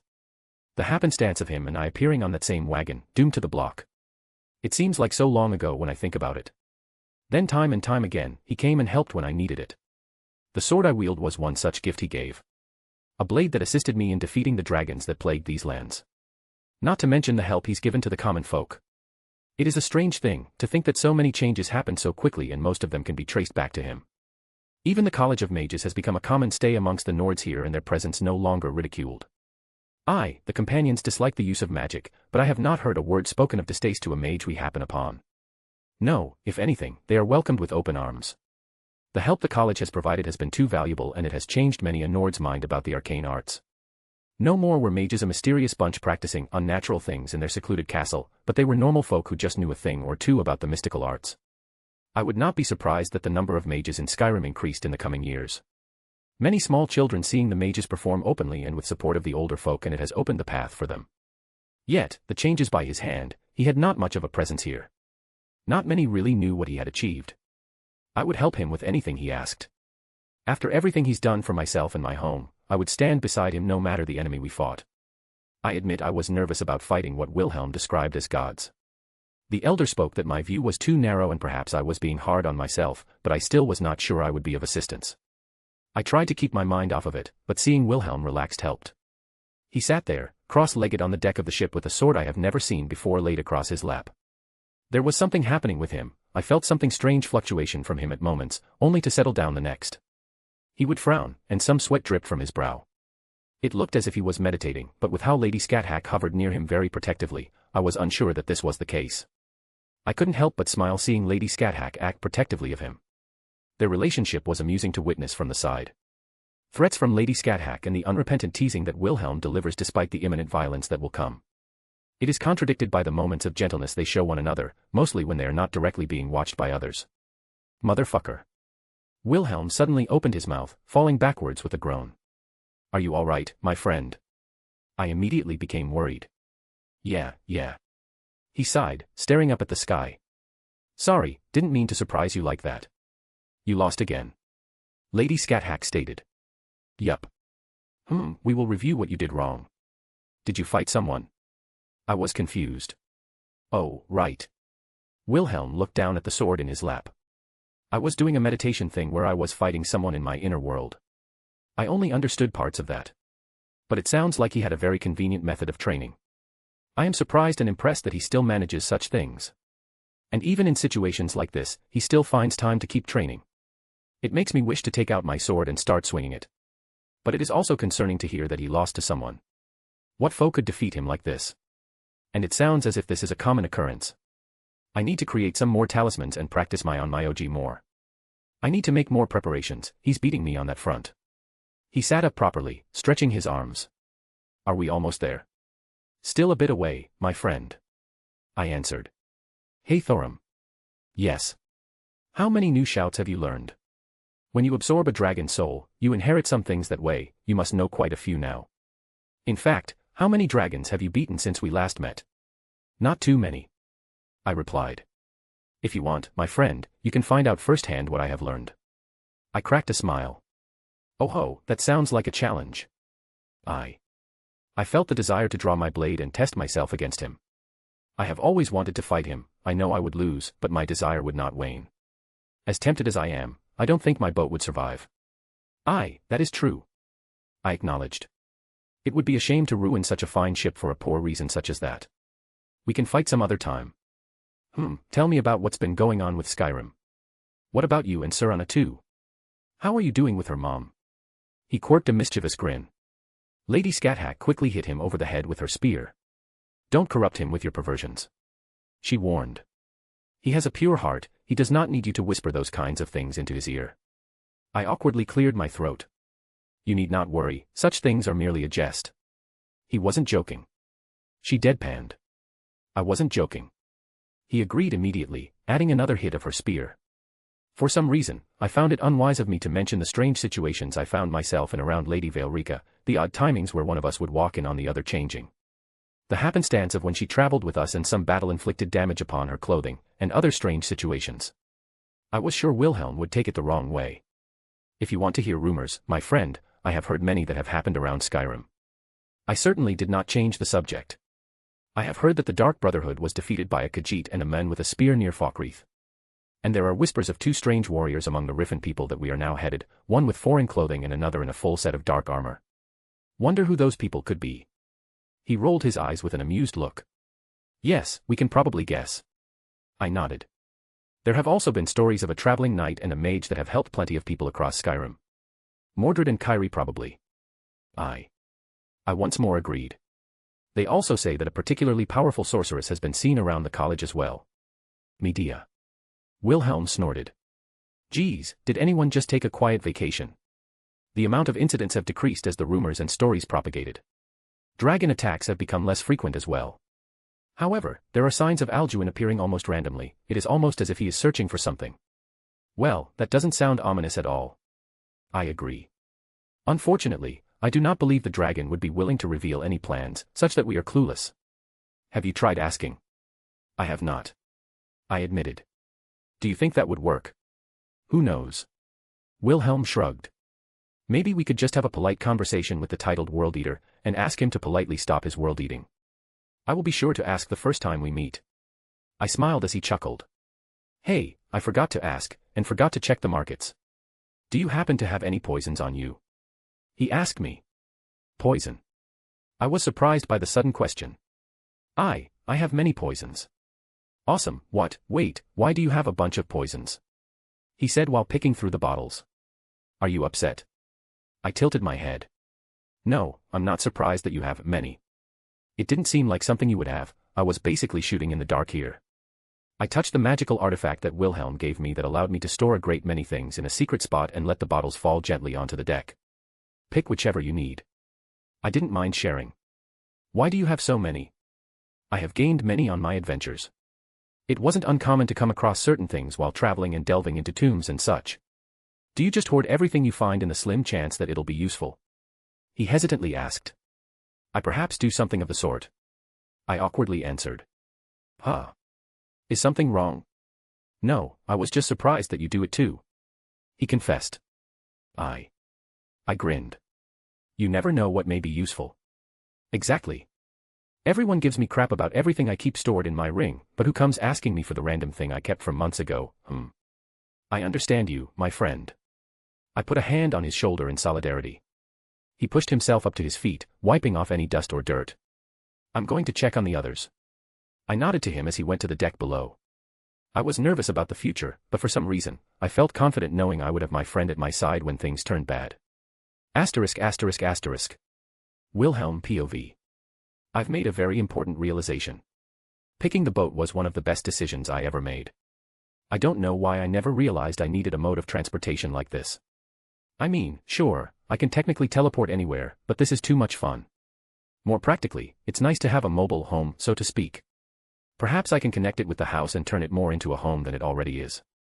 We need to do some massive renovations still, upgrade it a bit as well, but it'll be something awesome when we're done. Speaking of. I had walked below deck and I saw Odin fiddling with some of the magical stuff. What are you doing? Adding something to your boat. He said nonchalantly. Why and what? To answer your second question, I made it so the boat can create a thick fog on command. And to answer your first part, because it's cool. He nodded sagely to himself. Shit, that is cool. Carry on. I decided not to care any longer. I had a few questions though, if you don't mind. Yeah, no problem, not like this is taking much effort. Odin hummed. Whatcha need, brat? Well, I was about to ask about some important stuff, but I just had a thought too. Where's that Valkyrie you bring around with you? I dropped her in Kyoto. He said without any care. She'll be going to Hades' place while we're taking care of business. Well, Odin isn't blind either. I hope Rin is having a good time then. What should we expect when we get to Asgard? You're going to be judged.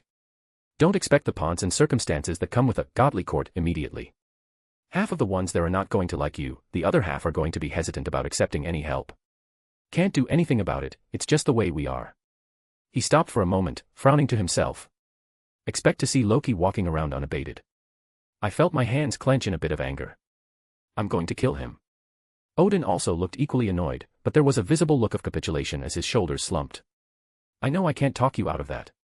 If it comes down to it, do what you need to. However, don't think you can get away with that in the middle of Asgard. Despite everything, Loki is a god of Asgard, and he has enough support behind him to start a war if you somehow kill him so easily. I really don't understand. I let go of my built-up anger, letting out a sigh. You all know that he's the cause of Ragnarok, you all know that he's an asshole of the highest order, and you all know he's actively trying to get Asgard destroyed, yet he's treated well still. The bonds that tie us together are often nooses. Odin in this moment looked very tired. Love is complicated. He is my brother, my son, my friend. I would give my life for his without a second thought. But at the same time, I know that he must be killed, and if need be, I will do so with my own hands. He took off the monocle he seemed to like to wear to cover his lost eye, wiping it off. It's funny, I'm trying my best to save our world, our way of life, something that can be written and woven into stories and epics, but at this moment, I have never felt less like a god. How very human. I have never worshipped a god. But at this moment, the you I see right now, if I were to worship a god, you would be a god worth worshipping. Odin turned to look at me with an indiscernible expression before turning away again. That is one of the kindest things anyone has ever said to me. I guess even a god needed to be told they were doing a good job every now and then. I couldn't imagine how hard Odin has had it over the years, dealing with all this crap himself. Odin had been good to me. He's given me advice plenty of times, and willingly kept secrets that he had no responsibility to keep. I found that I wanted to help him as much as I could. Will, we're almost there. I heard Jin shout from near the stairs to the deck. Please make sure that Scathack isn't driving. I shot back. I heard that, student. I said it loud enough for you to hear. She's going to kick your ass. Odin snorted. Probably. I agreed. But it's rare for me to be able to poke at her in this way. That and whenever she kicks my ass it involves actual training. Which is just one of her ways of showing her affection, so I really didn't mind. I walked back up, letting the sun hit my face. Let's set down a bit away from the city. We can get away with causing a spectacle at Whiterun, but they don't really know us here. Aye, that is wise. Thorim nodded. And Riffin is the city of thieves, it is best that we do not give them any ideas. Well, it's not like any of them would be able to steal my ship, but I would also be annoyed at them for trying. Or just invading my personal space. That was something I didn't realize gave me a sudden onset of anger just by picturing it. Someone sneaking into my home. Even if the boat wasn't really an extension of my home just yet. Kind of wanted another dragon to appear just so I could open fire on it again to test the cannons. I needed more data to tweak them. It wasn't really one of the biggest priorities, considering that most of us on the ship could level mountains and all, but still, I want my boat to be strong. But I digress. Jin maneuvered the boat to land on the ground easily enough. I threw my hands behind my head as we walked down the ramp. Hey Thorim, what's Riffin like? Dirty. Thorim said in an uncharacteristically demeaning tone. The guards are corrupt, the Jarl looks the other way if you have enough coins, and the Thieves' Guild runs rampant. The only benefit is that murders are less here than the other holds. That's odd. I noted. Aye, but the Thieves' Guild does not wish to run afoul the Dark Brotherhood. They have clashed once in the past, and the guild did not come out on top. I heard whispers that they made a deal to stay away from matters of killing for coin. Huh. What an odd situation. I heard that Riffin suffered from a Lugian's re-emergence. Thorim nodded again. The city was burned down, but travelers coming to Whiterun have brought word that it has been rebuilding. As he said that, we got close enough to see the outline of the town. A large wooden wall stretched out from the side of a cliff to the edge of the ocean behind it. Parts of it looked like it was being removed and replaced with stone, which showed that they were indeed slowly rebuilding. Of course, there were still marks from the original destruction. Scorch marks that still didn't allow anything to grow on the ground as we got closer. As we approached the gate, a blue shadow emerged from above. A very familiar face appeared, landing in front of the gate. Apologies, but if you wish to pass through this point, you must go through me. Are you going to block us, samurai?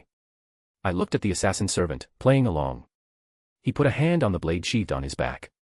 I am duty-bound to protect this path. Sasaki Kojiro unsheathed his sword, and it was different than I expected. Contrary to the memory I had of his sword, his was completely black. I recognized the metal, of course. I had some of it myself, and it was a damn strong metal. I see you upgraded. I noted. He smiled. I felt it was about time to get a weapon that wouldn't break against a stronger sort of enemy. He rested his sword against his shoulder. I also have a new sword. I held my hand out, calling upon my Ryatsu as Musutengai appeared in my hand. Who? The assassin servant eyed me curiously. Hi Sasaki. Jin waved from behind. Hello Lady Jin. He smiled back, essentially killing the built-up tension. Is this one of the ones you want, brat? Odin asked with a gruff tone. Sasaki Kojiro, one of the greatest swordsmen I've ever met. I introduced. With such a compliment, I don't think I have it in me to deny you entry anymore. He laughed. But I'm simply a swordsman with too much time on his hands. I'm afraid I can't compare to many others out there. Odin stepped forward. He was still acting like an old man, using his stick to steady himself. Sasaki looked at him strangely. Without a single warning, the stick in Odin's hand shot out, and Sasaki responded, raising his blade up to block it. The resulting collision sent the assassin servant sliding back across the cobblestone pathway several feet.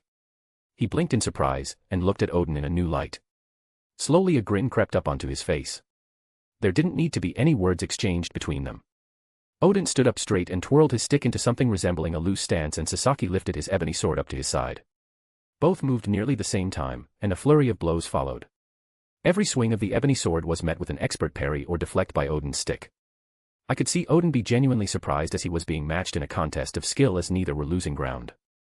Was Odin holding back? Of course, but that didn't mean that it was any less impressive of a feat. Your movements are sharp and precise, Sasaki noted, deflecting a rather particular thrust that seemed to emerge in his blind spot, yet he still was able to escape unscratched by retreating a smidge. And your technique is fluid and ever-changing, yet has no conformed style. Odin noted. I can see why the brat gave you such high praise. You're completely self-trained, aren't you? Haha, that's one way to describe it. I simply wanted to cut an annoying bird. He laughed. Must have been some bird. Do you? Odin frowned as he spun his stick again, and two arrows collided with it, falling to the ground. Another few soared through the air, but it was Sasaki moving to slice them away. One of yours. Odin gruffed. Apologies, I think there is a misunderstanding here. Sasaki Kojiro. Carlia, they're friends. He didn't quite shout, but his voice echoed. A woman, who seemed to blend in with the world, enough so that I had trouble perceiving her, jumped down from another portion of the wall. Rather, I was guessing it was a woman by the outline of the strange black armor she was wearing. It looked to be made of leather, accompanied by a hood and cloak. I told you not to just say my name. The woman hissed under her breath. Sasaki just laughed. Apologies for the misunderstanding. These are friends from afar, we were merely playing. The woman grumbled something in annoyance. If you're going to play around, don't do it in front of the gate. People thought we were under attack again. My apologies. The assassin servant scratched his head. At least that brute clad in ebony armor didn't come running over. She snorted. Seems like you've been making friends, samurai. I spoke up. He sheathed his sword as the moment had passed. A few. He nodded with a small smile. This is Carlia, she's the leader of the Thieves' Guild here in Riffin. She's been trying to get me to join some organization of hers, the... What did you call them? Nightingales. The woman quickly did a palm to her face. That was supposed to be a secret. You could practically hear the irritation in her tone. But in this instance, I suppose it doesn't matter, as my mistress beckoned me to extend an invitation to her sanctuary for your friends. Oh. I tilted my head. She stiffened for a moment and almost looked polite in her body language. Dragonborn. She looked at Thorim. Blessed of Meridia. She looked at me. And, God of Asgard. She seemed to almost stumble over herself as she said that last bit, looking at Odin in confusion and surprise. The Night Mistress extends an invitation to her personal sanctuary.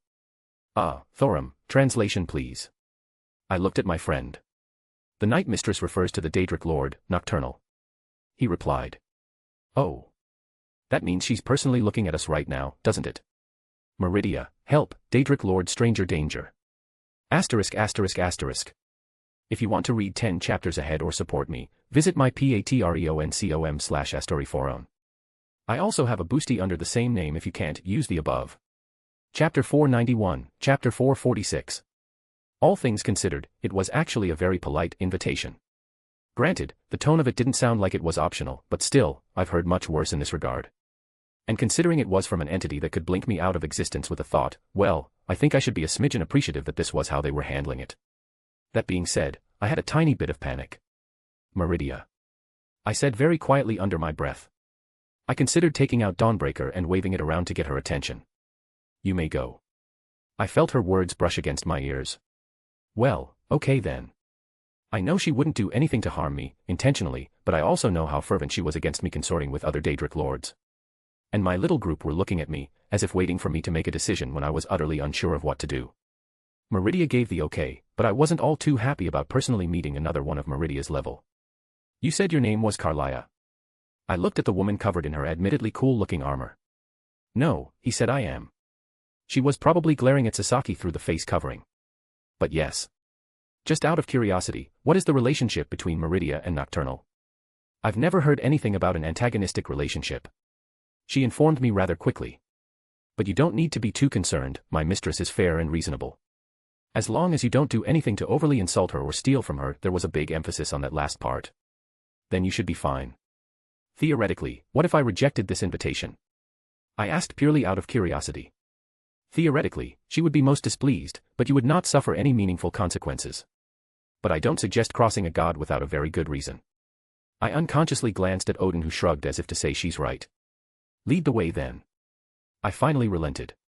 She didn't immediately lead the way. The invitation was specific. She glanced at the others with us. It didn't take a genius to know what she was insinuating. We will wait for you to return. Scathack said simply. And if you do not, I will know who to kill. Carlia looked at her silently, and while I couldn't see her face, I'm pretty sure she would be gaping. It's fine, we'll go check out the town while you guys do your thing. Jin didn't seem to care, and frankly, I think she preferred staying out of it. She wasn't particularly enthused by meeting godly entities, bearing certain exceptions. She wasn't quite like Medea, who almost recoiled at the idea, but it was honestly not an interest of hers. I couldn't really blame her in that regard. She probably has some reservations due to her own creators. I'll keep them company. Sasaki smiled. That settles it then. Fine then, let's get this settled. I let out a sigh. Please, lead the way. Asterisk asterisk asterisk. It wasn't actually that far away. A couple hours of trekking to find it away from Riffin, and up the side of a mountain, but not bad overall. Here we are, the secret temple of Nocturnal and home to the Nightingales, the Twilight Sepulchre. She introduced, and she didn't sound quite that enthused, almost sarcastic in a way. Well, she did emphasize that it was supposed to be a secret place known only to her people, but here we were. How is this secret? Odin asked. Pardon? The woman questioned. Well, not to be rude, but it is a steel door built into the side of the cliff. Thorum pointed out. It's. And there was a footpath leading up to it. I added. That's. Aye, and there were stone pillars outlining the path. And as we got close, there were braziers alight with fire. Thorum continued. No one comes here. We're about 30 minutes from a predominant town. Odin helpfully contributed. Look, someone carved their name into that stone obelisk. Adra was here. Just follow me. She let out a long sigh. Oh hey, the door has the same symbol as your armor. I noted. It's weird how you can't see someone's face, but you can just feel the look they're giving you. Also, I just remembered something I was curious about. You're part of the Thieves' Guild, right? I asked our guide. I suppose that isn't much of a secret anymore either. Yes, I am. I am the current leader of the Thieves' Guild. She nodded.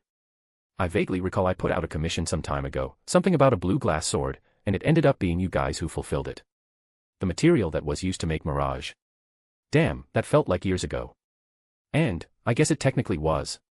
Considering how long I spent in the land of shadows. She paused in her steps. That was you. She turned to face me with a bit of surprise in her tone. Is there something wrong? No, I'm just surprised I'm meeting the person who overpaid so much for that sword. She snorted. But, I suppose I should thank you. It was a very difficult time, and the sudden influx of gold helped more than you could imagine. Her previous irritation seemed to dissipate a bit. Let's go inside. she said, walking up to the door. It's protected against entry to any non-nightingale. You need to. Boop. Odin pressed his stick against the door and it lit up in various ways, creaking and grinding as it began to open up.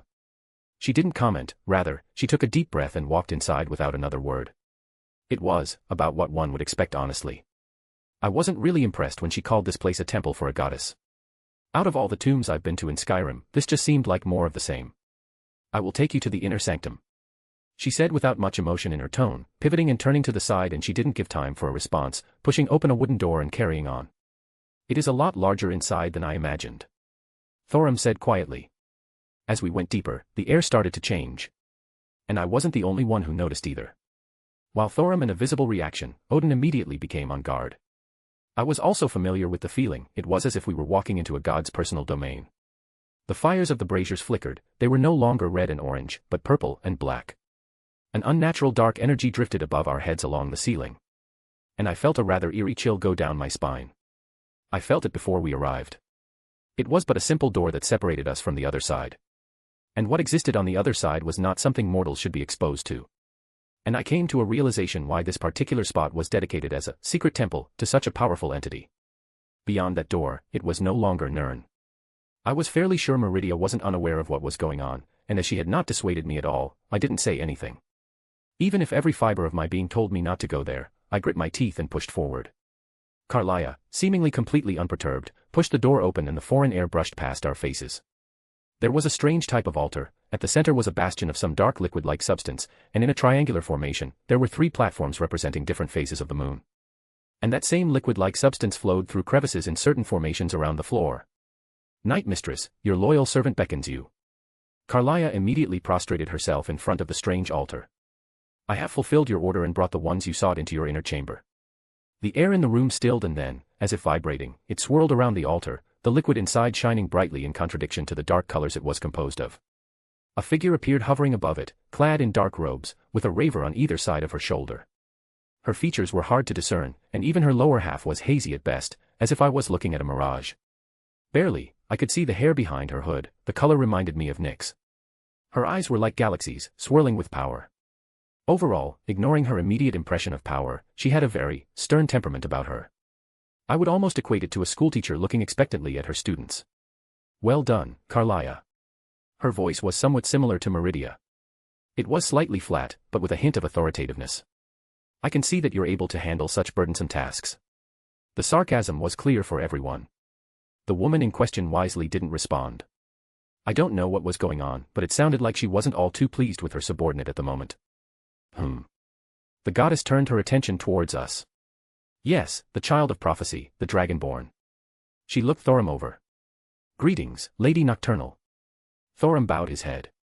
A polite one. Her tone carried that same uninterested undertone to it. This should not have been our first meeting, but it seems the tapestry of fate can be overturned. Her eyes bore into me when she said that I felt a tingle go down my spine, but she didn't settle on me. And the foreign god?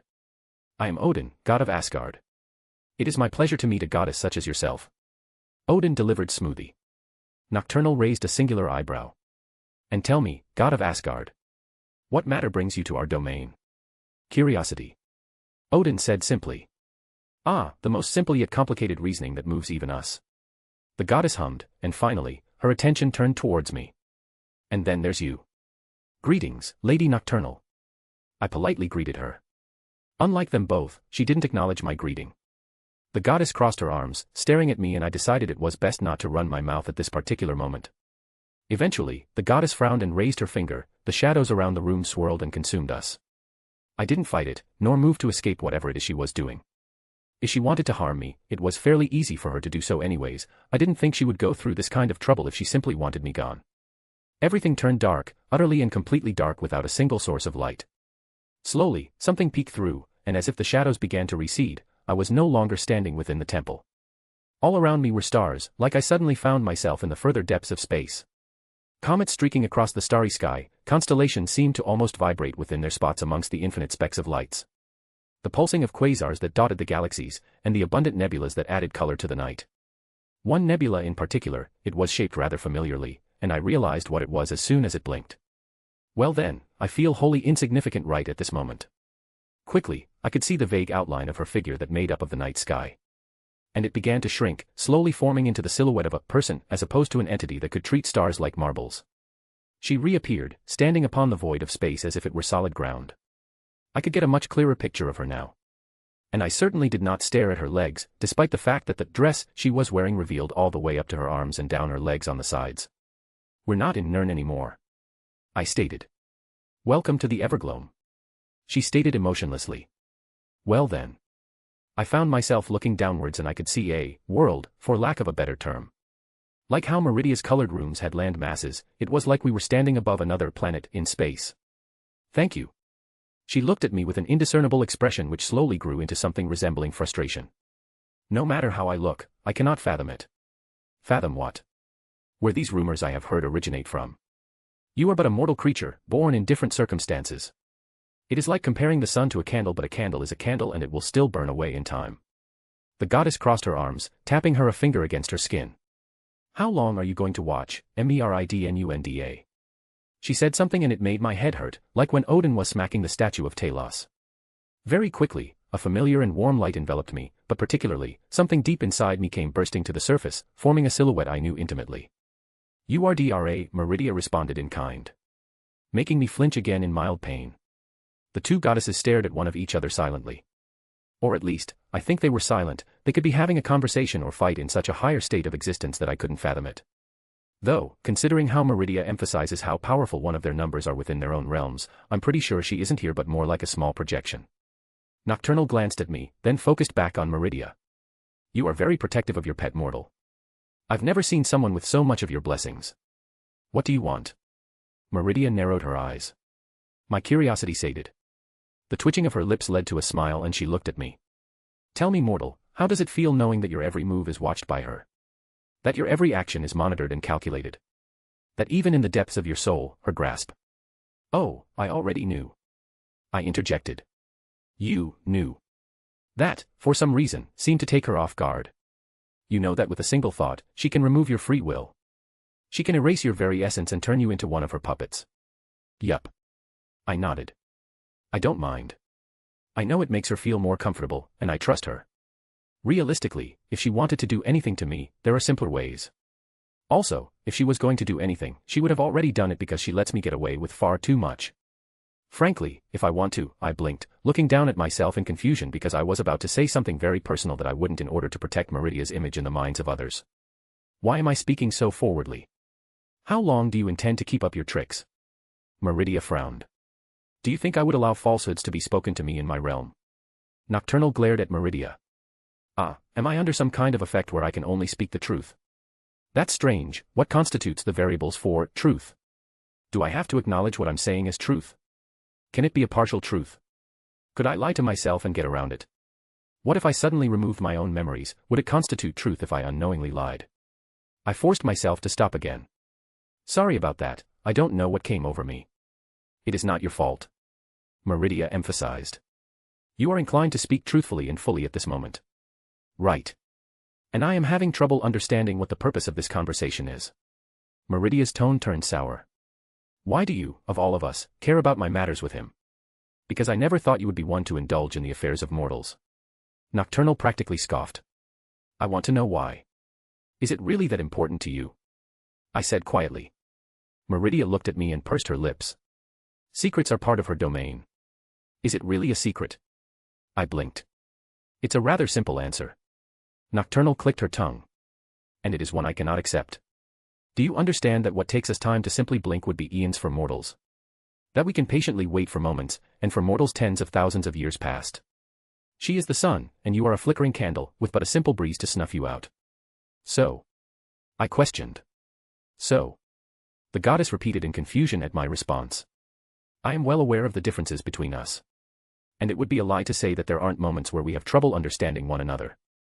We are completely different in scope and in extension, we think differently and feel differently. And it's true that it will eventually end. 1,000 years, 10,000 years, 1,000,000 years, it doesn't matter. My time will come eventually, and to her, it will be merely a moment in comparison to her entire existence." I looked at Meridia and smiled. "But one day far into the future, when I've already turned to dust in the sands of time, if she can look back and smile at the time we spent together knowing she was loved, then I'm satisfied." Nocturnal looked at me with the most human-like expression I've seen so far. Was it confusion mixed with speechlessness? To answer your question, it is because I knew all of this without resorting to means of forcing answers. Meridia glowered. The goddess quickly shifted back to her usual demeanor. It was simply my curiosity that I asked.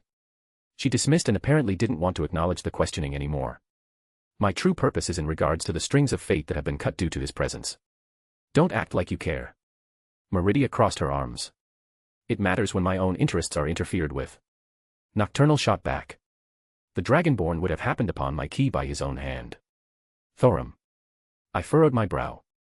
Humph, that is merely a possibility. Meridia glanced at me. Do not believe her words. We are all aware of the convergence of fate around him long before he was even born. We have all cast our strings in an attempt to intertwine with his own, yours is just one of many. I wonder, is this a side effect of you indulging in mortal whimsy? Nocturnal scoffed. Does he not even know the consequences of his actions? The tapestry of fate has been upended, and it barely holds together on the premise of the World Eater's resolution. If any more strings are undone, I believe the mortals call it a dragon break. How fitting. Out of the loop here. I found myself blurting out, mostly because I was still under the effects of truthfully speaking my mind without much reservation. They both looked at me at the same time, and I felt awkward interrupting them, but they knew that I wasn't fully in control of myself at the moment. My artifact was stolen by one of my previous nightingales. The child of prophecy would have been entangled with it by fate and I would have taken him as mine. Your presence upended that scenario completely. Nocturnal seemed displeased. Potentially. Meridia clarified, making Nocturnal scoff again. Do not try to lay a debt at his feet for which he is not at fault. Does this mean you're wanting to claim Thorum as one of your own? Because I knew that meant much more than simply hiring him as an employee. His soul belongs to time, it would never be mine to claim. But while he lived, he would do my bidding. She didn't hide her intentions. Well, if Thorum chose that route, it would be his decision. And I didn't have a particularly bad feeling towards her so far. I mean, she scared the shit out of me, but I think that's normal. And so far, Nocturnal didn't seem like the worst option. I was 100% sure she was only humoring my presence because of Meridia, otherwise she would never be treating me this well, but even so, she was much more amicable than I initially thought. What do you want? Meridia finally asked. Your question has already been answered. It was a coincidence that he appeared within my reach, I merely desired answers and to see the source of chaos in person. Nocturnal looked me over again. However, I now sense something on you that I desire. Let me see it. Before I could give an answer, she reached out towards me and I felt a presence rummage through my storage ring. In her hand appeared a very familiar vial of golden liquid. This is curious, I want it. Liquid luck. This name is acceptable. The goddess looked at it. It is made from things not found here, I presume. Do you have the ingredients it is made of? I do. I will offer you a trade. I glanced at Meridia. Luck is also her domain. Meridia revealed. Ask for something if you wish, it is not a significant transaction, so do not expect much. I wanted to make a joke about the reward I asked from Meridia initially, but I felt like as soon as that left my mouth, I wouldn't be able to stop myself from revealing several embarrassing things. And while I do enjoy teasing Meridia, I don't do it in front of other people. Can you give better terms to Thorum for recruitment? I honestly didn't really know what else to ask for and I was a bit intimidated to ask for anything valuable. If Thorum was potentially going to be employed under her, well, better terms would be a good thing, right? Worst case, he rejects her, and I wouldn't really mind losing out on something I could easily get more of. Your request is for me to offer better terms to the child? Nocturnal looked at me strangely. Yes. I answered unsure. Is that a problem? She was silent for a moment. I am speaking to him now, and he has not yet rejected my terms. She went silent. Very well, I will allow this as payment. I originally was to allow him to be my key bearer, but I will bestow upon him a second of my artifacts. His reluctance annoys me, however, I will allow him to have a taste of the power he will wield should he accept for a period beforehand. This is the grace I bestow, is it acceptable? Yes, thank you. I didn't expect much, but I would happily take it. Giving Thorum a trial run? Sure, why not? It seems like she genuinely wants him for some reason, and that other girl spoke well of Nocturnal, and Meridia was, not hostile. Can I ask a question? You have this allowance due to the nature of this meeting. Her look towards Meridia was all the explanation that was needed. Once more, I was given face due to her presence. Really, it's 2 questions. First, you're talking to all of us simultaneously, so what's going on with Odin? The foreign god. The goddess frowned. He vexes me. He's flirting with you, isn't he? She didn't confirm it, but the look on her face said it all. And you were wanting to induct Sasaki Kojiro into your order, right? Make him a nightingale. That being is inordinately qualified for my blessing. Presence concealment. Quite. The goddess apparently already saw through his nature. Thank you, that's all. I didn't want to push my luck here. I searched my ring for some of the ingredients needed to make the liquid luck potion. I don't actually know how to craft it, and I don't know if it matters to you, but I have a copy of the book with the instructions if you want. I offered. I will accept. Nocturnal said passively, sweeping up everything I presented as it disappeared to places I don't know. The transaction is complete, your presence here is no longer required. I will return you from whence you came. I barely had time to blink before I was swept back to where I was originally, standing in the middle of that temple of hers. Besides me were both Thorim and Odin. However, Thorim took most of my immediate attention because he was now sporting armor that looked very similar to Carlia's. Nice threads. Odin shot him a thumbs up. I do not know why I am clothed in this, I did not accept the offer. Thorim seemed confused. Carlia stood up from where she was kneeling, and I'm fairly sure that meeting only took a few moments from her perspective. The mistress relays that you may make use of her blessings for a month's time to decide. You should be honored for this unprecedented leniency and goodwill. Thorim didn't sound too sure. How do I change out of it? Merely it, the armor of the nightingale will hide within your soul.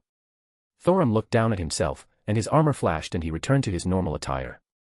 Oh, that is convenient. If that is now settled, I will lead you out of the temple. She wasted no time ushering us out. It's almost like she didn't want us here. *****. The trek here from Riffin was annoying, but it was fairly easy to go back. After knowing where we needed to go, I merely had to open a portal. Carlia departed from us rather quickly and went off to who knows where, not that we really cared too much. I didn't want to say anything in her presence, but what's up with the offer? I asked Thorim. Lady Nocturnal asked me if I wished to be her champion. I admit my hesitance due to the nature of such a deal. It isn't a decision to be made lightly. Odin stroked his beard. Your soul wouldn't belong to her, if that's what you're worried about. I remembered what she said initially. And actually, I may have had something to do with your new armor. I had something she wanted, and she made a comment about recruiting you, so I figured I would see if I couldn't get you better terms. Don't take this as me trying to coerce you into accepting, I just didn't know what to ask for and she was rather intimidating, so I wanted to get it over with quickly. It now makes more sense. I did not speak in front of Carlia either, but it is not just the armor I have, inside my soul. She did say she was going to let you wield 2 of her artifacts. I nodded. But don't take them out now, you don't know who's watching. As you say, my friend. I admit I am not against it entirely. Out of all the Daedric lords, Nocturnal is a very honorable one. I have not ever heard a bad word about her. I will consider the role carefully. He replied as we approached the gates of Riffin, pushing them open easily as no one seemed to bother with us at this point. Meridia seemed all right around her, for what it's worth. I gave my 2 cents. And she didn't really threaten me in any way. Although she was obviously towering over me and only acknowledged me as a mortal. But that's neither here nor there. Anyways, the girls and Sasaki should be up ahead. Looks like a tavern. Odin looked cheerful at that, and he stepped forward, pushing the tavern doors open. It was very hard to miss Jin's explicit figure, but the people she was sitting with stood out pretty handedly. And there they are. Sasaki raised a mug of something at us. Well, this definitely saves us some time. I was wondering how we were going to go about finding you two. Archer, Ryder, it's good to see you two again. Been a while. Ryder grinned. Heard that ruler's back now, eh? She is. I couldn't help but smile. It'll be nice to see her again. Archer nodded. These are the last 2 then, brat. Odin sat down at the table along with Thorim. A god. Ryder furrowed his brow. You can tell right away, a demigod, huh? Odin inspected Ryder. Not from my neck of the woods, Greek. I'm Achilles, son of the hero Peleus, and the goddess Thetis. Achilles taped his chest. Oh, now that is a famous name. Odin grinned. And what about you, my beautiful feline lady? Atlanta, huntress of Artemis. Atlanta nearly growled at his naming. Interesting. He stroked his beard, nonplussed about her behavior. You can call me Odin. Want to come with us to save the world? Sure. Okay. Odin's face dropped. Well, that was a lot easier than I would have thought. Got bored of Skyrim? I asked. Well, not so much bored. Achilles scratched his head. We had been getting annoyed by a bunch of the local leaders and even the emperor. We didn't really want to get involved with them. It's not like we're unused to being treated as heroes, but we really didn't want to delve into the politics here. Atlanta explained. Ah, say no more. I completely understood. So, what exactly did you two do to get the attention of the emperor? Atlanta scowled. It all started when we found this vampire masquerading as a child. Asterisk asterisk asterisk. If you want to read 10 chapters ahead or support me, visit my patreon.com/astoryforum. I also have a boosty for those who can't use the above under the same name. Chapter 492, Chapter 447. Well, it was fun to visit Skyrim again when it wasn't for something too serious. However, I had a feeling that the conclusion to Alduin was going to be arriving soon and I would be pulled into it. Not forcefully, but I would not allow Thorum to face that kind of thing alone. Even Meridia expressed caution when dealing with the World Eater, citing that it is an existence integral to the world. I felt a little bad that I didn't go visit the college, but it's not like I wouldn't be coming back soon anyways. Unfortunately, we are on a bit of a time schedule here, and perhaps we were pushing it a tad with our small little adventure. Odin didn't say anything, but at points there was a tiny amount of anxiousness he showed every now and then. He was being surprisingly forthcoming with himself at various points, which could point to a concern of itself. I'm sort of annoyed at how convenient it would have been if the Argo could fly so easily. Atlanta looked off the edge. Wait, easily? I blinked at that. The Argo could fly. Of course it could. Atlanta answered. Though, we had to go through a lot of effort to appease Zeus to allow it. She let out a sigh. It would often make Poseidon angry and we then needed to appease him as well. He did not like the idea of a ship not attached to the water. Sounds shitty. I couldn't imagine having to play nice with so many gods' egos while just living my life in ancient Greece. You have no idea. She leaned on the railing. It was smaller too. But the ships back then were designed differently. Lots more room to laze about here. My friend, I have discovered something incredible. Thorum practically came running out from below deck. He was holding a certain object in his hand that gave me a really strange feeling. It had a round orb on the bottom, almost like a hilt. It even had something resembling a handle and a guard, but it then further extended into the vague shape of a key. What's that you got? Oh, it's the key that I am being allowed to use. The Daedric artifact of Nocturnal. It's not dangerous. Thorum shrugged. I was warned about using it on people. All right then. What's up? Thorum held the key out, and pointed it at my chest, turning it. I looked down and one of my buttons popped out of the hole. Did you just? Thorum had the biggest shit-eating grin I've ever seen. Do it again. I said. Thorum proceeded to magically pop off the buttons on my vest with his divine key. I don't know why, but both of us started giggling about halfway through. You two are so stupid. Atlanta shook her head with an exasperated sigh, wandering off to some other corner of the ship. So how does it work? I ended up just tossing my vest to the side, not bothering to button it back up. I do not know. I was told that it can unlock anything and nothing more. That also aligns with the legends about such an artifact. Thorum replied. I took a moment to wrap my mind around that. A conceptual unlocking ability. And there's no limit on what it can unlock. Like, you could theoretically use it on people. He nodded happily. That is horrifyingly powerful and I can't even begin to contemplate its usefulness. But that warning you got sounds about right. I can see why it would be dangerous to use on people. But Lady Nocturnal was specific that she merely did not wish for me to use it on people without her permission. Thorum clarified.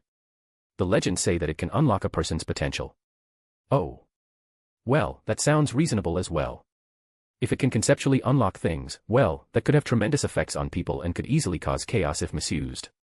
I had a much more sudden realization though. I summoned forth the mighty Wiggles. Did she mention rabbits? Thorum looked down at the key in his hand then at Sir Wiggles. She did not. I held up Sir Wiggles, and he aimed with his key. He nearly booped him on the forehead before Thorum came to an abrupt stop. His eyes looked up, seemingly at me, but it only took me a moment to realize it was behind me. Someone is behind me. Thorum nodded. Is it Scat-Hack? Thorum shook his head. Please don't tell me it's the owner of the key. Thorum shook his head again. It's Meridia, isn't it? Thorum nodded and I heard Meridia distinctly clear her throat. What are you doing? Nothing. Oh, because it looks as if you're about to use that device on your familiar. Meridia cocked a challenging eyebrow. Nope. I expertly denied the truth. Meridia grabbed hold of my cheek, pulling it. That is not a toy to play with. For mortals, it is an extremely powerful object and should be used sparingly. It's Thorum's fault. I tried to defend myself.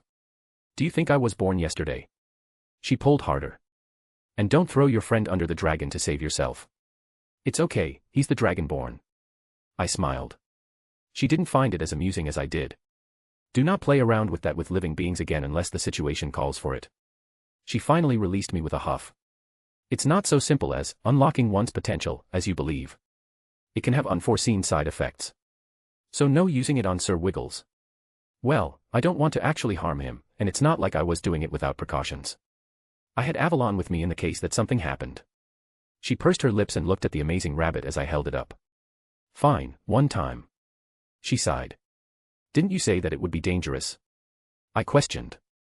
A rabbit is much less complicated than a person. She clarified.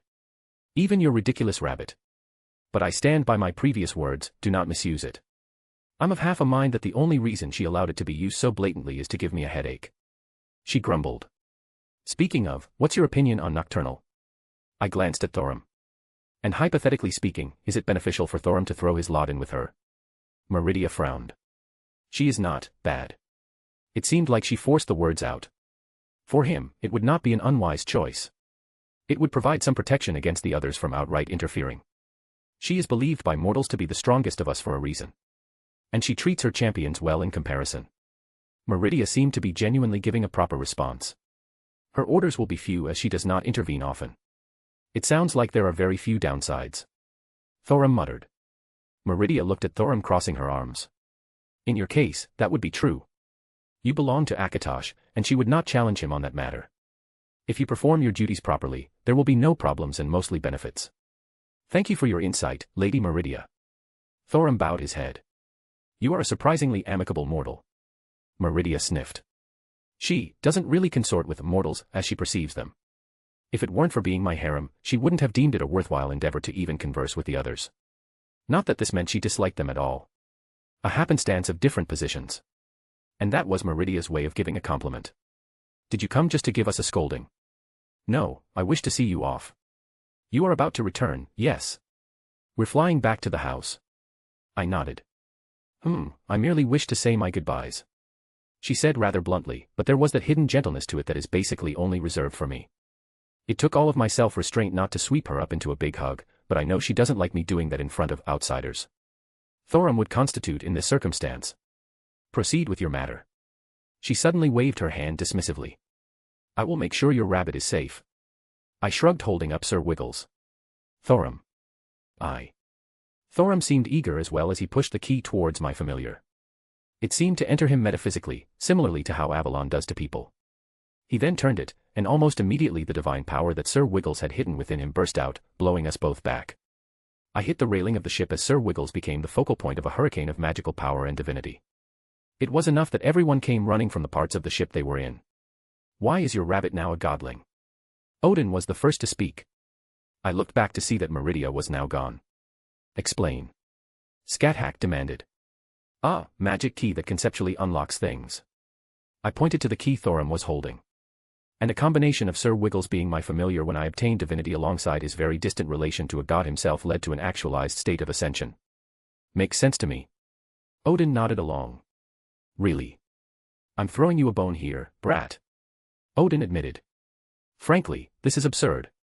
Your rabbit is now technically a god, but it lacks a domain. It's like a newborn and I have no idea what's going on with it because I've never seen a god born this way. That means I can't add another name until he gets his own domain. Of course that's what you take away from this. Drake snorted. Fuck it. I picked up Sir Wiggles and held him up high. Bow before your new god. Asterisk. The boat passed through the part where the house was anchored and we arrived back home, sorta. The boat slowly descended onto the lawn in front of the house. And I was thankful that I went ahead and made sure I had a large property. My boat parked neatly right next to my Godzilla knockoff Spike I got from when Izzy and I went on a not date to America and participated in a kaiju battle. After Sir Wiggles ascended, everything changed. And by that, I mean nothing changed at all. I think everyone was desensitized to how amazing Sir Wiggles is at this point. And from what Odin explained, it was more like taking a step forward rather than suddenly being deified. Apparently, there are plenty of gods that don't have authorities. Some even have artificial domains or something along those lines. He referenced mountain and river gods that are prevalent in the East with that. And he mentioned that Asgard has tons of gods that lack authorities, as those make up the majority of the gods there. I hadn't thought about it before, but Asgard is composed of more than just the big-named gods of the Norse pantheon. Welcome to our home, Thorum. I nudged him as he took in the surroundings. For him, I could imagine seeing the city around us was an utterly foreign sight. It is big. He said simply. You get used to it, big guy. Achilles patted his shoulder. Several familiar faces come out to join us. Yo. Mordred waved. Saber. Atlanta greeted back. Rider, archer, and assassin. She looked them over with a nod.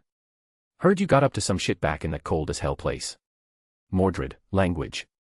Artoria lightly chided. Welcome back. She politely greeted. Ho-Ho, the little lion with her cub. Sasaki joked while watching the two. Hello Sasaki Kojiro. Artoria smiled, taking the small tease with stride. Did you enjoy Skyrim? I did enjoy it quite a bit. I even killed a dragon. He said proudly. And I will await a rematch between us, my new blade needs to be tested. He unsheathed it slightly for her to see the new dark gleam of it. Artoria's expression changed to one of a competitive nature. And you shall have it. Alas, there is no time for it at the moment. He sighed helplessly. That's right kids, you got 3 hours, make any last-minute preparations you need to. Odin hollered. 3 hours? I questioned. As soon as we got back I had a strange feeling. He grumbled. Noted. On another note, it's unfortunate that Siegfried never got to kill a dragon. Fuck off. Achilles scowled. Hee hee. And welcome Thorum, I hope you enjoy your stay with us. Artoria lastly greeted my friend. Thank you, Lady Artoria. I look forward to seeing your home. He laughed happily. For as long as I am here anyways. You are welcome here whenever you want. She replied good-naturedly. What about me? Jin skipped over. Artoria merely held her arms open and Jin dove into a hug. I swear, that girl loves to be doted on and everyone loves to do so. I clapped my hands. All right, you heard the old man, last-minute preparations. We can have fun afterwards, but we got a job to do. Serious mode time. This was honestly going to be something that was dangerous, and we had to treat it as thus.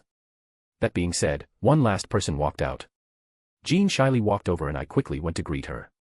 And by greet her, I mean I picked her up into a big hug. Nay. She blurted out a surprised noise. Wilhelm. Hey there, penniless saintess. I smiled. Don't call me that. She pouted, lightly hitting my shoulder. That dress looks good on you. She was wearing something different today, it was just a basic sundress, but she looked extremely cute. Really?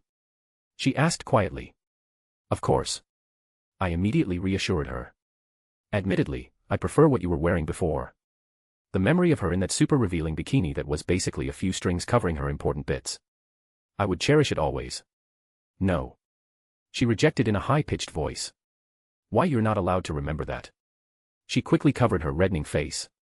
Not at all. I said with mock aghast. Well. She turned real quiet. Maybe a tiny bit. She whispered. Lewd saintess. Nay. Unfortunately, we don't have all day to talk about how lewd of a saintess you are. I set her down, and let her peek around me to see the others. There are some familiar faces here. Rider, archer. Jean's eyes immediately lit up. Ruler. Atlanta smiled lightly. Hey there. Ryder greeted her as well. I'm so glad I can see you two again. With Saber here, we have our own small reunion. I even saw Saber of Black before too and he remembered me. And there was also Lancer of Black, but he was a berserker. Wait, what? They're both here too. Ryder looked confused. Well, it's a long story. There isn't much we have to do to prepare, why don't you tell us? Atlanta offered. I'd love to. That was sweet. I like seeing Jean having friends. Hey Thorum, let me show you around. Jin grabbed onto the Dragonborn's arm. I would like that very much, Lady Jin. I was curious as to what she was dragging him off for, until I noticed both Artoria and Scathack giving me a look. Come with us. Scathack stated, sort of pulling me away too. Rather, they led me into the house, and through the hallways until we got to the library/storage area for basically everything I stockpile that's not in my ring. If I didn't notice the serious look you two had, I would have thought you were dragging me off for something else. I said in a bit of a teasing manner.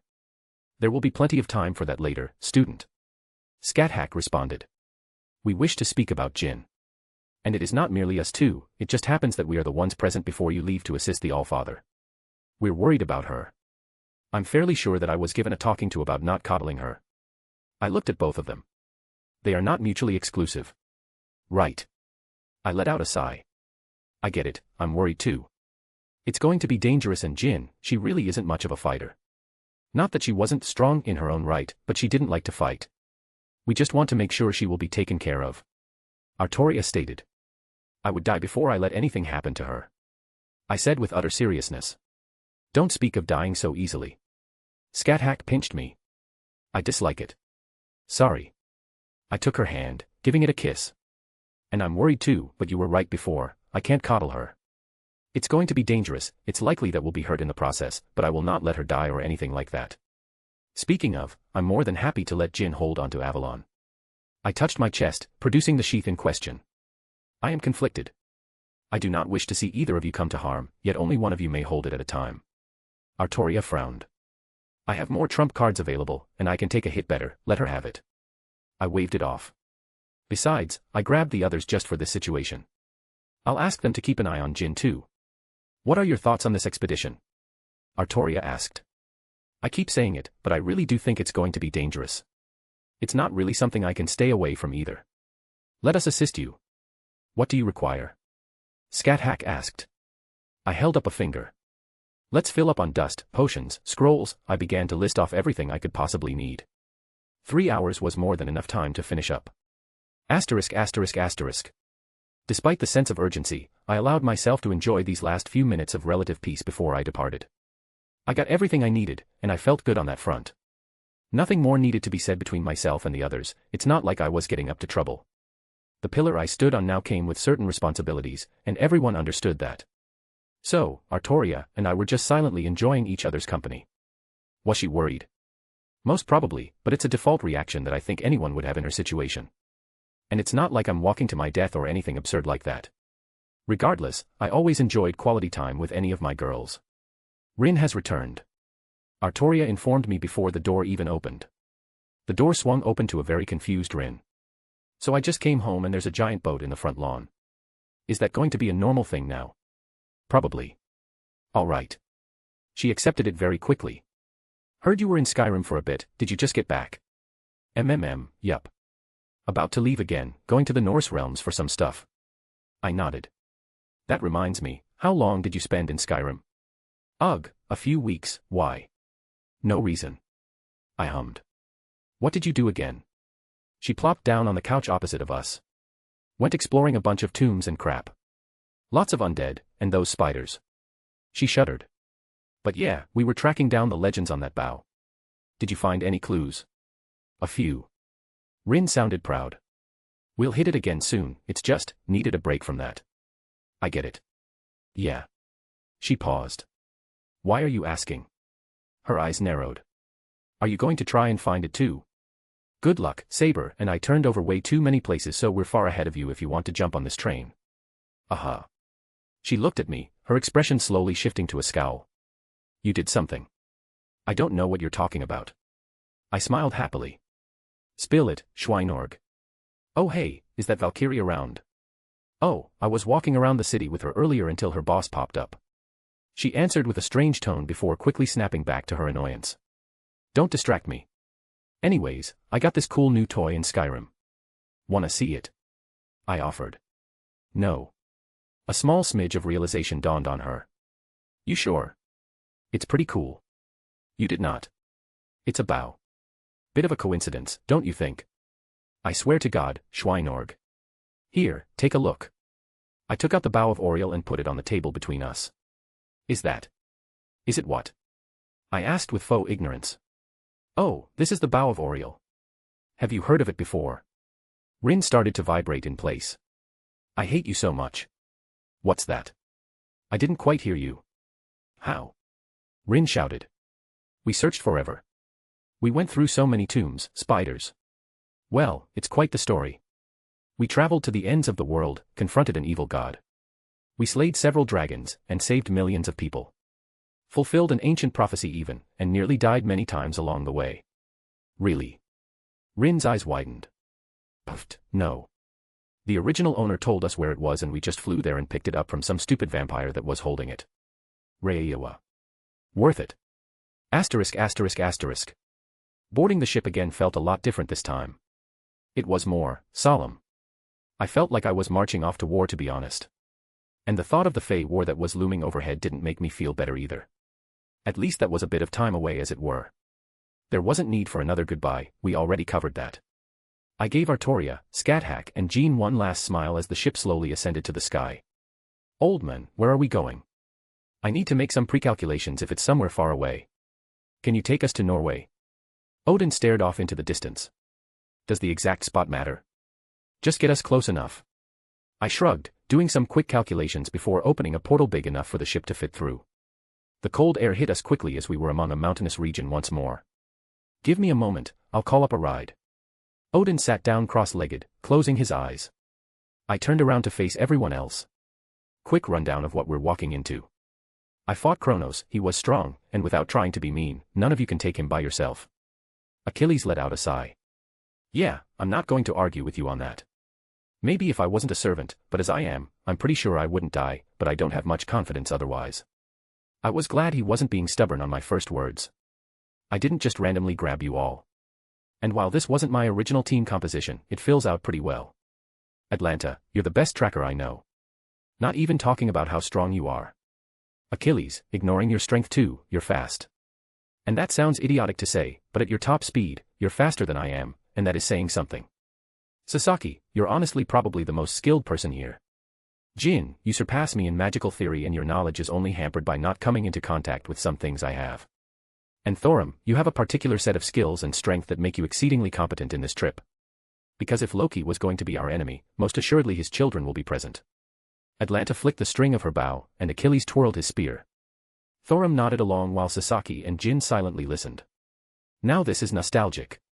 Atlanta mused. Sailing off into obvious danger. Haha, I always fantasized about those stories when I was a kid. Achilles laughed along. So, Bossman, what's the plan? Our goal is to find the ones hiding within the 9 realms that don't belong there and do what we can to prevent Ragnarok. Realistically, we're going to roll with any punches that come because there's no way this doesn't go pear-shaped at some point. Unfortunately, that sounds way too familiar. Atlanta sighed nostalgically. You don't gotta wait, brat. Odin stood up. Heimdall isn't responding to me, but the Bifrost is coming. A vivid rainbow pierced through the horizon. It was much too solid and material for it to be mistaken for an actual rainbow. Get on it, quickly. Odin suddenly shouted. I called upon the ship to fly to it at its greatest speed. It landed upon the rainbow bridge and I felt something strange take hold. Just move it forward now, the Bifrost will do the rest.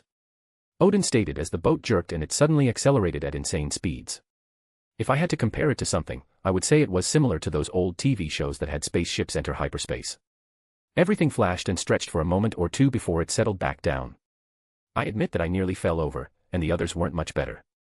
But even with my jumbled senses, I could make out the breaching of dimensions. We weren't in Kansas anymore. Looking up, the stars were different, and the sky itself had changed. Taking up most of the view was one thing in particular. A tree extended to the heavens, and its roots extended far down, far enough that they disappeared from view.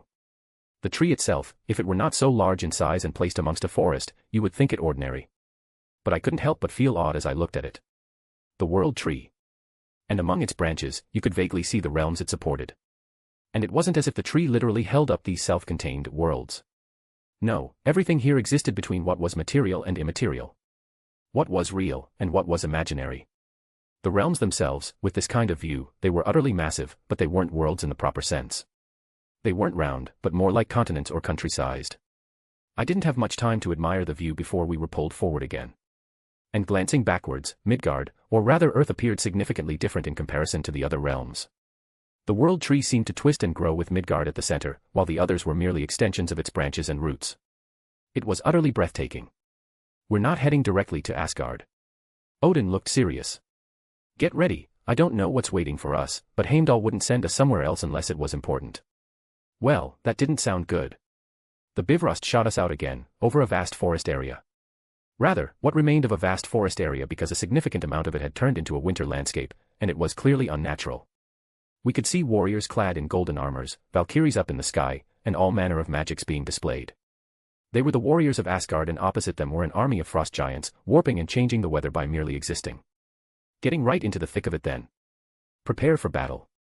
Asterisk asterisk asterisk. A/N. So begins the Yggdrasil arc. It won't be that long. If you want to read 10 chapters ahead or support me, visit my patreon.com/AstoryForum. I have a boosty under the same name if you can't use the above. Also, I have a snippet thread with a new snippet on questionable questing. Check it out if you're interested. It's where I'll be putting all my story ideas and such. Chapter 493, Chapter 448. After getting a better look at the large amount of people down there, I realized the opposition wasn't only Jotuns, giants, on the other side. Granted, they were the predominant combatant amongst the thousands fighting. But among their numbers, there were some grotesque creatures that I was guessing were trolls. And these certainly weren't like the trolls in Skyrim. These things were about the size of a one-story, two-story house, give or take. At the very least, every one of them was twice as big as a large person. Trolls existed among the Norse, and in addition to the fact that elves existed here too, I wanted to question their relation to the Fae. But that was a thought for later. Primarily, I was focused on the immediate issue of the fighting going on. And in addition to those two groups, there was a third that made up a large portion of the enemy's forces. Undead swarmed between the gaps of the Jotun and the trolls that were fighting Asgard's forces. So much for us quietly coming here to look around. Things had clearly taken an obvious turn for the worse. But if this was how it's going to happen, we just have to roll with the punches. Fire the cannons. I ordered, not so much as it required my verbal input, but giving a fair warning to everyone on board.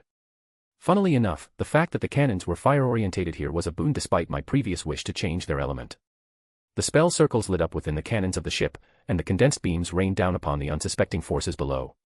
Perhaps only a few of them noticed us immediately before the bombardment, but now, they were assuredly aware of our presence as a few swathes of enemies were eviscerated. Dozens of undead, Draugr, perhaps.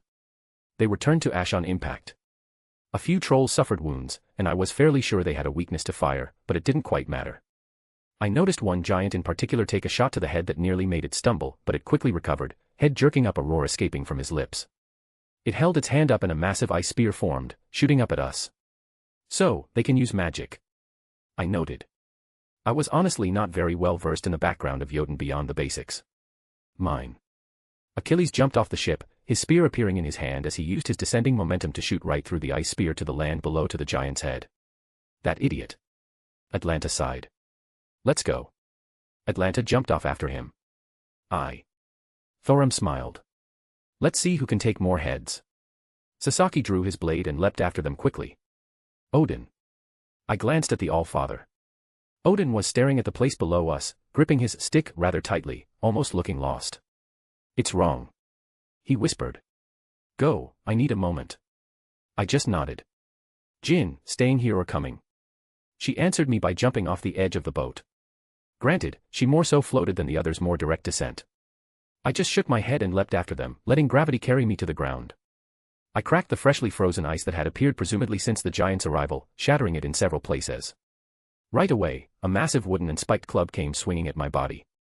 The owner of it snarled with a wart-covered face. I nearly recoiled in disgust at this troll's looks. Zune Hailvike. I spoke the dragon words, and the weapon in his hand flew off in the other direction. It had a stupid look on its face, utterly confused as to what happened. With a burst of Shuanpa, I appeared a few feet up in the air, in front of its face, and held my palm out, forming a spell circle. Thunderbolt. The condensed bolt of lightning tore through the troll's head, disintegrating it entirely as its body fell to the ground like a puppet without strings. I landed back down without much effort and took in my surroundings. A battlefield was definitely a chaotic thing. Out of the corner of my eye, I noticed Thorum barreling through tons of undead like a juggernaut, completely unperturbed by their numbers. And on the opposite side, Atlanta just placed a handful of arrows into the eyes of a giant, making it fall over in rage. I stepped to the side quickly and something came flying my way. At second glance, it was a Valkyrie that hit the ground and tumbled a few times before coming to a rest. One of her wings looked mangled and she barely held herself up. It took a moment for her to notice me. Leave, he's coming. She abruptly stopped and looked confused. Who are? Gaigrun. A voice reverberated over the battlefield. And the biggest silhouette that towered over the others came stomping our way. Each of its steps felt like it would cause a small earthquake. The massive Jotun, probably 20 or so meters tall and a hulking mass of muscle and fat with some furs barely covering its pale blue skin and modesty. Why do you run? He bellowed once more. After we destroy Asgard, I'll take you as my wife. There's no need to flee. He laughed. I looked at the giant, then at her. The size didn't really add up there. Do giants really have dicks that small? I asked. And I assumed that my question invoked such intellectual curiosity because the Valkyrie just stared at me in dumbfoundedness. And I believe that the giant also heard me, because a massive shadow now blocked out the sun, and I believed that to be his fist. At *****. Valkyrie Geigrun POV. Well, that fool was dead. His courage would be remembered. If I survived. He probably came from that strange ship floating in the sky if his strange clothes were anything to go by. I barely had time to acknowledge them before I had to fend off this giant's attacks. His massive fist slammed into the ground, and I winced at the thought. Unfortunately, he would have no mercy for me, and to answer that strange man's question, I would not like to experience it for myself. The giant was silent for some reason, and there was an indescribable look on his face. That arm that was bigger than even a cow trembled, and slowly it was seemingly forced away. The strange man was not so dead after all, and with a feat of strength worthy of Thor himself, he held back the giant's fist. Oh boy, I actually felt that. The men exclaimed. I found myself sharing an expression with the giant because I was having trouble believing my eyes. What else you got? Tiny insect. The giant roared. I am Figrog, mountain shaper. I have slain Valkyries and Einherjar alike, do you dare fight me? No. Foolish courage, you are, the giant then nearly stumbled over himself. What? But he looks like he wants a fight. The strange man pointed to the side with both of our gazes following. Sup, I'm Ryder. Another man with green hair appeared, his armor looked utterly foreign, but at least he was wearing armor to begin with. I don't care how many insects come. No mere ant can hope to defeat me. He bellowed, swinging his massive arm across the air towards the newcomer. Just the force of it was enough to nearly blow me away. The first man to appear seemingly caught me, and I almost jumped in surprise as I didn't see him move from where he was standing previously. But I grew more concerned about the green-haired one named Ryder. However, he moved much quicker than I anticipated as he dodged the attack handedly. Figrog didn't relent, and even for his size, his fists eclipsed the sun with their size and speed. Each one of them sent shockwaves throughout the battlefield as he attempted to kill the newcomer. Yet, the green-haired man danced between them as if he were dealing with a child. A coward. Do you dare take my fist? Did he truly think that would work? All right. I stood corrected. The giant laughed as if he won some prize, he reeled his arm back and his muscles bulged. I felt a magical barrier appear in front of us, the source of it coming from the red-haired stranger at my side. The fist that could punch through a mountain arrived at the normal-sized person. He stood there and merely put up a guard as if it were a normal punch. If there was no barrier in front of us, I was sure that this fist would have killed me even though I was not the recipient. However, amongst the whipping of wind, and the destruction of the earth that followed in its wake, the green-haired rider stood unmoving. The fist of the mountain shaper met an immovable object. The giant, recovering from his attack, pulled back a full step with eyes widening. How? My turn. The rider said calmly, and a shield appeared on his arm, invoking a strange sense of danger within myself that has been honed over the centuries. He moved faster than my eyes could follow, and that of the giant's as well. The last thing I saw was the rider servant swinging the shield from underneath the giant's chin. The resounding thunderclap made me believe that Lord Thor had arrived, but I was brought back to realization to see the giant, large even among his kind, lifted up off his feet and sent hurling through the air until he landed upon his back dozens of meters away. It wasn't until a warm and soothing feeling filled my body that I came back to my senses. I looked at the red-haired one that was using magic to mend my wounds. I was grateful, of course, even if I had no idea what was going on. But clearly, they were allies. I don't know who you are, but you must assist the other sides. With your strengths, we can easily win this battle. It's fine, just focus on the healing. The red-haired one replied. You don't understand, while Figrog may have been the strongest on this battlefield, there are many who can. He means that it's being handled. The rider person stepped next to us, with only the sound of air to accompany his abrupt arrival. I was confused to what he meant and forced myself to fully stand up and survey the battlefield. On the left flank, Jalfur was leading the Einherjar. I expected them to struggle, as this battle was not won in our favor in any aspect. We were outnumbered, and Figrog was stronger than myself, and I was the strongest present. However, the situation was not one I anticipated. They were pushing back the evil creatures, and it merely took a continued look to see why. Arrows shot between the Einherjar. If one of the warriors looked as if he were to be overwhelmed, arrows appeared and prevented harm by pushing back the foes. A troll had an arrow pierce its eye as it was about to swing its club at a prone shield maiden. A Draugr's axe was shot out of its hand as its companions attempted to swarm a large warrior holding the front line. And the frost giant let out a painful roar as a woman with the ears and tail of a feline jumped off its head, releasing arrows from a bowstring, arrows that matched the ones that appeared throughout that part of the battlefield. She evaded the Jotun's attacks, sending her own arrows to pierce its thick skin, while also taking time to protect the warriors around her. Slowly, they pushed back the enemies without suffering any significant casualties. My head snapped to the opposite side where my fellow Valkyrie Jord commanded the warriors. Faintly, I could hear strange words upon the winds that spoke of magics. Fus ro da. Ripples of invisible power swept large portions of undead off their feet and destroyed what remained of their undead bodies. It was only then that I noticed the baleful energy that enveloped his large sword. Was that the demonic sword, Graham? The men wielding the demonic sword swept through the front line, turning into a literal whirlwind with more undecipherable words that were barely audible over the noise that filled this battlefield. And he was not alone. Another strange man dressed in purple cloth wielded a sword much too large and thing to be practical, yet, with a skill and expertise I could only admire from the depth of my soul, he struck down trolls and undeads by an uncountable degree without so much as a single blow landing upon the tassels of his absurd clothes. It did not matter how many surrounded him, his long sword found the edge of any blade that bid him harm and refused them entry upon his person. They were all warriors that could force the battlefield to change to their presence, and they all appeared here simultaneously. Who are you people? I finally asked.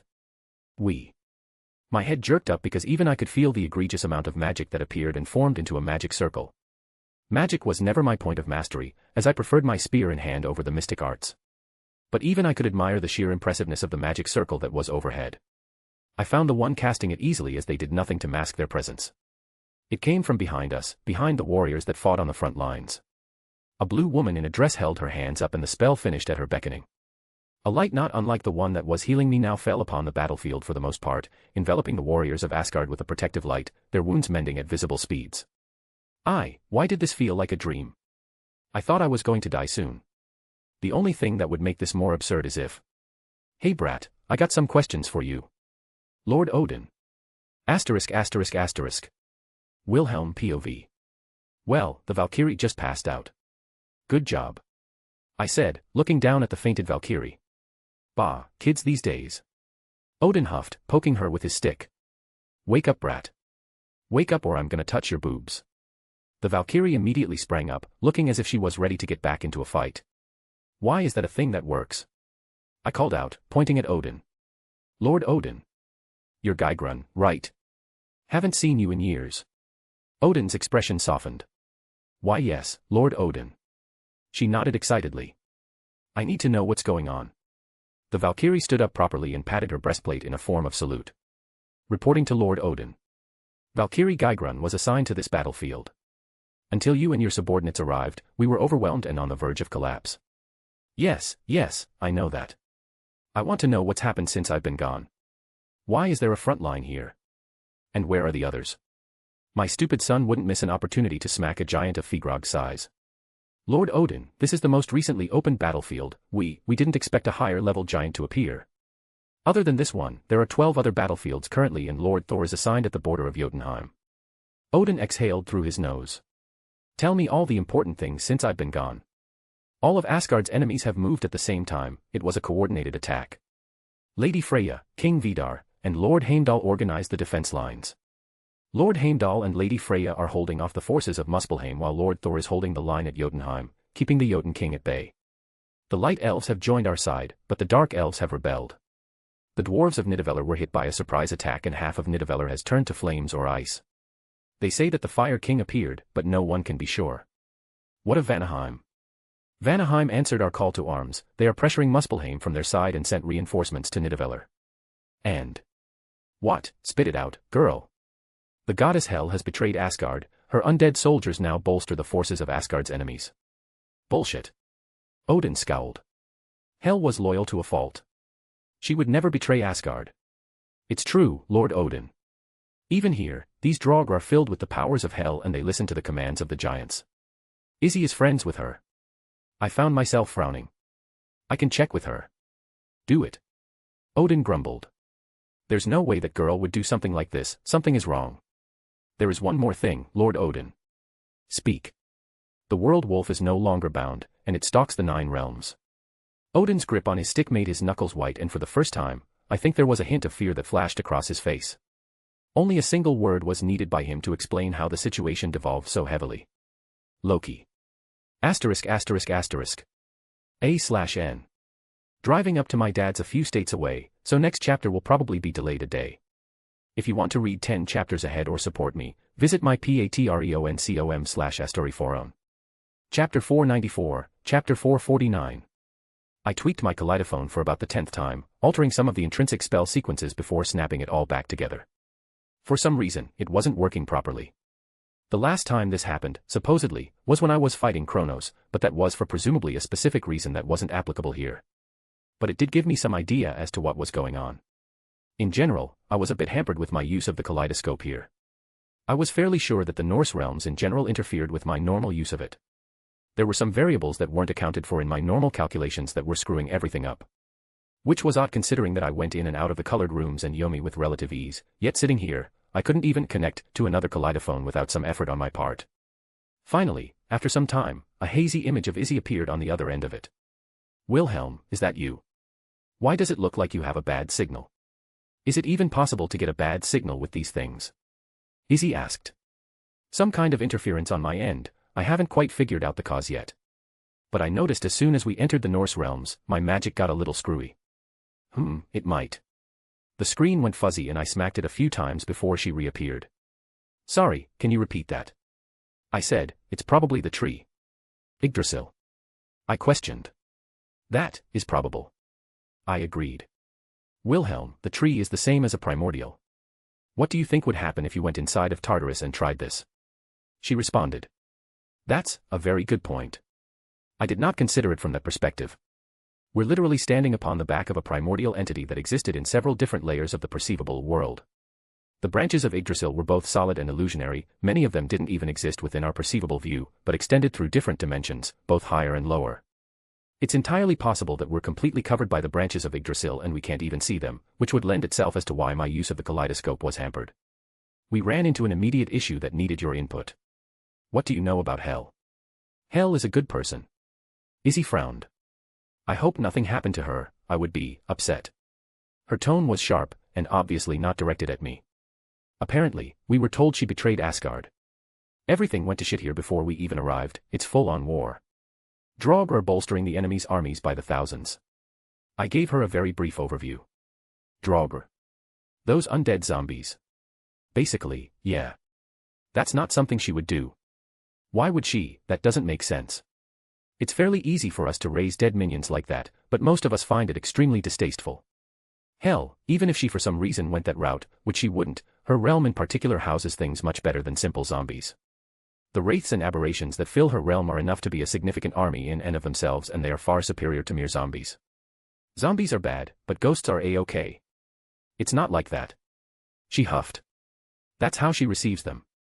She houses not only the old, but also those that died dishonorably and all that. They aren't going to be happy little spirits existing in paradise. Noted. Yeah, that still didn't make sense when she explained it that way. I can try to reach out, but it's not like she has one of these things and our communications are usually reserved for once every century or so. Izzy trailed off. I'll tell Odin your thoughts. Please be safe. I am confident in my ability to run away. I smiled. Izzy snorted. Come back safe and sound and I'll let you do what you want with my legs. She was half joking, but that was certainly a way to motivate me. I'll be safe. I reassured her without adding humor. Her beautiful smile was honestly all the motivation I needed to keep my idiotic ass alive. I shut the phone off after we said our goodbyes, putting it away. I pushed myself up back to my feet and stretched my back, looking up at the giant fucking tree branch I was standing on. It was hard to honestly comprehend how massive this tree actually was. It was awe-inspiring just being able to put a hand on it like this. My idle thought faded, and I began to walk back to where the others were. Odin was moving left to right, almost as if dancing, and he was making sounds akin to music. There were no words, but it felt sincere, so no one was interrupting him. You're back, any news? Jin perked up. Izzy agrees that it's probably bullshit.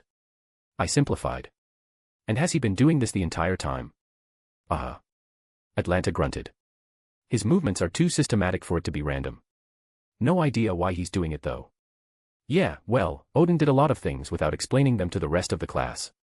Other than telling us he was taking us to see Mimir and taking us to this branch of Yggdrasil in particular, he didn't explain anything else.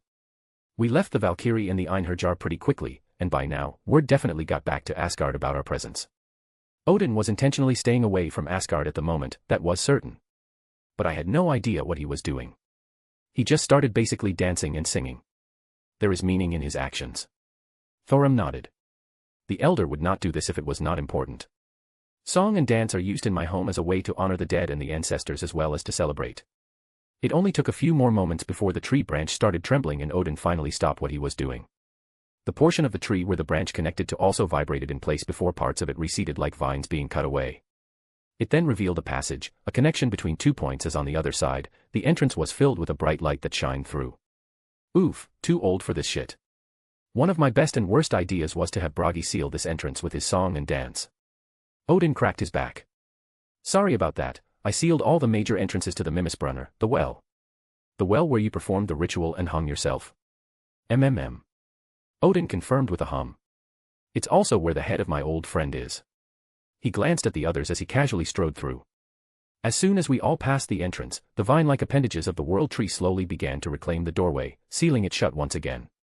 Mimir was the god of knowledge, wisdom, and logic. He was my greatest counselor and one of my oldest friends. There was a mishap many years ago, and he lost his head. I couldn't bear to part with him, so I preserved his head and attached it to the well and Yggdrasil itself. It preserved him and provided an unforeseen side effect.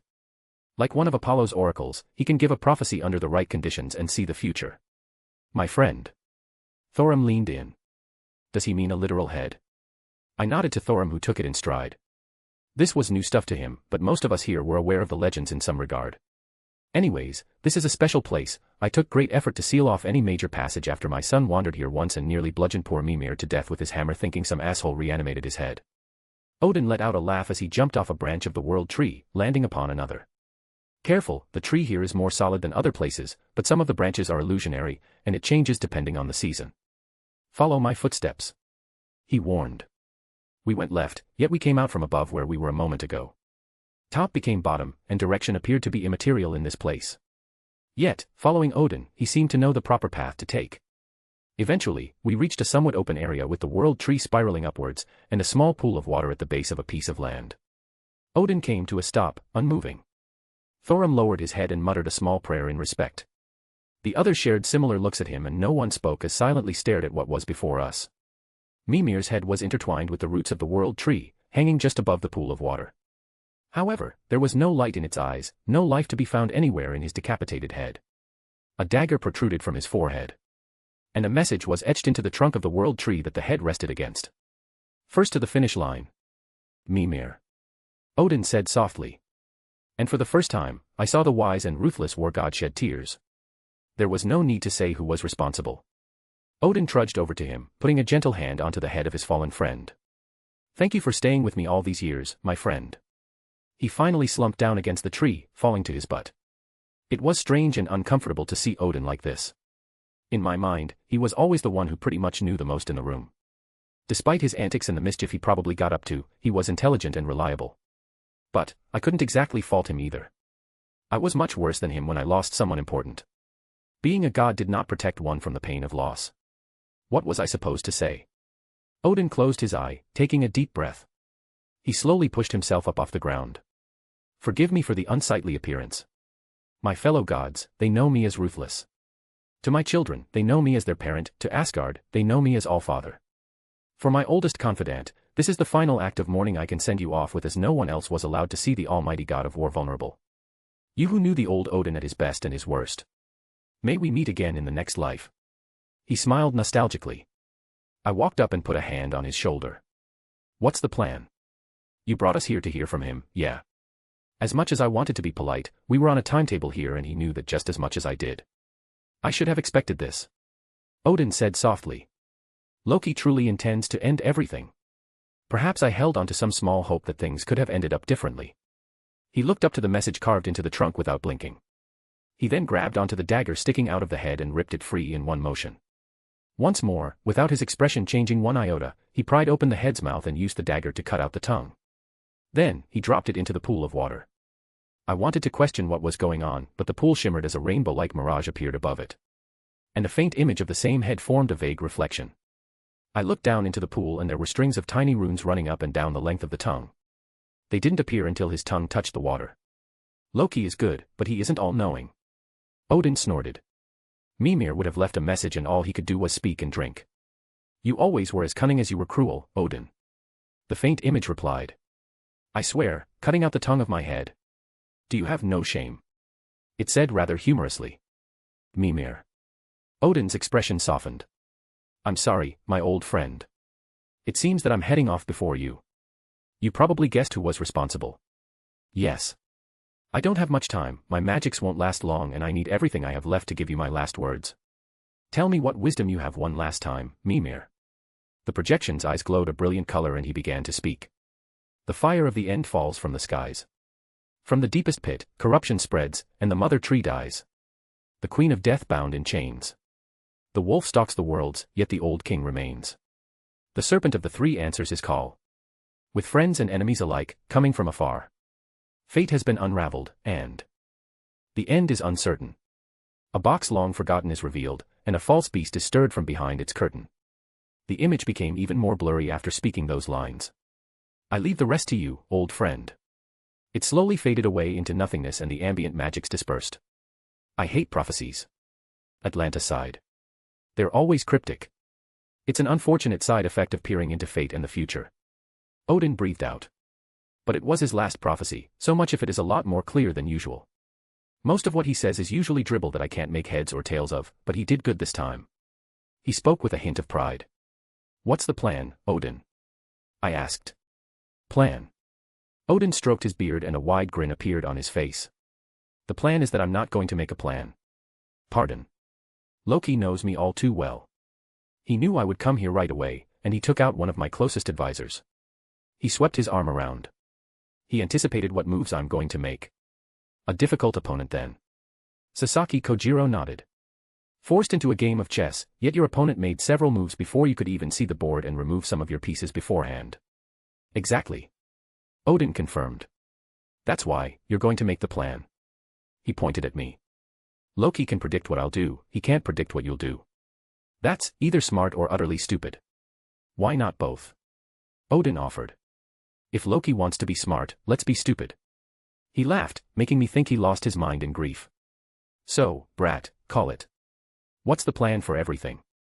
I let out a long sigh. I could understand his logic, if it could be called that. This doesn't mean you're not helping. I can't do this all by myself. Well, no shit, I'm not going to leave the fate of everything in your 20-something-year-old hands. He deadpanned. I had the urge to kick him now. Asgard is being pulled every which way if I understood what the Valkyrie from before said. I stated. Yup. Odin continued to stroke his beard. It seems as though all our forces are forced to certain positions and our enemies are numerous. Not to mention she didn't mention anything about those we were here to look for originally, so it's safe to assume they're doing something else. Geez, everyone was seriously looking at me to make a plan. I rubbed my temples. We need more allies. Would calling in other gods be bad? It's unlikely to work. Let me ask you something, when you called your cougar, did she offer to come herself? No. Now that I thought about it, she never offered. Which, it's not like I expect my girls to drop everything to come with me for something, but it was more so the situation. Like, it's a normal thing to offer help when things are dangerous or what have you. Don't take it the wrong way, it's just not something other gods can really interfere with lightly. Ragnarok is our twilight, if they come, it could turn into theirs as well. It's not a simple matter of them dying either. Just. Odin trailed off. It's complicated. Noted. I could somewhat understand where he was coming from. My Norse mythology is a little rusty, but isn't there the Eagle King sitting at the highest branch? Hraesvelgr, Jin added. Thank you, Jin. I smiled. Right, Hraesvelgr, why isn't he helping? He should be against Ragnarok. Arrogant assholes. Odin harumphed. And there may be some minor bad blood between them and Asgard. He looked away. Regardless, they won't move away from the highest branch of Yggdrasil unless it's literally on fire. And what about Ratatoskr? Odin scowled. Like hell that thing is going to help. It's a cowardly little bitch who would happily watch someone burn to death and mock them the entire time. Sure, it won't piss on your remains afterwards, nor would it set you on fire, but it would love to watch the world burn for its own amusement. Would it be useful? Odin begrudgingly nodded. There are 3 beings born from the world tree when it first appeared. The Jotun of the highest branch, the eagle, Hraesvelgr. The squirrel who can run anywhere amongst the branches, Ratatoskr, and the serpent that feeds upon the roots at the furthest end, Nhggr. Honestly, any one of them would be helpful in their own way. I took a breath and rubbed my temples again. Achilles and Atlanta, you both are going to head to the highest branch and try to convince Hraesvelgr to aid Asgard. Sounds good. Achilles nodded. We don't have anyone to lead you, but Atlanta, think you can navigate it? I am one of Artemis's huntresses, I can reach the top of a tree. She snorted. Any advice for them, Odin? Hraesvelgr is arrogant in regards to his speed. If he were a god, he would be the god of wind as he controls the winds of the 9 realms, and he is the fastest being within these realms. Achilles' grin grew wider. I think I can manage something. Jin, Thorim, and Sasaki, you 3 are going to head to Hell to rescue Hel. Geez, that sounded awkward to say. It's clear she's doing this against her will and or is a prisoner. You can easily get there by just heading down. No matter where you are within these realms, if you keep heading down, you will eventually reach Hel. Odin stated. Aye, we shall do so with haste. Thorim pat his chest. A worthwhile endeavor. Sasaki smiled. Oh, I can't wait to meet one of Izzy's friends. Jin said excitedly. Odin, we have 2 goals. Convince Ratatoskr to help, and then head down to the roots of Yggdrasil. Ah, you realize too? I nodded. The oracle mentioned the deepest pit, that's probably where Loki set up one of his nasty surprises. We'll need to find Ratatoskr first. Odin hummed. Otherwise, I only know one other route to the roots and it takes a while to navigate. And we don't have that time. Not to mention, Loki is sure to realize what we're up to if we do that. Our advantage right now is that he doesn't know we got an oracle about the situation. We probably would have never ventured down into the roots of the world tree otherwise, so it's a good place to set up shop for something bad. And going to Asgard was a bad idea unless we want to lose this one advantage we have at the moment. Thorim, take this. I handed him a specially prepared talisman. Rip that and it should open a path long enough for you to call our dragon friend with your shout if needed. Otherwise, it wouldn't be able to reach Meridia's realm. Aye. Thorim nodded with thanks. Achilles, Atlanta. I reached out and touched their own storage items. I restocked you, don't worry about wasting anything, use whatever you need to. I looked over and Sasaki held his hand out and I did the same for him. Jin. I looked at my woman. Someone whom I was sending off into a dangerous situation and my heart ached. I held my hand out and produced one of my treasures. I held Dawnbreaker up for her. Take it, please. Will. Jin whispered. Fine, I know you're not going to let me say no. I knew that Meridia wouldn't mind. Meridia, despite never explicitly saying it, cared about Jin. She wouldn't mind if I lent Dawnbreaker to Jin to protect her. And she was going to somewhere where there are probably millions of undead entities. Lastly, I gave it a thought, and let Sir Wiggles and Lady Wiggles come out, putting them both into Jin's arms. Them too. Jin rolled her eyes. All right, but that's it. She pouted a little. Thank you. Stay safe. I leaned over, giving her a quick kiss. Looking at the others, I clapped my hands. Odin, how long should it take to traverse up and down the tree? Either way should take no more than a day and night, thereabouts. It would be much easier if we had armies on our side when finally arriving at Asgard, especially if Loki's people were amongst the ones running things. In 3 days, reconvene at Asgard. I stated. Asterisk asterisk asterisk. I hated leaving Jin alone, that was the main thought running through my head as Odin led me across several more branches of the world tree. I forcibly pushed those thoughts away by fiddling with a few talismans. Scribbling away some things on them, modifying them for my purpose. What are you doing? Odin finally asked. Picked up a new spell recently, haven't had much time to practice it. But I can sort of cheat it with some talismans. I replied. Might need it later, and we weren't doing much else at the moment. I had a strange feeling about the next few days, and it was best to be prepared just in case. Well, we're almost there. Well, that didn't take long. It's not like he was hiding. Odin shrugged. Jumping off the branch we were on, we landed on another, and there was a large hole in the trunk of the tree, like almost a traditional hidey hole for any critter that wanted to make a nest inside. He's in here. Maybe. Odin shrugged. He has dozens of nests, and he can go anywhere within the 9 realms at his leisure. Even Loki can't navigate as easily as he can, and Heimdall constantly gets annoyed about how Loki escapes his eyes with his secret paths. So, what should I expect? Odin slowly frowned. If I told you, you probably wouldn't believe me. I'll let you get your own first impression. He took his walking stick and started banging the tree branch. Get out here, you stupid squirrel. I don't think he's here. That was until a roar that almost sounded like that fake Godzilla that Izzy and I beat up shook the surroundings. Okay, that didn't bode well. Odin. It roared again. Shut up and get out here, you stupid rodent. He roared back. Two glowing eyes appeared in the shadows of the nest. The creature stepped out and the tree branch shook. It wasn't because he was a massive monster like the giants from before. Frankly, he was only probably 2 to 3 times the size of a normal person. At least in length and height. The most notable thing was that he was obscenely obese. What the fuck? I stared. Yeah, told you. Did he eat a giant? He didn't always used to be this fat. Odin sighed. It's kind of concerning actually. Hey, I only put on a few pounds. The obese squirrel hissed. Odin, what do you want, you tiny dicked asshole? Says the one who can't even see their dick. The squirrel let out a rabid scream in response. Screw you, I'm leaving. Have fun getting an enema by Surtur's flaming sword. Wait, we actually have something to ask you. Fuck you, and fuck your Asgard. I'm gonna laugh as Loki dry fucks your asses. The squirrel actually began to sink into the branch of the world tree, and I now understood why it could traverse anywhere it wanted. It could literally move within the tree itself. Wait. I kicked Odin to the side. At least hear what we have to say. The squirrel actually stopped, its eyes still above the branch. And slowly, it started rising back up. Hey wait, you look familiar. Suddenly his eyes widened, and he let out a gasp. You're Lucifer Jr. It exclaimed. What? The obese squirrel popped out of the tree branch and literally threw itself forward until it landed mere feet from me. Let me tell you, it looked just as bad up close. Its body jiggled as it sat back up and reached into its sack. It had a sack like a kangaroo on its stomach. And it started pulling things out and throwing them to the side until it found a large piece of paper and a pen. I'm a huge fan, can I get your autograph? He held them up. What? Asterisk asterisk asterisk. A/N. If you want to read 10 chapters ahead or support me, visit my Patreon.com.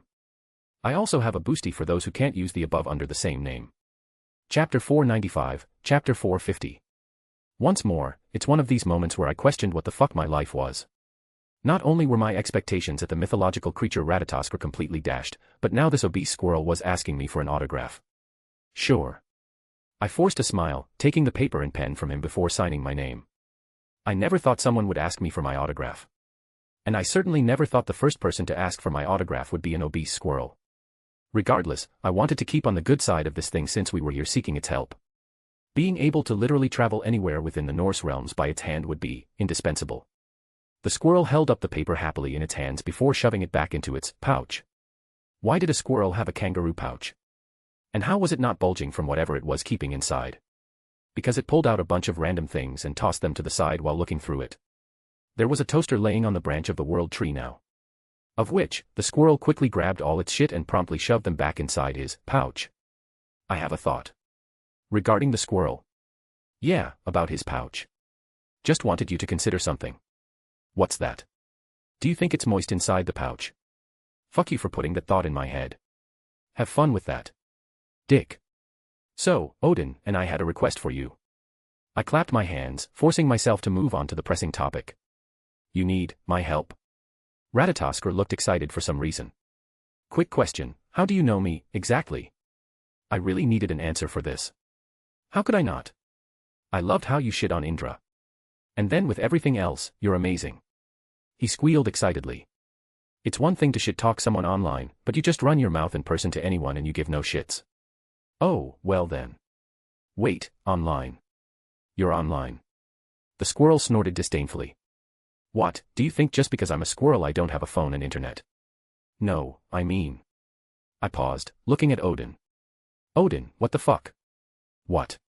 The old god grunted. How did that Valkyrie not know who we were, nor the literal army of Einherjar and various people? Do you think everyone wastes their time on that crap like the obese squirrel? Odin scoffed. Besides, only a small portion of people in Asgard ever pays attention to stuff outside of the 9 realms. Actually, that lines up with what I learned over in the heavenly realm when visiting Nuwa. Fuck you, Odin. Fuck you, fat squirrel. Don't call me fat, you Cyclops. I only have one eye and it's not enough to see how fat you are. Stop it. I kicked Odin off the branch, letting him hit the one below. Ha. The squirrel laughed. Eat shit, Odin. Right, ignore him. He's a bit ornery because a friend of his passed. Huh, that talking head, right? Ratatoskr muttered. How'd you know? Odin was quick to rejoin us, and his expression turned serious. Ratatoskr trembled as Odin's singular eye narrowed onto him. Do you think there's anything that happens around here that I don't know about? He snorted. Yggdrasil is my home, Allfather. Just as Asgard is your home. He grumbled. You all seem to forget that. Sorry for intruding on your home then. I politely apologized. The obese squirrel gave me an odd look. You're nicer than I thought you'd be. Thank you. What do you want? He finally asked. Ragnarok is here. I stated. The squirrel rolled its eyes. It's been here for a long time. Everyone else finally caught up to that fact. What's your point? We're trying to stop it, we need your help. Loki already took the initiative and we're far behind him. With your help, we can move around without him noticing. Will you join our side? You want me to ally with you? He made some squirrely sounds, almost like a chittering. He then looked at Odin. Obviously it's your idea, because that old bastard would never suggest it. You're damn right. I already told him, you're a damn coward, you'll just hide away as everything burns down around you. I'm not a coward, I just have a healthy fear of dying and bodily harm.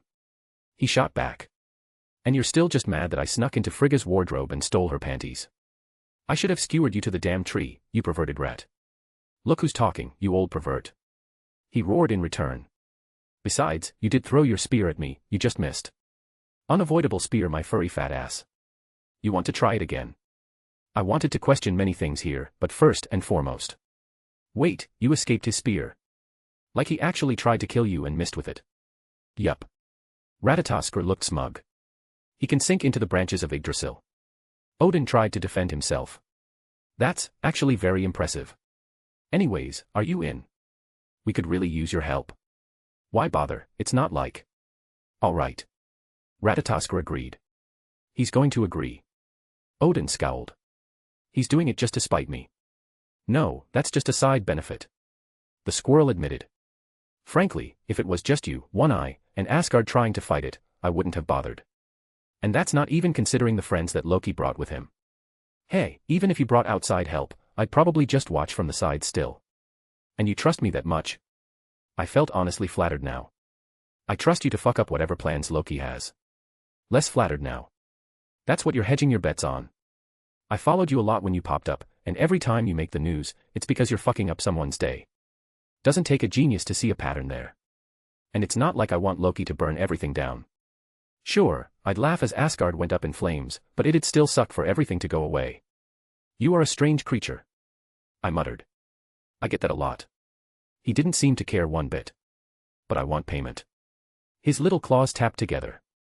I'll give you a pair of Freya's panties. Odin offered. Deal.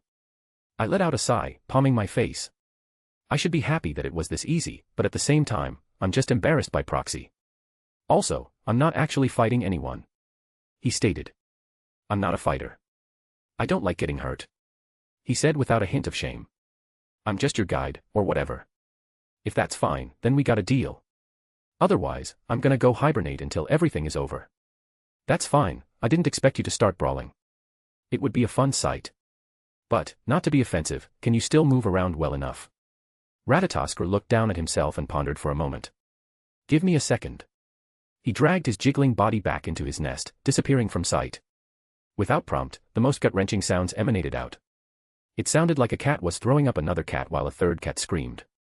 After about 10 minutes of this, Ratatoskr re-emerged from his nest, only, there was something off about him. Primarily, it was the fact that he looked normal now. Well, normal for a squirrel that was bigger than a person. But normal in the sense that he wasn't a jiggling mass of fat any longer. What the fuck? I looked at Odin, and he had the exact same look as me. I thought I knew a lot. But it's times like this that I realize my knowledge is lacking in many areas. Odin whispered. What are you staring at me like that for? The squirrel in question seemed confused. Were you hiding a giant in your stomach, and you decided to throw him up? I blinked. The squirrel scoffed. Did you think I was fat because I wanted to be? Yes. Odin said without a second thought. Fuck you, I said I was getting ready to hibernate, the fuck you think that meant? Normal squirrels hide nuts for the winter. I pointed out. Do I look like a normal fucking squirrel? He huffed. No, I was getting ready to hibernate until the next epoch, you dunce. That means I needed to store all my stuff, otherwise it'd be destroyed when everything burned down. Where do you think I would do that when I would have to wait for the next world tree to grow? You. That makes sense, but at the same time, that's absurd. I said. Are you saying that you would survive Yggdrasil dying and being reborn with the next iteration of the 9 realms? The thing about Norse cosmology is that it works in a cycle. Everything would end here, the gods would die, the tree would burn down, and then the next Yggdrasil would be born with a new host of gods. The tree is my mother, do you think she would leave me hanging? He scoffed. I'm her favorite son, you know. So you normally go inside your mom? Really, the person fucking their grandmother is going to make a joke about that. He deadpanned. Touché. I accepted. Shall we get going? Wait, I need one more thing. He held a little claw of his up to stop me, he then reached into his pouch and rummaged again, pulling out black collar tie of all things. As in, the article of clothing. He fumbled with it before getting it loosely around his head. Now I'm good to go. He threw a thumbs up my way. Wonderful. I squeezed out. Odin had a shit-eating grin on his face as he looked my way. If you're done fanboying, we got work to do. I need you to take us to the lowest roots, below even hell. Where NHGGR is? Ratatoskr asked. I feel bad. Since I was getting ready to hibernate, I sort of neglected my duties. Duties? You have duties. This was the first I heard of this. He nodded. I usually go down there to insult and piss off NHGGR at least once a week. Why did I expect anything else? Let's go, we wasted enough time. Odin turned serious. We don't know what Loki's planning, but we need to be quick to counter it. If you're talking about the roots, he definitely did something there. I was too scared to get close, but I can feel it through the branches, there's something bad going on down there. It was one of the reasons I was about to bail. Ratatoskr informed us. I'll take you down, but no way I'm actually going down into the roots themselves. Fine, you coward.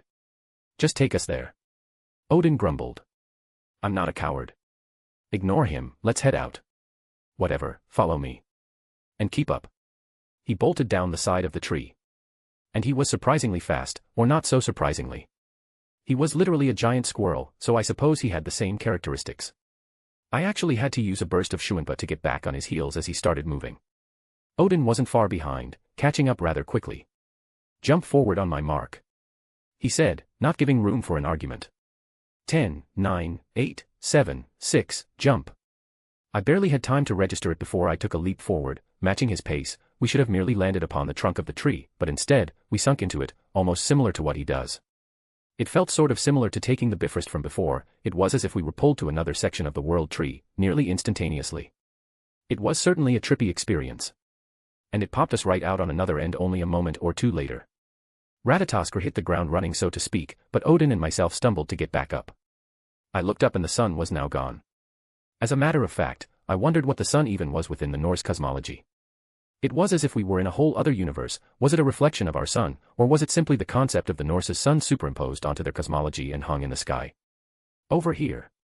Ratatoskr shouted, after sniffing around. Quick. Once more, we followed up along a large branch, and as it should have ended, instead, another branch seemed to swing down just in time for us to run across, and it kept moving as we held onto it, afraid to fall off. Get ready to let go, now. We fell down what felt like hundreds of feet, hitting a soft cushion of leaves, rolling off onto another branch that swayed gently in an invisible breeze. The sun had returned at this point, making me realize we had crossed over several thresholds and perhaps different realms entirely. Phew, we almost didn't make it. Saved us probably an hour or so. Ratatoskr chirped happily. That branch won't swing around again for a while. That was, certainly something. Vanaheim, through Niflheim, and now we should be near Jotunheim. Odin muttered. It annoys me that he's actually so skilled. If we took the paths I knew, it would have taken at least half a day to get this far. That's right, I'm good. The squirrel threw up his hands, praising himself smugly. Why all the... I swept my hands around. Is this normally how you travel? I thought you just go anywhere you want. Do you think you can copy what I do? Ratatoskr snorted. I'm just helping you both get through passages that won't kill you. I suppose that made sense. His head suddenly jerked and he started sniffing again. All right, got another one about to open, get ready. Well, let's go. Asterisk asterisk asterisk. The three of us practically slid out of a hole in the world tree, nearly falling off the edge. A massive tentacle reached through after us, but the passage we went through suddenly snapped shut, and the appendage fell to the ground and started wiggling as the thing's blood spat everywhere. We both looked at Ratatoskr. What? Even I don't know everything about these pathways, I had no idea it would open up in the ocean. He defended himself. I was wondering why you were giggling right before we went in that last one. Odin took his hat off, squeezing the water out of it. I cast a few spells, drying myself off. Yeah, anyways, we're here. And this is where I leave cause there's no way I'm getting involved with what's happening down there. We're here. I looked around. It was definitely dark and murky, the sun was not shining one bit, only the faintest ambient light coming from high above, but otherwise, a thick shroud of gloom hung over everything. Yeah, just keep going that way. He pointed with one of his hands. But Ratatoskr out. He threw up his claw. And it was fun, come visit if you want to hang out or something. I don't really have any friends coming to visit. Thanks for your help, Ratatoskr. I offered my sincere thanks. Haha, that's right, the great Ratatoskr helped you. I hope you remember this, Odin. I'm going to hold this over your head forever. The squirrel cackled as it disappeared back into the world tree. Glad that's over. Odin grunted. Nice work. Thanks, I was worried I played it up too much. Odin grinned. I think that sold it pretty well. I offered my compliments. How much of it was bullshit and how much of it was actually hating Ratatoskr? 50/50ths. How'd you realize I was leaning into it? I don't think you'd go that hard if there were important stakes. Any other time, sure. But when your home is in danger and Ratatoskr can help, I think you'd be the kind of person to swallow your pride in a heartbeat. So, if you intentionally riled him up and argued with him, it's obvious you were doing it on purpose to skew his decision in my favor. Sort of like a play on good cop, bad cop. Get Ratatoskr to spite Odin and help me. Odin just hummed, looking down. The tree trunk now splintered off into various thick roots and plunged into the abyss. So, I didn't ask before, but didn't we kill NHGGR? You mentioned him several times like he's still alive. And you also mentioned that he comes back every now and then, so I just wanted to understand. Right, you probably don't know. Thing is, I thought we managed to kill him for good last time, but obviously that wasn't true. NHGGR was born amongst these roots, and then it turned around and parasitized itself to the world tree itself. To make it short, the NHGGR you fought, while being NHGGR, wasn't the entirety of the thing. The trade-off for its sort of immortality is that it's connected to the tree, literally. It splits off a good portion of itself to escape and do what it wants, but it has to leave the majority of itself behind to continue to rebirth. How strong is it normally? Less than the heavenly dragons, around the same as Tiamat I would guess. Odin stroked his beard. But it can't bring that kind of strength to bear unless it wants to give up its immortality. So you don't need to worry there. That's still strong. It is. Odin nodded. There's a reason the dragon is so feared. A dragon king, and among the strongest of their numbers, that was a level that most gods didn't even reach. We began to descend further downwards into the roots, and very quickly a subtle miasma began to set amidst the surroundings. It felt wrong, out of place. Odin. Yeah, I feel it too, brat. This isn't something that belongs. His voice was soft, but his expression hardened. The grip on his stick tightened as we continued to venture forth. 10, maybe 20 minutes as we walked, faintly we could hear the roars and cries of a dragon vibrate throughout the gloomy mists. What is this? Odin put a hand on one of the roots. There were black spots, permeating various spots. Is this what you spoke of, old friend? He whispered. Something is poisoning the world tree. Could it be NHGGR? He's a poison dragon. No. Odin shook his head. Besides being utterly idiotic to destroy his own means of revival, he is a part of the world tree. It would go against his instincts to harm it, even in his most crazed and destructive state. Something malicious is at work here. The roars were more frequent as we got closer, and their intensity was increasing at certain intervals. The miasmic mists pushed away as we got just a bit further in, a bit of a clearing opening up. Immediately, we could see what the commotion was. Odin wasn't lying when he said that NHGGR was rebirthed from the world tree. I just didn't think he meant it literally. The dragon was half pushed out of one of the ends of a root, it was like the root was giving birth to it. Part of it was still sort of attached and looked like an extension of the root itself. I don't think the dragon was fully aware thus yet, but that was probably for the best, as the others present were doing something. It was not just NHGGR down here. As soon as we saw, so too did the people down here notice our intrusion. The two massive figures, one of which was pushing a strange object into the forehead of the half-birthed NHGGR. They froze at our sudden arrival, as we also did upon seeing them. I recognized the first. Large and imposing, a particularly dangerous side sitting nearby. The faint waft of divinity that pulsated with his every action. Kronos, the Titan King, was doing something to the semi-birthed NHGGR. There was another gigantic figure at his side, perhaps a tad shorter than him, but still befitting the title of Titan. He wore simmering armor that was seemingly made of sunlight, bright enough that I could barely make out his physical features. And at his side was an equally bright sword that also appeared to be condensed from the sun's rays. And based on what Hades said about who escaped Tartarus, I could guess who it was as well. Hyperion, the Titan of Light. Father of Helios, the Sun Titan. Kronos stopped what he was doing, allowing me to get a better look at the object he was trying to force into NHGGR. It was a box of some design, and it gave off an extremely eerie feeling. It was already half-merged with the beast. And I was reminded of the words that Mimir spoke referring to a box long forgotten. You must destroy that box or stop what they're doing. My Zanpakuto spoke within my soul. It is of utmost importance. Even as he spoke, I felt something I hadn't for a long time as the spear within my ring vibrated in place as if to agree with him. Why did it suddenly give me an ominous feeling? That trickster god is going to be upset. He thought you would have been to Asgard by now.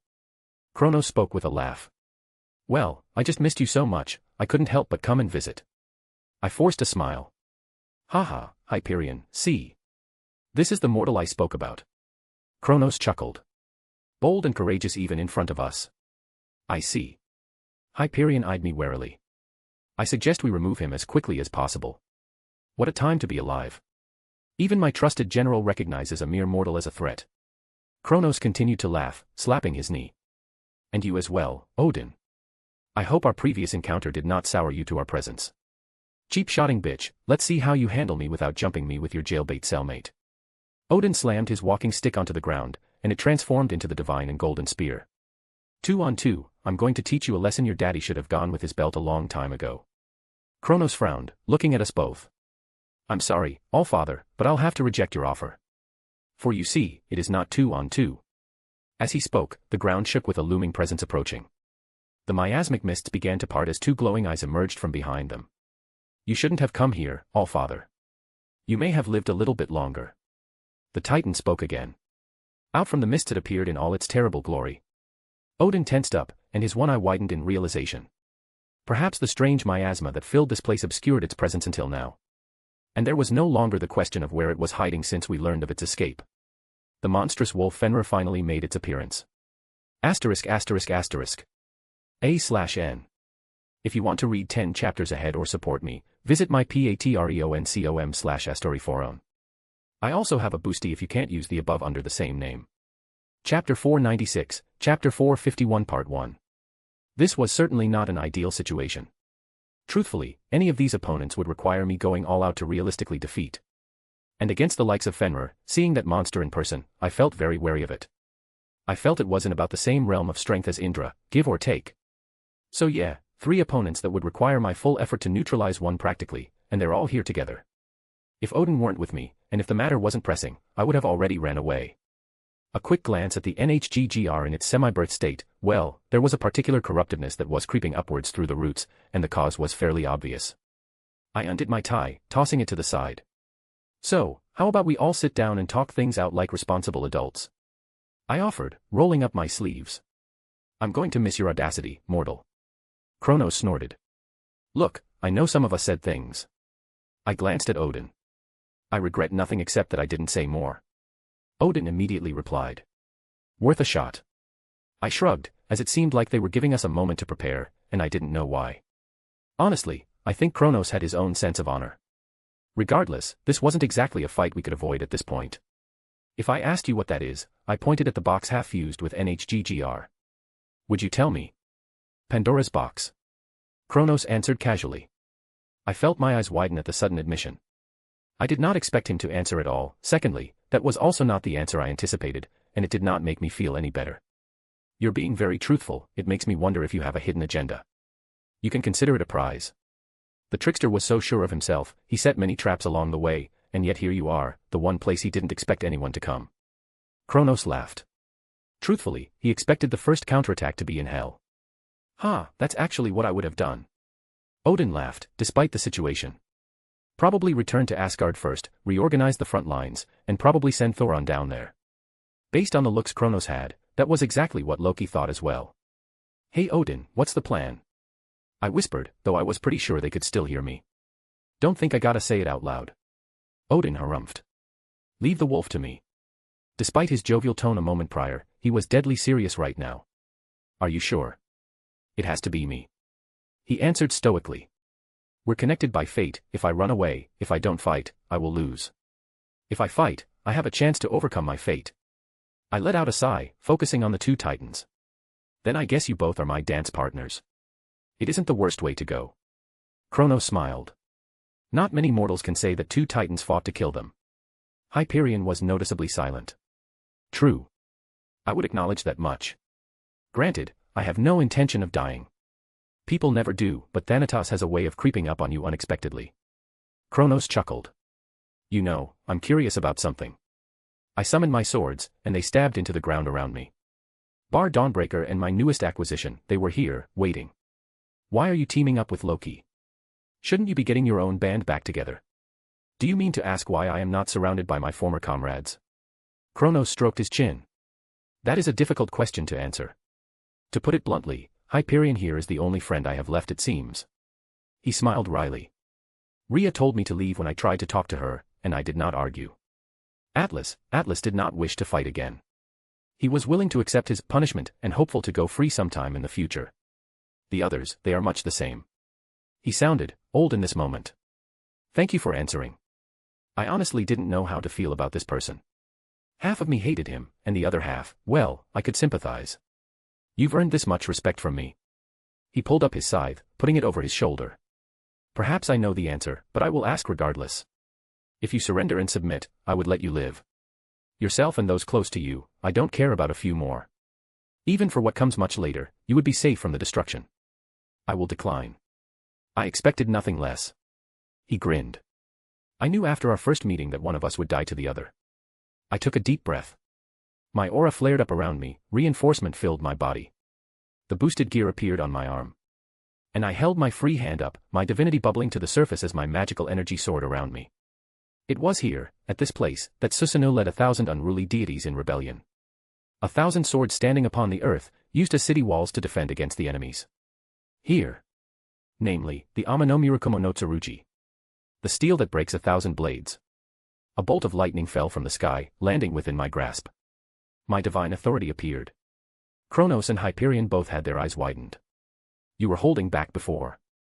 Kronos's tone changed. I'm not done. I interrupted. Welsh dragon, balance breaker. The draconic aura exploded off of me. The red armor enveloped my body and I felt the wellspring of strength placate my nervousness. Red dragon emperor. Kronos greeted. Titan king, Drake answered back through the boosted gear. In any other circumstance, I may have made a joke about this not even being my final form. Odin and I knew what the priority was in this fight, even if we didn't say it out loud. My Zanpakuto appeared in the hand opposite my divine sword. My other blades, they were pulled out of the ground with a thought, and shot towards the Titan king. He raised his scythe while Hyperion raised his own sunlight sword. Reflect, Musutingai, I released my Zanpakuto, my Ryatsu soaring in response. The easily deflected sword slashed into the bodies of the two titans, much to their utter surprise. And I shot forward with a burst of Shuinpa, both my swords swinging down upon the Titan king. I felt Odin move behind me just as well. The world wolf, it was a beast, a monster, but it wasn't stupid by any means. It was capable of responding and acting in accordance with its allies. But I had my own fight to focus on. My other swords did nothing more than some minor flesh wounds, but Kronos was forced to block my weapons with his scythe. Boost.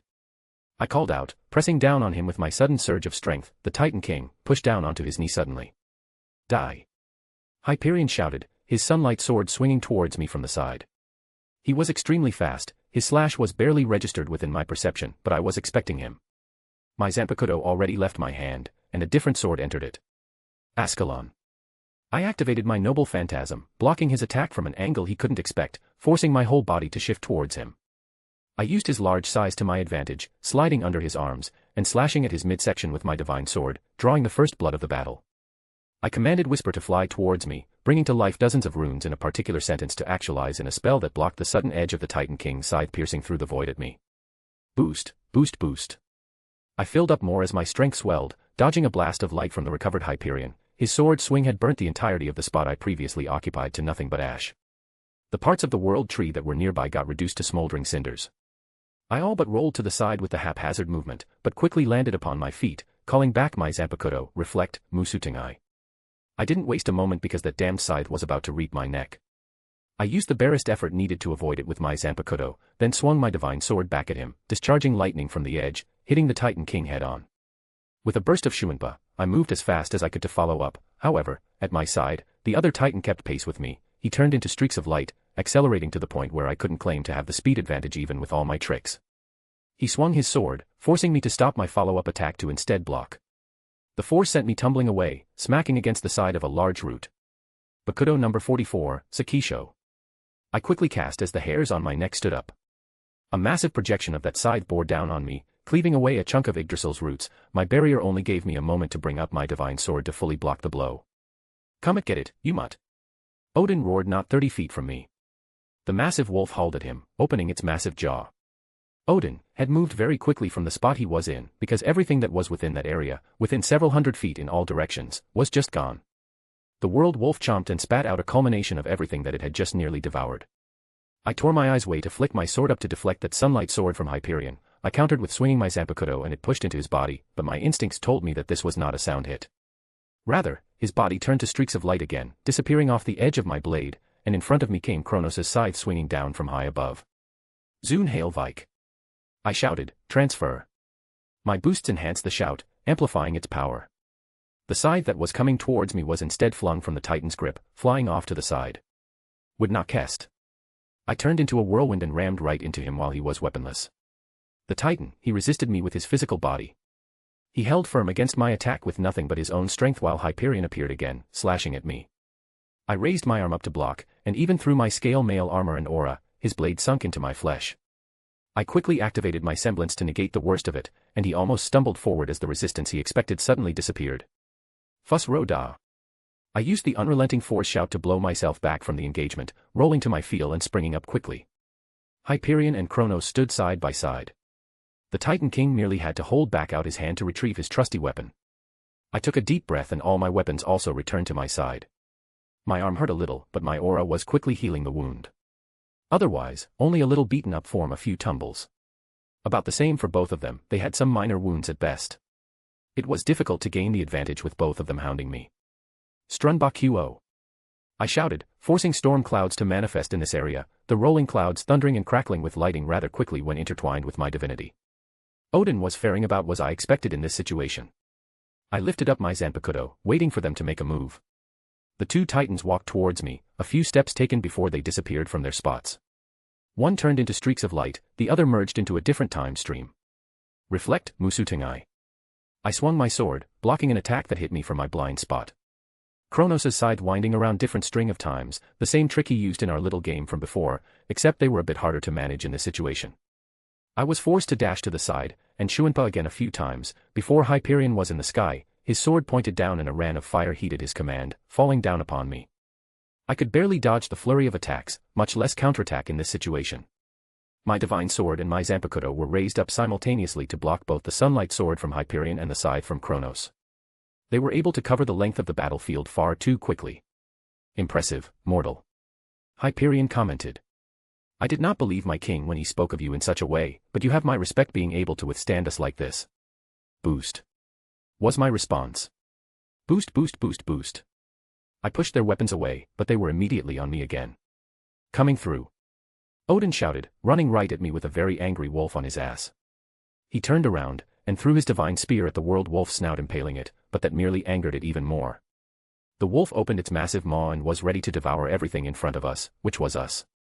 Reflect, Musutingai, I was more than happy to make sure of this situation as the two titans noticed the danger and went to move, only for them to collide together, almost dazed for a moment as the world's maw came down. I, myself, barely had time to Shuinpa out of the way. I felt blood seep from my eyes and a headache start up from forcing that conclusion. I slid to a stop after a few more bursts of Shuinpa, and Odin was breathing a little heavily at my side. He recalled his spear without me even noticing, or did it never leave his hand? Some divine weapon bullshit that I didn't have time to contemplate. Damn wolf, it's suppressing me. Odin grumbled. I can't bring out my full power against it head-on. The titans were nowhere close to death from that little mishap with the world wolf. The two of them were quick to defend themselves, and the world wolf realized the folly of its own actions as well. They escaped relatively unscathed, some additional wounds but nothing serious other than a subtle anger now directed at the wolf. Fenrir itself, it didn't appear to overly care. Its eyes focused entirely on Odin. Yeah, and trying to use the proximity of the two titans together isn't going to work much longer. I breathed out. It worked fairly well when I fought a bunch of servants together so long ago. But in this situation, they were used to fight side by side. I could only narrowly avoid overly dangerous attacks by positioning myself between them and so close together. The damn wolf, it can devour things in a large area, and its saliva eats through magic and divinity. Odin huffed, pushing himself back up straight. Joy. I said dryly, sneakily letting Whisper shoot up into the clouds to begin casting. But I didn't forget the goal here. The roars of NHGGR made sure of that. Odin threw his spear abruptly, giving absolutely no indication of his desire to re-engage. It collided with the side of the world wolf, sending the beast rolling onto the ground. Odin himself was already upon it, pushing the spear deeper into the side of the beast. I held my divine sword up, and gathered the accumulated lightning that was brewing above, condensing it. Hyperion seemed to realize what was coming, and it was as if his entire body turned into a miniature sun as I swung down my sword. The entirety of my storm and lightning discharged at the edge, firing off at both the titans. It collided with the miniature sun that was Hyperion. A burst of sunlight and lightning enveloped everything in the surroundings. I touched upon my Hogyoku, and shifted into aura. My aura exploded outward as Kronos merged with the starry sky, slashing down at me with his gigantic scythe. With all my aura, I focused it onto a single point, the tip of his scythe, and roared as I pushed against it, successfully warding off the attack, despite a massive gouge now opening up upon the trunk of Yggdrasil. Dragon shot. I fired back, the boosted gears attack slamming into Kronos. The Titan King snarled with his feet skidding across the ground and blood spat out from his mouth. Odin! I shouted, as this was probably the best opening we would get. I held my hand up to the sky, runic circles appearing above my head. The world wolf's claw swiped against him, and he merely took it to get away from the grasp of the beast, completely ignoring the clawed mark on his chest. I see what you're doing. The Allfather laughed, runes appearing with his own rhythmic movements. Whisper casting Thor's hammer above the clouds, a favorite action of mine. This is your plan. Kronos looked up, climbing to his feet. I expected something more. There was one more part to the spell that was actualized. Magic's Blessing, Vanaheim. I cast one of my 9 realm spells. It was mostly complete, but it was still missing something. And Odin, well, he said it earlier. He inserted his own runes into my spell, completing it. The sky above us rumbled, expectantly. However, it intensified many folds. One lightning Thor appeared. Then another, and another. 100 or so copies of my spell manifested above. I would be the first to admit that the spell itself wouldn't do much to a god these days. But what about a dozen, 2 dozen, 100? Vanaheim spell works by modifying a singular spell, similar to my 5-element mutual generation, except it alters other facets of it than just pure power. A single target spell can be made into a wide-range one.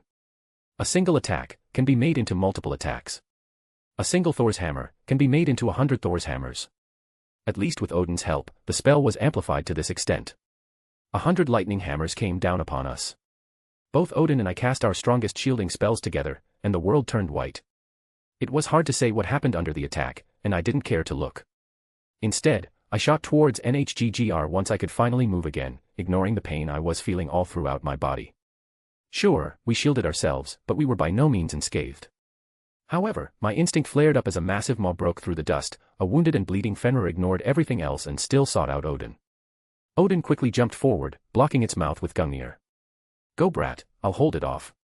Without a second thought, I used Shuanpa to shoot towards NHGGR, and I summoned Ascalon to my hand as it would be the safest best in what I was about to do. Do you think it would be that easy? Kronos growled, part of his body was charred, and he wasn't looking too good. Wither. He commanded, slamming his scythe onto the ground. That same monochromatic aura spread out from him as the epicenter, turning everything around him to dust from accelerated aging. I barely had time to register what happened as a golden streak passed by me. Odin's spear slammed into Kronos' chest, lifting the Titan up off his massive feet and sending him flying into the roots of Yggdrasil. Suffice to say, his authority was cancelled. It was accompanied by a roar and a pained shout. I moved forward, but my heart dropped when I looked back. The world wolf had Odin between its teeth. Great Welsh. A familiar roar forced me back to acknowledge our objective. NHGGR was apparently much more aware than I thought. Free me from this torment. Odin, despite his situation, held a defiant look in his eyes, and I shot towards the poisonous dragon, Ascalon in hand. I swung it down, cleaving away the portion that Pandora's box was attached to, and I scooped it up into my ring. I let go of everything also, and slid to a stop, spinning my body around and holding a familiar bow in my hands. The bow of Oriole. I pulled back the string completely. The power was much more than when I accidentally used it before. And I aimed it squarely at the world wolf. I was about to let loose my arrow. From out of the corner of my eye, I saw that same sunlight blade cleaving down at my neck. If I moved, Odin would probably die. If I didn't move, I would probably die. With a roar, a black claw shot out from behind me, slamming into Hyperion. My debt is repaid. The voice of NHGGR hissed from behind me, and my arrow was fired. Everything went dark in comparison. The arrow itself seemed to suck away all sources of light, turning into a single streak. The surroundings mists were dispersed at the mere presence of the arrow. The world wolf saw it just as well, and it had a decision to make with Odin fighting within its grasp. It released the Allfather, and did what it could to protect itself, but it was still hit head-on by the arrow that when only partially pulled back before had seared away mountain tops and had enough power to clear the horizon. It was swept away with the damning light. I wasted no more time. With a thought, I collected everything around me and moved at my fastest speed towards Odin. Odin's hair was disheveled, and there were holes throughout his body from where the wolf bit down on him. He was in bad shape. And the two titans, they were still in fighting condition. I called upon my staff of Magus and slammed it into the ground. Shield of Asgard. I cast, just in time for both titans to slam into my barrier, furious looks on their faces. A familiar screech resounded, and I recognized the source. Ratatoskr. I blurted out in surprise as the squirrel poked its head out from the roots of the world tree. Come with me if you want to live. It cried out. I refuse.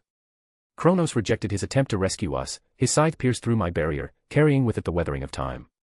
It hit my aura, and it burned through it at such an astonishing rate that I felt a shock to my soul. My scale mail was likewise pushed through with enough effort, and his scythe found my flesh, piercing into my side. I felt blood building up in my throat. It hurt. But I didn't scream out in pain. I grabbed his blade instead with my hand to keep it away as best as I could, forcing myself to drop Odin in the process. I began to draw the runes required, as quickly as possible. And despite the situation, Odin caught on rather quickly. He saw the spell I used before, and he was not a god of magic for nothing. Kronos recognized the spell as well, and a flicker of panic flashed across his face. Destroy it. Kronos ordered as the great god-carved seal actualized in place. He pulled out his scythe completely and threw it at one of the spell circles, and attacked another like he did in our little game. Hyperion as well, he shot forward and destroyed several of the spell circles quickly. It was enough to collapse the spellcasting completely. But that's fine, I never expected it to get off properly. I flicked my hand, producing a handful of talismans. I had prepared this beforehand, but I didn't think I would actually be using it here like this. I threw them to the 5 corners, invoking the elements. Combined, they completed a spell circle themselves, and I held up my hand to complete a few hand signs that actualized the spell altogether. Mountain Sealing Incantation. From above, an ethereal mountain appeared, facing upside down. Several momentous peaks, connected by chains, pressed downwards towards the two titans.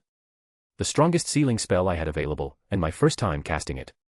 As much as I wanted to see the spell fully, I grabbed Odin into my arms, and used Shuinpa to move to where Ratatoskr was and dashed inside, letting it close behind us. *****A/N. If you want to read 10 chapters ahead or support me, visit my patreon.com/astoryforon. I also have a boosty if you can't use the above with the same name. Chapter 497, Chapter 451 Part 2. Atlanta POV. I'm starting to think we made the wrong choice. Quiet. I shushed Achilles, putting my hand against the branch of the tree. Seriously, we have no idea where we're going. Shush, I need to concentrate. I finally put my ear to it, the rhythmic thumping reverberated faintly. Move 2 feet back. What? Shut up and just listen to my direction, move 2 feet back. I hissed. Achilles silently moved 2 feet back and silently waited.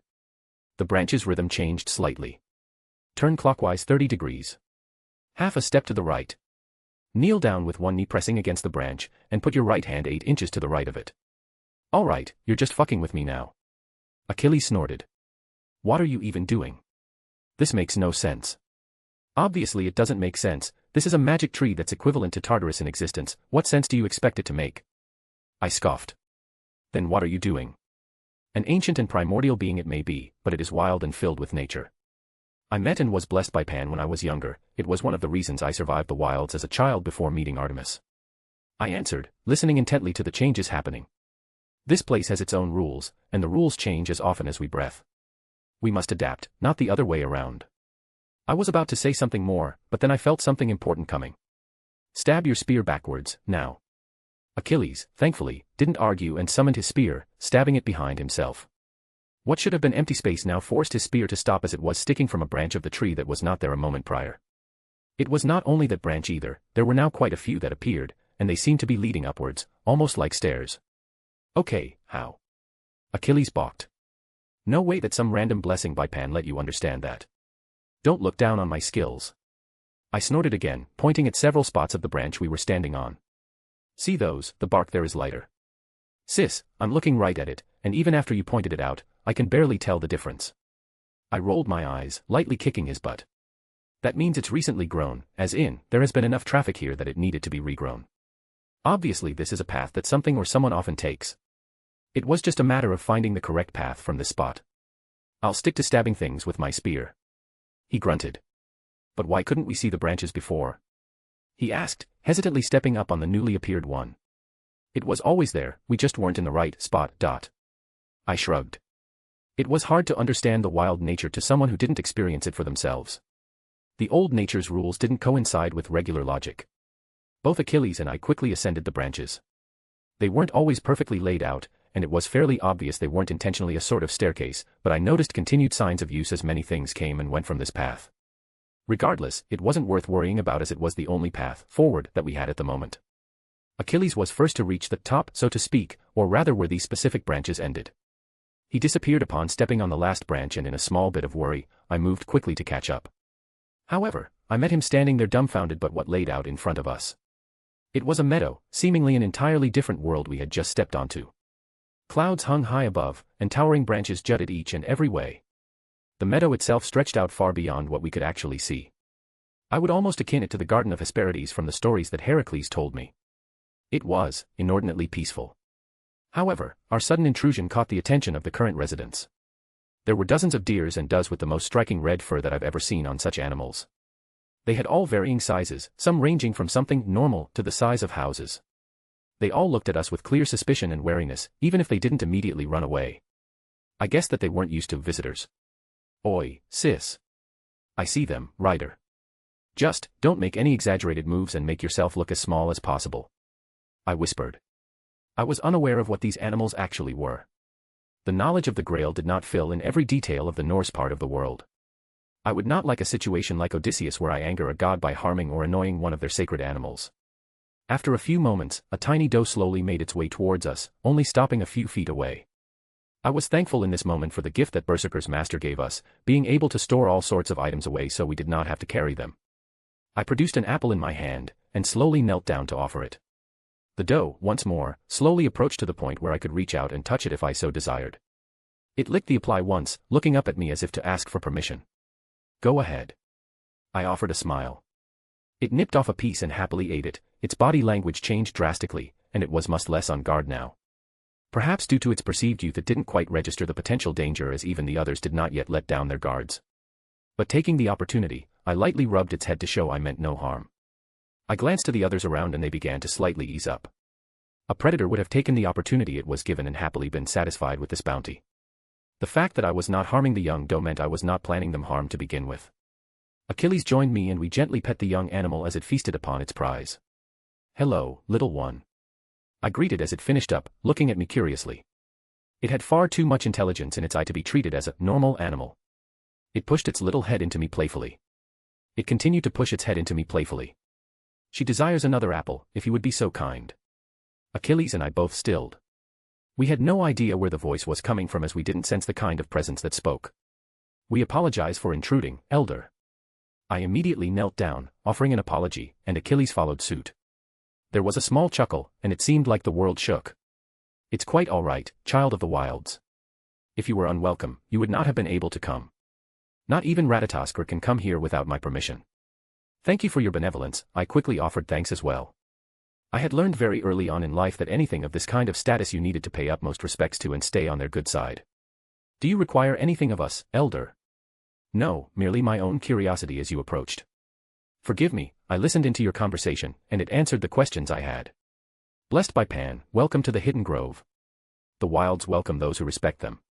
Find peace and tranquility among my children. I am Dunir, last of my siblings. I apologize for not showing myself, but it would be difficult in this situation. We are honored to be welcomed here, Elder. I answered back. Unfortunately, we cannot indulge in your hospitality for too long. We are on a quest by the Allfather to seek the highest branch, the king who sits upon it. Ah, Odin. The voice rumbled and the meadow shook one more. All the commotion I could hear, and the painful cries that whispered upon the leaves, it seems the end is upon us. Do you seek the king above to aid you? I fear your quest will end in failure, young wildling. Even so, we must see it through to the end. Hraesvelgr dislikes Asgard and will most likely deny any request for aid. His is arrogant, looking down upon the 9 realms as though the conflicts below are beneath his notice. I can feel it, the fires that come from Muspelheim move with a purpose, and the colds of Jotunheim follow suit. Something evil creeps up from the roots, and death openly walks amongst the living as their enemies. Tread carefully, wildling. Elder, would you lend your aid as well? I hesitantly asked. An amused sound erupted from the surroundings, something akin to a laugh, but it was hard to hear as the ground shook. I am old. I am neither god nor Jotun. Tell me, what is my spot in this conflict? This is your home. Home, the voice said wistfully. I am the last of my siblings. They were hunted for sport and for pleasure. My children are in danger once they leave my protection and will suffer the same fate.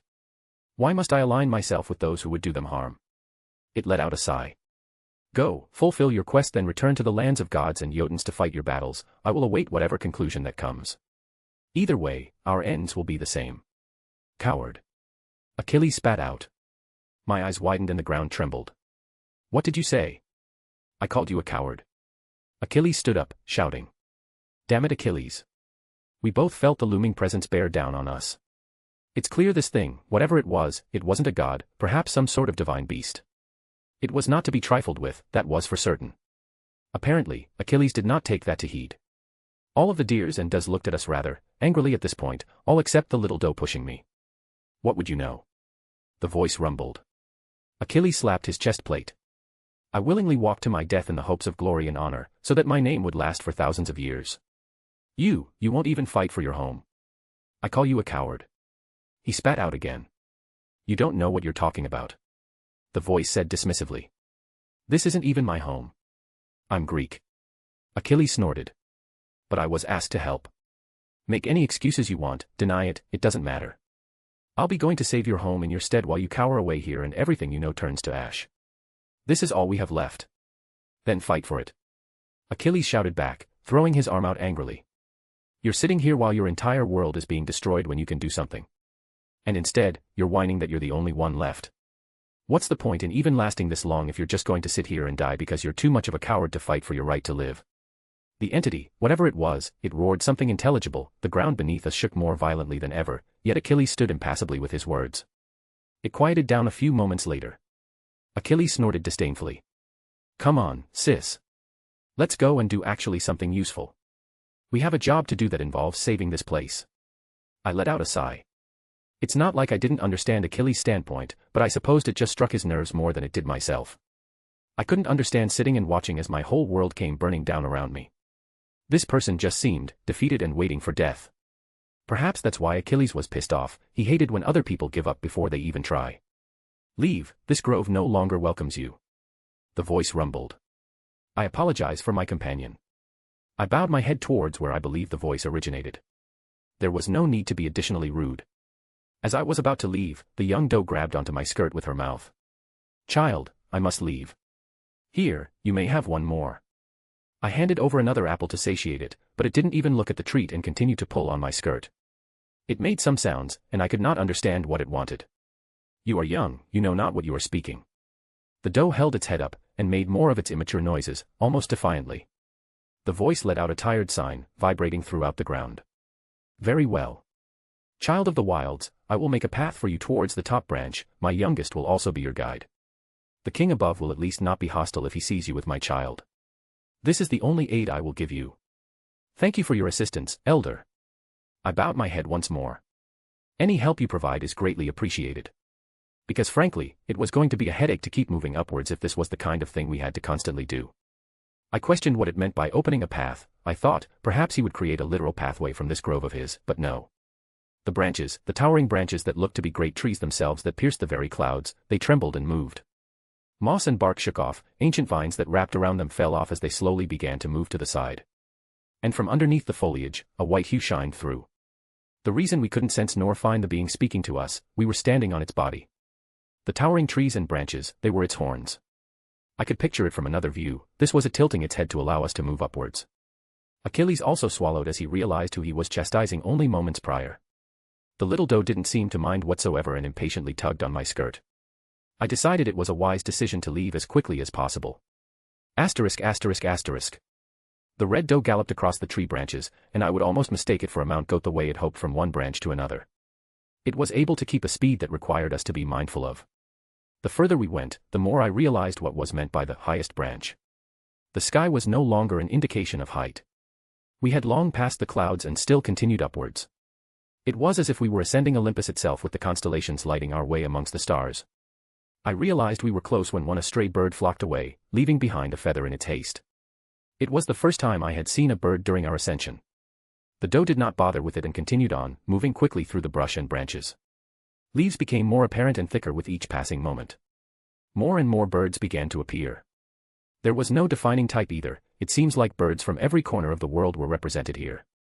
Most of them looked normal and without that hint of intelligence to them that the doe had, but every so often there was one or two that looked startled and surprised to see us and not just an instinctual reaction.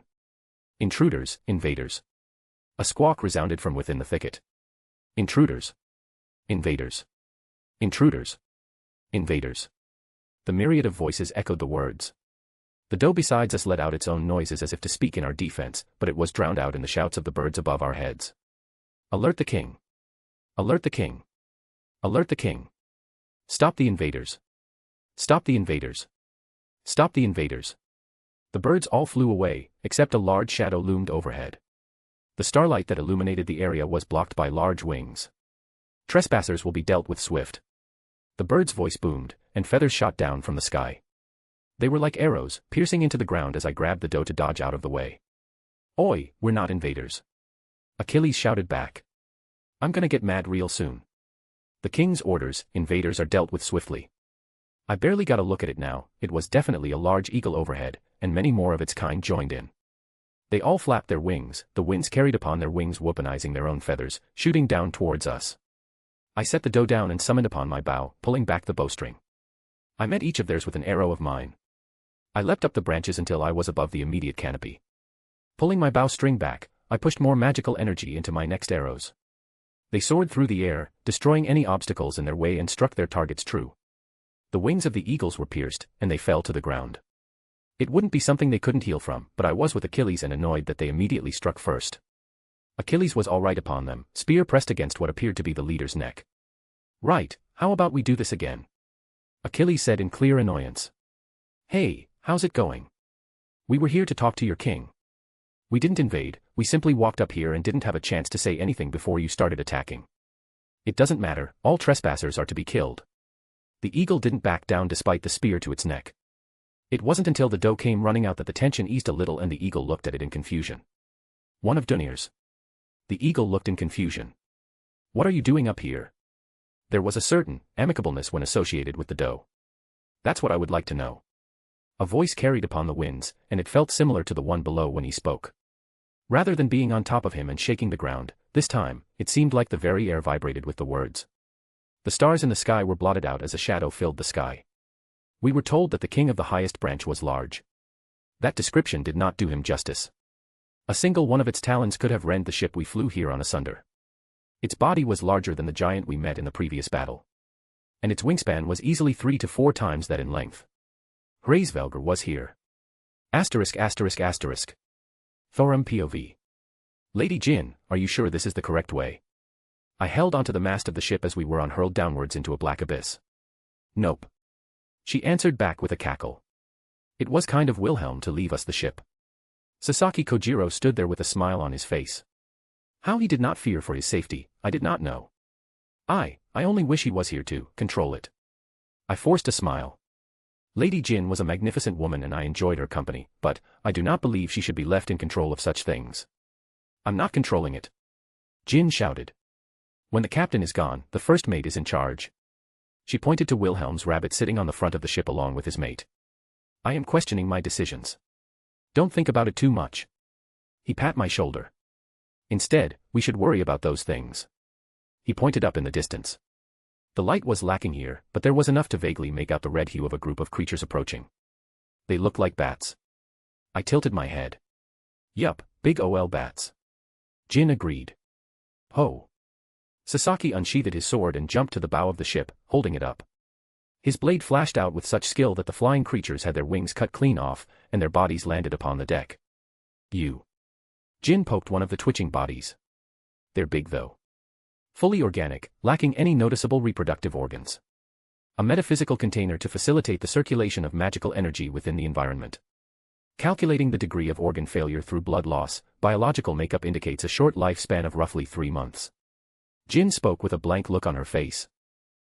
They're artificially created and disposable. She kicked it off the ship. We're detected, they're scouts. Ah. I turned to Sasaki. What happened? Don't worry about it. He laughed. Get ready for a fight though.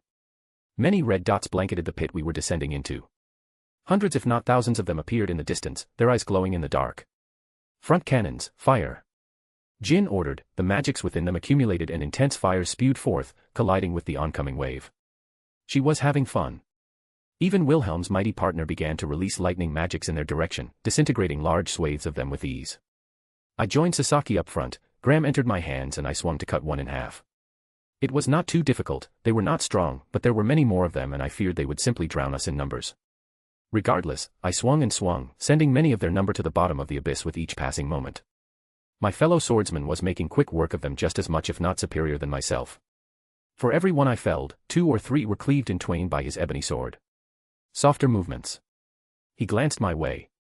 You're putting too much energy in your swings, you're going to tire yourself out. Use your body for each swing, but let the momentum carry you. You're not hacking through a tree, your sword is merely gliding through the air. I was surprised by his sudden advice, but I knew when to listen to my betters. I tried it his way, instead of forcibly chopping down, I simply swung through the air, predicting their movements. It was true, they were quite easy to fell, and I did not need to put overly much effort into each new carcass that piled up. Haha, that's it. The armorless man laughed, picking up his pace. But, this doesn't look too good, they're surrounding us quite easily. Lady Jin. I looked back as Wilhelm's lady was doing well to hold off any that approached her with swirling magic circles, showing such an amazing mastery of magic that I was left in awe. Do you believe these creatures to be of low intelligence? I cast my own magics, letting Graham be set alight with fire, and waving it around to push them away somewhat as their numbers made it difficult to continue slashing. Yup, dumb minions. She shouted back. You want to take care of them or I can, I just didn't want to do something too big. Allow me. I took a deep breath. I have never used this shout on such a large number of enemies before, and I particularly did not like using it, but this situation, I found myself with a clear conscience. Ranmirta. I bellowed out as loud as I could as the draconic words reverberated through the air. The shout of forcing animal allegiance. The hundreds and hundreds of bat-like creatures all simultaneously made a screech, forcing us to cover our ears amidst their noise. However, they slowly began to regain their earlier energy, but no longer swarmed the ship, but rather flew around it as if waiting for orders. I let out a breath of tiredness. I had not ever used the Thursday to affect such a large number of entities before. It was not a pleasant experience. Good job, Thorum. Jin cheered for me. Ah, her cheerfulness was always contagious and never failed to make me smile. You honor me, Lady Jin, you could have just as easily dealt with such creatures on your own. I scratched my head embarrassingly. Are you controlling them? Sasaki Kojiro asked. Aye, they listen to my orders. I looked up. Follow us into battle. I held up Graham pointing forward. The bat-like creatures screeched in acknowledgement and the ship continued forward. Looks like we're about to hit some kind of threshold. Jin warned, looking a mite more serious. Those were just to dissuade intruders, as well as act as outer scouts I believe. We're about to enter hell, if I'm not mistaken. Wilhelm's familiar zipped through the air, landing upon Lady Jin's shoulder with his mate joining him quickly. You heard the rabbit, full speed ahead. She shouted. As we got deeper, strangely, it began to get brighter, a light at the end of the tunnel. Very quickly, it became clear what we were flying down into. It almost looked like water in aspect, but more murky and hard to see into. The ship collided with it without stopping, the threshold of some manner fought against us, the ship pushed forward, and once more like water, it pushed past the surface, breaking free.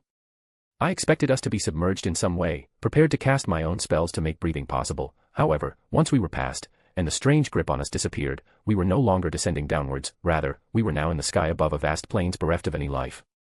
Towering rock spirals that pierced the sky, chasms below that had a similar water-like substance that flowed through them. And there was a melancholic feeling that hung in the air with strange emerald and sapphire colors dancing amongst the stars. It reminded me of the domain of the soul cairn, but it did not feel wrong in the way that place made your soul feel. It felt like I was not supposed to be here, but this was not a place against my own feelings. It was truly a realm of the dead. I believe such feelings were normal for a living person. Careful of ghosts and wraiths, we have no idea what's going on here. Jin warned us. I looked around and it seemed like a strange mist began to sort of gather at our presence. I could hear whispers, voices speaking to me from within. They beckoned me, telling me to join them, to accept my place among their kin. This was not Samgard, this was not where my end was to be had. I respected the dead that laid here, but this was not where I would take my eternal rest. I am by no means a master of magic and such, but is this mist supposed to be doing this? Sasaki Kojiro asked, and I too was taken by surprise by the sudden assault this effect had upon us. The mist swirled around us aggressively, blocking any vision we had beyond the ship and the surrounding creatures that flew at our side. Lakva Kor. I shouted, my words reverberated out. The mist dispersed, as all weather phenomena was cleared by my hand. With us at the center, the mist was pushed away with a sudden boom. In the sky, and upon the lands, everything became clear as the day. And that is when we saw what lay below in true. A sprawling castle with its own towers and defenses. The home of the person we sought, for better or worse. But with our sight now clear, it showed the enemies that too waited for us. Sprawling formations of undead. Hundreds of thousands, and I could not begin to count them all. The necromantic magics that held them together made them light up amongst the decrepit stone earths they stood upon. That is a lot of Draugr. I noted. Sure is. Jin agreed. Are we flying right in? I asked, perhaps knowing the answer to my own question. No point in being cautious, we're already seen. Jin smiled. Full steam ahead. The flying creatures around us became erratic and acknowledged the undead as their own enemies just as well due to my connection. Just as we made the decision to fly forth, a protective barrier began to manifest around the castle. The sprawling towers also lit up with their own great magics, and a hail of magical fire was launched towards us. It was perhaps the first time we felt a sense of danger. The first one hit the ship, and our own protective magics fended it off, but the ship shook something fierce. Jin quickly jumped to the front, and magic circles appeared by the dozens with her movements, many different layers of shields protecting us from the onslaught of the enemy's attack. Keep going, I'll hold off their magic attacks, we need to push through. If we get stuck fighting so many undead in this open field, we're going to be in for a bad time. I nodded, her words had sound logic to them. I would find it unwelcome to be struck by such destructive magics if undead swarmed us in such numbers. Go. I command the creatures under my thrall. Hundreds in comparison to hundreds of thousands below, but we merely needed an opening. The gate. Jin's eyes glowed. It's both the entrance and the weak spot in the barrier. On it. I moved my hand, and the bats swarmed forwards, as if to make us a path. Numerous they may be, but undead were not intelligent, nor were they strong individually. Some unknown command forced them to close ranks, to position themselves in front of our approach, but that was the extent of their teamwork. The bat-like creatures collided with the first line of Draugr, shattering their initial formation and delving deep into their numbers. Unfortunately, undead also do not feel fear nor weariness. Despite their kin falling by the hundreds, they did not waver one bit. The cannons at the bow of the ship continued to fire as well. I cast my own magics, as pitiful in comparison they may be, and the ship burst through the front lines with the opening our fallen comrades had created. Jin walked towards the front, and in her hand was a familiar glowing sword. I've always wanted to do this, she said lightly with a smile, holding up the sacred sword. Dawnbreaker. She called out, swinging it down, and a blinding wave of light followed. It destroyed any undead in its path, it treated them as a mere hindrance and collided with the gate of the castle. The magics holding it together wavered and shuddered under the strain. Perhaps if she used it once more, it would not hold up, but the blast only could do so much in comparison to the tens of thousands of enemies it slayed and the strain it put forth onto the barrier. There was now an open path forward, however, and the ship did not stop, but further increased its speed. I grabbed onto the railing because I knew what was coming next. The ship collided with the castle, bursting through the front gate and shattering the magics preventing our entrance. The ship suffered some minor damage, but the castle gate shattered, stone and splinters flew in every which way upon our arrival. The ship came to an abrupt stop as well, it hit the ground rather hard, digging itself into the dirt. I was not quite sure what I was looking at once I caught my bearings. There were ghosts, many ghosts of varying degrees, but they seemed to be shackled in some way. And there were giants, some big, some less big, but still rather large. And there were bones and flesh in a large pile while the giants were stuffing the ghosts into corpses. They stopped for the most part once we entered, but it did not take one long to understand the process. Sasaki Kojiro jumped off the ship, sword drawn. My turn to have a bit of fun. I would let him handle it. He was not able to provide much support for the last battle. Instead, I looked elsewhere, a strange feeling calling to me. Oh, I think that's her. Jin held up a hand above her eyes, looking only a bit further away as a woman was bound and chained to a chair. Are you Hel? Jin shouted, running over to her. The woman herself, she had long white hair, and 2 horns coming from the side of her head. Her ears also were pointed like an elf's, but her eyes drew my attention the most. One was pink in color, the other was yellow, both equally striking. They contrasted her complexion quite well, as half of her body seemed darker than the other. Greetings, we are here to rescue you, Lady Hel. We hail from a quest by the god, Odin. I greeted. They looked up at us in bewilderment. Save me. She blinked. Someone actually came to save me. I apologize for the late arrival, we only just learned of your imprisonment. I nodded. It's nice to finally meet you. I'm Izzy's harem sister, and I'm happy to meet one of her friends. Jin cheerfully added. Izzy. She looked confused. Do you mean Izanami? She looked surprised. Right, she got a boyfriend. The goddess chuckled to herself. Aren't you a sweet thing? Izzy knew that you wouldn't betray Asgard or whatever. Lady Jin spoke. Let's see, how do we get you out? She looked over the chains. Lady Hel snorted in annoyance. Betray Asgard?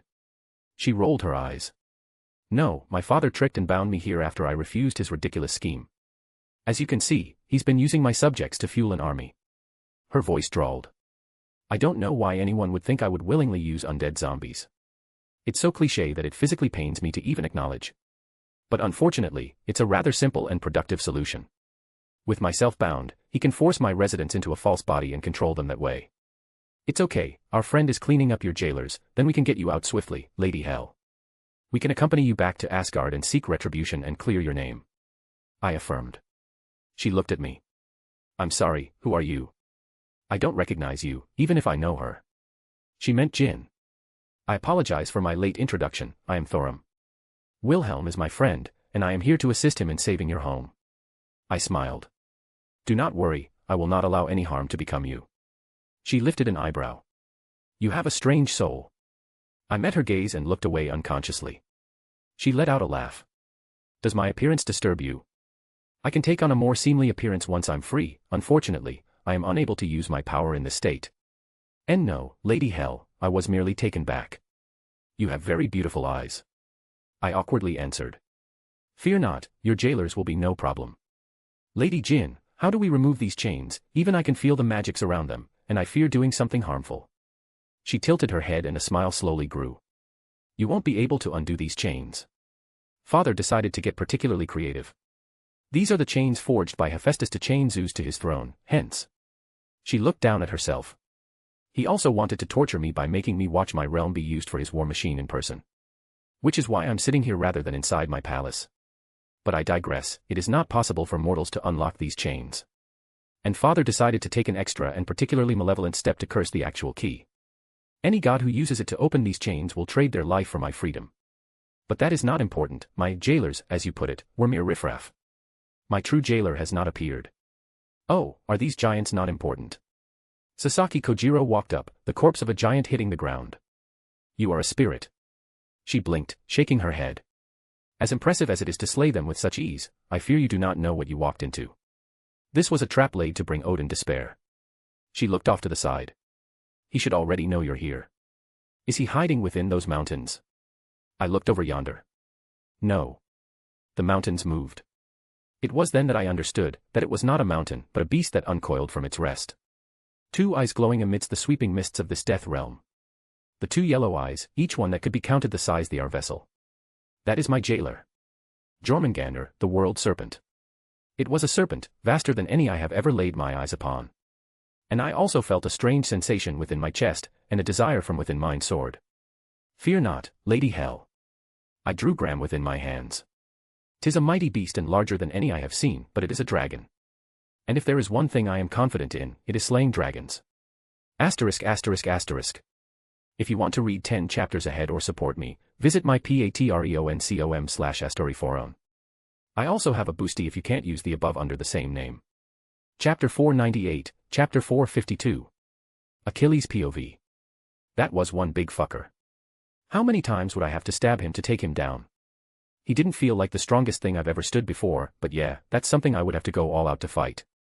Probably have to use my shield to really take him down cause I wouldn't have enough power otherwise. We greet you, king of the highest branch. Sis always was better at this stuff than I was. Kinda funny considering she grew up in the wild. The giant eagle seemed to nod at her at least. I require an explanation. Well, not immediately attacking, that's a good thing I supposed. The little deer that came with us started jumping around and making more noise in front of the giant bird.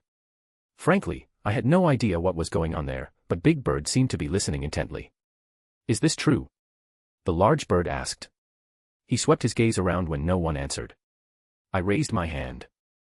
We don't speak that language. Almost said something I probably shouldn't have.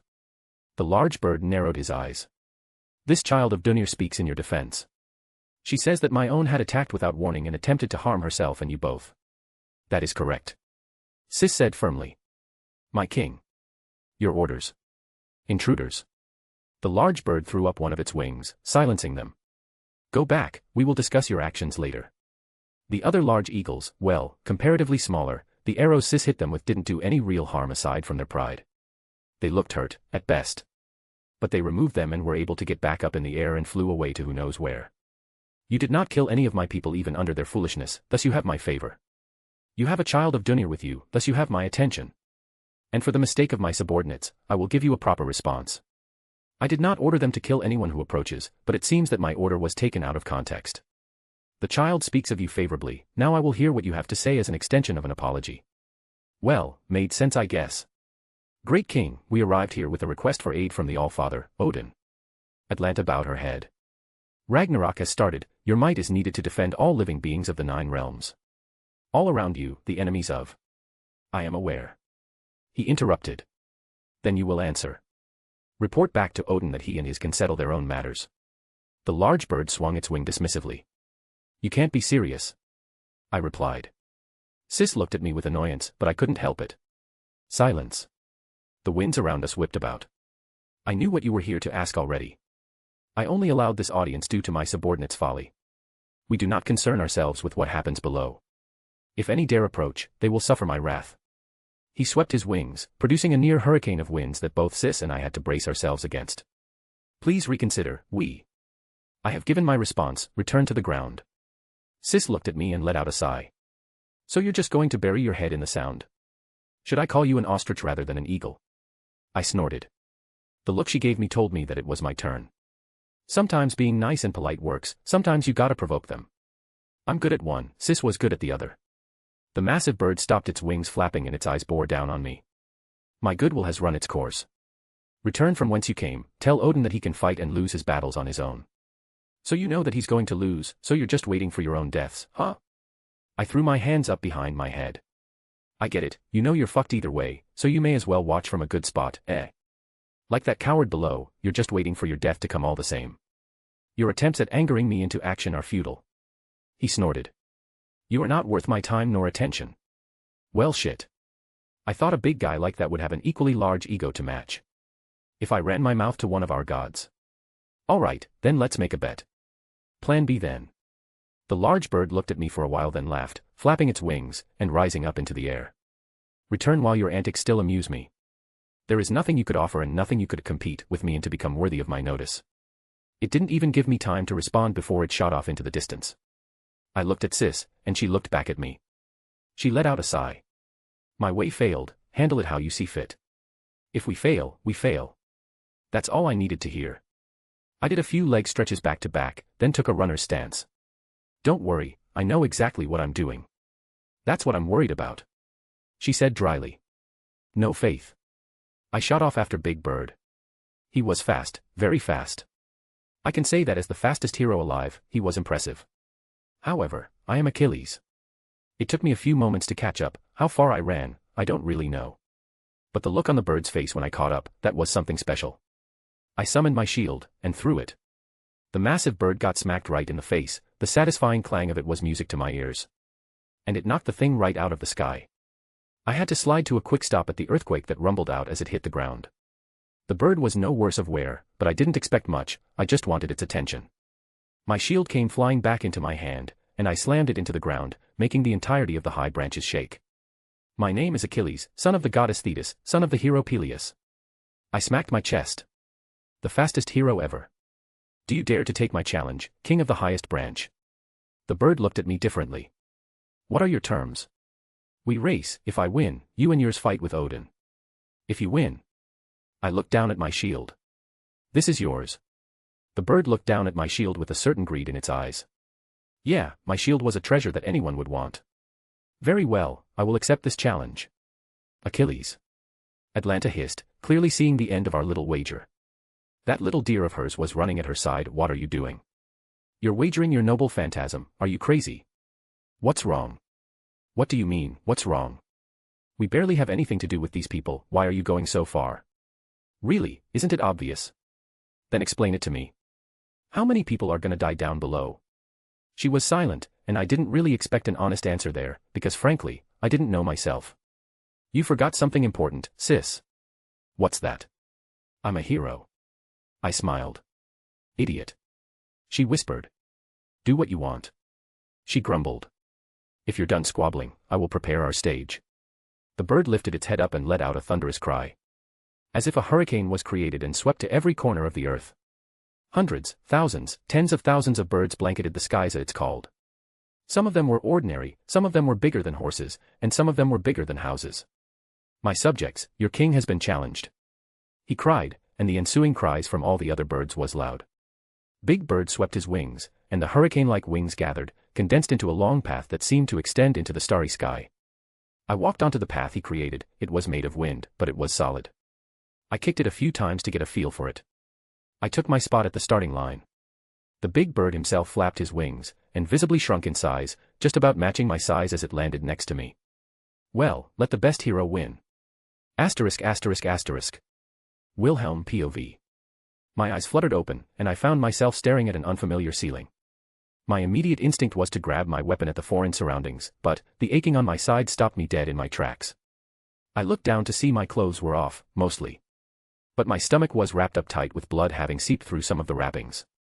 My aura was still there and working, but closing my eyes, I could feel the wound I got. It was on a level more than something physical. Be at ease, you are not in danger.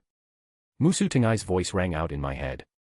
It was reassuring to hear, and I let my body fall back down onto the bed I was stationed on. My head hurt something fierce as well. Using the Shirkai ability of Musu Tengai in such a blunt way in that situation met with a large backlash. It was stupid, but it was a decision I couldn't give me thought of at the time. I took this moment to look around the room I was in. It was small, a bed, a wooden table with a bunch of books and what looked like a primitive alchemy station set up and a couple of wooden chairs. Should I be happy that I'm alive at least? Don't be melodramatic.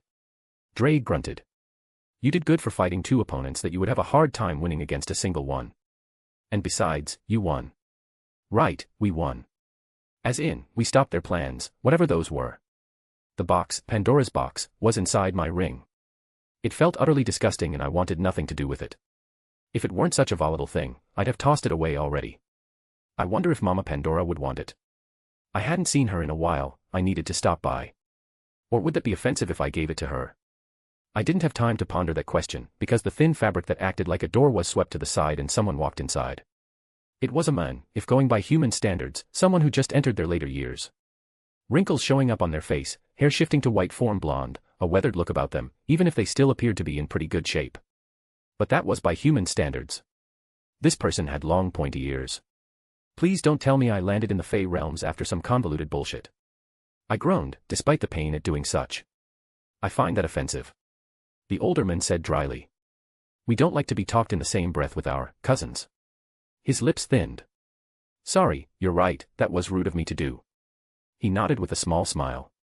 It's fortunate to see that you're awake. Was I in that bad of shape? My eyes widened at the insinuation.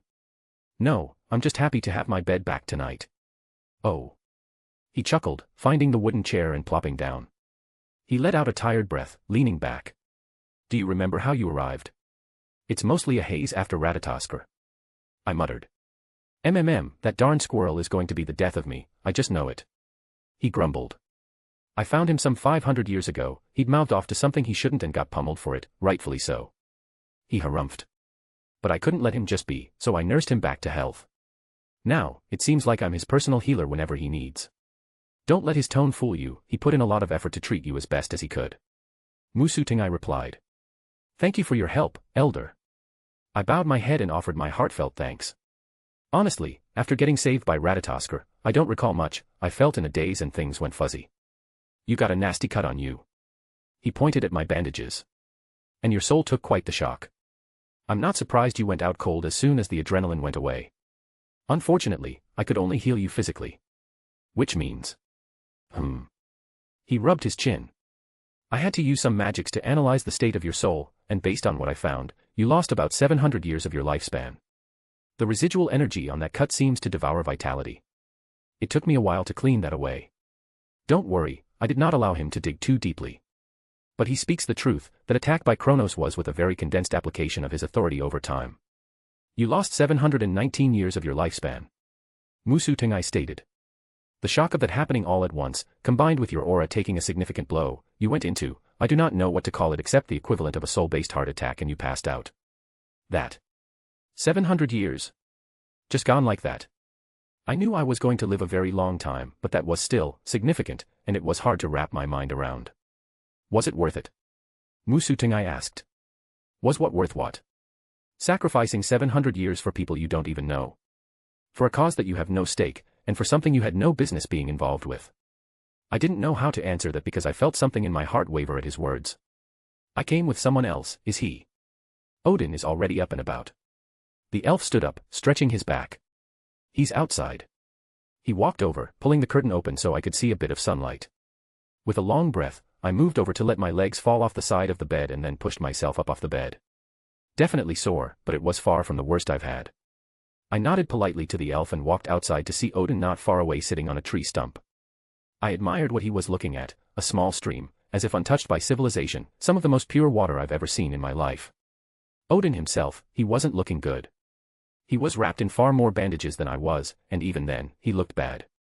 Don't stare at me like that, I'm not going to shatter like glass. He harumphed. I'm sorry I couldn't grab your spear in time. I noticed his particular lack of walking stick. Odin merely grunted in response. Did you get the box? Yeah, I got it.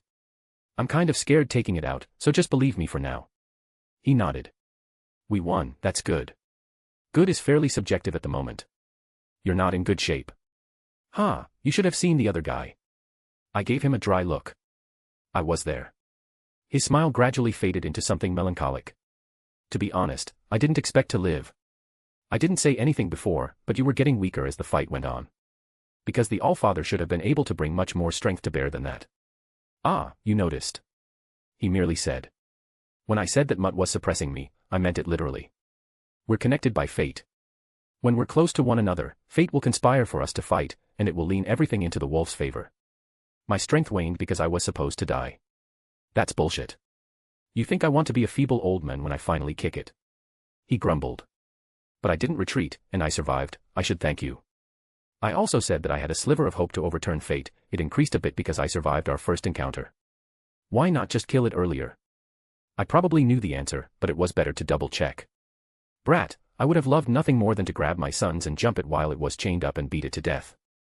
But there is a price for so blatantly messing with prophecy and fate, it was very likely that a worse situation would have occurred. So, I did the most logical thing and tied it up so it couldn't escape. We walked into a bad situation. Not just the wolf, Kronos, and Hyperion, they were prepared for me. Not like they were expecting me there and then, but the way they fought. Brat, how old do you think they are? They have more experience than you could imagine, you're 20-something years old to their thousands. That's not what I meant. I can admit that played a role in it, but it was more. They knew more about me, they fought in a way that didn't let me make use of my abilities to their fullest. Kronos never utilized his authority except in modest and constrained ways, so I couldn't use my own to turn the tide by sealing or overturning his. And they never opened themselves up for a situation where I could gain the advantage with my Zanpakuto. It felt like they studied me for a while. Frankly, my fight with Indra showed off a lot of my cards. Is this the first time you've fought someone that knew all your tricks? Odin looked at me. I think when you say it like that, it's a yes. Granted, I had one or two things still up my sleeve, but they weren't applicable in that situation. I've always had something to surprise my opponents with. Susanoo, Indra, etc. They didn't expect me to wield an authority of my Zanpakuto and had no context for it. I think I was relying on that too much. It's a good learning experience. Yeah, it's good to realize that now. I admit it as well. Thanks for finishing my spell too. I was having trouble altering the spell sequence properly, and now it's completed. He waved it off. It's a good spell. You called it Vanaheim. I have a set of spells correlating to the 9 realms and Yggdrasil. I have a feeling you'll be seeing them soon. He nodded. I have this for you. He reached into his pocket and took out a vial. The elf scraped this out of my wounds, it's saliva from the mutt. Figured you might have some use for it. This is very valuable to me, thank you. One more thing to add to my newest sword. I need to make a plan first, because it can't absorb something like this right away or it'll probably break. It needed some time to build up to something this strong. Wait, the elf fixed you up, relatively speaking, Fenrir's anti-divine, anti-magic saliva and all. He fixed me up, citing that he removed Kronos' residual power. Who the hell is he? Oh, that's Folin. Thanks, that answers everything. I deadpanned. He's the former elf king. There it is. Probably one of the best healers in the 9 realms too. Odin nodded to himself. Alrighty then, putting that aside. Where's Ratatoskr? The elf said he left before I woke up. I wasn't faring any better when we arrived. Odin let out a sigh. I'll need to apologize to the rodent, I owe him big time. What, are you going to give him 2 pairs of Freya's panties? I rolled my eyes. Hey, don't knock it. Do you have any idea how rare those are? What, are you going to tell me they're circulated like some kind of currency? If so, I was going to lose a lot of respect for Asgard. No, I meant they're rare because she barely wears any. He slapped his knee, laughing. Well, it's good he's in a mood like this. Looking through my ring, I took out the vial from back in Skyrim. The one that contained the last 2 drops from the Peach of Immortality, and I handed them over to the Allfather.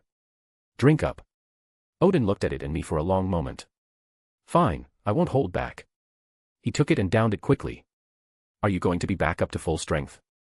And I wasn't talking about his wounds. Full. Probably not. But give me a little bit and I'll be back up into fighting shape. But as long as that wolf is still alive and while Ragnarok is going on, I'm not going to recover to my peak. Annoying, but better than I anticipated. So, what's the plan? I finally asked. I don't think we'll survive a plan I make at this point. Odin snorted. It's time to head to Asgard. We stopped Loki's scheme, but it's unlikely this is his only winning card. That Titan bastard gave away a lot, so we know that Loki didn't expect us there, and he expected us at Asgard right away. I say, let's go pay him a visit. Well, I hope the others are having better luck than us. Where are we anyways? I think that was a pertinent question. You are in Alfheim. At least at the very edge of it. A certain elf strode over. Odin looked at him with eyes narrowed. You have your bow, what's wrong? The old elf did in fact have a bow strapped to his back. The nearby village was attacked, you're going to help me. Uppity elf. Odin snorted but he stood up and didn't reject it. Forcing an old wounded man into war. The old elf rolled his eyes. You're fine enough to wave around a spear. Just don't overdo it. Bah, get me a spear first. I got you. I took out Gibalg, handing it over. This should serve you well. Oh. Odin happily took it, spinning it around a few times. Yes, this will work perfectly. Well, no rest for the wicked. Asterisk asterisk asterisk. A/N. If you want to read 10 chapters ahead or support me, visit my Patreon.com. I also have a boosty if you can't use the above under the same name. Yggdrasil arc just ended over here, and we're getting a PHO chapter next. Chapter 499, Interlude 35. Thorum POV. This would be a hard battle, but I felt that victory was attainable. I hope you're not expecting me to stay out of this fight. Sasaki Kojiro walked forward, eyeing the monstrous dragon that loomed overhead. Nay, I would not be so discourteous. I grinned in response. This foul dragon is large enough for us to share. Come, let us see who can slay this beast first. I should probably point out that the dragon is in fact my brother. Lady Hell awkwardly interrupted us. Oh. I apologize for my words then. I sheepishly did my best to apologize for the crude words I spoke against her sibling. I must look like a fool now. No, no, I'm still swooning from before, you're fine. That's good, I blinked. Pardon, what did you say? Nothing. Anyways, it's fine, I'm pissed off at him too. Feel free to cut him up a bit, beating him up until our mother doesn't recognize him anymore. But, well, he did prevent our father's minions from doing anything to me while I was chained up. Why was Lady Jin looking at me and giggling? But it sounds as though this mighty dragon had an honorable side, thus we must give it the proper respect it deserves. I feel like I should at least ask, is it possible to reason with him? Lady Jin asked. Lady Hell pursed her lips annoyingly. He's entirely intelligent, and he can hear us talking right now. She raised her voice as the large serpent's eyes glowed brightly. The goddess shook her chains in annoyance. What say you, brother? The large serpent lowered its head, making it somewhat on level with us. Do not mistake my actions for willingness, sister. Just because you cannot see my chains does not mean they are non-existent. His voice seemed to be sent outward despite his size making it difficult. It was not nearly as uncomfortable to listen despite what I would assume. Humph, you're just like our eldest. Don't compare me to him. The dragon seemed to grumble. My mind is not controlled by bloodlust and rage. No, it's clouded by stupidity. She shook her chains again. The large dragon sighed. I am forced to listen to father's orders. I can turn a blind eye to their arrival, send them away, sister. They are not the ones meant for me to fight regardless. You're seriously just going to wait patiently for Thor or someone else to come down here and kill you? Lady Hell growled. What do you expect me to do? You could try being a good brother for once. I'm sorry. It was odd hearing a dragon apologize. It appears we are at an impasse, Lady Hell. I remarked. It seems we must take forceful action. He's right, you can just leave. There's no point considering that someone needs to die to free me. Nay, I will not abandon you in your time of need. I shook my head. Jormungandr is one of the strongest dragons in the world. It matters not, I will fight. I did not know the significance of what she said, however. I will not leave unless you are free from your imprisonment. Lady Hell looked at Lady Jin. Hey, don't look at me like that, I'm with him. Lady Jin crossed her arms. We're not going to abandon Izzy's friend. The goddess closed her eyes and sighed to herself. He's not the strongest of the dragon kings, in fact, he's one of the weaker ones. His strength comes from his large body, and his extremely deadly venom. Most important of all, he's a lazy bastard, so he doesn't have much fighting experience. That is helpful information. You boys can go play, I'll protect Hell. Jin offered, quickly setting up a many spells around them both. Thank you, little lady. Sasaki nodded his head. I can fight without fear then. Aye, and a fine battle it shall be. If this is your choice, then I will be forced to act accordingly. The large beast's head lifted back up into the sky and it roared, seemingly shaking the entire world. Admittedly, I have not yet considered how to slay it due to its size. Sasaki rubbed his chin. Hit it until it cannot fight any longer. I offered. Oh, that's a good strategy. Lady Hell said that it has a powerful venom, and I wish to take to heed such a warning. Would you be against me casting a spell of protection? I would be honored, my good fellow.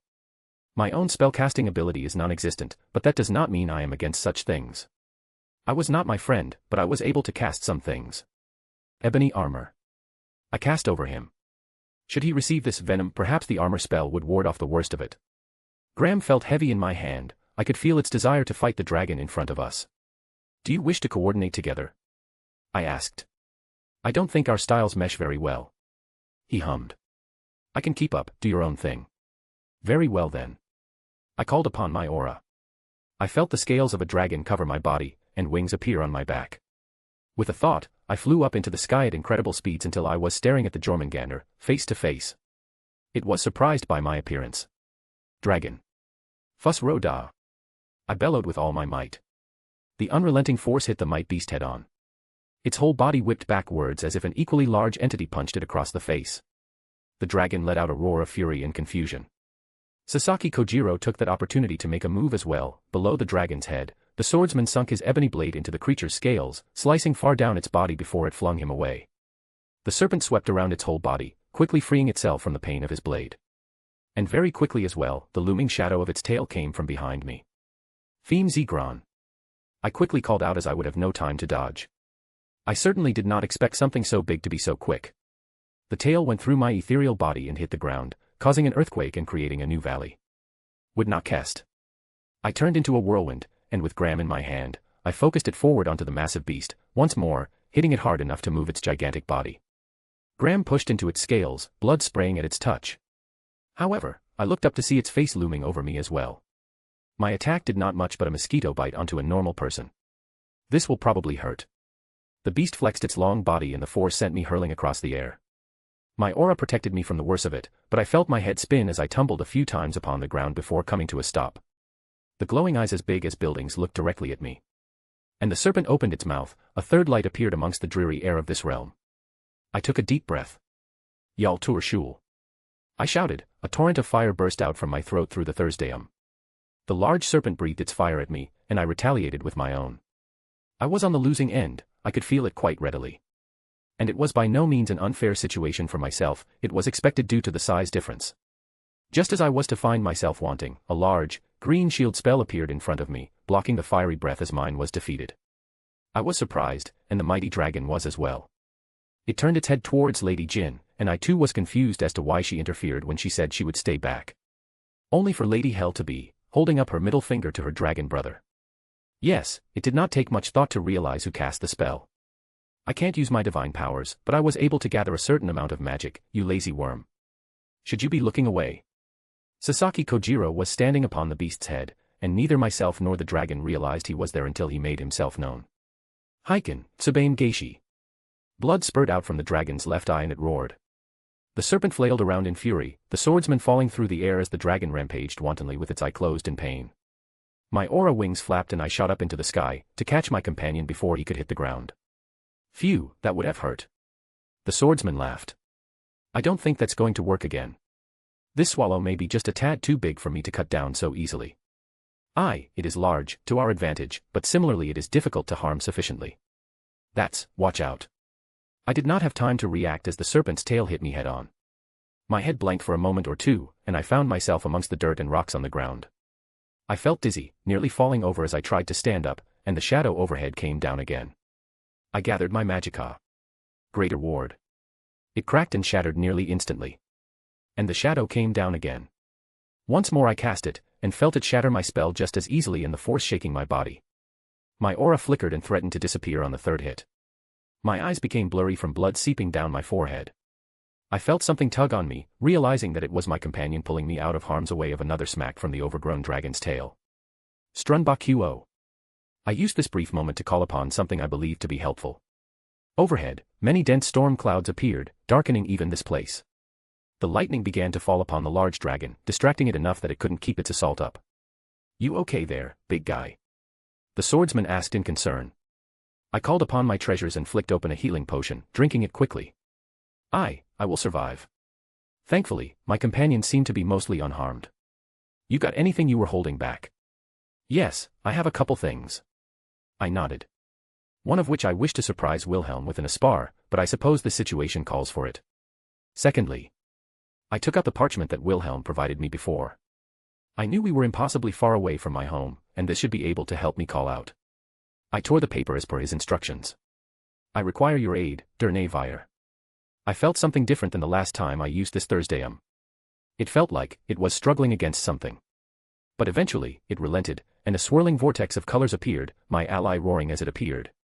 Dovakian. Durnavir looked at me. Throw, where is this place? What is that? No time to explain, Durnavir, we need aid, that dragon is our foe. Dova. It whispered. I am far from home. It was a smart creature, it could understand the situation quickly. But it seemed Jormungandr noticed us too, and looked particularly upset at the appearance of our new ally. It opened its massive mouth again, but it was not flames that lit up the realm. Mount me. Durnavir called out. My companion as well. I called out. The dragon looked at Sasaki Kojiro and didn't argue as we both jumped upon Durnavir. Su, it spoke, and I recognized the word that embodied the idea of air. We were high up in the sky and we were able to get a good look as a baleful liquid spewed from the large dragon's mouth, landing upon where we were but a moment prior. It corroded everything it touched, melting and searing away the very terrain. Rocks, stone, metals, nothing would be safe from that. I was unsure if my aura would protect me from such a vile substance. Well done, Durnavir, I did not know that word could be used in such a way. I pat its scales. Dovakian, your use of our Thursdayum is still rough, you have much to understand yet. It laughed despite the situation. Not to interrupt. Sasaki Kojiro pointed down. But we're noticed. Durnavir quickly tucked its wings in and rolled with both myself and Sasaki Kojiro grabbed hold tightly. Narrowly did another torrent of venom miss us. Only when a lightning bolt landed upon the serpent's head did it briefly stop. Running is unwise, youngest. Let us confront the Dova by Fong and Claw. Yes, it was only a matter of time before we were merely touched by that venom. Get me close, and I can give it a significant blow. The swordsman stated. I've been gathering my magical energy for a nice big cut since from before. I did not know what that meant, but I would trust him. Allow me to assist you, Z Kendov. Durnavir spoke. Sugra done. Sasaki Kojiro's blade was enveloped in a furious gale. Oh, that's perfect. Youngest, let us combine our words. Fire and ice. I. Yal Tur Shul. Fo Krat Dian. We both shouted, our elemental breaths collided with one another between us and the mighty dragon. A blizzard met an inferno, and what was left was a thick mist that filled the sky. Hoo-hoo, big attacks are not always best, remember this, youngest. Durnavir laughed, but the mighty dragon's eyes still glow from behind the mists, and they still stared at us. Zulmaygut. It was but a whisper for us, but I felt a thunderous voice opposite side of the dragon, and Jormungandr turned its head back to the perceived noise. Wood. Durnheavier shot forward like an arrow being let loose, using its own body to ram into the mighty serpent, knocking it backwards. However, the mighty beast was nearly unfazed. I think even Durnheavier was unused to fighting an opponent with such size and it was taken back by how it was able to withstand such a thing. Durnheavier was large, but in comparison, it appeared like a small child to a giant. Jormungandr opened its mouth once more. Tide Klo Ui. I wasted no time, and did not hold back my hidden card. Everything came to a near stop except for us three. Impressive, youngest. Durnheavier roared, moving out of the way before normal time resumed. And the venom shot past us once more, enveloping a mountain on the horizon, and it quickly melted down. Jormungandr was confused. Even more so when Sasaki Kojiro was no longer atop Durnheavier and instead held his sword back in a stance, falling through the air. I found myself holding my breath. The swordsman didn't speak, he didn't declare his intentions, merely, he slashed out with his blade. Blood sprayed from one end of Jormungandr's body to the other. Its scales were cut apart, and its insides were visible. The massive dragon fell to the ground with a pained roar. Durnheavier swooped down, catching Sasaki before he could hit the ground. We made way for another attack, the serpent pushed itself back up, and Gram sung happily with each flap of Durnheavier's wings, more wounds appeared by its hands upon the dragon. It seemed to no longer have much energy to focus on us. Sasaki Kojiro as well joined in, finding spots it was not paying attention to, and cutting apart its scales and hide. Do you yield, Jormungandr? I shouted, Gram swiftly opening another wound upon its long body, and Durnheavier quickly flying out of reach as its bloodied tail swung down. I cannot. It roared in response. As long as hell is bound by her chains, I am bound by oath to act as her warden. Halt. I called out, causing the fighting to come to an abrupt stop. Jormungandr looked upon me in confusion. Do you mean to say, you have spoken an oath, or you are oath-bound? Do you think I would merely give my word for something like this? The massive dragon growled, the realm rumbled with its annoyance. And that is to say, as long as Lady Hell is freed, you no longer have to be our enemies. The dragon laughed. Do you dare to free her, godling? I can smell the waft of divinity from you, perhaps you can fulfill the conditions of the curse that father left. Would you sacrifice yourself to free her? The dragon spout out something. It was impossibly small in comparison to its body, but it was heavily enchanted even to someone as untalented as myself. A key fell to the ground and Durnheavier brought me down to it. I merely need to unlock her chains. I picked up the key. I won't even stop you. The dragon snorted. I held the key up, and rejoined Lady Hell and Lady Jin. Don't do anything stupid. Lady Hell quickly spoke. Even if you do fulfill the conditions. Fear not, Lady Hell, I have a means to free you without sacrifice. I called upon the skeleton key that Lady Nocturnal allowed me to wield. Lady Hell looked upon it and shook her head. My father, he wouldn't allow anything to overcome his. I pushed the skeleton key into the lock and turned it, clicking it open and letting the chains fall to the ground. Could you have done that this entire time? Lady Hell finally asked. Yes. And why didn't you free me before fighting? I did not understand the conditions for Jormungandr to be our enemy. I did not wish to see you come to harm. I awkwardly scratched my head. Lady Hell looked at me strangely then at Lady Jin. Is he doing this on purpose? Nope. Lady Jin shook her head. I did not understand what she meant. My hero, Lady Hell, before I could respond, pulled upon my armor and kissed my cheek. Ah. She merely pat my cheek, getting up from her chair, stretching a few times. There were still the hundreds of thousands of undead waiting outside. They were, without a master to command them since all of her father's minions had been killed. Thus, they waited there, patiently, despite the battle we fought. She approached them and held her hands up. The necromantic energies that held them together evaporated instantaneously, and the bodies, the flesh, and the bones bonded together all fell to the ground. Left were only the souls, the ghosts and wraiths. Quickly, a certain life returned to them. Umph. She snorted in annoyance. He dares to use my subjects to fuel his army. Let's see how he likes it when I come to the aid of Asgard then. She turned her head. Brother. The large dragon was laying on the ground, looking our way. What do you want? Are you going to sit there and laze about, or are you going to come with me to take revenge? Just leave me to heal and then I'll disappear from this place. I never wanted to fight, I never wanted to be involved with father's schemes. The large dragon sighed. Just, let me leave and you'll never have to see me again. Lazy idiot, when did I ever say I didn't want to see you again? Lady Hell huffed. You're still my brother. But she didn't press it. Rather, she held her hands up, and the flesh and bones that were previously used to house the souls of her realm's inhabitants were swept up and rearranged into large ships. It is time for my father to experience the consequences of his actions. The hundreds of thousands of ghosts looked up and roared in fury as if to agree with their queen. We have succeeded, it was now time to rejoin Wilhelm. I only hope that everything is well elsewhere. ****A/N. Didn't originally intend for an interlude here, but had to split it from the last chapter due to length back when I wrote it. Anyways, Yggdrasil arc is over on Patreon, PHO chapter is up and everything and I'm getting ready to write the next Looking Glass O make part, so head over if you're interesting. If you want to read 10 chapters ahead or support me, visit my p.a.t.r.e.o.n.c.o.m/storyforon. I have a boosty under the same name if you can't use the above. Chapter 500, Chapter 453. Hraesvelgr POV. It was almost novel. I had not been challenged to a race since I was but fledgling. Very quickly, it was obvious that none were my match, and competitions and the like became more of combat and battle before I finally stood upon the highest branch as king uncontested. All avians bowed to me as the king of birds. And yet, here a lowly mortal challenges me to a contest of speed. I, who wielded the very winds of the 9 realms. I would have been offended had I not sensed the genuineness behind his challenge. The prize of which, it tempted me away from my inaction. I required no weapon, for the winds and the sky were my domain. However, I was not without my own desire upon seeing the shield he offered as a prize. It did not require one to be a dwarf of Nidavellir to immediately understand the craftsmanship and power it held within. It would be a worthy trophy for a king such as I. Be aware, this road I created will loop back onto itself. To win, you must return to this spot before I do. It would be proper etiquette to explain the rules even if they were self-explanatory. As long as you're not a sore loser and mess with it, then that's fine. He began stretching. Arrogant. I snorted. As if I would have to resort to such means. And I would never do such a dishonorable action. My subjects raised their own objections to his words, but I merely raised my wing to hush them.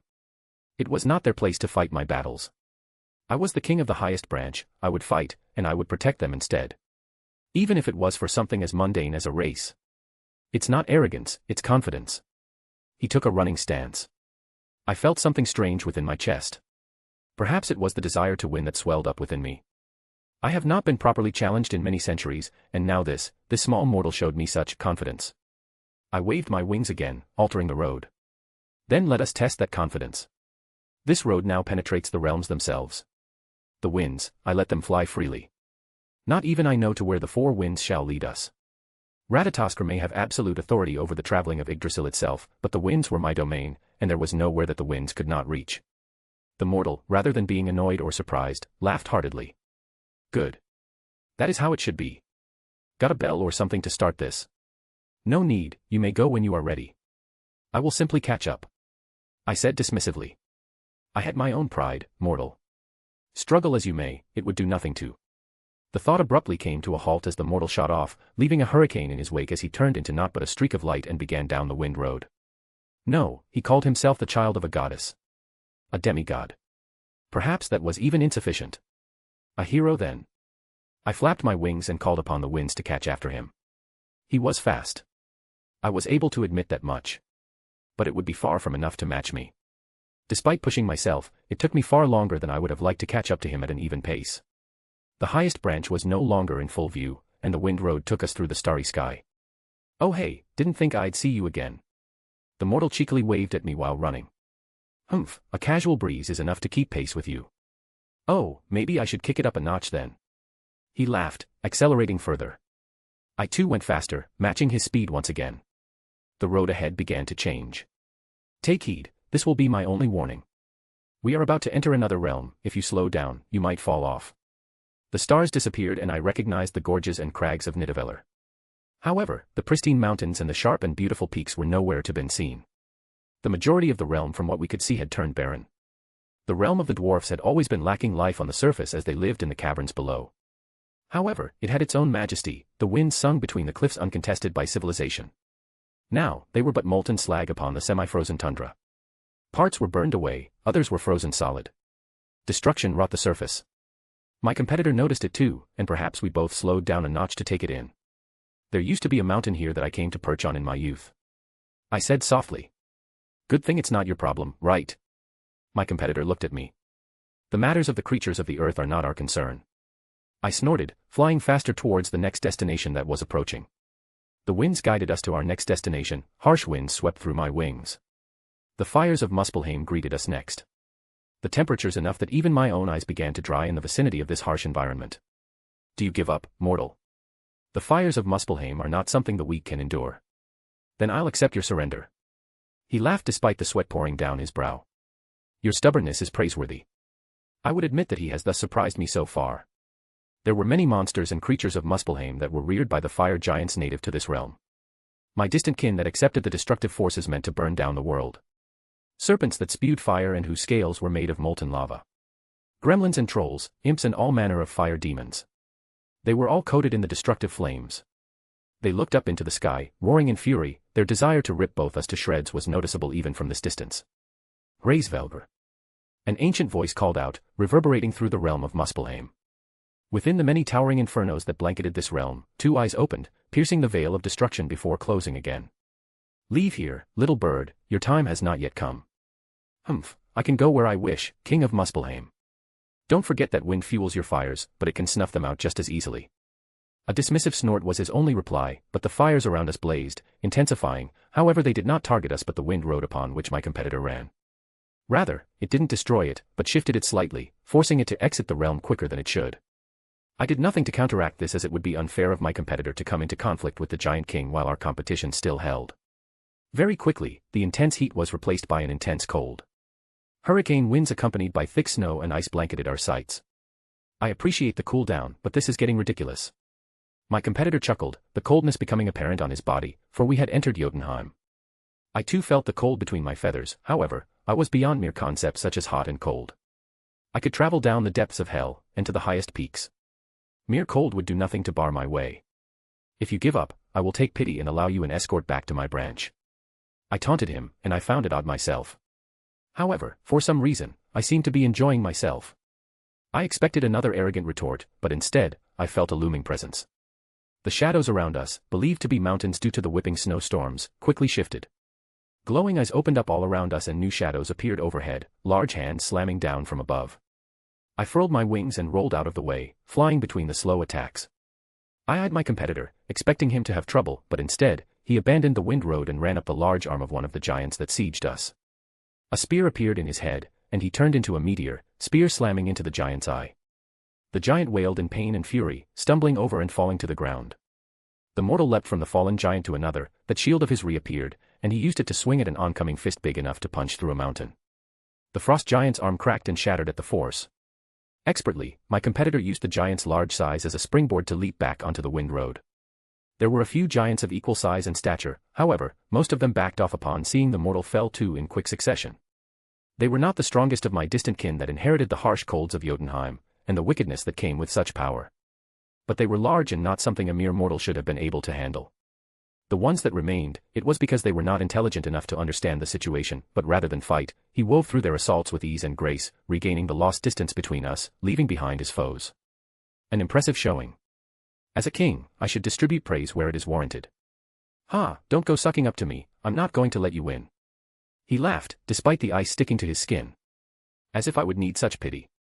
Just don't cry when I win, big bird. The audacity. Hey, kinda curious about something, do you recognize flightless birds as your cousins? Those are no kin of mine. If you can't take to the sky, you are unworthy of my lordship. Wow, really? I snorted. Of course not, do you think I practice such mortal trifles such as discrimination based on flight? All birds are my subjects, their circumstances of birth are irrelevant. Haha, bird racism. For some reason, I felt amusement swell up in my chest. Haha. I found myself laughing at the incredulity of the situation. However, I also noticed my competitor was breathing rather heavily at this point. This was not only a showing of speed, but endurance, and I could tell that he would be reaching his limit soon. To last this long, it was worth acknowledging. Below myself, I would name him the fastest I have ever encountered. My call upon the wind sensed that we were approaching our last leg of this race. The wind shifted and the cold began to disappear as we entered the last realm before reaching back to my kingdom. The large trees and the gentle breeze under the warm sunlight indicated where we were. Alfheim greeted us on this last leg.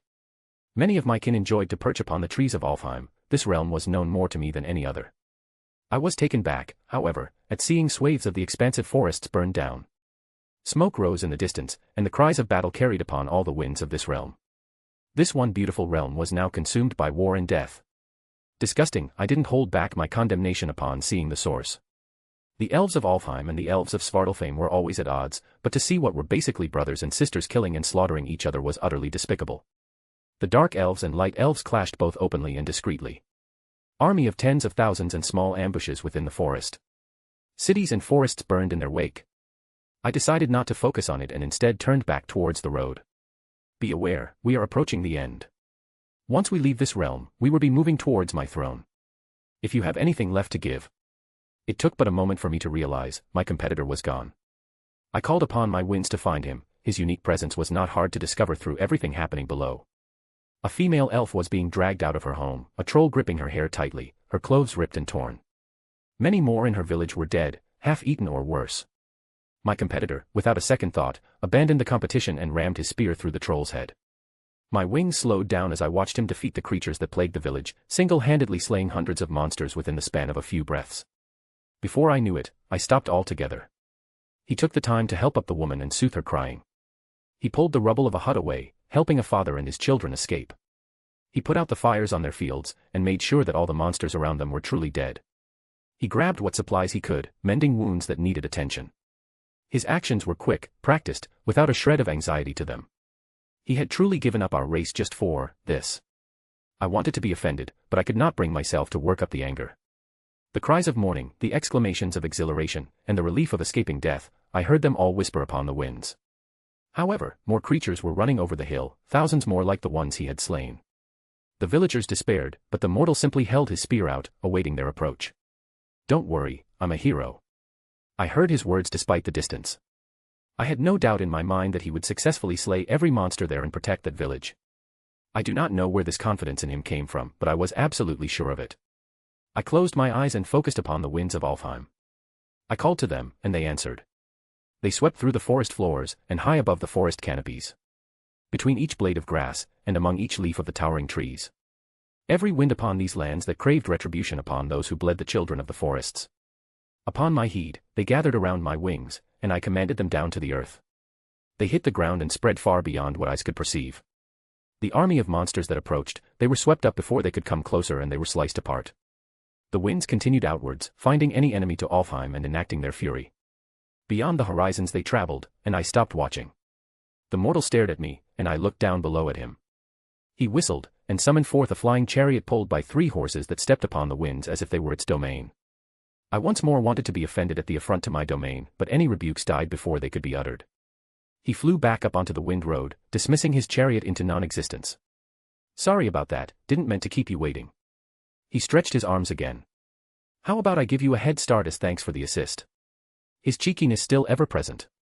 Humph, I merely did not wish for your continued distraction. I scoffed in annoyance. Do not dare to look down upon me. All right, fine, he held his hands up in surrender. Thanks for the help though, appreciate it. Your thanks is unneeded. Ready. You may restart when you are ready. He did not wait for my confirmation any longer, and he shot off once more, reaching his previous top speed very quickly. I called upon the winds under my wings and accelerated to match him as we left Alfheim and appeared back upon the starry sky. In the distance, the highest branches of Yggdrasil appeared as we approached our destination. His breathing was ragged, but his legs carried him still at speeds I could only admire in a being such as him. You will lose if you continue like this. I can go faster and I have more energy to give. I don't know why I told him this rather than push past him and win this contest. He still laughed. Despite being winded, tired, exhausted, he slowly went faster. Each step increased his speed. I had to push myself to keep pace, but still, he continued to accelerate. It was then I noticed something strange. I felt like he was leaking, for lack of a better word. It was like his aura was a fire that someone poured more fuel on. It would burn brighter and hotter, but it would quickly burn out if continued. What did you do? The hero's power burst out and he smiled as blood trickled out of his nose. His speed doubled, and my eyes widened. I had to call upon nearly all of my power to reach back to his side. His eyes turned red and they became bloodshot, his muscle tensed and threatened to tear at the strain he put himself under. Within another blink, he doubled his speed again. I could see the highest branch, I could see the thousands of my kin awaiting for my glorious return. I had enough to match him still, but my wings did not beat faster. My winds did not come for I did not command them to. I closed my eyes and sighed in my heart. The roars of my kin erupted, and my competitor fell to his knees, victorious. You idiot, did you burn your spirit origin? The hero's companion began to chastise him. I did not understand what he did, but whatever it was, he harmed himself substantially to win. You let him win. Dunir's voice reached upon me, hidden to all but myself. He earned his victory. My response equally hidden. Are you really going to do as he asked? My word is beyond reproach. As the loser, I will fulfill my obligation. Your people will die for those who are undeserving. Perhaps it is time we remind them that we are not to be trifled with. I cast my gaze beyond the highest branch. The mighty and arrogant Hraesvelgr was truly swayed by that small creature. Dunir's voice was full of mockery. As a king, I will acknowledge his will. His arrogance, you mean? The old deer snorted. His words still echo in my head. We have known each other for a long time.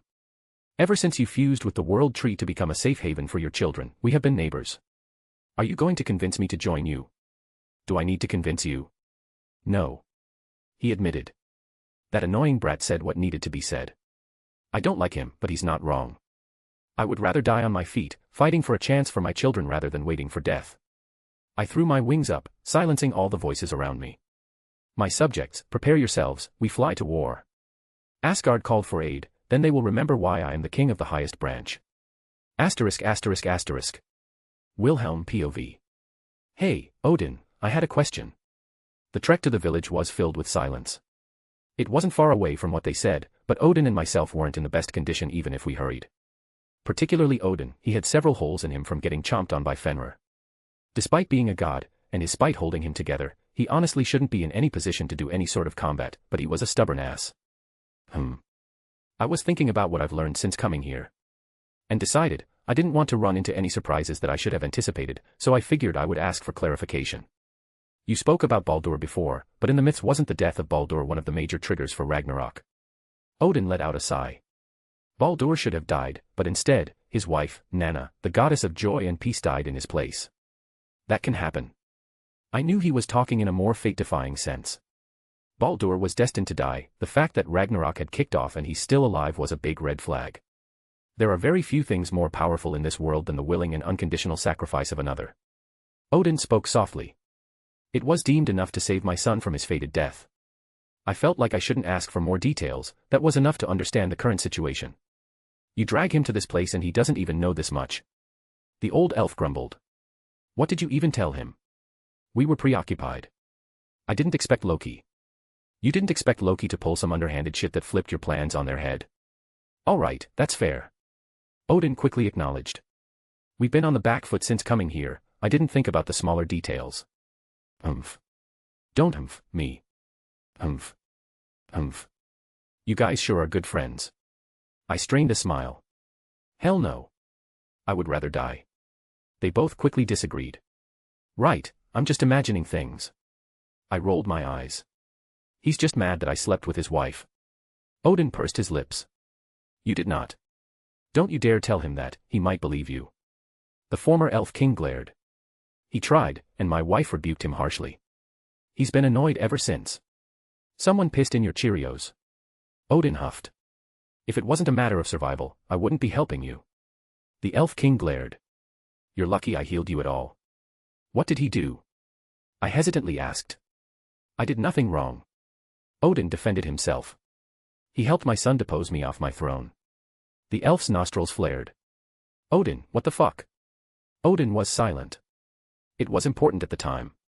He was more serious than a moment before, and it didn't sound like he was taking the piss out of the elf when he said this. The Elf King let out a sigh. Don't misunderstand, we buried the hatchet years ago. I don't hold a grudge.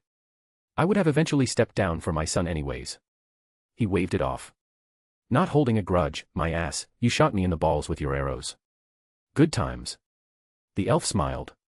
But you owe me big for this, I missed my shows to take care of your wrinkly ass. Pardon, did you say shows? I looked at him skeptically. What, did you think I'm uncivilized? You're home. That's just where I go to take a break from everything and tend to a few patients. Do you think we don't have access to the outside world? How do you think I knew who you were? I do have a phone and access to the DevilNet. Alrighty then. Well, in all honesty, can't really blame you for assuming. Not many people in these parts care about that sort of thing. He shrugged. But my payment for saving you guys is that you're going to help me here. The rising smoke became much clearer as we got closer, even through the large trees that blanketed the landscape. It was enough that we stopped the chit-chat and went faster despite the unpleasantness we were experiencing. As soon as the trees were cleared and the village opened up, we could see the fire raging on the roofs, and the corpses that littered the streets. The old elf was fast, he wasted no time and pulled back the string of his mundane-looking bow. I almost wanted to compare it to my bow of Oriel in how it produced light arrows even if it was substantially different in power. His arrows were let loose and several figures fell out of the shadows, arrows through their hearts. They looked similar to the old elf, but with darker skin and red eyes. A rather picture-perfect depiction if someone described dark elves to me. These bastards. The old elf hissed. This village was supposed to be off-limits. I shared a look with Odin and we both shot off quickly. Mirage was in my hand before I knew it and I came upon a dark elf holding a cleaver-like knife above the head of a cowering woman. It really didn't take any consideration on my part to lop his head off. If the situation weren't dire, I would have taken more effort not to make a messy scene on the otherwise traumatized woman, but I couldn't really dwell on it for the moment. I quickly moved up my sword to block a thrown knife coming for my head, deflecting it along with several others to the side. My appearance obviously did not go unnoticed. I drew a quick runic sequence to shield the woman next to me, then called upon my other swords, having them shoot towards my attackers. They were a bit better I would assume than the idiot I beheaded, because they dodged my initial attack, but even without burdening myself, they were not much for me to overcome with my basic speed. A quick movement, and I stabbed Mirage into the leg of one and cut off the arm of another. Ignoring the pained shouts, I called upon my wings as I shot up 2 stories, catching a child that was hanging from the roof of the house nearby. It was high enough to give me a good view, and my swords followed my mental commands, sweeping down the streets, finding any dark elves causing wanton slaughter and destruction. There weren't solely dark elves either, there appeared to be other creatures. I recognized the trolls, but the others, they were new. Regardless, they were the lowest of cannon fodder and were cut into pieces by my swords. I could see the flash of Gi-Balg from Odin a few streets over, and the arrows that miraculously turned 90-degree corners and seemed to seek out the surrounding enemies regardless of where they hid. Floating to the ground, I let the girl out of my arms, and 2 elderly elves ran out of the building behind me and quickly snatched her up, giving me a silent thanks before hiding somewhere else. It was more of the same, find a dark elf, kill a dark elf. Particularly, I had no mercy for one I saw on the ground, gasping for breath. I flipped Mirage upside down, and was about to stab him in a particularly painful place to let him bleed out in the worst way, but a firm hand grabbed my arm, stopping me. The old elf king stopped me from killing him, and instead, helped the dark elf up. This village isn't just for us light elves. The old, the young, those who wanted to retire. It was an unspoken agreement that it wouldn't be touched by either side in the conflicts that erupted every few years. The old king spoke solemnly. There were many dark elves that lived here peacefully as well, but I saw their corpses were particularly desecrated by their kin. He spat out. Those old agreements won't hold anymore. Odin came trotting over, a group of people following behind him. Very quickly, heads peeked out from behind closed doors and their hiding places. 2 dark shadows flashed across the sky, and instantly, 2 ravens perched on Odin's shoulders. I had forgotten about them. They were nearly as iconic as his divine spear. Hugin and Munin, thought and memory, the familiars of the Allfather. They were his eyes and ears throughout the 9 realms. He looked at them, and it wasn't hard to guess he was silently communicating with them. If they weren't worried, then it seems like all the enemies were dealt with. I walked over to the nearest person and began casting the healing spells I knew. They weren't much for both Odin and myself anymore, but it was still significant for these people. I saw the old elf take out a few leaves of something, crush them in his hand, and put it against the stump of another elf's arm, and then push the severed arm onto it, binding them together. Very quickly, the fingers moved again. Impressive. We're not far from the front lines. Odin walked over. If you want to move them, it's better we do it sooner rather than later. They can take refuge in Asgard. The old elf king looked at Odin. Thank you. Odin smiled, putting a hand on his shoulder. We should be quick, it's best not to involve more fighting around them. Yeah, I wouldn't be surprised if more raiding parties came after them after realizing that their allies had disappeared and aren't reporting back through whatever means. I know a safe path, we're not far from the border of Asgard. Odin tapped his spear against the ground, and everyone around us lit up. I realized instantly that he was copying my healing spell and casting it on everyone. Show off. Asterisk asterisk asterisk. When he said we were close to the border, I didn't realize how close we were. The realms, while separate continents that sat upon the branches of Yggdrasil, they were also linked onto one another through less than physical means. It wasn't quite as literal as walking to the edge of one and appearing to the other, but there were actual bridges that conjoined them. The elves, they followed behind Odin and myself. They kept their distance a little more than would be considered polite, but I couldn't blame them. They were frightened and then they saw us come in and slaughter the people who hurt them, and it was probably traumatizing. Not to mention that they were aware they were before the Allfather. Odin, why didn't they leave here earlier themselves? We were far enough away for them not to hear. The old elf king as well was staying with them in their group to provide them with some comfort. Why do people not simply walk up Olympus into Zeus's house? Odin responded back. Oh. The rather obvious hit me. It's understandable in your situation, you're not used to respecting gods the same way most mortals are. He didn't mean it as an insult either, I just didn't have the same perceptions. Mortals don't lightly tread upon the realm of Asgard. I understood. They had to be invited, regardless of the situation. Gods were gods. We crossed the threshold without issue. Odin only mentioned it passing, but we were lucky that both the nearby front lines were sort of on opposite sides of us, so we didn't have to run into the fiercer battles and retreated backwards into Asgard. Both of Odin's ravens were now gone, presumably, they went off to warn Asgard that they were coming. The sprawling city of Asgard came into view. The walls out front were littered with cracks and holes, the fields were stained by the signs of battle, but even so, the golden city couldn't hide its opulence and majesty. There was a thunderous boom, the sky thundered as a figure flew out from behind the walls. With a thunderclap, they landed into a newly formed crater, hammer in hand that crackled with lightning. Father, you've returned. Thor Odinson appeared, laughing happily at Odin's return. He was a large man, perhaps a head taller than Thorim. Mostly of muscle and, well, he had a bit of a belly, a beer gut if I'm honest. But it didn't really detract much from his overall presence. I'm fairly sure he could punch giants into submission. Shouldn't you be holding the line? Odin looked at his son emotionlessly. Aye, but it has quieted down. If there is a problem, I will return immediately. Odin just nodded. See to our guests. Thor nodded, gesturing for the elves. Come this way, friends from Alfheim. We have room and food prepared after your journey. He put on a good-natured smile as the gates of Asgard opened up. Thor spared me a glance, but he didn't say anything. Whatever it is he was holding back, it would probably be said at a later time. Regardless, I had an initial good impression of the Thunder God. He honestly reminded me a lot of Thorim at first thought. But we'd see. Odin nudged my shoulder to follow him. While the elves went towards the lower districts. I don't know how to label it. Asgard was separated into layers it seemed. The ones around us, they seemed like peasants. The godly equivalent. A random person walking down the road, he immediately made way for us and bowed his head. Odin didn't pay him a single mind, but I noticed a very faint divinity inside of him. I remember what Odin said, gods without a domain. The lowest threshold, similar to the millions of supposed gods populating Japan. Strength-wise, probably high class at least. Not all of the people here were gods, but there were a noticeable amount. Brat, do you remember what I told you initially, about making an entrance? Odin asked. I nodded, and mentally touched upon the Hogyoku. Everything shifted into spiritual power. And my Ryatsu exploded outward. Odin as well, his godly power rose up and became unrestrained, announcing his presence for everyone to feel. We walked to the edge of the district, another large gate separating them. Odin didn't stop, he walked up to it, and kicked it as hard as he could, the gates flew open. Did he need to do that? No. But it certainly left an impression. We were completely unimpeded as we pressed further. The upper district that led to the palace looming over everything else. Many godly eyes were upon us at this point, and the ones guarding the doors to the palace very quickly opened them up on our arrival without saying a word. I recognized the one sitting on the throne straight away. Vidar, Odin's youngest son, was there along with a plethora of gods. Most particularly, a tall man with grey hair and white clothes stood nearby. If it isn't the All-Father. Loki clapped his hands with a mocking smile. And I see you brought company. Well, better late than never, I suppose. While you were gone, I was leading the defenses of Asgard. I have to admit, it took a substantial amount of self-control not to act out. Seemingly, it was the same on Odin's part. Vidar, the king of Asgard, had a sour look on his face, because I'm fairly sure he couldn't dispute the words that Loki spoke.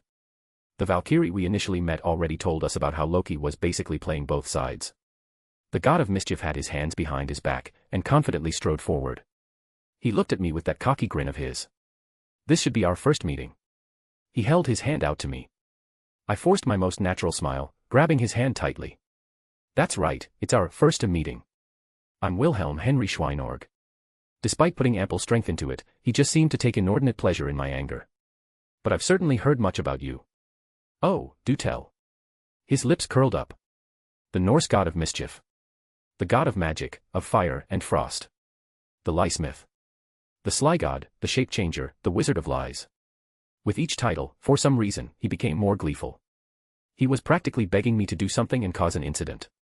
And Loki, the horsefucker. You could hear a pin drop. Asterisk asterisk asterisk. A/N. Part 3 of The Looking Glass Omake is up on Patreon. If you want to read 10 chapters ahead or support me, visit my patreon.com/astoryforum. I also have a boosty for those who can't use the above under the same name.